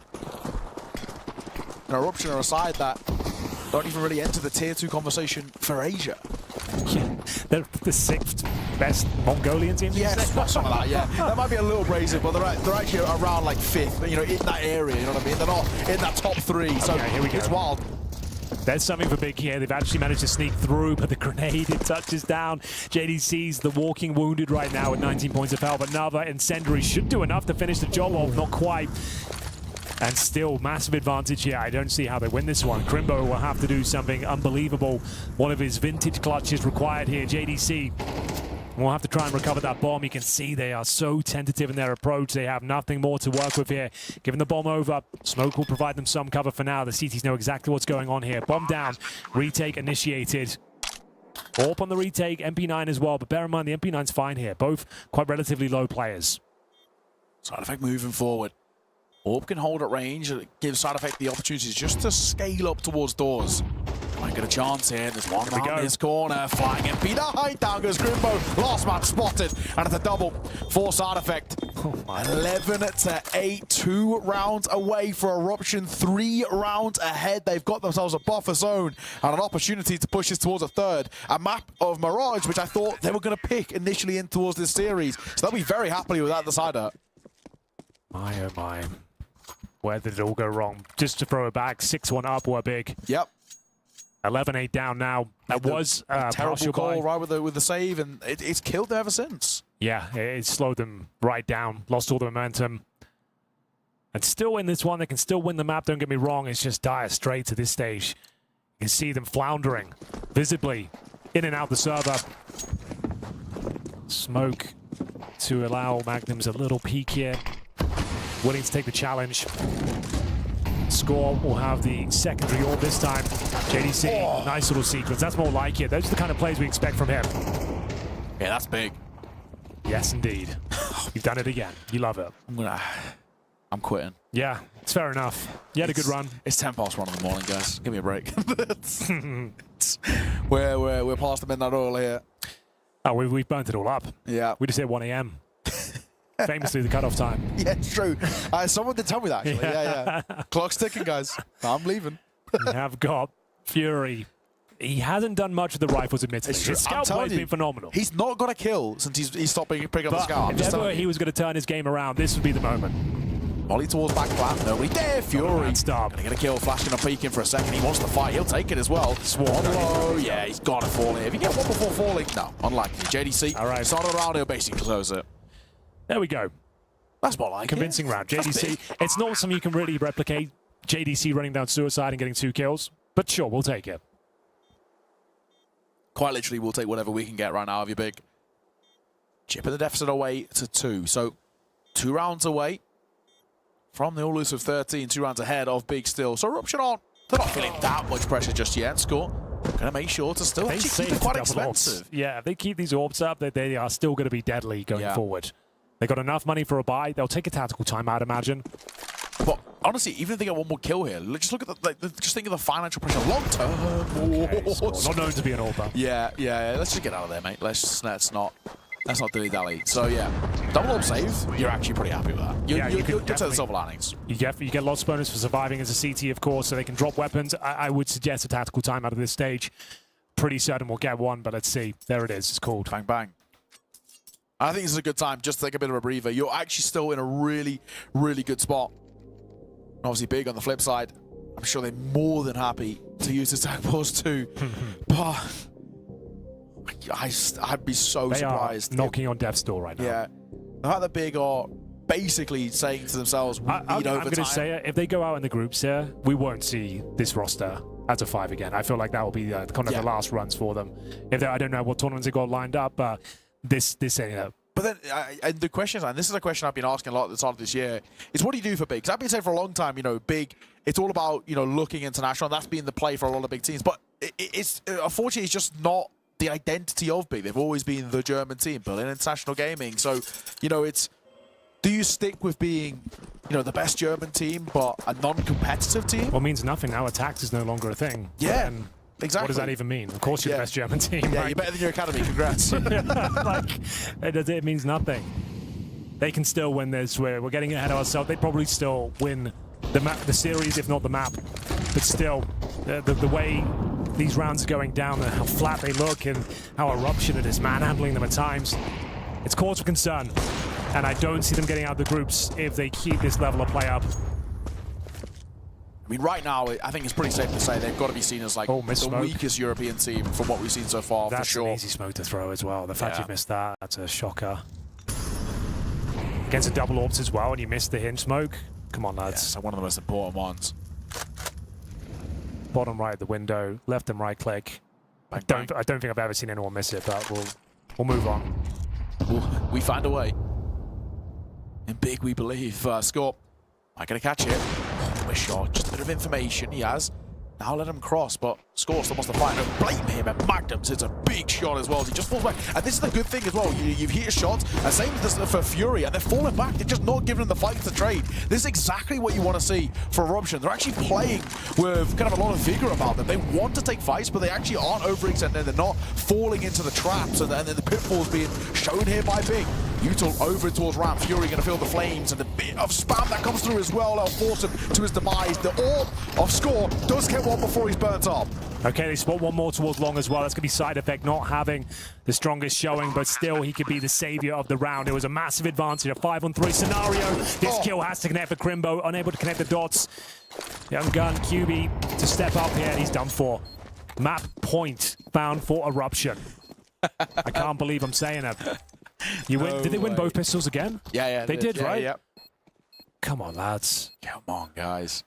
I mean, the difference is they won the pistol and then lost I'm not the trying to make a huge deal of that missed smoke, but when you've got a set piece in mind, you've made the call as the in-game leader, it's just so frustrating to see that level of incompetence come through. Like, we can't even smoke double doors. How are we going to get this game over the line? Like, sure, it doesn't cost them a frag or anything, but you're just discombobulated. It's like you're having to have a discussion. It's like, okay, now what do? We have to slow things down. We've lost the pace of the round, and it's kind of just thrown a spanner in the works. And it's just not what you want to see when you're this desperate against a team that's, like I said, I've never even heard of them coming into this tournament. I mean, it is a crazy, crazy predicament that we're in. But at the same time, we're also at the same scoreline in that previous map, and it did go to overtime, and Big were able to really step up in overtime. So they're hoping for a bit of that magic once again. It does feel, compared actually to that previous map, considerably more unlikely. It really felt like there was a bit of belief that Big could take it to overtime and actually, could close it. It didn't feel like the most outlandish thing to say. It actually does feel quite outlandish here. They're just not playing well.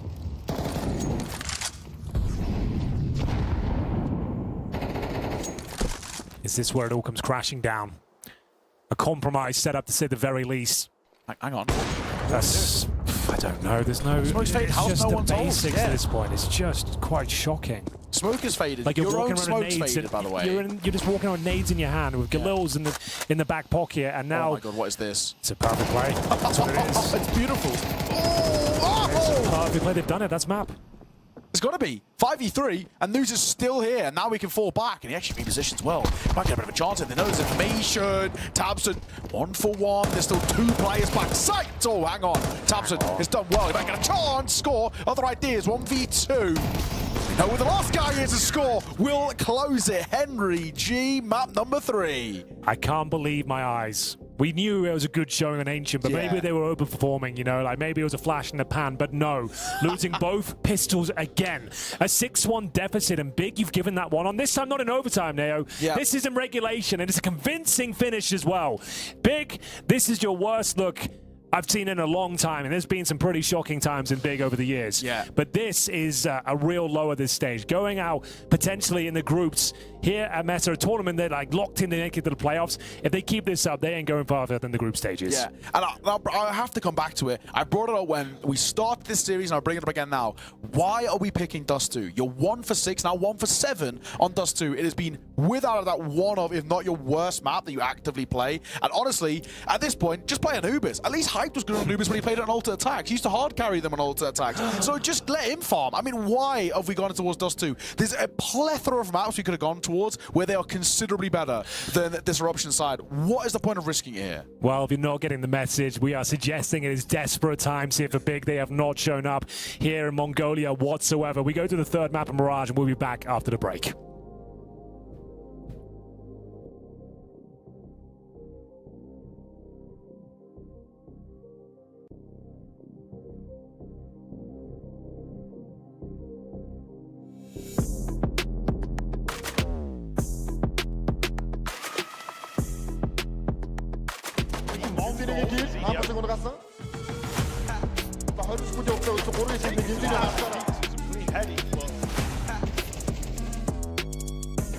Tiki, 4, Tiki, 8, oh, Tiki! He takes 2, Tiki!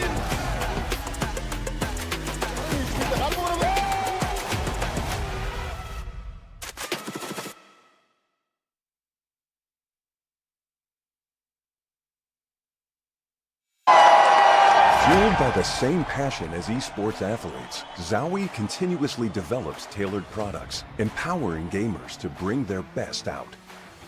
Today, we are launching the all-new XL2566X Plus, which uses the newly developed Fast TN panel and upgraded Diac2 technology. The new monitor series continue to evolve, refining details to ensure players can perform their best consistently in games.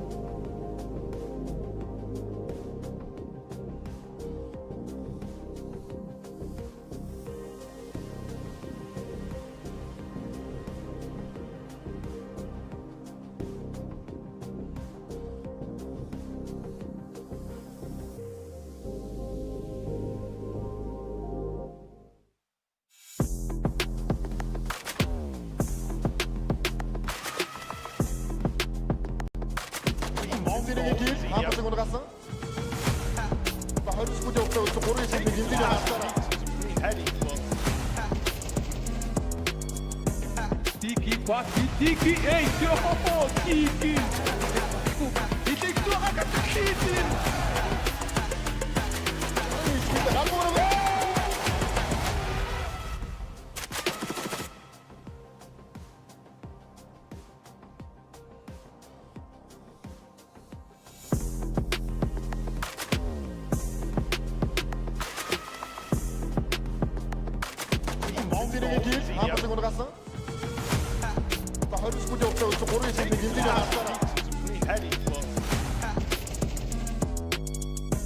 Tiki, quatro, Tiki, ei, Tiki. E tem que torrar com a Tiki.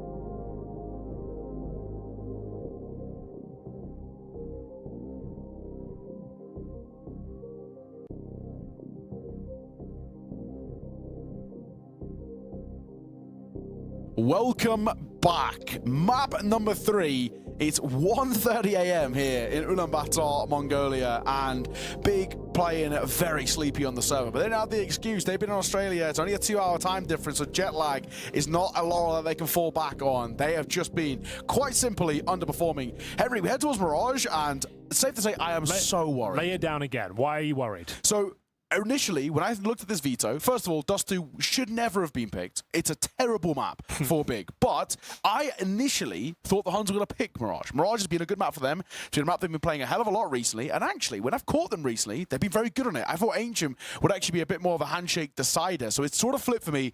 I initially thought this was going to be the map pick for the likes of Eruption. So I'm a little worried. Big, sure, there's a map, of course, that they play. And, of course, they'll know very well, as everybody does. There's nothing new on this map. It's just not a Big I've seen before. Yeah. I've never seen them look this weak.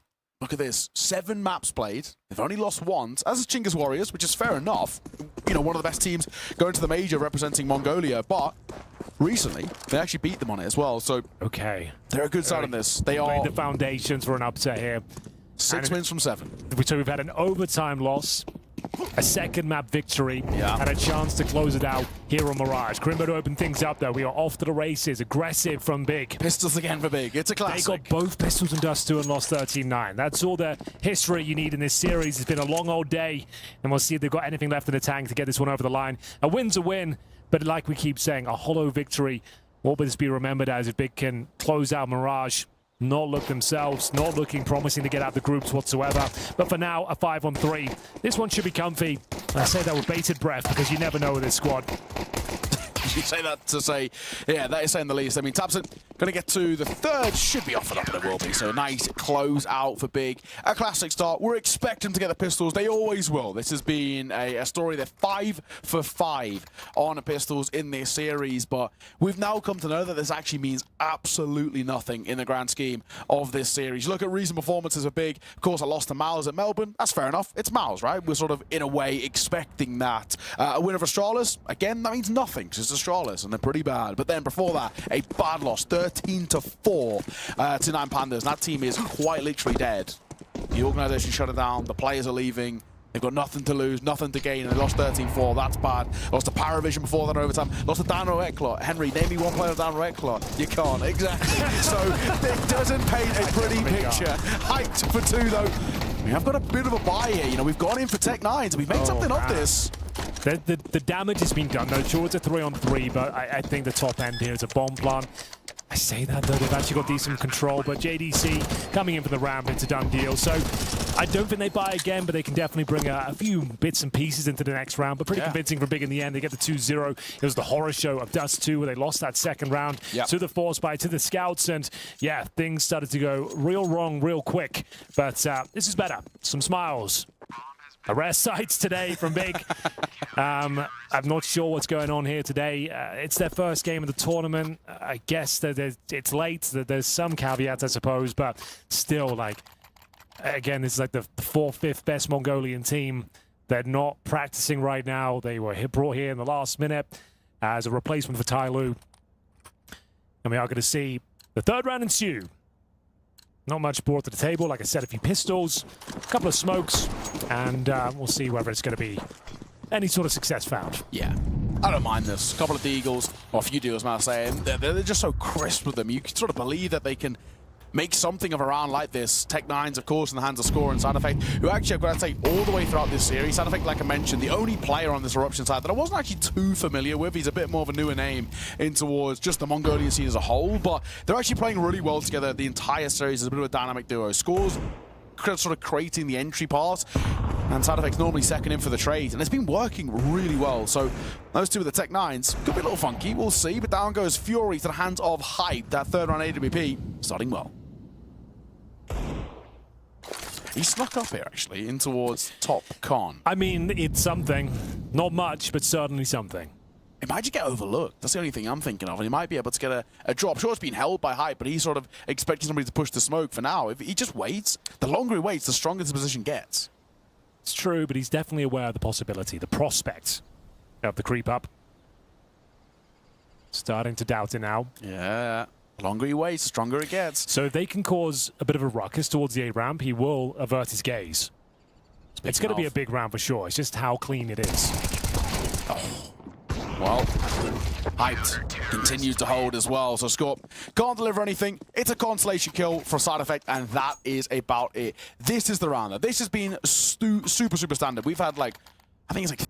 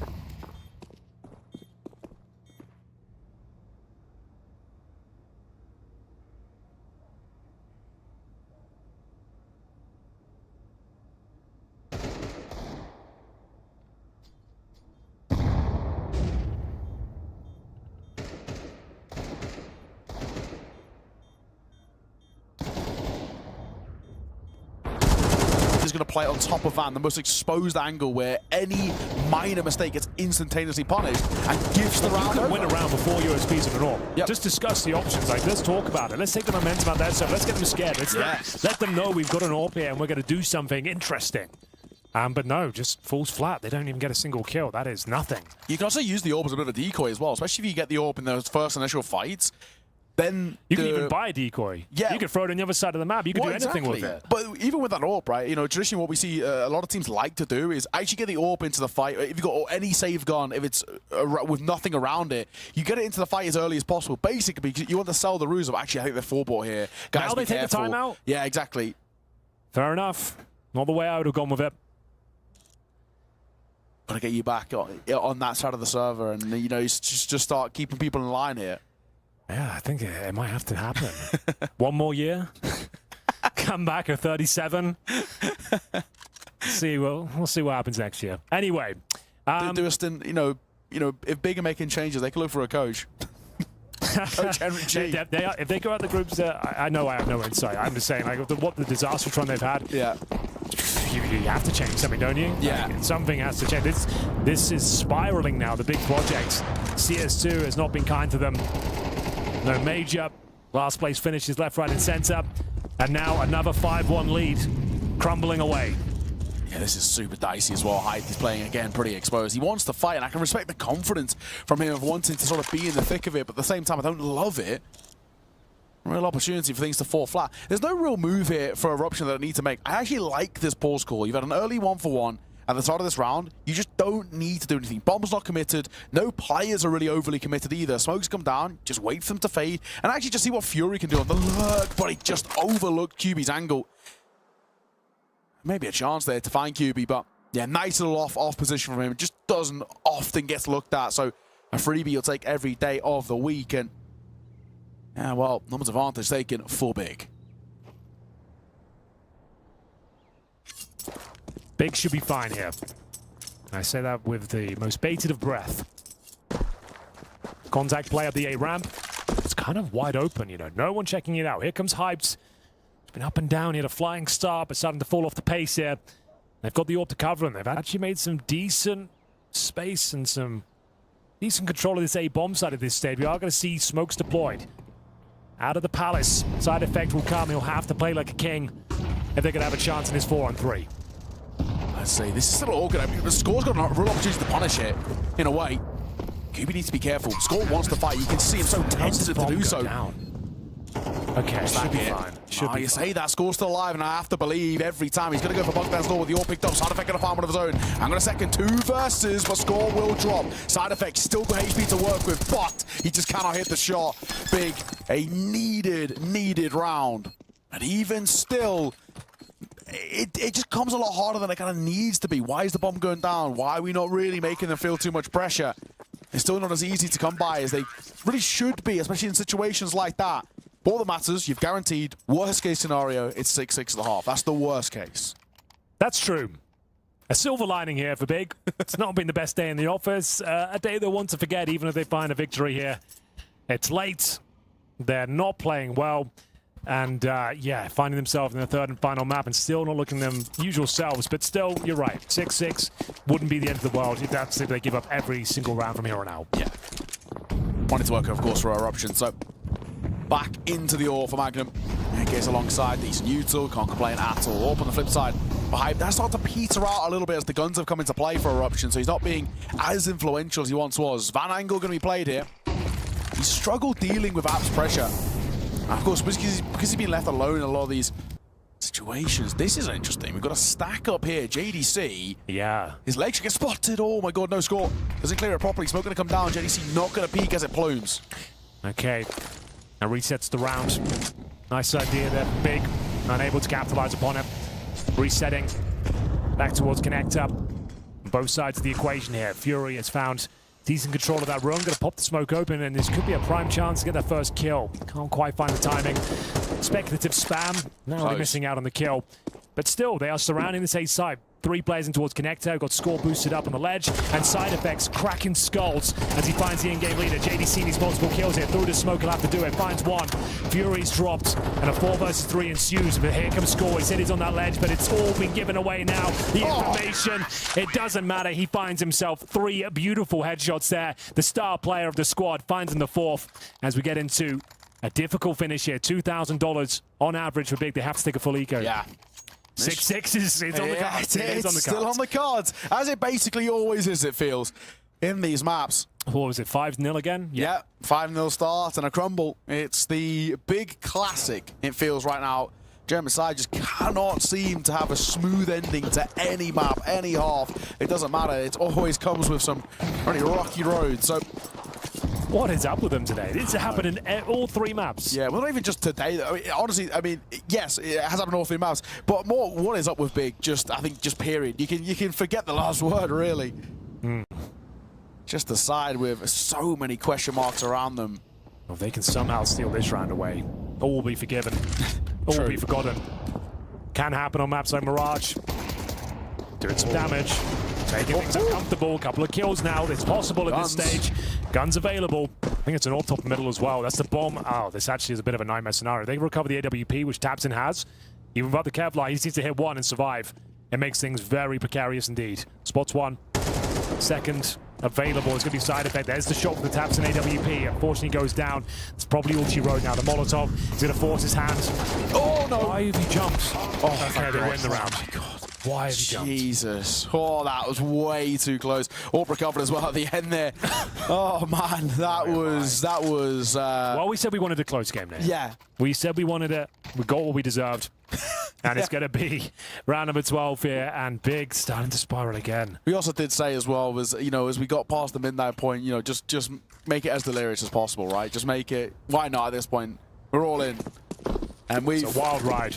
Yeah, maybe it's come back to bite us in a little way, but it's the same. AK, we have to in towards spawn. We got that double orb that we've seen actually quite a few times for Eruption on this T side, and I think it is actually something that they're really effective with. Magnums and Score have a lot of leniency in terms of how they like to play this. Score going to look over towards going to look over towards Apartments, and they keep testing that van angle, and this time he punishes. That double orb setup on the T side. They love it.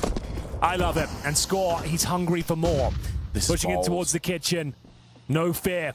Nothing to lose here for Eruption. Spotting JDC. Can he capitalize? It's going to be Fury maintaining that advantage here. Score gets the no-scope.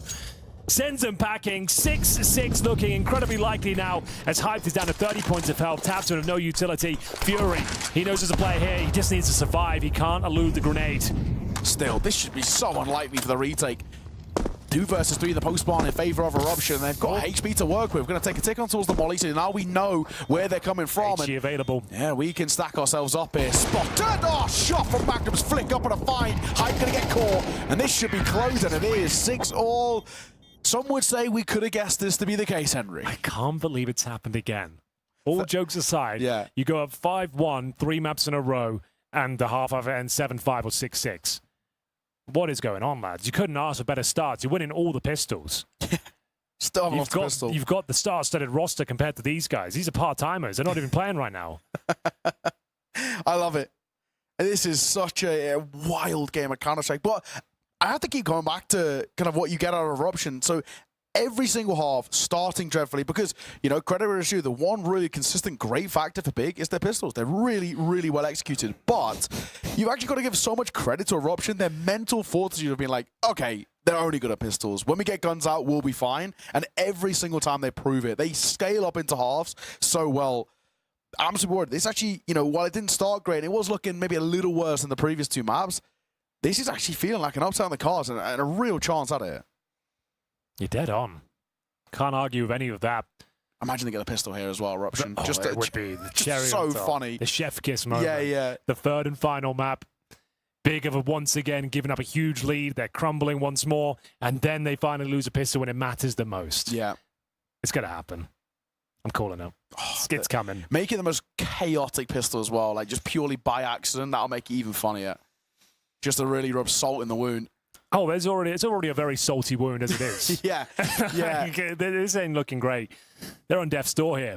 This is also the kind of series as well, if you are Big, that you know, you go back to the hotel and it's 2:30 a.m. and you know, no matter how tired you are, you struggle to sleep. You're just thinking about like play again tomorrow, presumably. Right? Yeah, I guess it's the other side of the bracket, or no, it's actually like they'll probably have to play again tomorrow. It's 4 best of 3s. I think they'll just be on the later game, whatever. Yeah, whatever you're it is. right. We don't know what it is yet because it's all on VRS seeding. So some poor bloke's gonna do it tonight after the games are finished. Might be a 3:30 bedtime for him, but. If he's lucky. See, we might be lucky as well. We just hit 2 a.m. here in Mongolia. Yeah, big up. It's been a hell of a ride here. We wouldn't change a thing, though, and it's going to be another technical pistol from Big. I'm seeing 3 smokes, double Molotovs, flashbangs. It's technical. It's what they're known for over the years. And we have got a chance, a moment's respite. Looks like we've got a slight technical issue. Of course. Just what we need as he hit 2 a.m. Just what the doctor ordered. Just to add that extra level of tension to the proceedings. We've had no tech issues this whole we've series. done pretty low. We well. might have got 3 maps, but yeah, we've been pretty good on our shift. JDC again. What are you up to down there? What have you been doing? I told JDC before as well. Like, I promise you, you're going to have 1 at least. And no, he's at 2 now. So, at least the other one, though, it was the start of the game, so it was fine. Since the game got on the way, we were smooth sailing. But map 3 in the dead of the night,